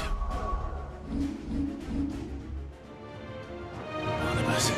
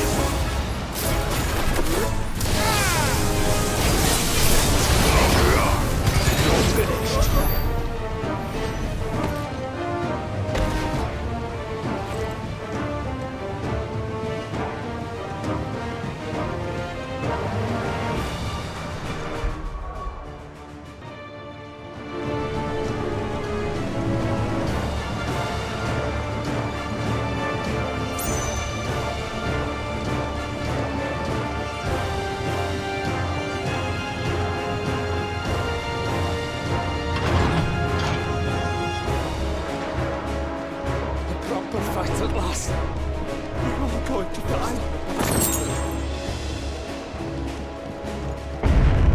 I need to hurry.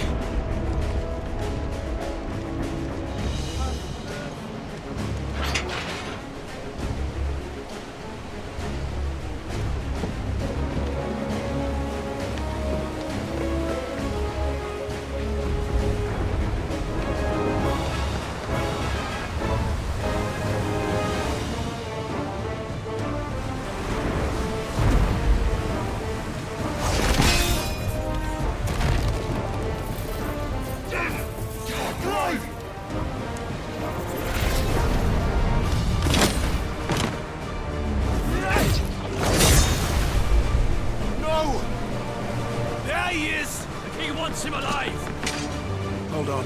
I'm coming. For both of you.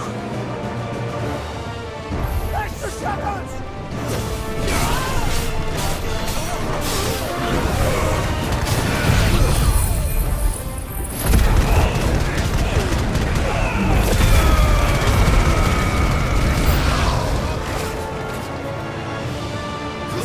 Steer the ship!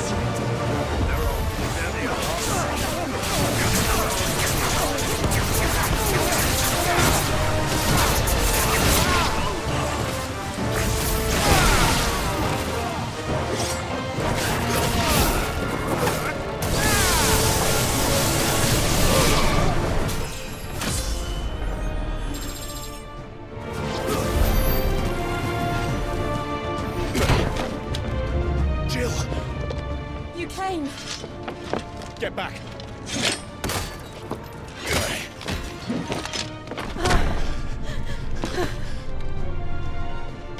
Clive, how did you... I'll explain later. Hands.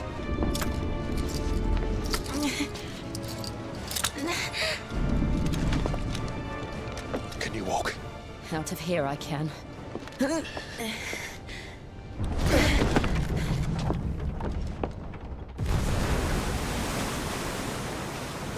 Stand still! Phoenix. Are you not the dominant of fire? I see naught before me but a guttering flame.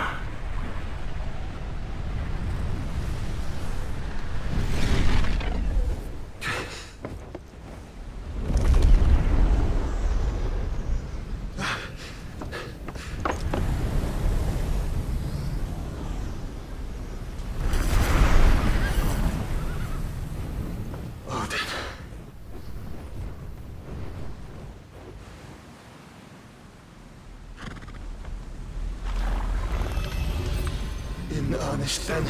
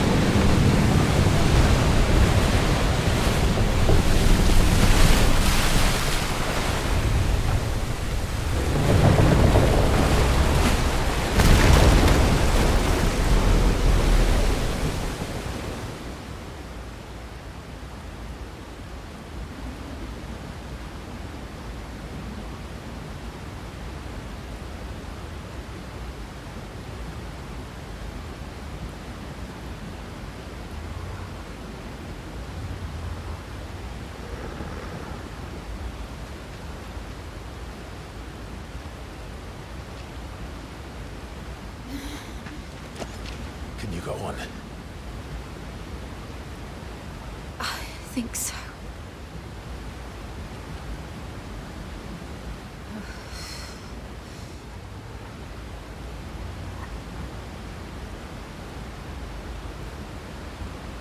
But to where?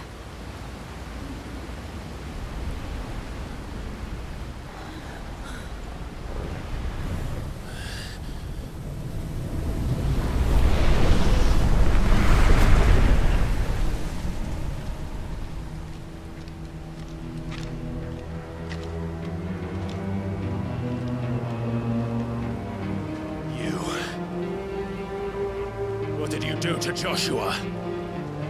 The Phoenix? Oh, I expect he will survive. This consciousness in which you coil your feeble souls is grown thick with desperation. And thus has my master turned to my blade.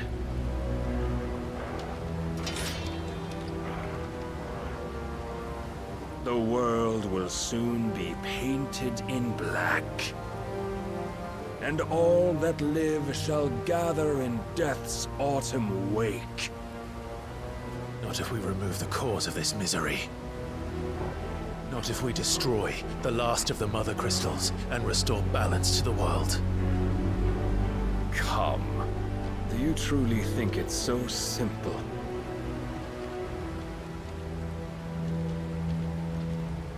The Blight is inevitable. Not even the Almighty might stop its endless march. Your efforts will avail us naught. Naught, that is, but suffering. You must embrace the truth, Mythos. Accept your place with the Lord. Keep it. As long as there's a chance, there's a choice. Ever led astray by your blind resolve.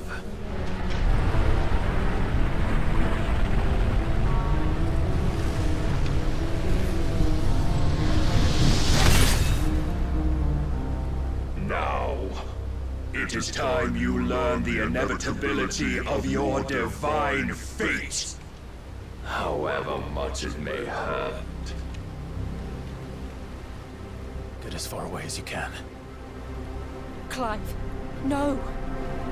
Trust me, Jill.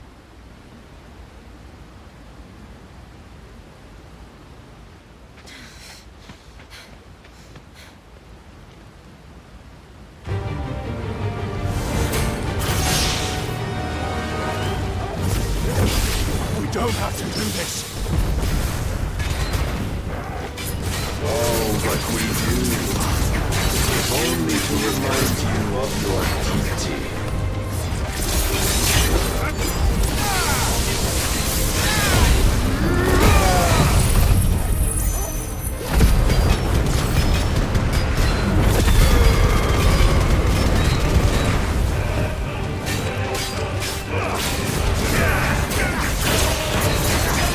In the short time since our last meeting, you have grown much.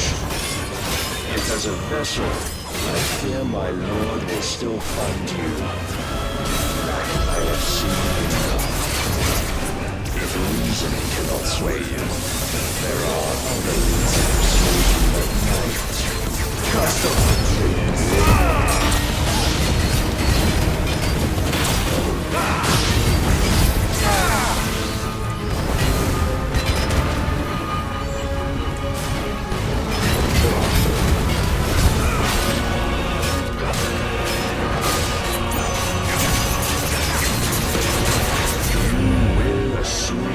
Mantle you've been given. And thus is the light of hope severed.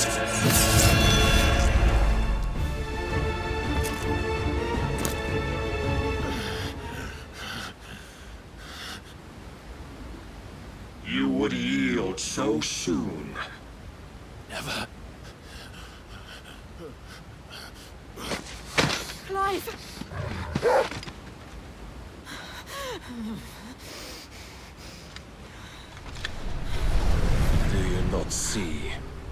Your iron will weighs you down, dragging you ever further from your purpose. And what is my purpose? Mythos. Who are we? What are the dominants? The breath of the Creator still warm on our lips. We carry his light that we might guide the masses in his name. We are but mighty acts of God. We are more than that! You would be nothing without what he has granted you. The power we wield is his, and yet every time we draw upon it, it wears away at our very being. It breaks us. It unmakes us, that its immaculate aspect might reveal itself. The icon. It is too much for even his chosen few. Apart from you, Mythos. You wield the might of many, yet your body does not answer for its avarice. What are you saying? What I am saying is that we dominants are a means to an end. We were created for you, that you might drink deep of our strength and thereby fulfill your divine purpose. Which is? To feed. As you would know, could you only look beyond the walls of your prison of self-regard. As long as you choose to ignore this, you shall never penetrate my defenses. Still, you may take solace in the fact that you are not alone in your plight. The chains of volition shackle all of mankind, but there is yet cause to rejoice. For the Lord, in his mercy, has taken pity on his flawed creations, and shall see them restored to their proper forms. And what exactly would that be? Why, loyal servants to God. No. Manners, Lord Rossfield? They are men, like you and me. Albeit ones unburdened by the wills that drive our kind to madness. They are pure. They are divine. You mean to turn everyone Akashic? Not turn, Mythos. Turn back. For too long has mankind been led astray by their clamorous wills. It is time they return to a world of quiet equality, where they might once more know salvation. Salvation! And abandon everything we hold dear! We don't need your salvation. We'll save ourselves, and we'll do it on our own terms. Not yours, and not your gods! With every defiant expression of your will, the tighter the chains of consciousness become. But perhaps that fact may be put to use.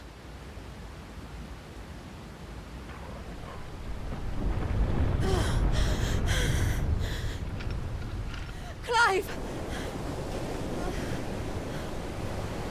The faster it binds you to the remaining dominance, the stronger your hunger will become.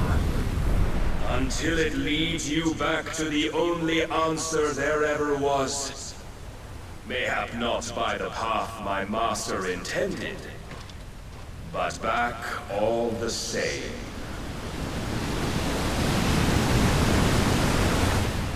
Ash is not far. I could freeze a path. You're in no fit state. Probably not, but I can try.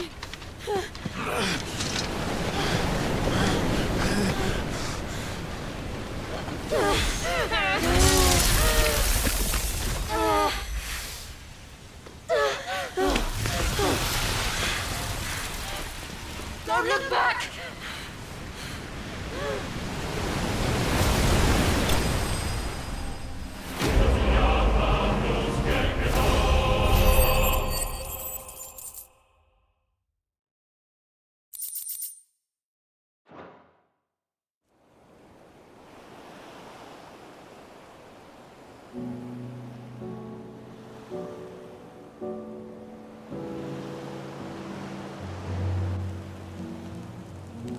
I hope the others are safe.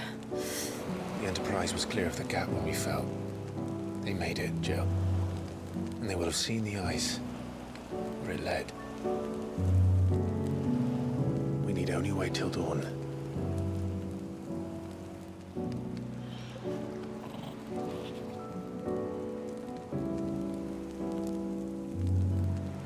This is the second time Barnabas has bested me.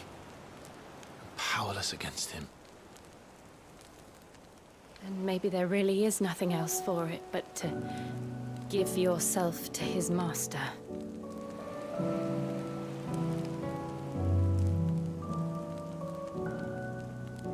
Only you won't do that.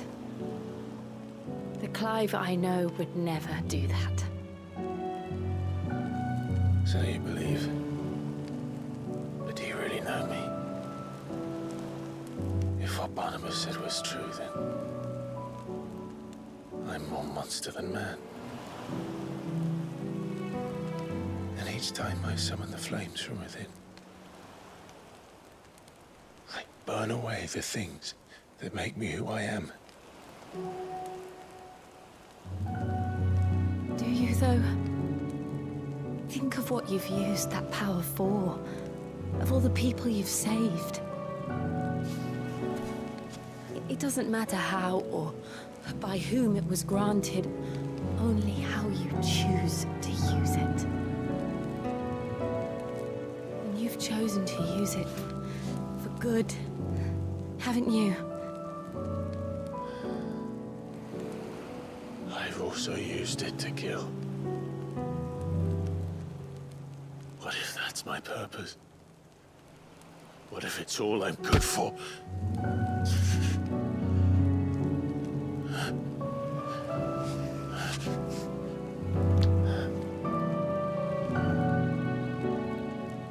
You're still that same boy I grew up with.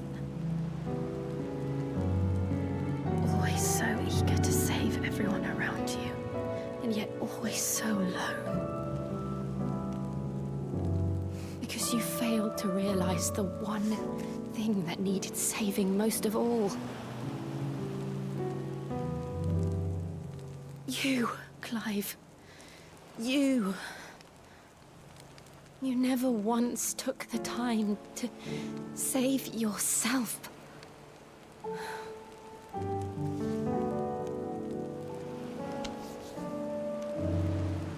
Myself. I think I might be beyond saving. No one is beyond saving, provided they want to be saved. You fight to survive. And you survive so that you may protect those you love. It's what you do. What you've always done.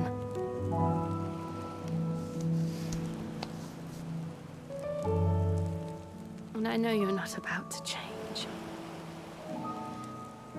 So I'm going to help you. To give you what you need to protect us all.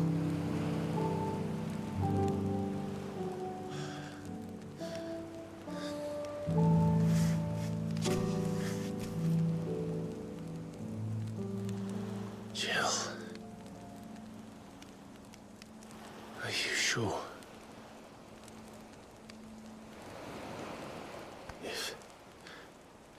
If this is what you want, then...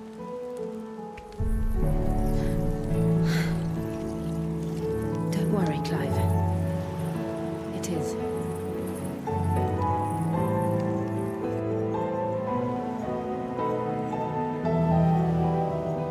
This burden, I'll give you the strength to bear it alone. But I'm not alone. These burdens I carry, my sins, my pain, my sorrow, I see now that they are all a part of me.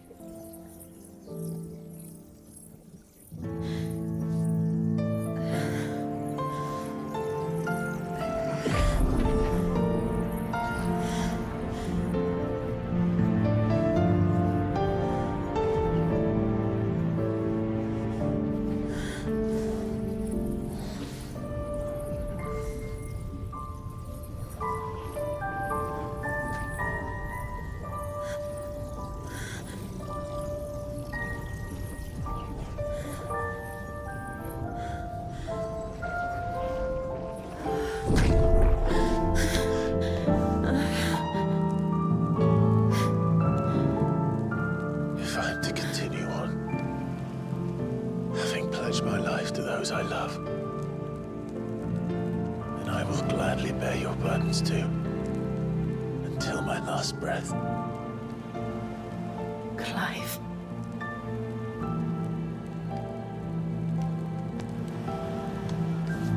I promise you, Jill. We will find a way to escape this fate. Find a way to save each other.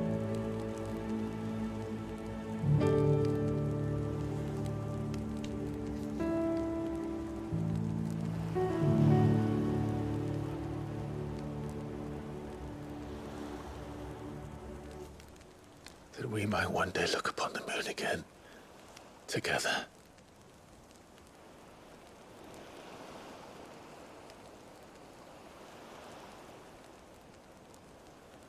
And I promise you, Clive, that I will be there, no matter what you must become. I know.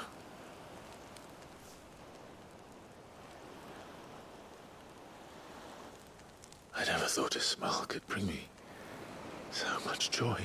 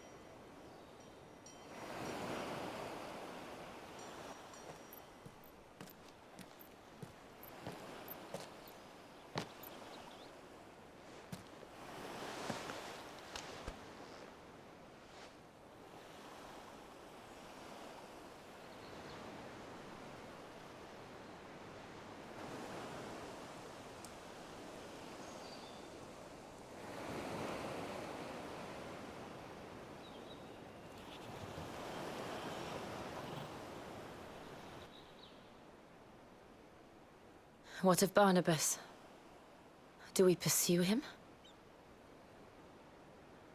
No. Our paths will cross again soon enough. Whether we like it or not. Besides, there is something we must do first.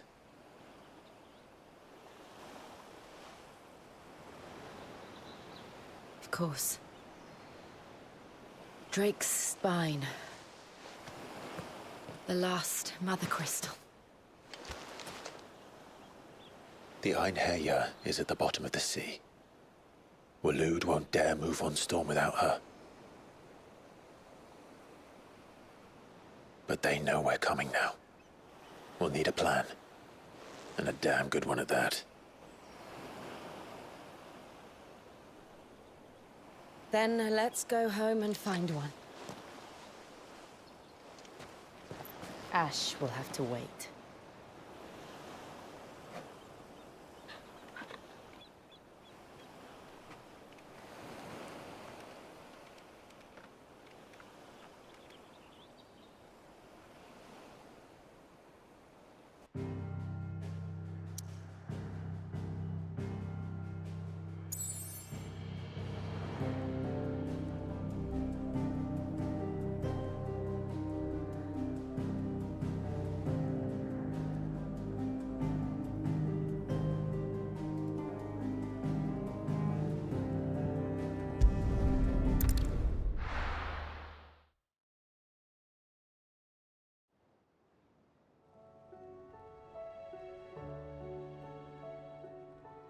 Mid says Odin split the sea in two.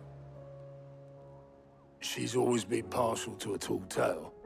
But there's tall, and then there's tall. I struggle to believe it myself. I see your uncle isn't with you. He stayed with the Enterprise. After our brush with the Einherja, she was in urgent need of repair. And my uncle knows a shipwright in Randalar. We're to join him there when we're ready to sail for Ash. You sure that's wise? Last I heard, the place was still overrun with Akashic. Show me a city where that isn't true. Ultima's plague is spreading. We're running out of time, aren't we? We've done our best to shore up that hideaway. But I doubt a few planks will stop what's coming. Still, we'll keep at it. Every little helps, I suppose. Let's hope so.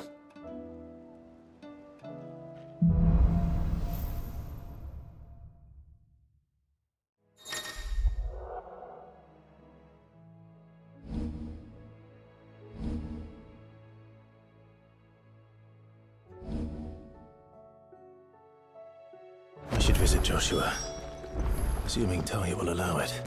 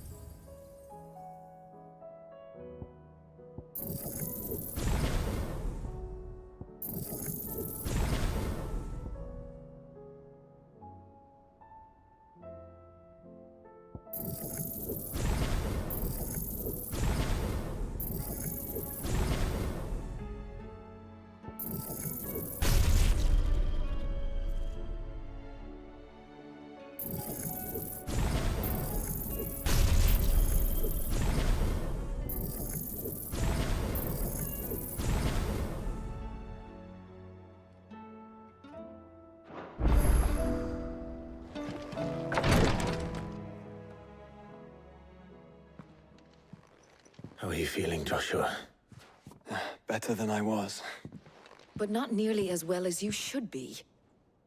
Your cuts and burns may have healed, but your body still bears the burden of every spell cast. And what would you have had me do? It was no ordinary foe we faced. It was the Warden of Darkness. Yet still, it was not enough.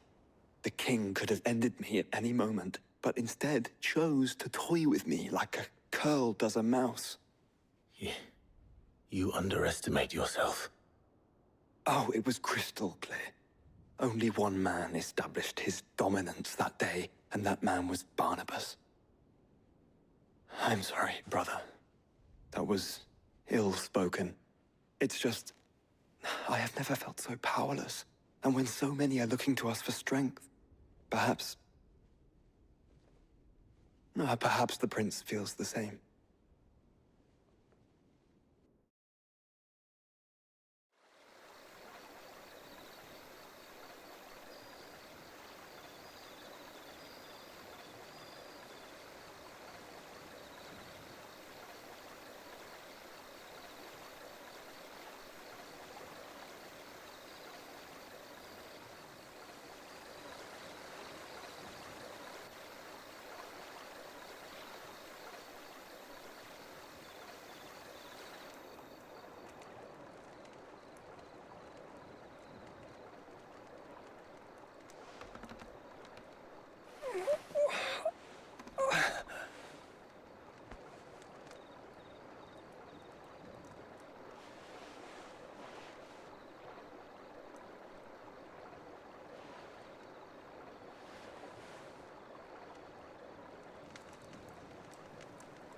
What is this place?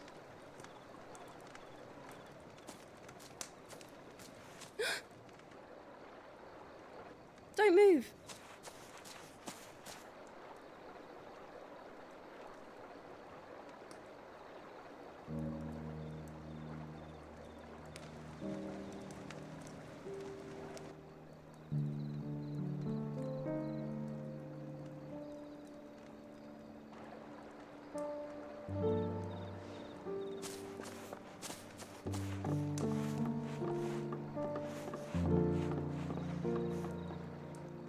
Here, it's fresh from the well.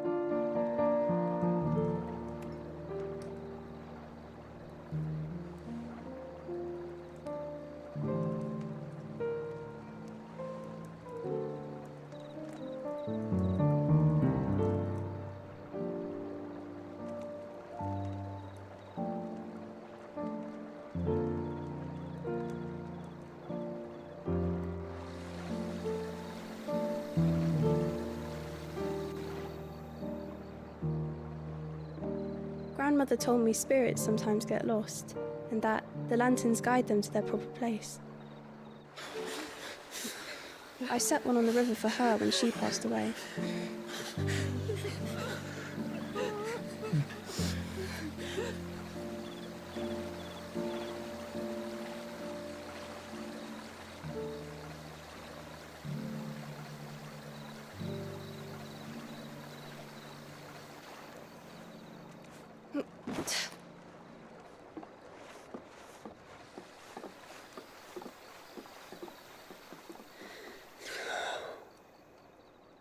The fiend works from the shadows.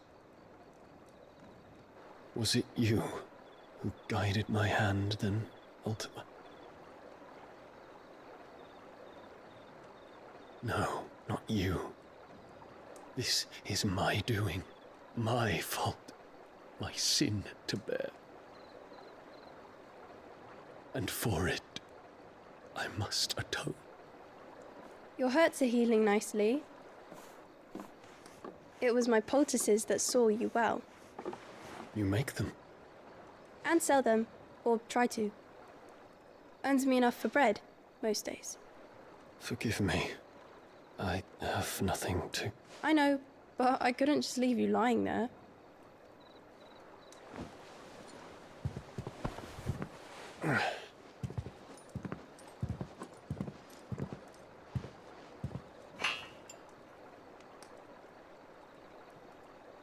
You're going then? Of course. I'm healed. Thanks to you and your poultices. Will you promise to come back and visit?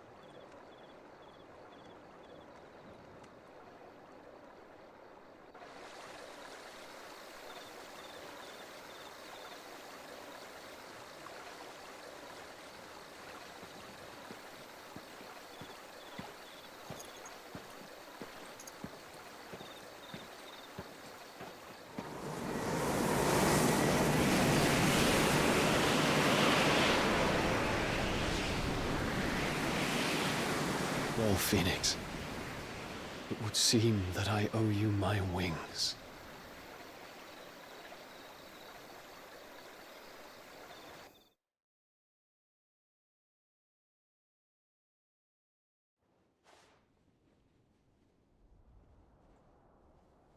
Perhaps he can find an answer.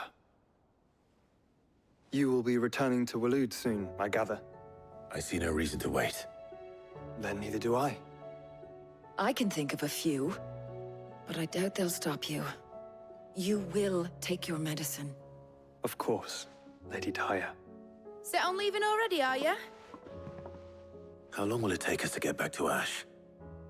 Dunno, about the same amount of time it took us to get here. Maybe less, if your uncle can find someone trustworthy to patch up the Enterprise. All depends on where we're putting into port, mind. Yes. It's not as if we can put ashore wherever we choose. We have to assume that the whole of Ash is hostile, and that we'll be attacked on sight. Then we must find a place they won't think to look. And I have an idea who might know of one. The Professor! I'll go and tell you come in. While you're plotting our course, I'll be in the shelves with your lawsman. I wish to pick his brains about Ultima. Then I'll talk to Karen about supplies for the journey. They may not be easy to come by in Ash.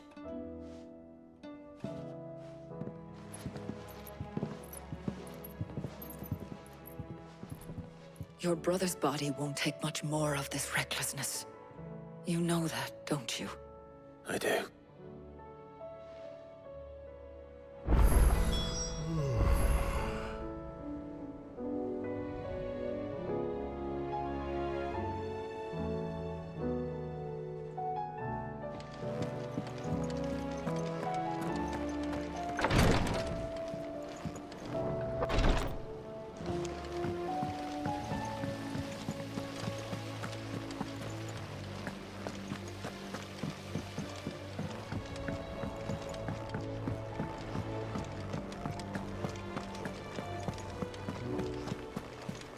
I still say it were a compliment. Sage. Ah, Clive. I was wondering when you'd arrive. Please tell me you've come to take our young prodigy here off my hands. I'm not here for Mid. I need information on Ash. Then why not ask Molly if you can look in one of her ovens? Go on. As soon as the Enterprise is ready, we'll be setting out for Drake's Spine. And we're going to need a safe place to land. Preferably one that won't see my ship blown to shit and splinters. If it were that easy, do you think Waloed would have resisted invasion for so long? Very little is known of Ash, and the information we do have is spotty and outdated. We have the good King Barnabas to thank for that. Waloed's borders have been closed to outsiders since the day he seized the throne. If there is anywhere safe to land, you won't find it on my map. Then tell us what we will find. I'm sure you know better than we do. But no splinters. All right, if it will get you out of my hair. But interrupt me, and it's over. Understood?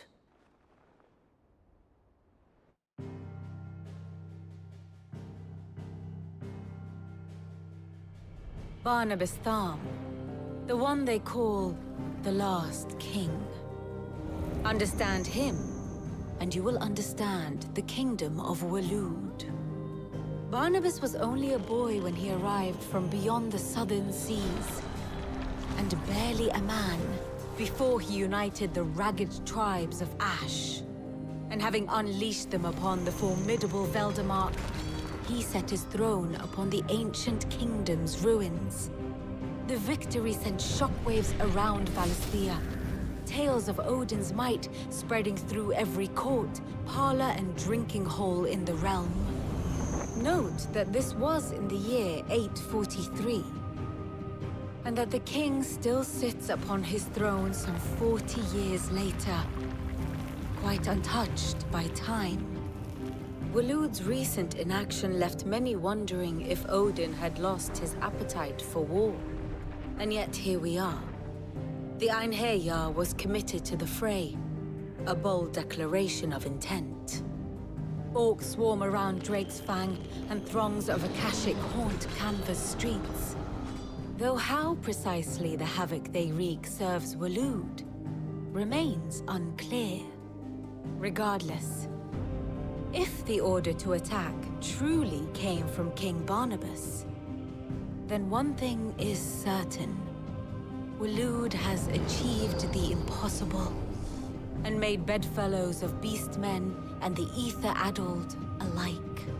All of which is a roundabout way of saying that you will be in unknown territory when you set foot on Ash. Much of the continent has already been lost to the Blight, and what few ports remain will be fiercely guarded. And that is to say naught of its natural defenses. Offshore currents will cast an ill-equipped ship out to sea one moment, and dash it against the rocks the next. But then the Enterprise is anything but ill-equipped, and Mid has made land there before. Now, if only there were someone with an intimate knowledge of the Shadow Coast, and where a daring gentleman might put ashore.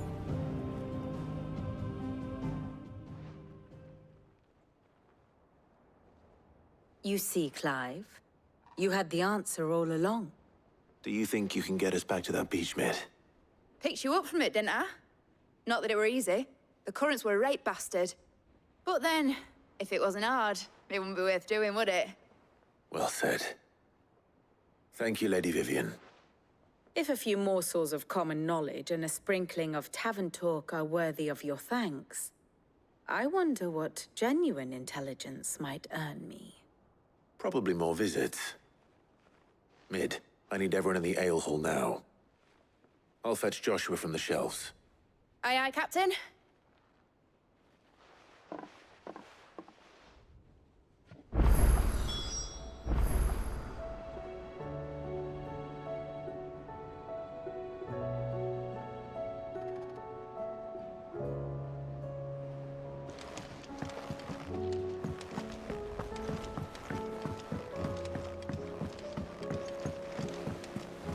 Covered in nicks and lumps, the lot of them.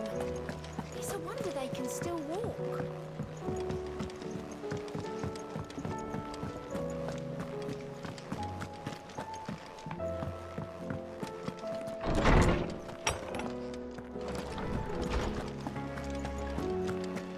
I have no reason to assume otherwise.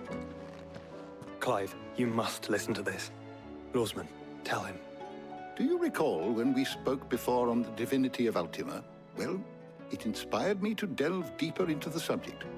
And what I discovered appears to agree with the findings of His Grace. You will recall that my quest to uncover Ultima's origins began with the mural at Phoenix Gate. But while I've always known it to be important, its secrets have heretofore eluded me. Now, however, I believe I know where to find the more complete example, one that will reveal all we seek. Master Clive, have you ever in your travels chanced to hear of the Circle of Malleus? I would think not, if you have. But there was once a time when the faith flourished, the oldest known religion in the Twins, and though its popularity eventually waned on Storm, hints of its dogma remain embedded in more modern faiths such as the Crystalline Orthodox. Wait, you said it waned on Storm. What of Ash? Religious monuments are often torn down or repurposed when new faiths rise to prominence. But if no new faith arose, then perhaps the ancient temples might still stand. And so, you see now why I must accompany you to Waloed. It would appear the past still has much to teach us, though in this case, it would not have been possible without the musings of Moss. To think that you carried a copy of my old mentor's chronicles all along. I am relieved to discover it in good hands. I shall guard it with my life.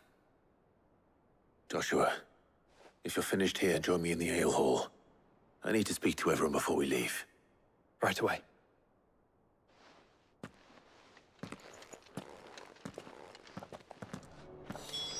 Mid said I could ride the Enterprise next. No, she didn't. She said I could.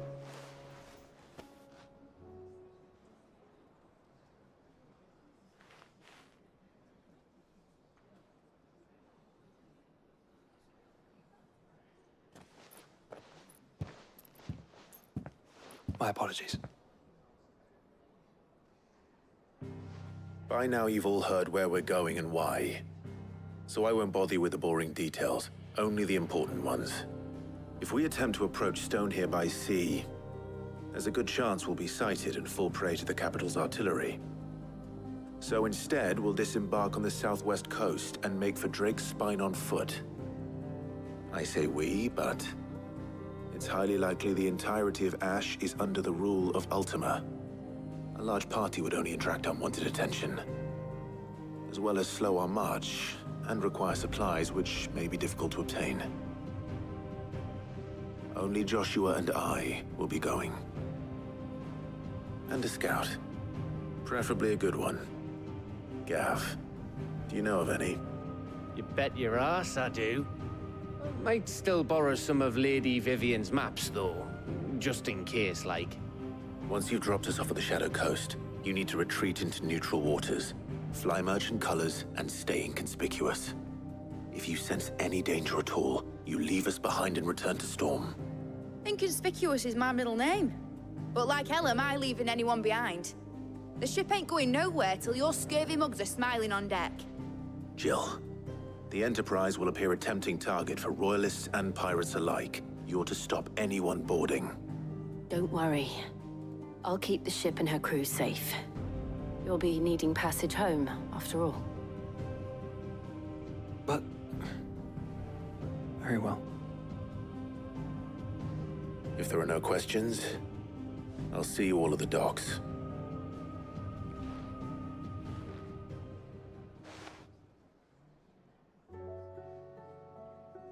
Let me know when you're leaving. I want a word before you go. Of course.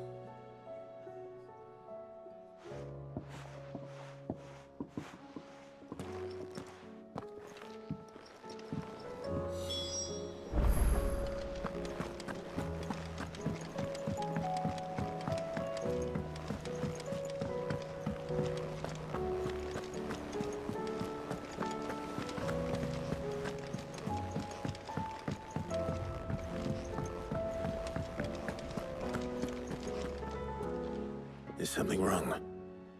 Not at all. Honestly. Can't a man wish his friend farewell? Just wanted to let you know that I'll keep things in order while you're off saving the world. I'll hold you to that.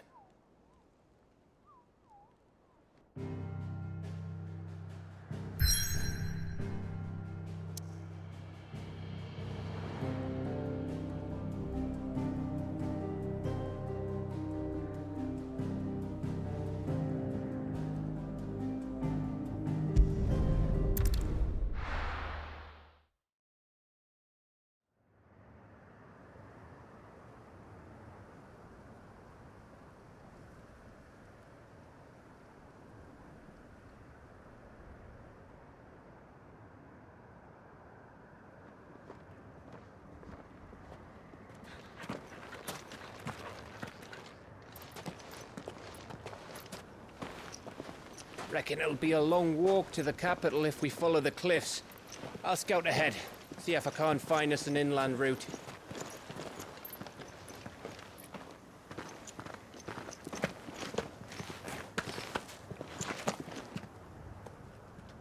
Clive.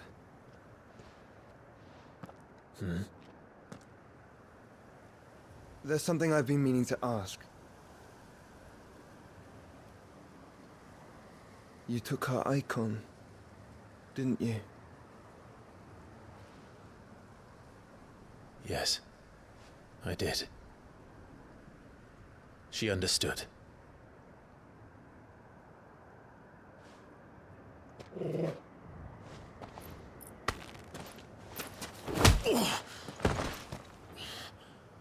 Oh, she understood. Understood that you decided to save the world all on your own, and that you'd die without her power. How dare you make her choose? You knew damn well she'd never refuse you. But I will. You can't keep pushing us away, Clive. The world is ours to save, not yours.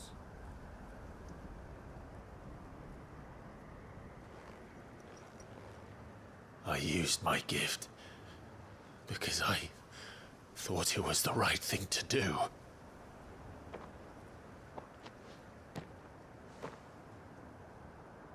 And you truly believe this will save you? Will save us all? I do.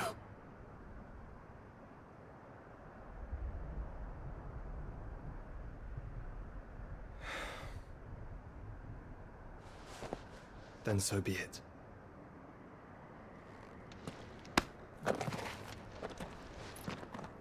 Just don't forget, you're not alone.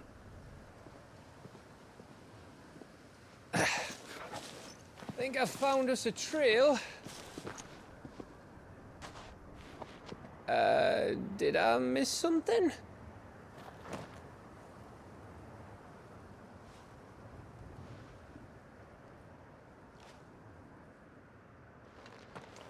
Only that Joshua didn't. I don't get it.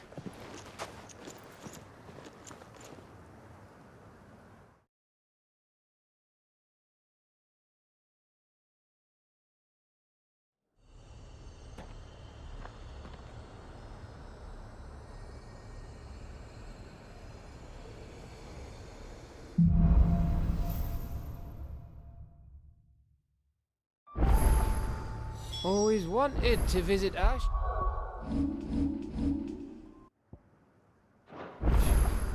We're in Waluda territory now.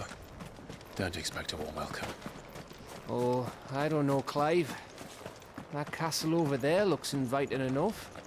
Shall we sample its inhabitants' hospitality?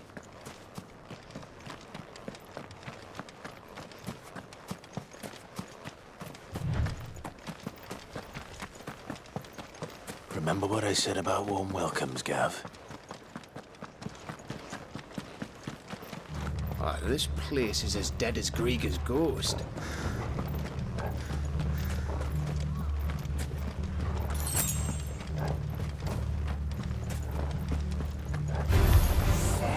I knew I smelled something.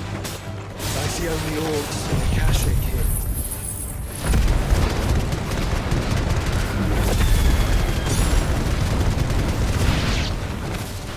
Let's hope the villagers made it out in time.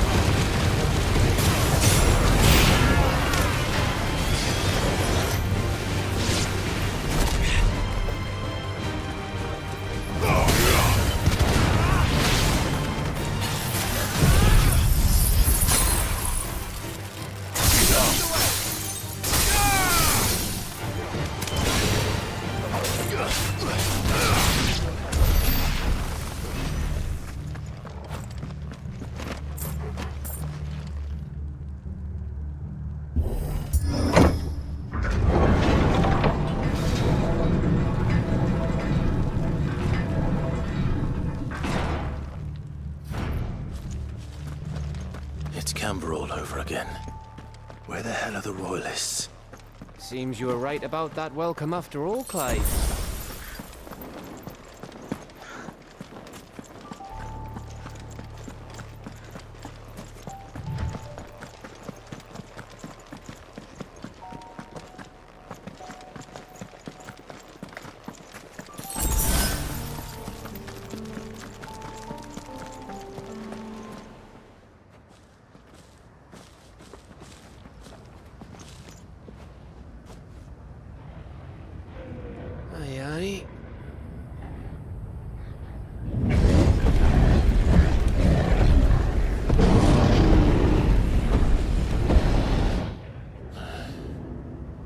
Has the whole of Ash fallen into Ultima's hands?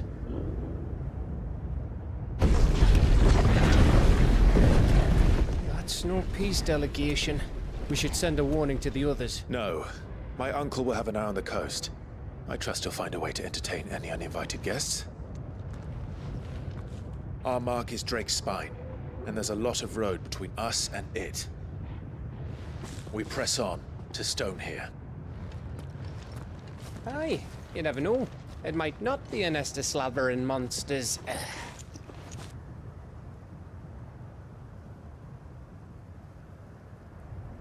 Clive, you must go on ahead without me. This stronghold is as old as Phoenix Gate, perhaps older. It may yet hide Ultima's remaining secrets, and if we are to best him, they must be unearthed. All right. Stay out of trouble. I always do. Mostly.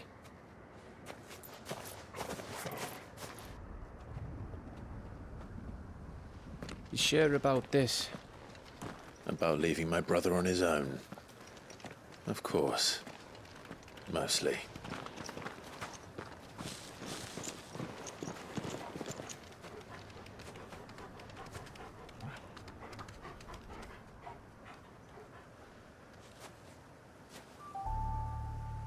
Lady Vivian's map is so old it's hard to tell which way is up. But if I'm right, we're not far from a village called Aistla. Then we make our way there, resupply, and wait for Joshua.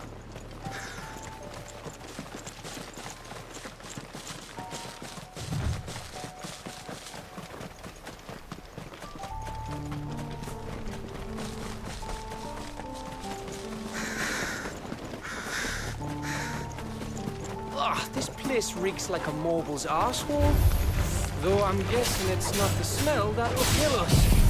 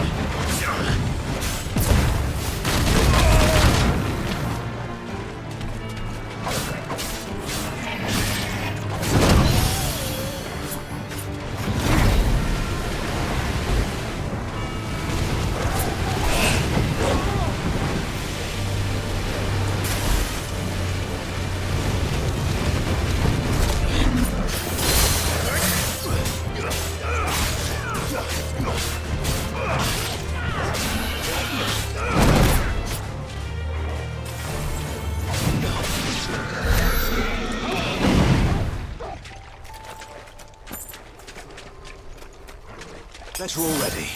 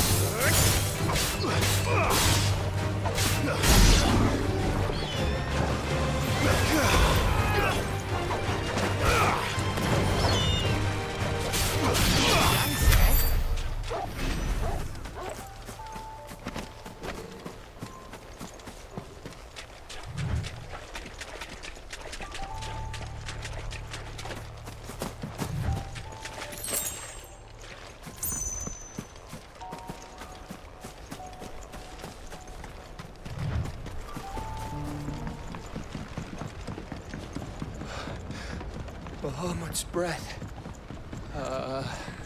Don't look down, Torgal.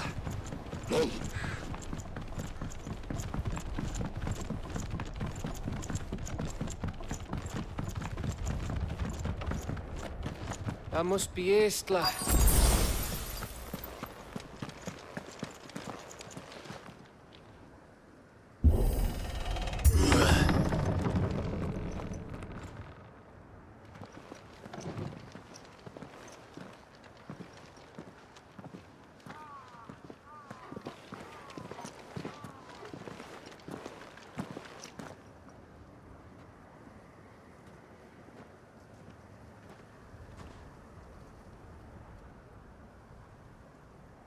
What do you think, Clive? Then we're too late.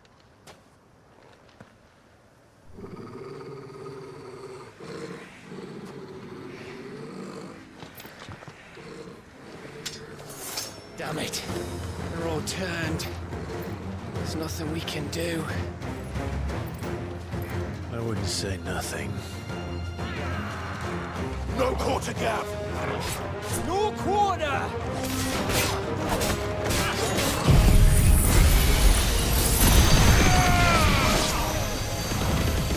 It's over!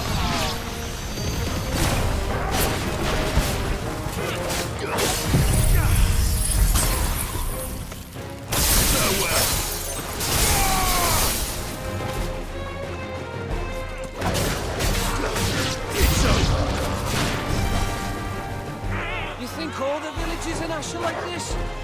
A question for later, Gav.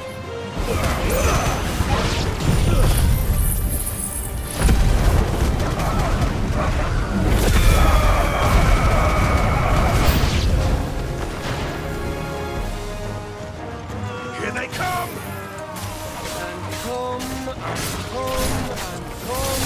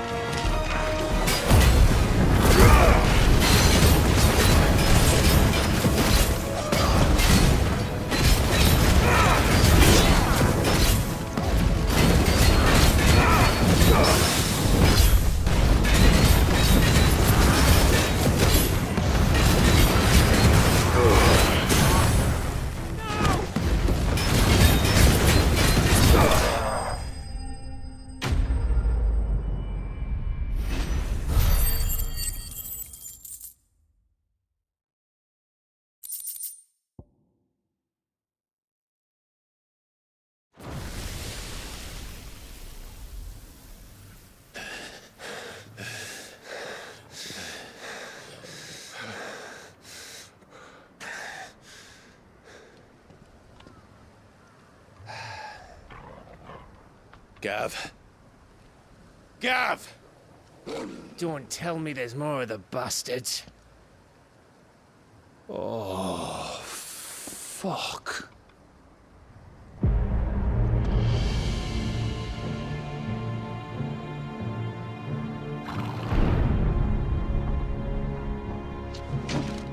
Have you come to watch, Odin?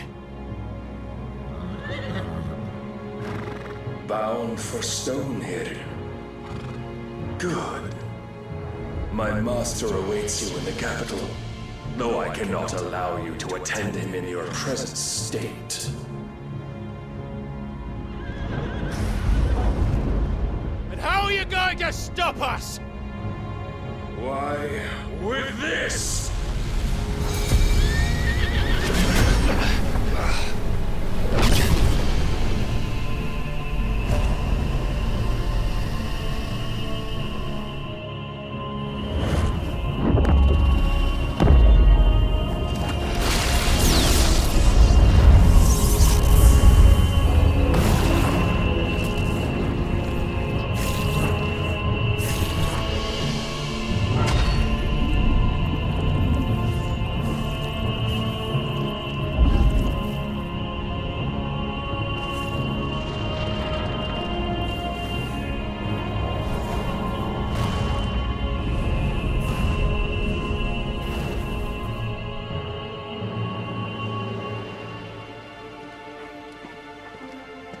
What did you do?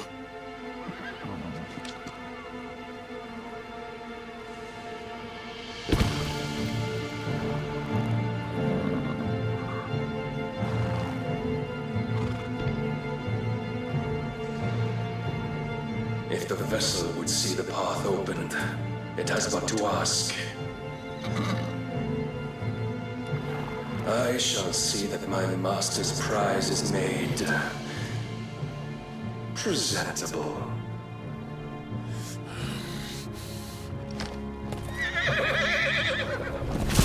Shit! No!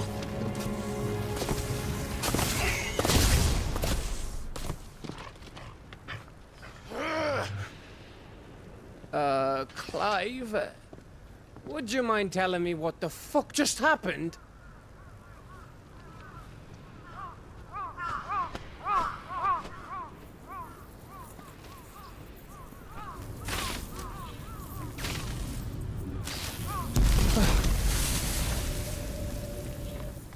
Oh, you've got to be. How are we supposed to get through that? We seek an audience with the king. If His Majesty wants me to come and ask him, then that is exactly what I'll do. Before you go practicing your petition, we don't even know where the fucker went. How about we cool our heads and think this through, eh?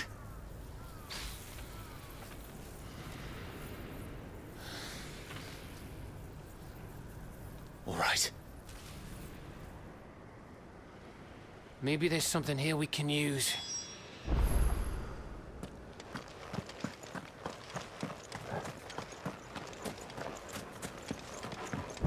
I thought we got them all. So did I.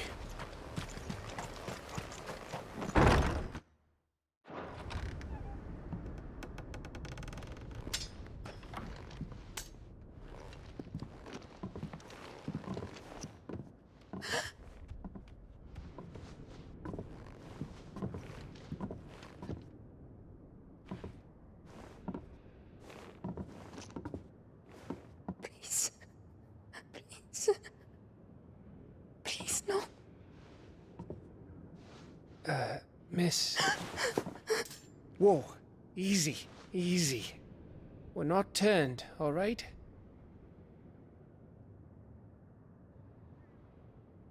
Who?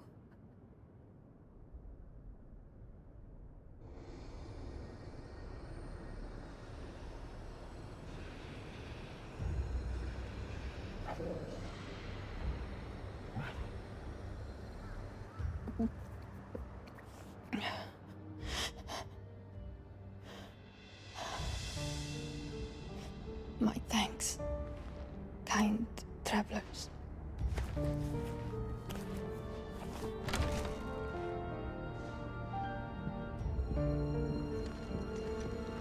Edda, forgive me for asking, but what went on here?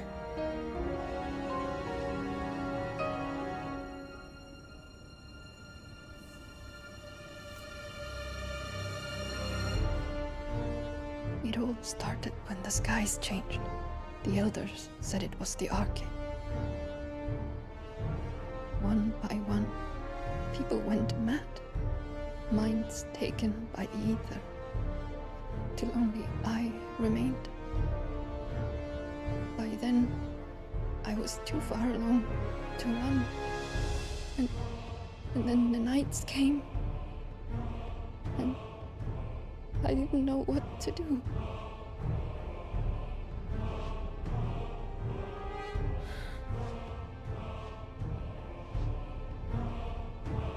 And this, Arcade is... Just a story. Something our grandparents told us when we misbehaved. About how the heavens would grow dark before the land took her last breath. The end of the world. You said the others went mad. But where did they go?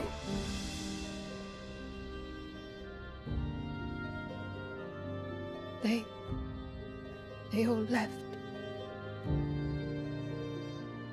Drawn east to the tower, to reverie. The elders, the healer, the blacksmith, my husband.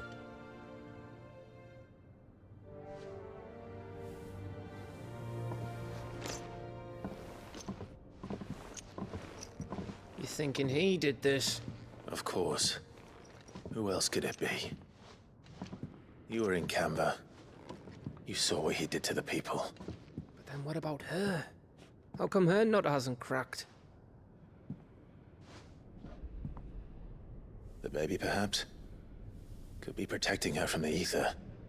I can't think of any other explanation. You mean... it's a bearer? It won't matter what it is once Ultima's magic takes hold. Time's running out.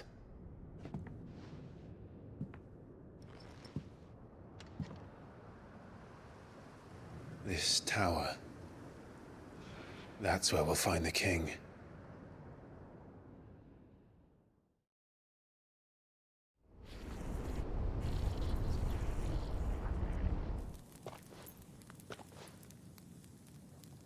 I knew it. It's the same as Phoenix Gate.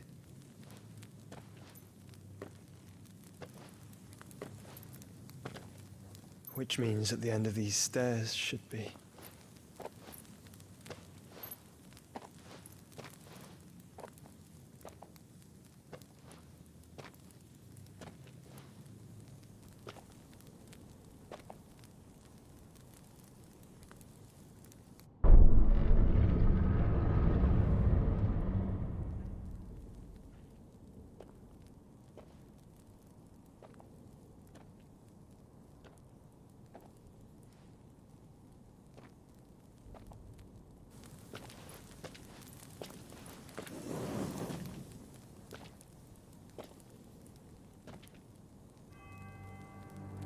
The mural is complete.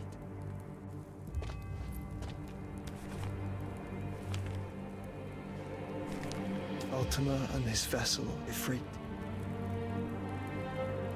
Garuda, Ramu, Shiva, Titan, Bahamut, Odin. Even Leviathan the Lost is here. But where is the Phoenix?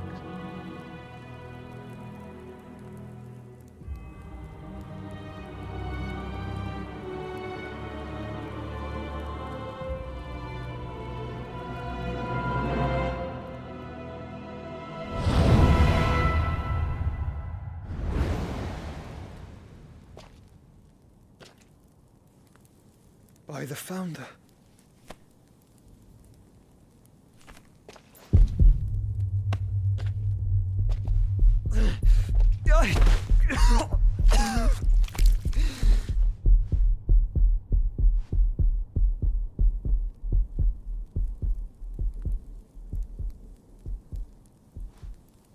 So that's what you want, isn't it, Ultima?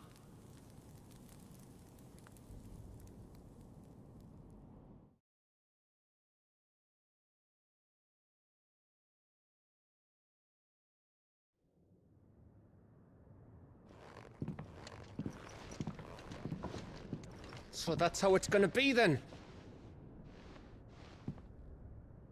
I'm not asking, Gav. I need you to stay with Edda. What? I must do this alone. If I don't return, you're to find Joshua and make for the Enterprise. Understood? Aye.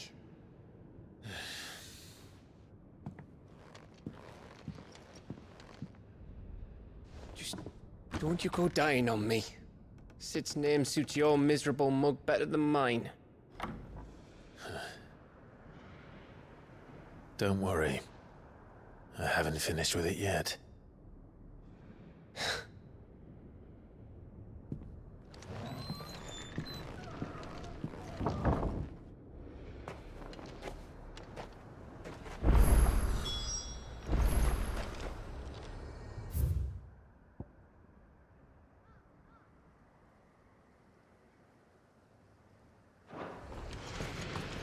If Barnabas is controlling the Akashic, then wherever he goes, they'll follow.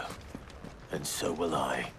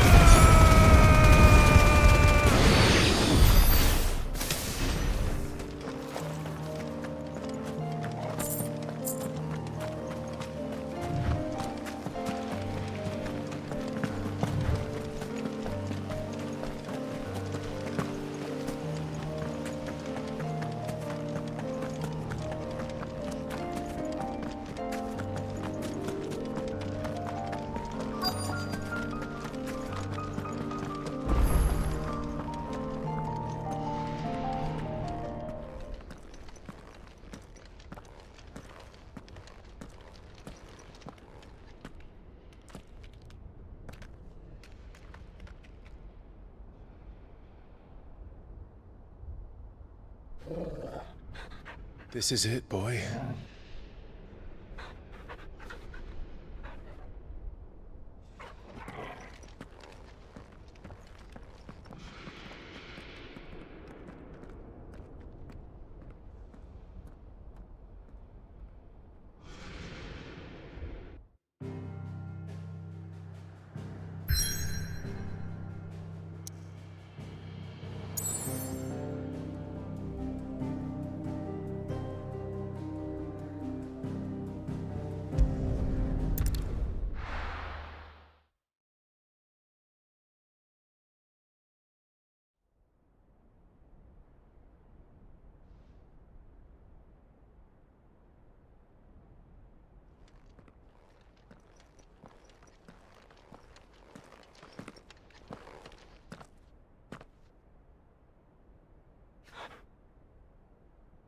I've come for you, Barnabas.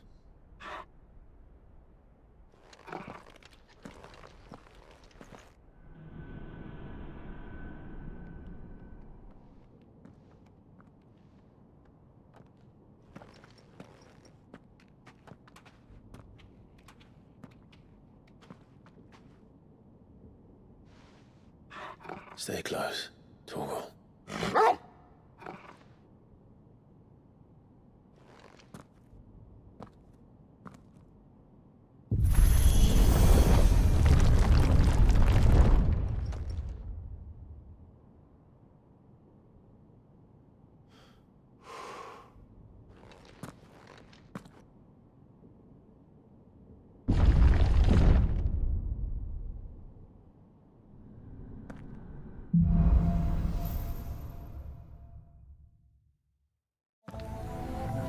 The tower.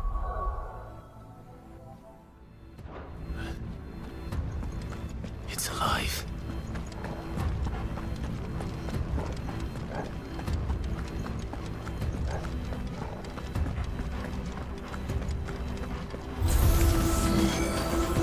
More echoes of the fallen. They seem to be on ether. They should be in here.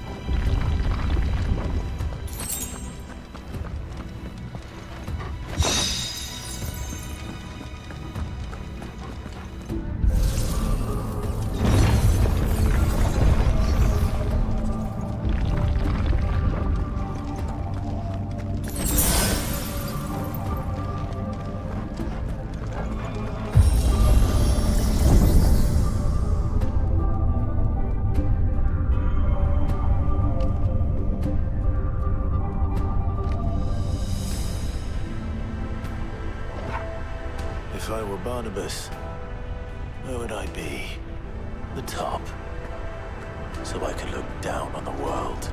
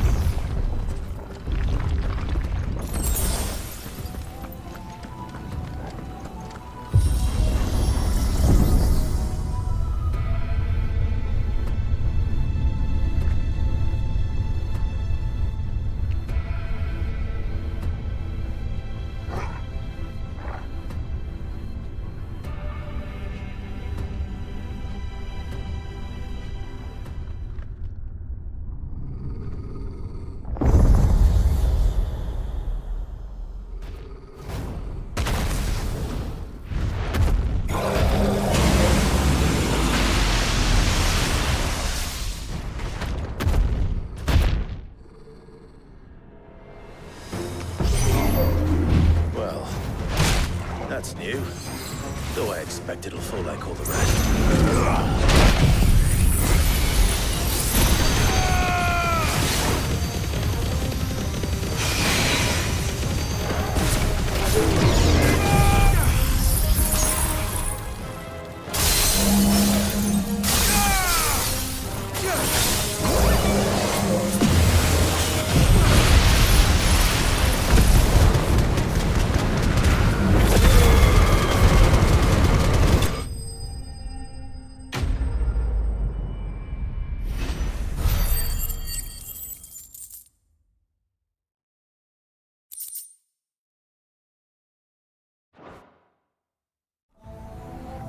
What was that thing?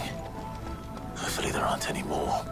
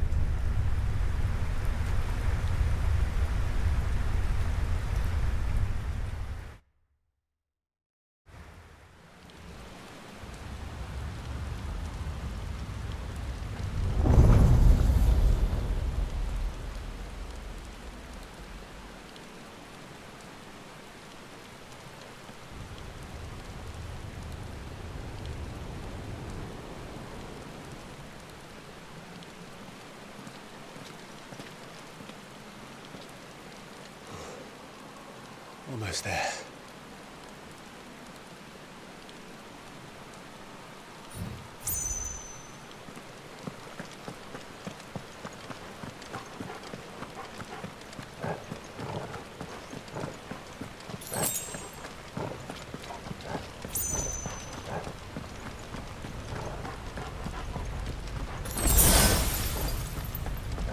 He's here. I can feel him.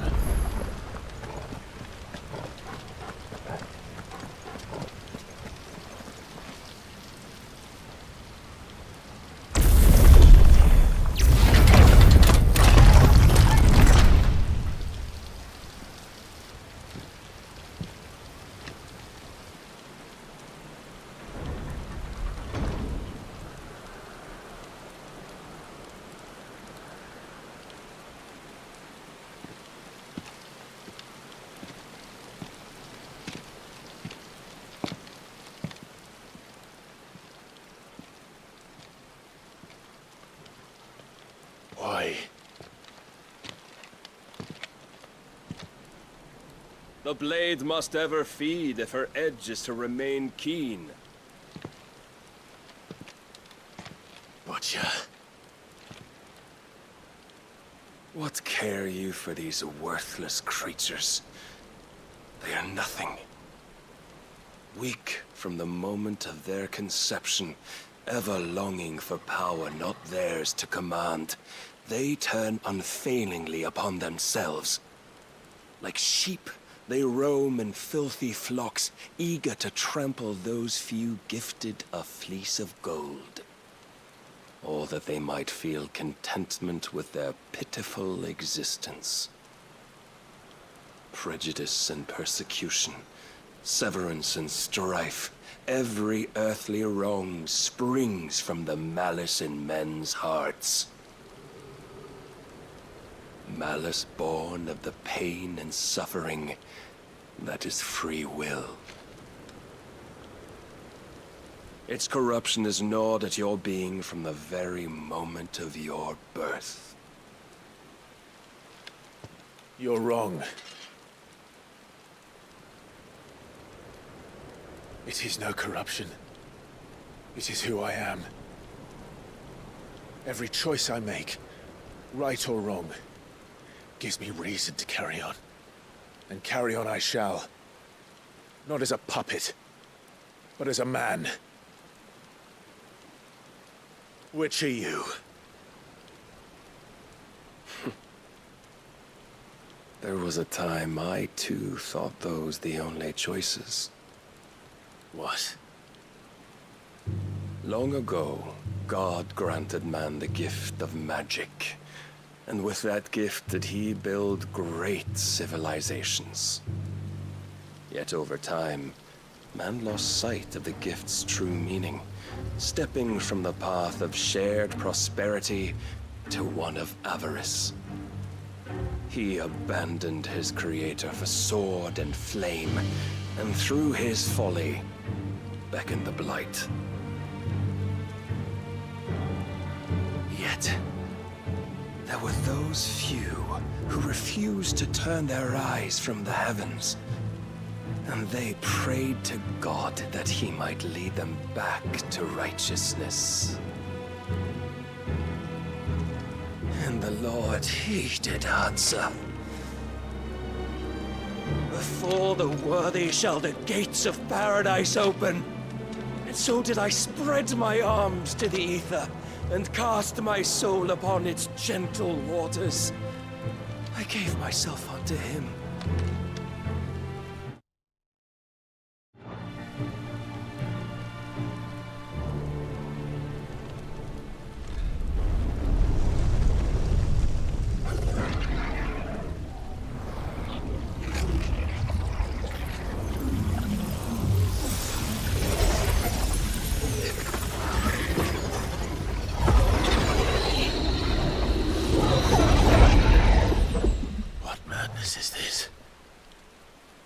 My worth proven, the Lord charged me thus. If your kind are to find salvation, they must be made to serve. You see, paradise lies but a single step away. Could we only take it? Could we only leave our transgressions behind? For none save the pure of heart and mind may set foot in the new world. I will save us. But it all begins and ends with you. You are the key, Mythos. And with this humble offering, shall I prove my faith once more. So you forsook your kingdom. You forsook yourself to serve. Tell me, how is that living?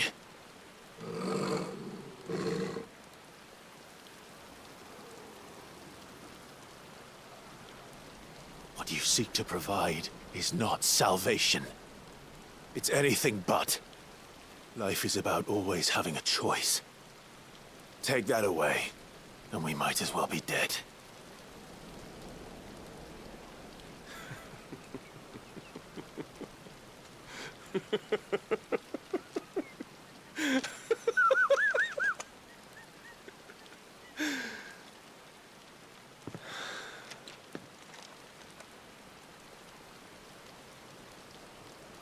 Very well. Come then. Show us the strength of your will. It's not the strength of my will that should worry you, but the weakness of yours.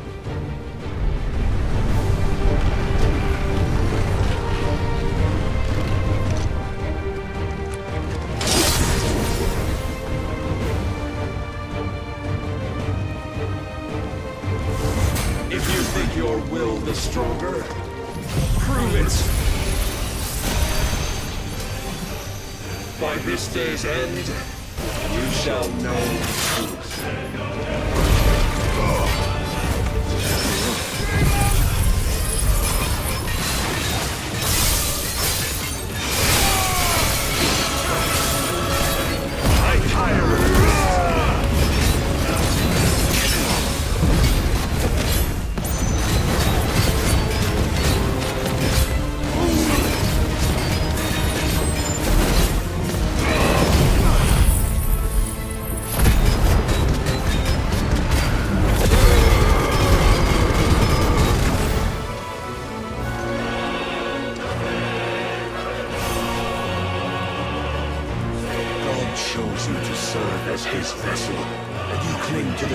Notion of hope when there is none.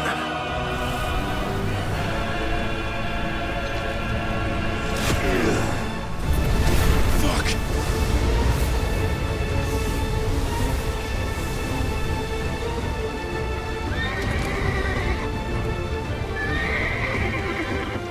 Desperate, are we?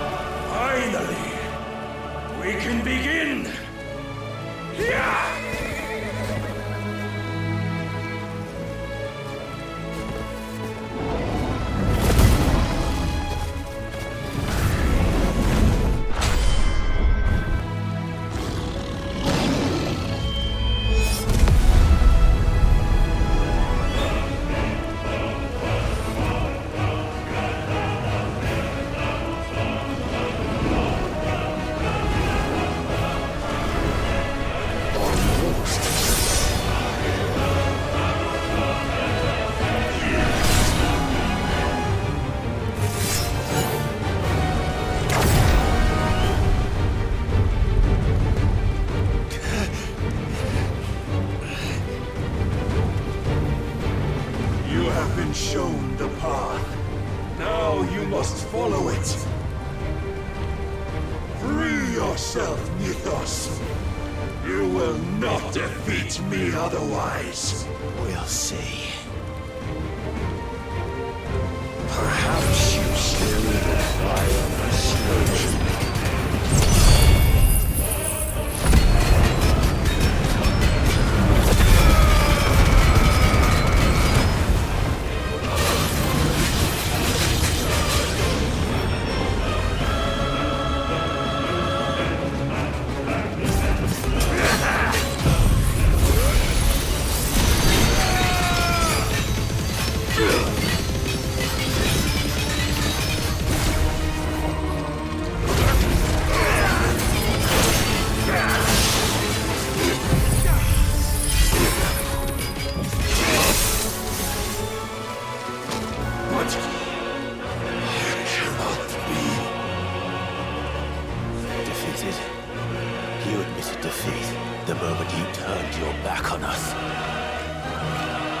when you turned your back on the truth, Barnabas. We are not as weak as your god believes.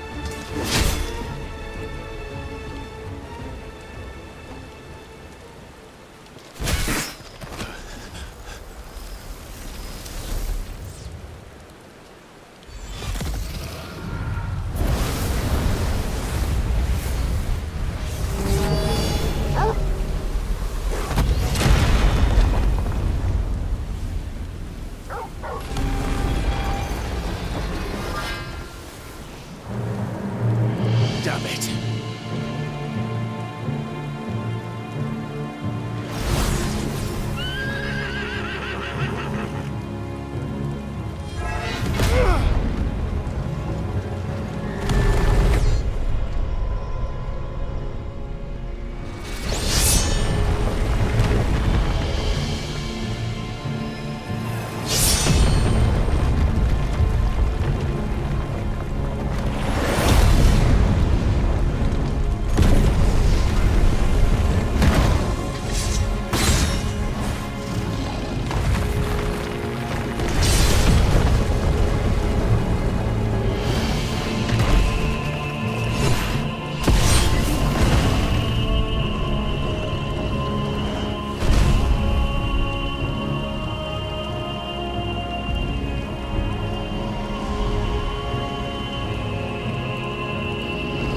What are you waiting for?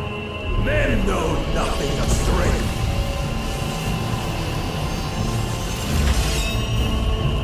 But you will.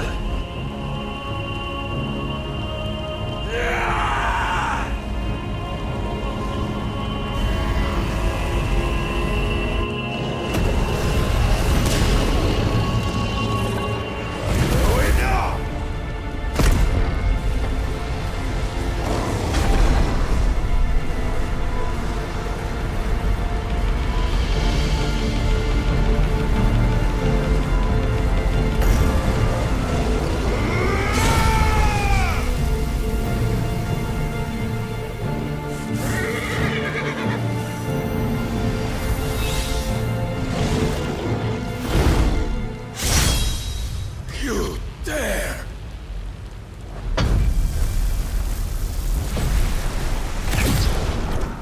Could it be you have made a weapon of your weakness?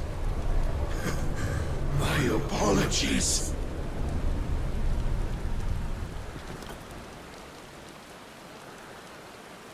You are not the fool I took you for. And so it ends. No!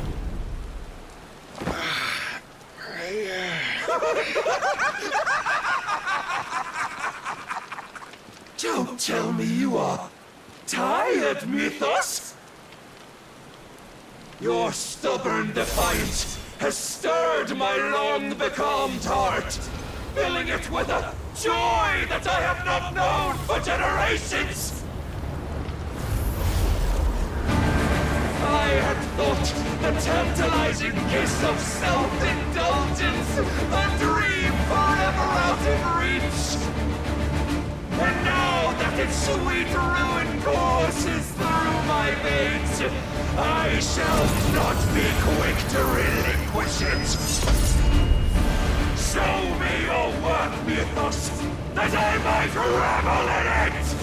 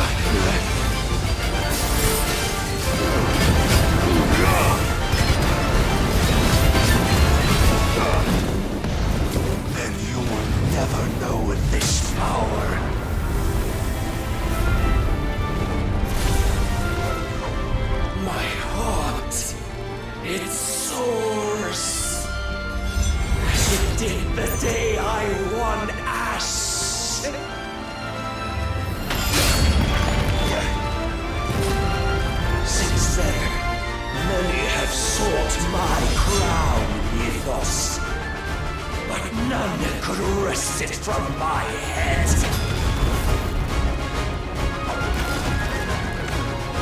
Come! Have you the strength? Have you the will?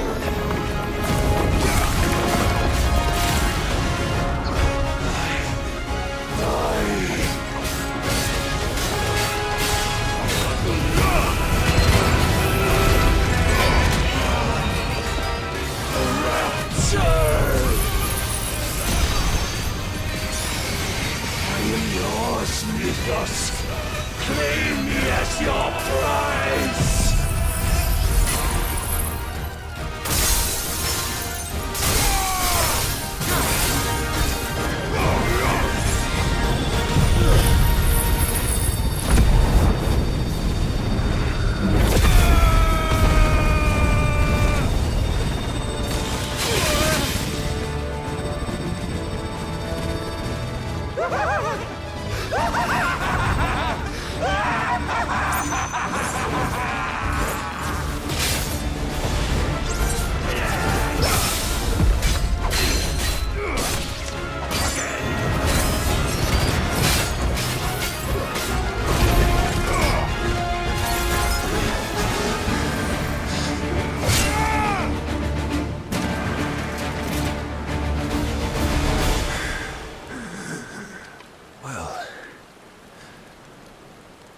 Is at an end. And we both know the truth. It is I who stand victorious. My will that prevailed. Your will? No. It was his. Clive Rossfield.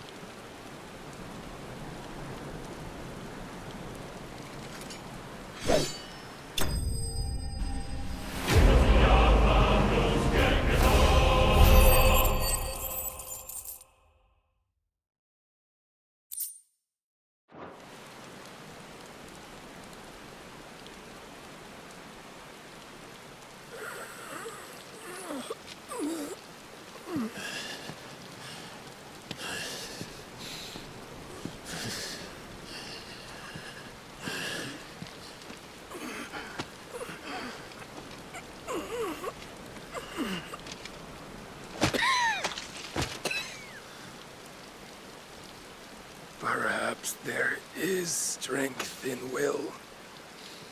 Would that I had not relinquished my own.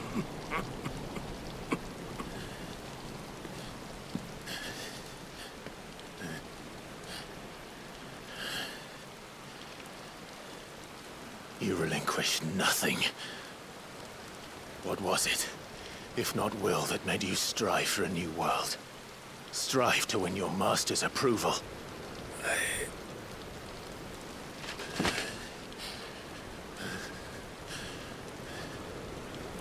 You were shown a fantasy, and you chose to believe it. But you were wrong. There is no world, but the one we live in.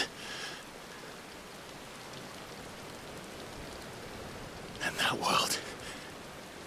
that world is worth saving, even if it means killing a god.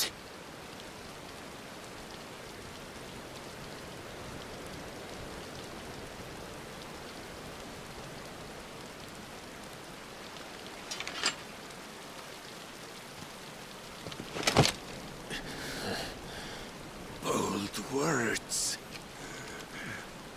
From one who has served the Lord so well. This is pointless.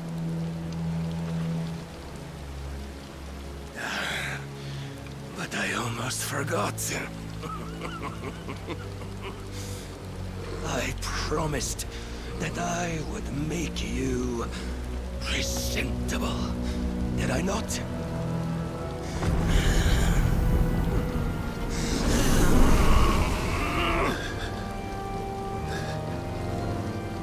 We shall fulfill our destinies, just as the Lord's Mother Crystals have fulfilled theirs. Come, Clive Rossfield. Take what is rightfully yours. Become one with God. No.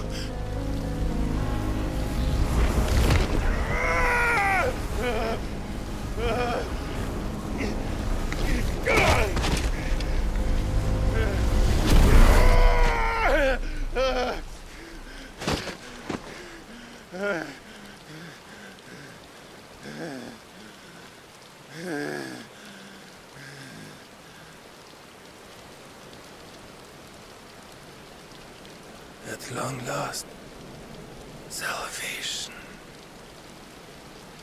I'm coming home. Mother.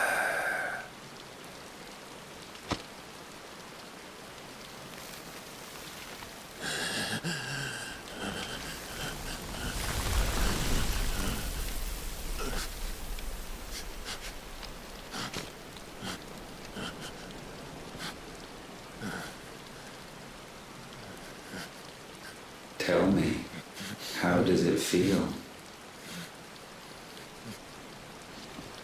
Show yourself! Face me! How does it feel to consume your rival's strength, to gorge yourself on their beam, to edge step by trembling step ever closer to the divine? With or without a will, you are still but a vessel, our vessel.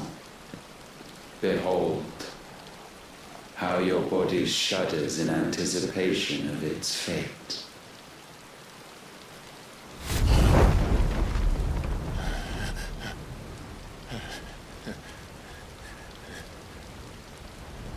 Oh, it's not yours yet. No. Come then, O wayward child. We shall await you upon the back of the first worm. There all shall end and begin again.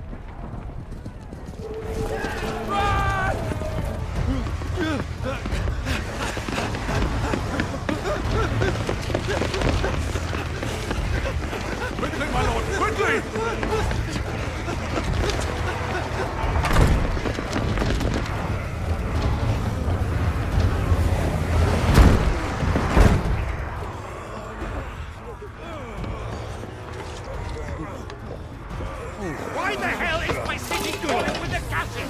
Don't ask me, ask them! Since when was Eugenhamel one to hide when there was a fight to be had? Since they stripped me of my rank and banished me from the battlefield. Now I'm stuck wiping the backsides of this lot while the city burns and my wife tells off the man half my age! And then you turn up! the hell are you doing here anyway?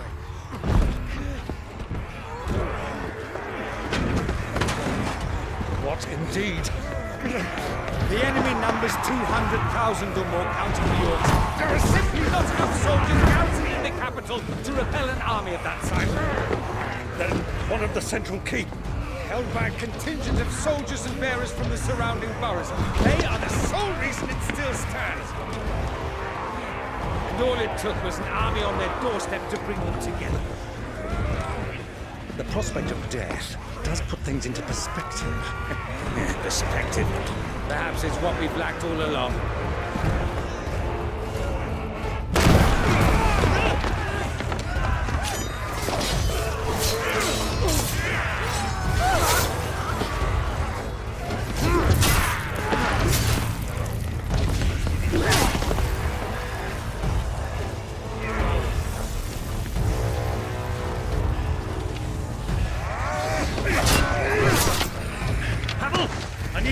Some of your best men, preferably all of them. My best men? Does it look like I have any more? I admit this might not be the most convenient time, but my nephew's in trouble, and I may have already promised him your help. Your nephew, the outlaw? My soldiers have better things to do than die for nothing. Then you and he are of the same mind. I fight for the opposite! He fights for a world in which we shouldn't have to live and die for nothing! And he fights today to give us all the chance of a better tomorrow! Be that as it may, a handful of men cannot stand against a kingdom!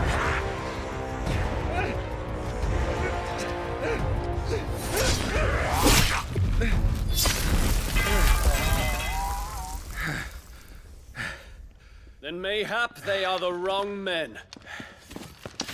Well, I'll be damned. Our numbers are few, but I shall rally as many of my dragoons as I'm able. You, apprise the Lord Strategist of the state of the city's defenses. Yes, Your Radiance. And you would fight alongside us? I owe the Phoenix a debt.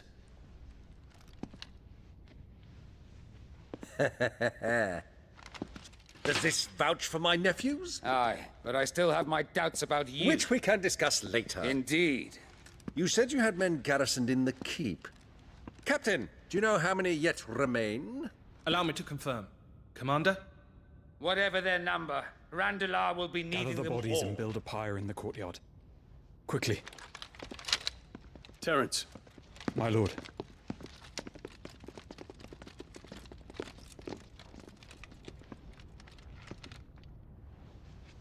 You will find a girl there. A girl? We are in the middle of a war. I owe her my life, and I always pay my debts. You are to see that she is provided for. Dion, I cannot leave. But you shall. If I am ever to be worthy of the forgiveness of our people, then I must earn it.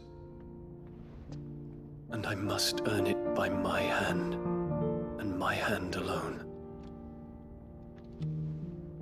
Know that I do not ask this lightly. And know that I will do it.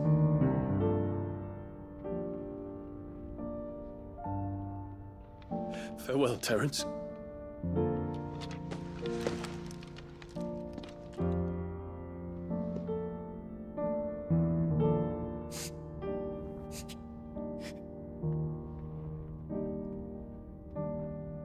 Farewell, my prince.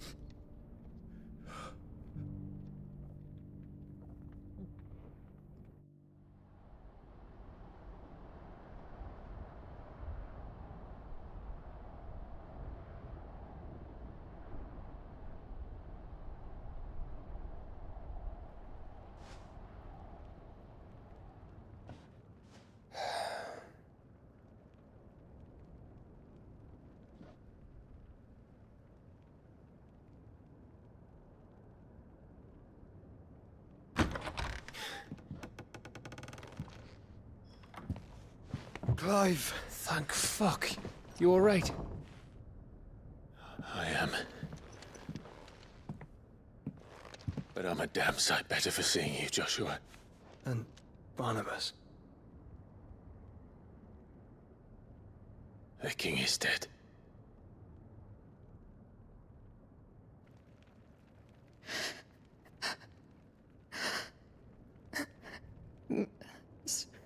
So they're all...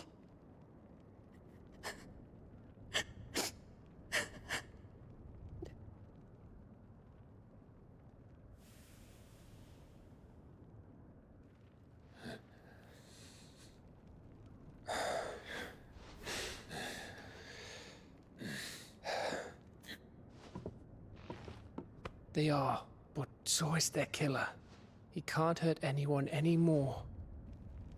You're safe.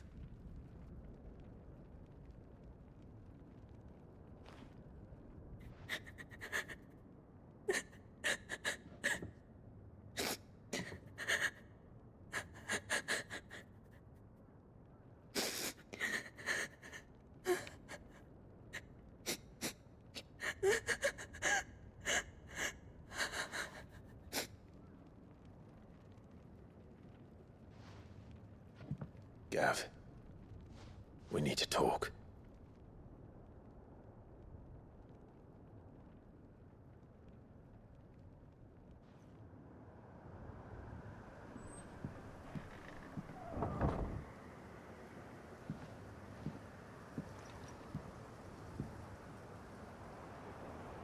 I'm sorry, Clive. You know I want nothing more than to go with you. I do. But I'm glad you're heading back to the Enterprise nonetheless. And not just for Edda's sake. Our people need to know what happened here. You can count on me. As can she, I hope. Thank you, me lords.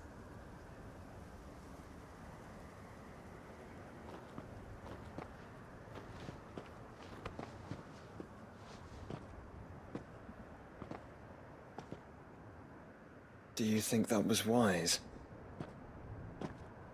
Wiser than leaving a woman with child alone in the Deadlands. They'll be safer at the hideaway. For now, at least.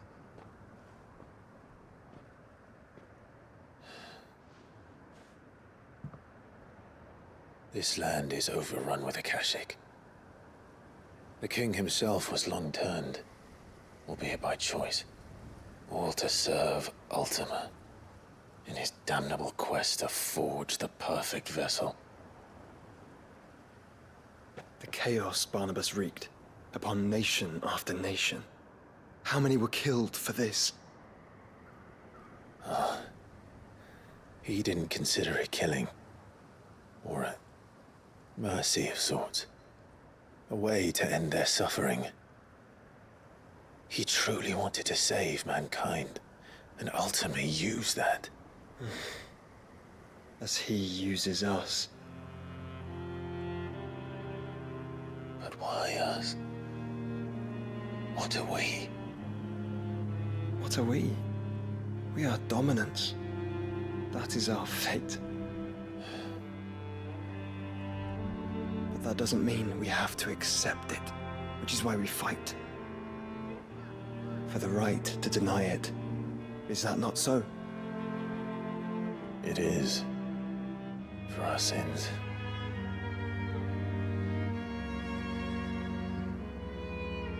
Barnabas said something else. That the Mother Crystals were Ultimas. Ultimas? Are you certain? We know that the Mother Crystals have been leading the land of Ether. And we also know that it's this which hastens the spread of the Blight. But what I cannot fathom is what Ultima stands to gain from that. What did you find at the Stronghold? The truth about Ultima's prize. For so long, I believed it to be you, and you alone. Yet, it is not merely Efreet that he desires, but Efreet and Phoenix both. That which we became in the skies over Twinside. Only when the twin flames are joined shall his vessel be complete. Quite why he needs a vessel is another question. Unless there is something he cannot achieve without one. Something his immaterial form precludes. Something requiring an unthinkable amount of ether and a body resilient enough to channel it. If I did not know better, brother, I would think that he meant to cast a spell. A spell 1,000 years in the making. A spell to end all spells. And he cannot do it without us. Nor without the Mother Crystals. But if we destroy them all, we will stop not only the Blight, but Ultima as well.